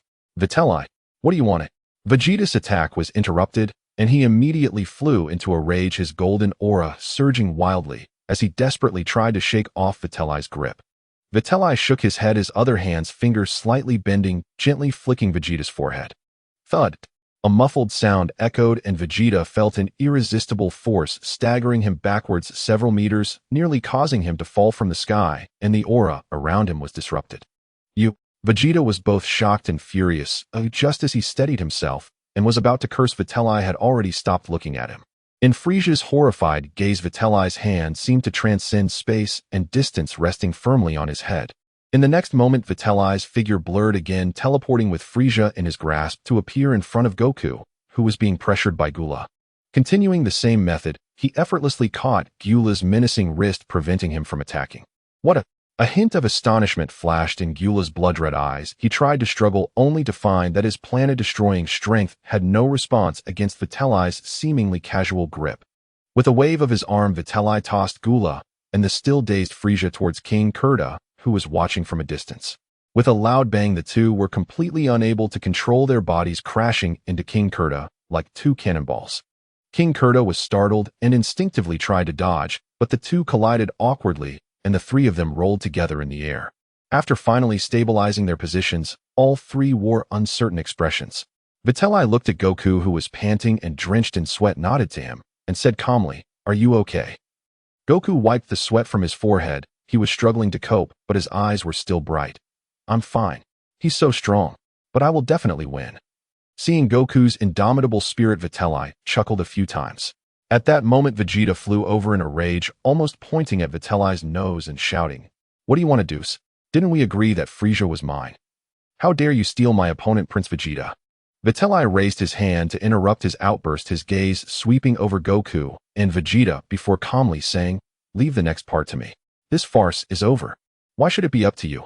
Vegeta was almost furious, and his golden aura erupted uncontrollably again. "Do you know how long I've waited for this day? I must personally kill that bastard Frieza." Goku also scratched his head, although not as agitated as Vegeta. He said, "Yeah, Vitelli, even though Gula is strong, I still want to fight him a bit more." Vitelli looked at the two, full of fighting spirit, smiled, and reassured them, "Don't worry, there will be plenty of opportunities for you to battle stronger opponents in the future. But today," his gaze turned to the frozen demon trio in the distance, his expression slightly cooling. "I'm not in a good mood and want to stretch my muscles." Ignoring Vegeta's look of, "If you dare to take my kill, I will fight you," he turned to face Frieza, Gula, and King Kurta. He cleared his throat, and his voice was not loud, but clearly resonated throughout the battlefield. "Hey, you three over there, listen up." Frieza, Gula, and King Kurta simultaneously looked at him, their eyes filled with vigilance, anger, and a hint of barely perceptible fear. Vitelli's earlier casual restraint of Gula and Frieza was utterly shocking. "My name is Vitelli." Vitelli calmly introduced himself. "Currently, consider me an apprentice destroyer." The words apprentice destroyer struck Frieza's heart like a thunderbolt. "What a destroyer?" Frieza's face instantly turned as pale as paper, his body shaking uncontrollably. He quickly looked down at Whis, who was elegantly enjoying tea below. A terrifying figure long buried in his memory suddenly overlapped with Whis. No wonder that broomhead looked so familiar. He was with Lord Beerus back then. Frieza's voice became sharp and distorted due to extreme fear, and the sheer panic felt like cold water poured over him, chilling him to the bone. The fact that Lord Beerus could defeat him with just a wave of his hand still haunted him to this day. And this person before him was actually another destroyer. But he said he was an apprentice. Though Gula and King Kurta did not understand Destroyer as deeply as Frieza, seeing Frieza's panic and the oppression brought by the very word God made alarm bells ring in their minds, their expressions turning extremely grim. Vitelli paid no heed to their shock, continuing, "You three have committed innumerable sins in the universe, running rampant, destroying civilizations, and selling planets. Of course these things were not my concern, and I couldn't be bothered." He shifted his tone. A smile that seemed gentle yet sent chills down spines appeared on his face. "But you see, I'm feeling a bit annoyed looking at you, and I'm not in a good mood, so I suddenly want to fight and stretch my muscles." So, he raised his hand, pointing at the suddenly pale, frozen demon trio, each word clearly declaring, "You three, clench your teeth." As if to validate his words, an indescribable, terrifying energy suddenly erupted from Vetriolus' body.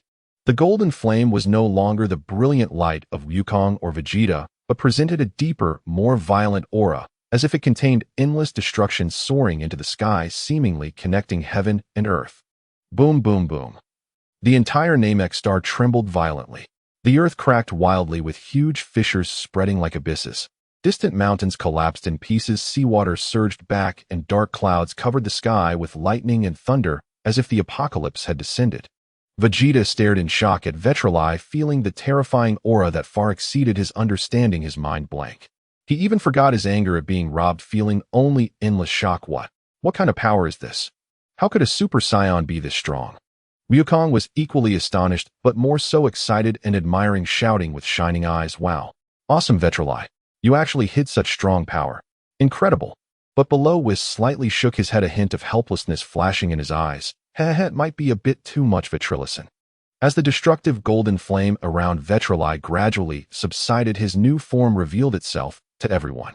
His original black hair had vanished, replaced by a fierce long hair that hung down to his waist, shimmering with a golden sheen. His eyebrows disappeared, the brow bone protruded, and faint dark shadows appeared around his eye sockets, completely transforming his aura. The calm and laziness that once was had disappeared entirely, replaced by an overwhelming arrogance that looked down upon all, cold and ruthless. The aura emanating from him was no longer ordinary, but rather a nearly tangible, suffocating, violent pressure.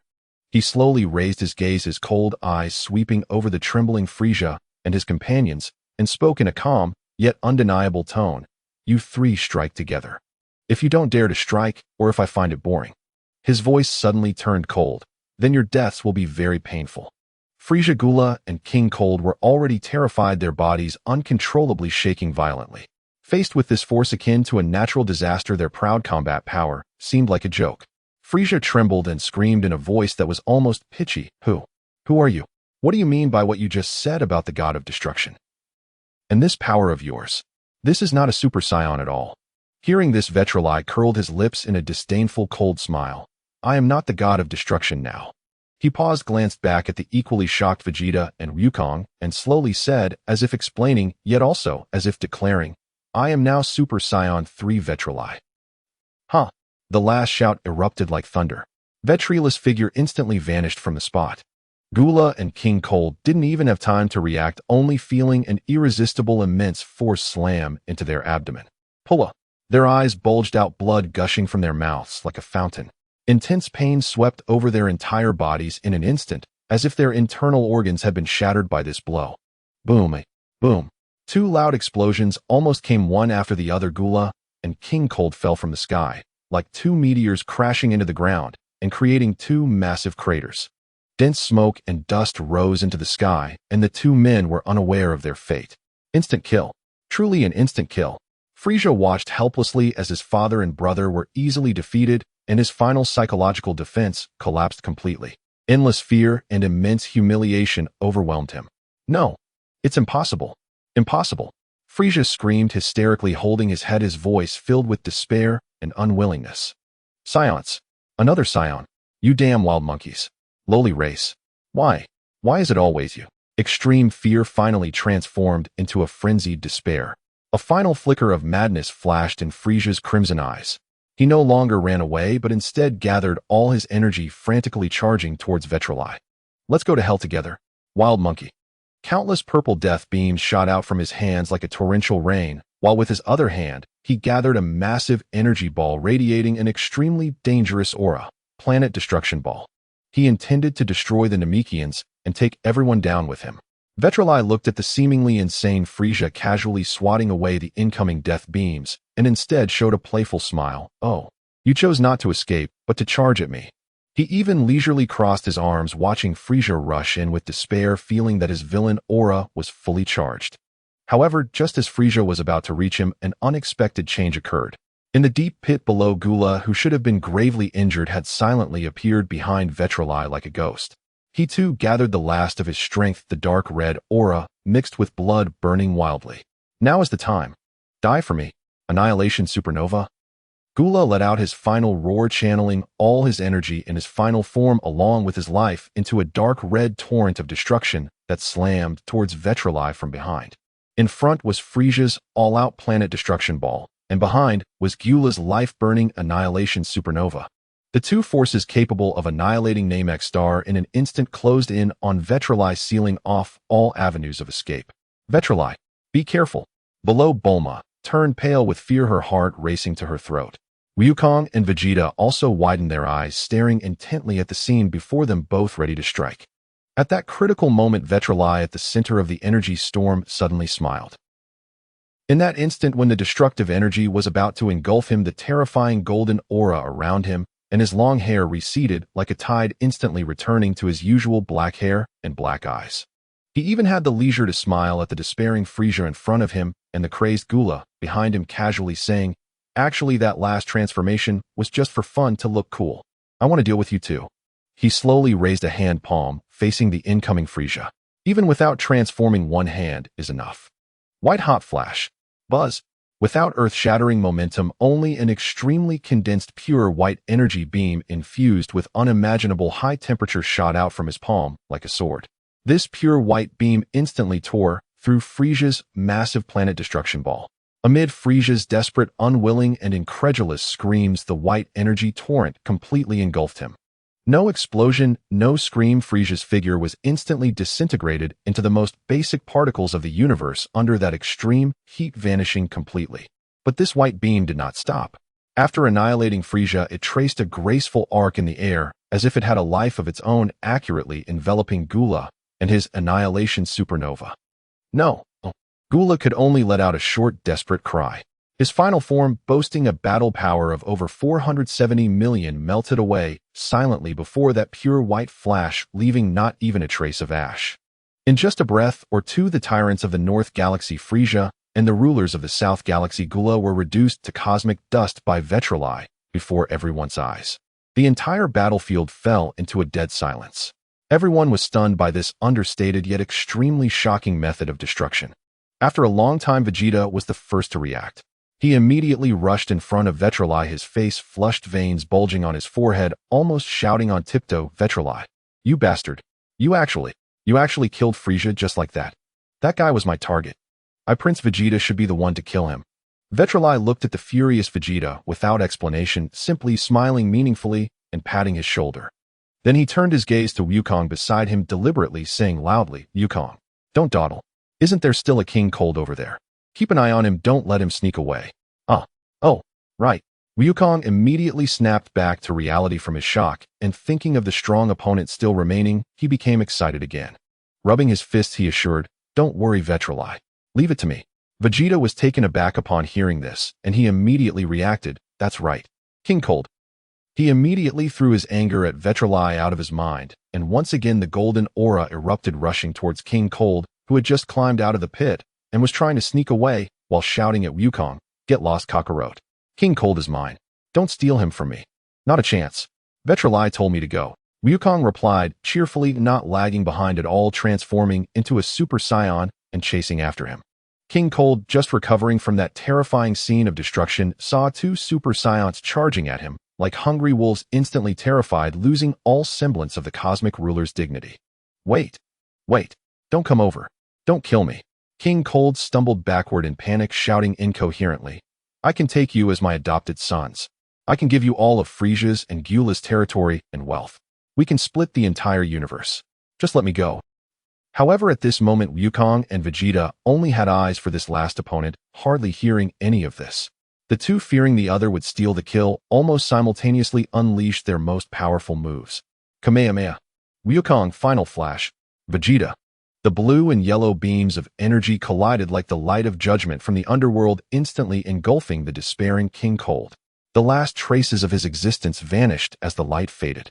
The freezing demon race that ravaged the universe was thus completely annihilated, and Namekstar finally welcomed true peace. Naru, holding Dandy, flew to Vetrali, Wukong, and Vegeta, thanking them profusely, grateful for the new life they brought to Namekstar. However, Vetrali paid no attention to this. He turned and hugged Bulma, savoring the warmth after the battle.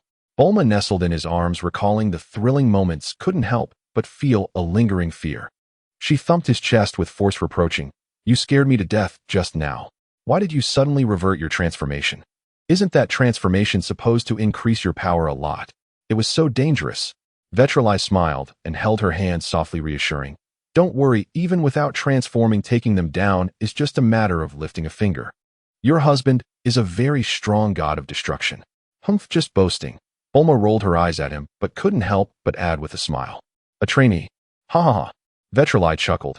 "Even as a trainee, I am still a god of destruction.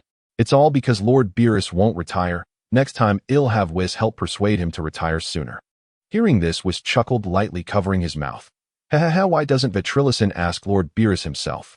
Next time you can directly challenge him. As long as you win, Lord Beerus will definitely be happy to pass on the position to you." Vetrali shrank his neck. He wouldn't fall for that. He knew that although he had made rapid progress, he was probably still a bit lacking compared to Beerus, who had secretly been rolling up his training. It seems that after returning, he must double his training. Thinking of this, he looked at Bulma in his arms and quietly asked, "By the way, Bulma, can you now create a gravity chamber with 1,000 times gravity?" Bulma tilted her head in thought for a moment, then nodded confidently. "Theoretically, it should be no problem. The sample of the so-called hardest metal in the universe that you brought back from the King Kai's realm, I analyzed it a bit, and have successfully replicated the synthesis method for that metal, and even optimized the structure, so the new alloy I created is much harder than diamond, and should withstand the pressure of 1,000 times gravity." Last time, after saving the old Kai from the King Kai's realm, Vetrali had conveniently packed that piece of the universe's hardest metal to take back to Earth, and gave it to Bulma for research. But he didn't expect it to come in handy so soon. Hearing this, Vetrali was overjoyed, hugging Bulma a little tighter, gently resting his chin on her forehead, and saying tenderly, "Thank you, Bulma. I'm glad to have you here." Bulma softly replied with an "mm." In his embrace, her face flushed with happiness. Suddenly, she looked up, her gaze containing a hint of mischief and allure. She leaned close to Vetrilis' ear, whispering in a voice only they could hear, "Just saying thank you isn't enough. Before I came over, I secretly bought a particularly sexy swimsuit. Tonight." Vetrali. His eyes lit up instantly, and all thoughts of becoming stronger and training were temporarily cast aside. Now he had only one thought: he must return to Earth immediately. Beneath the yellow-green sky of planet Namek, the land shrouded in war and fear finally welcomed back the tranquility and peace of yesteryears. The thin clouds drifted gently, as if softly caressing this scarred planet. After eliminating the remaining members of Frieza's army, faint sounds of cheers began to emerge from the silent planet. Initially, the voices were very faint, but soon they coalesced into a chorus. The cheers of the surviving Namekians gradually echoed across the sky. "We won! We won! The demon has been defeated. Peace has returned." Countless Namekians who survived the calamity emerged from their hiding places, gazing up at the figures in the sky like deities, their green faces radiating indescribable excitement and gratitude. They waved their arms vigorously, expressing their inner joy in the unique manner of the Namekians. Children were lifted high by their parents, releasing joyful laughter, and the shadows of war were completely dispelled at that moment. Naru flew to the front of Videl, and Goku holding Dandy. The strongest warrior of planet Namek had tears shimmering in his eyes as he bowed deeply to the three, his voice somewhat choked as he said, "Thank you so much. Really, thank you very much. Without you, planet Namek, our home would have been completely lost." Dandy followed suit, bowing solemnly to Videl and the others, his little head nearly touching his knees. With a voice filled with a crying tone yet remarkably loud, he shouted, "Thank you all so much." Soon more rescued Namekians gathered around. They surrounded the group, and although their numbers were far fewer than before the battle, every face of the survivors was filled with the truest gratitude. The sounds of cheers and thanks echoed continuously, their sincerity moving everyone. A few elder Namekians discussed briefly, and a respected Namekian temporarily appointed. As the elder stepped forward, a deep sense of apology on his face, he spoke with utmost sincerity. Noble guests, you are the benefactors of our entire race. We truly wish to host you well and express our deepest gratitude. He glanced around at the destroyed village and barren land, shaking his head bitterly. However, we Namekians only need clean water to survive, and we have no delicious food here, not even. We don't even know how to cook. It's truly rude that we have nothing decent to offer our benefactors. I'm so sorry. Goku waved his hand dismissively, smiling cheerfully, and said, It's fine. You don't need to worry about it. Actually, we mainly came to eliminate Frieza at the request of King Kai. Helping you was just a side effect, so you really don't need to treat us specially. His straightforwardness made even Vegeta roll his eyes, and Naru wore an awkward smile. Videl quickly nudged Goku with his elbow to make him quiet, then turned to the elder with a gentle smile. You are too polite. Seeing Planet Namek restored to peace is the best reward for us. There's really no need to treat us to anything. The new elder, seeing their understanding, felt even deeper remorse on his face. After pondering for a moment, he made up his mind and spoke solemnly. The kindness you have shown us we Namekians cannot repay. How about this? I will try to communicate with the Dragon Balls later to reawaken Purunga. Although the powers of the Dragon Balls may change somewhat after the elder's passing, they can still grant wishes. He looked earnestly at Videl, Goku, and Vegeta and said, I hereby promise in the name of the elder, from now on you are our most esteemed friends on Planet Namek. Whenever you need to use the Dragon Balls, you can come to Planet Namek at any time. This is probably the only gift we can offer that is worthy of your kindness. This time, everyone did not refuse again. After all, the Dragon Balls of Planet Namek are powerful, and in the future one never knows when they might need its power. Videl nodded on behalf of everyone, saying seriously, Thank you very much. This gift is very precious, and we will accept it. Perhaps we will really trouble you in the future. After discussing matters, Videl, eager to return home, turned to Bulma with a knowing smile, immediately wanting to teleport back to Earth with her. It definitely has nothing to do with that sexy swimsuit Bulma mentioned. Yes, not at all. Videl nodded vigorously in his heart, trying to convince himself.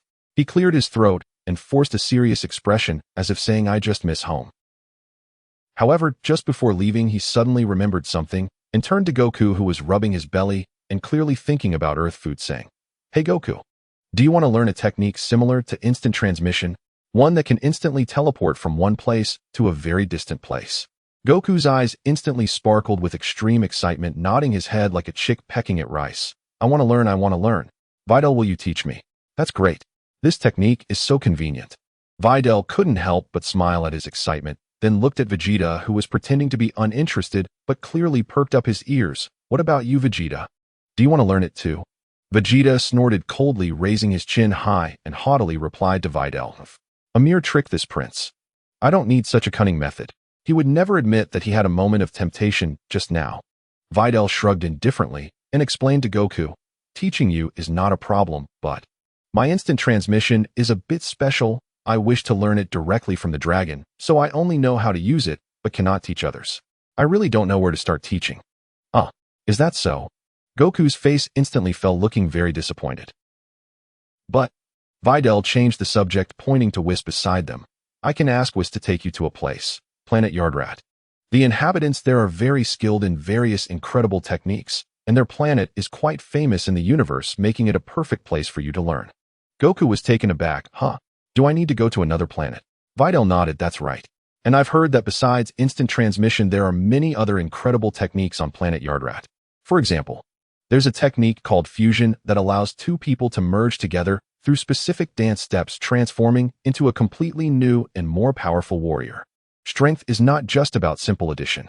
He paused deliberately, noticing Goku's eyes gradually shining again, and mischievously added, How about it? Doesn't it sound appealing? Of course, if you don't want to go that far, we can go straight back to Earth. You can collect the Dragon Balls on Earth and wish for learning it, though it would be a bit troublesome. Goku stroked his chin and began to ponder, and Vegeta also wanted to hear what Goku planned. Videl thought this guy had grown up and would weigh the pros and cons a little. Unexpectedly, Goku, rubbing his chin and thinking for a long time, finally raised his head, seriously covering his grumbling belly, and said, Well, going to another planet to learn is fine. But I'm really hungry right now. Can we go back to Earth for a meal first before going? Videl almost spat out a mouthful of blood. Vegeta beside him nearly lost his composure and maintained his aloof demeanor. Videl, exasperated, pulled out a small bag of senzu beans from his pocket and shoved it into Goku's hand. Eat this. It will fill you up. Finish it and hurry up. Without waiting for Goku to make any more outrageous comments, Videl directly pushed him in front of Whis. Whis, please take this guy to Planet Yardrat. Videl said to Whis, then looked at Goku, who was getting ready to eat the senzu beans, and said, once you get there, focus on your studies.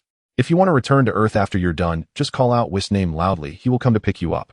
Whis wore his usual smile and seemed about to say something, but Videl immediately raised his hand to interrupt him. Stop. I know what you want to say. A lavish seafood feast Aliocaniate. How about that? Whis smiled and elegantly nodded, then shook his head. Videl twitched the corner of his mouth. This guy was actually trying to raise the stakes. But forget it, after all, they were the ones asking for help. How about adding a top-notch grilled beef feast? Videl gritted his teeth and added. Bulma, watching the fun, chimed in cheerfully. That sounds great, and it should be the kind without rice or staples, the kind where you eat meat until you're full. She knew very well what Whis was particularly fond of in Earth's cuisine. Only then did Whis nod in satisfaction, covering his mouth with his sleeve and letting out a light chuckle. Deal now, Goku-san, let's set off. Wait a minute. Goku shouted anxiously, jumping up and drooling. Videl. Bulma. I want to eat too. I want to eat seafood and beef. Take me with you. Videl couldn't be bothered to pay him any mind, directly wrapping an arm around Bulma's waist while the other hand casually rested on Vegeta's shoulder, who was clearly restless, his face betraying, I want to go too, but am too embarrassed to ask. Let's go. Back home. Videl's voice had barely faded when, with a thought, the three figures instantly vanished without a trace from Planet Namek. Goku's wail echoed in the sky above Planet Namek. Why didn't you take me with you? I also love to eat meat. Whis smiled and comforted him. No need to fret, Goku-san, we will head to Planet Yardrat first. Once you've learned you can also visit Vittelsen's home, you can enjoy a feast there too. As he spoke, he lightly tapped his staff, and a multicolored glow enveloped him, and Goku, shooting upwards into the sky, disappearing into the vast universe. Neru, left alone in the yard, looked at the disappearing figures, a hint of regret on his face. He had originally hoped to have a good spar with Goku and the others after everything settled down. It seems he can only wait for another opportunity. Earth Brief's manor in West City. The familiar courtyard, the familiar home. Just returning from the devastated environment of Planet Namek, everyone felt that the air on Earth was exceptionally fresh and sweet. Home is the most comfortable. Bulma spread her arms and breathed in the familiar scent of home.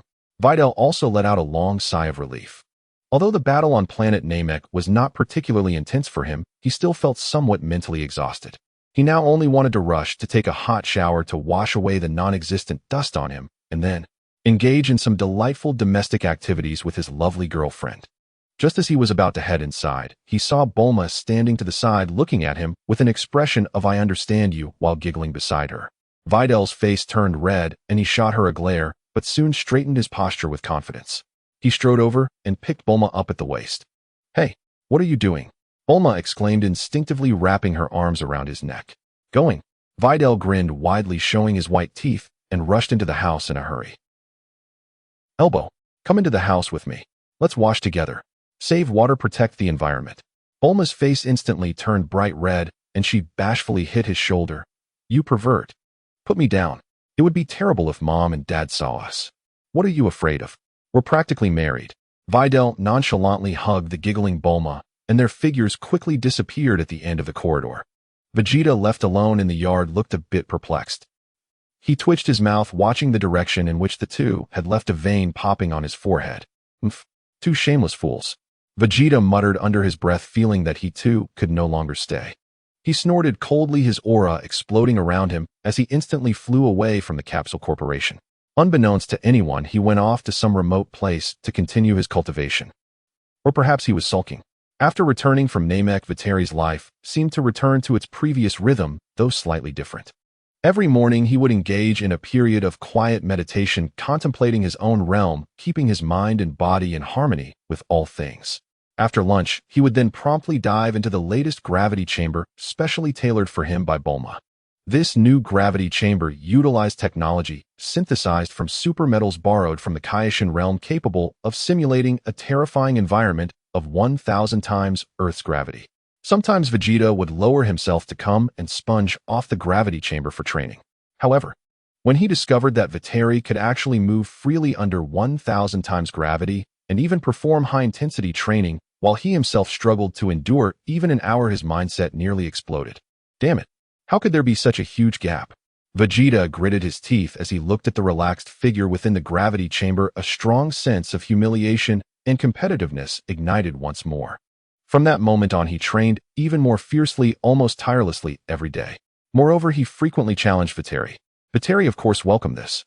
He even set a simple rule for Vegeta's challenges: have Vegeta transform into a Super Saiyan and attack him with all his might. Viteri would then close his eyes and rely solely on his senses and physical instincts to evade. As long as Vegeta could make Viteri's feet move even a single step during the transformation time, it would be considered a victory for Vegeta. Conversely, if Viteri's feet remained completely still after the transformation time ended, then it would be a victory for Viteri. The wager was that if Viteri won, Vegeta would have to go to the logistics department under Capsule Corporation for a day as a delivery person. With his speed, he could deliver all the packages on Earth in just a few minutes. If Vegeta won, Viteri would treat him to a feast until he was stuffed. The proud Prince Vegeta could not tolerate such disrespect of being unable to move even a step, and he angrily agreed on the spot. In the days that followed, he challenged Viteri several times, almost every day. Unfortunately, despite Vegeta's rapid progress, increasing ferocity in his attacks, and overall enhancement of his physical fitness, until now he still had not succeeded even once. Each attack was effortlessly evaded by Viteri with mere inches to spare, and the frustration of using all his strength, yet not even grazing Viteri's clothes, nearly made Vegeta spit blood. As a result, customers of Capsule Logistics recently discovered with surprise that their delivery speed had become absurdly fast. Often shortly after placing an order, a short delivery person in battle armor with a foul expression, as if someone owed him millions, would bang the package right at your doorstep before vanishing in an instant. This caused the approval ratings of Capsule Corporation's online store to soar. Even Bulma saw a business opportunity, jokingly suggesting several times, "How about we set up a super-fast logistics company? Let Vegeta be the image spokesperson and chief delivery person." I even thought of a tagline: Prince Logistics worldwide delivery in seconds. What do you think?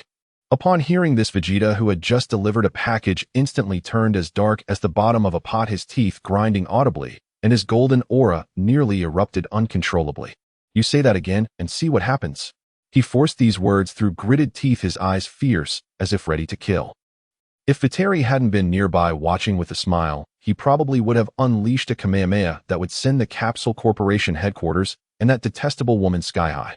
Of course, he firmly rejected the proposal. However, the effects of this high-intensity, humiliating training were extremely significant. Vegeta could clearly feel that his foundational strength was growing at an astonishing rate, and his control over Ki was becoming more refined. He even felt that he was just a thin layer of paper away from the new realm beyond Super Saiyan that Viteri had mentioned, Super Saiyan 2. This change drove him to immerse himself in cultivation even more. Viteri also reaped great rewards. About a month after returning from Namek, through tireless contemplation and sparring with Vegeta, he finally mastered the rudimentary form of perfect instinct. Now, not only could he evade purely relying on physical instincts, but even his attacks could blend into a state of no thought, no desire. He truly achieved a unity of offense and defense with his heart moving freely. Although he still couldn't maintain it for as long as the full power of Super Saiyan 1, he had already crossed the most crucial threshold. Even Whis, who would occasionally drop by for a meal, nodded appreciatively upon seeing Viteri demonstrate. "Ho ho ho, congratulations, Viterizon. From now on you can be considered to have truly entered the door." Viteri, upon hearing this, nearly lost his balance. "What? Entered the door? What do you mean? After all the time I've spent, all the hardships I've endured, and all the effort I've put into training, I've only just entered the door. Of course, the realm of perfect instinct is incredibly profound. You've only grasped the correct method to step through the threshold." However, he shifted his tone, speaking with admiration. "If we disregard foundational strength and only talk about realms, Viterizon, you can now look down upon the entire Destroyer Circle. From what I know, none of the destroyers from other universes have reached your current realm. Even Lord Beerus falls slightly short in this regard." Upon hearing this, Viteri felt a bit more balanced. However, Whis then doused him with a bucket of cold water. "So, Viterizon, the most important thing for you now is to remain humble and continue to accumulate your foundation. Step by step hone your foundational strength to the true level of a destroyer. Otherwise, even if you master instinct, if your attacks can't break through your opponent's defenses, or if your body can't keep up with their speed, it would still be in vain. Vateri. What else could he say? Train. Train until he throws up. After all, the road ahead is still long. Time passed peacefully, and in the blink of an eye, Goku had been studying on Yardrat for nearly a month. One day, a familiar rainbow light suddenly illuminated the sky above the brief residence. Once the light dissipated, Whis gracefully descended to the ground with Goku. Yo, everyone, I'm back. Goku shouted excitedly as soon as he landed, taking a deep sniff. It's the smell of food. Whis smiled, but his gaze drifted directly toward the direction of the dining room, speaking cheerfully, looks like we arrived just in time. Vateri and Bulma came out from inside upon hearing the voice. Just as Vateri was about to greet the two, he caught sight of the purple figure trailing behind, Whis, arms crossed, wearing an expression that said, I didn't come specifically, I just passed by. Lord Beerus. Vateri immediately felt amused. He deliberately elongated his voice, speaking with a hint of teasing, oh dear. Is this not our esteemed great, the strongest in the universe, Lord Beerus? What brings you to my humble abode? The moment you arrive on Earth, you head straight for the dining room. Could it be that the recently hard-working Lord Beerus in the Destroyer realm hasn't been eating well and is starving? Oh dear. This simply won't do. Starving your body is a serious matter. Beerus had originally been squinting, savoring the faint aroma of food in the air, and was in a relatively good mood.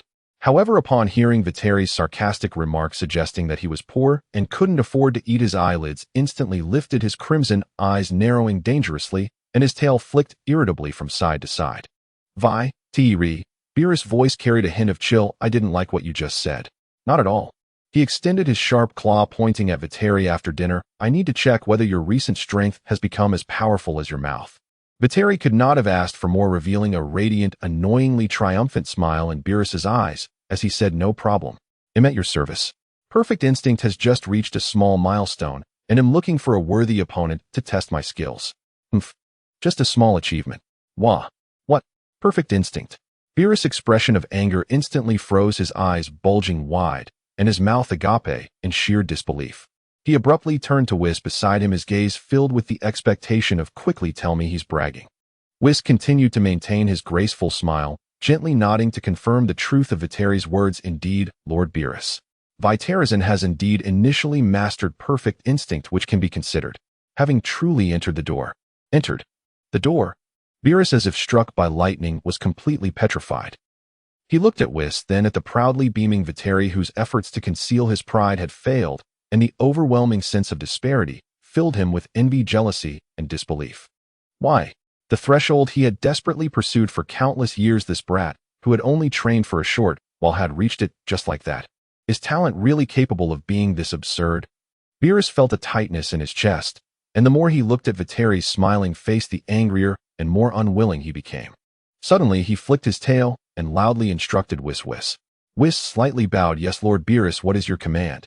Beerus pointed at Vateri, his tone filled with strong displeasure and burning fighting spirit. After dinner, open the void realm for me. I'm going to use all my power to give this brat Vateri a proper fight. I want to personally verify what this entry of his truly weighs. Whis smiled and nodded. Understood, Lord Beerus.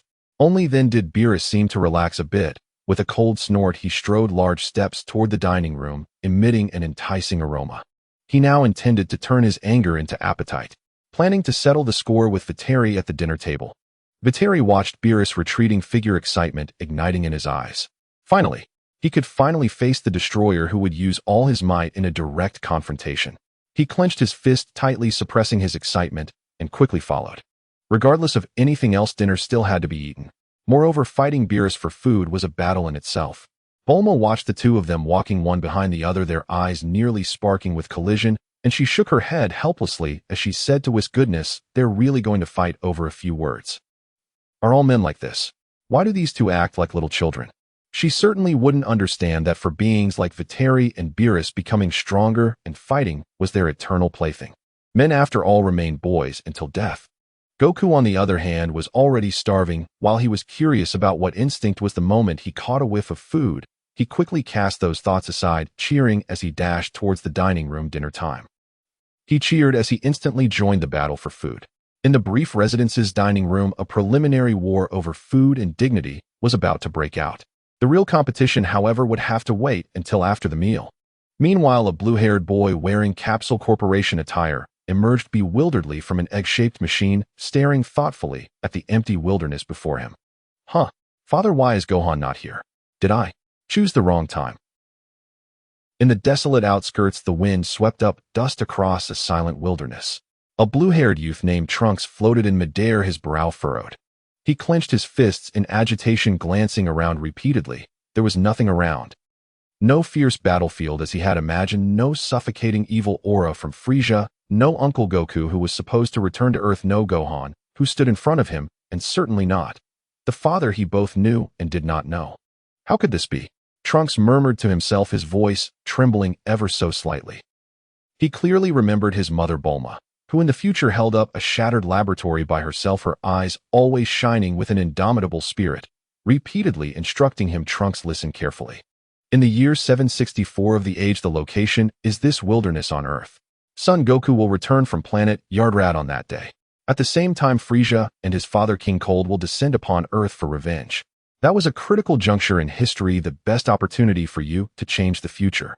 But now he had arrived riding in the time machine painstakingly crafted by his mother, having traversed 20 years of despair only to find an emptiness where nothing existed. I clearly set it for the year 764. I confirmed it countless times before departure. He shook his head vigorously, trying to dispel the chaos in his mind. Could it be that the time machine malfunctioned? Or did I make an operational error? If history had already changed, if he had arrived at the wrong time, what meaning did all his efforts hold?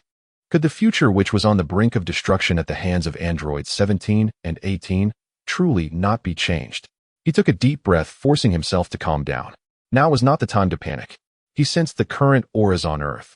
There were several astonishingly powerful energies, one of which even carried a familiar and somewhat unsettling ferocity.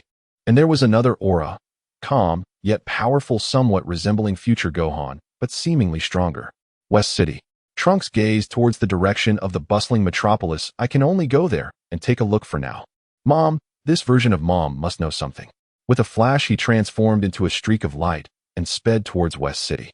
Just a few minutes later, Trunks arrived above West City. He was deeply shocked by the scene before him. In the skyscraper-filled metropolis, the aerial lanes were bustling with traffic, and the floating advertisements were continuously flashing with brilliant neon lights. The streets were crowded with people, each face adorned with relaxed smiles. Children were chasing and playing, and cheerful music echoed from the shops. This was a sight he had never seen in the future. In his time, cities were left with only ruins. The sky always appeared gray, and survivors hid in corners, barely scraping by their faces, showing only numbness and fear. Such vibrant and prosperous vitality nearly brought him to tears. What a wonderful era. He landed on a bustling commercial street, wandering aimlessly among the crowd, like an ordinary outsider, continuously observing his surroundings. Everything felt both novel and unfamiliar. But just as he passed by a huge shopping mall, a massive 3D display screen in the window, which was continuously playing news and advertisements, caught all his attention. Today's date, year 762 of the age, month X. Age 762.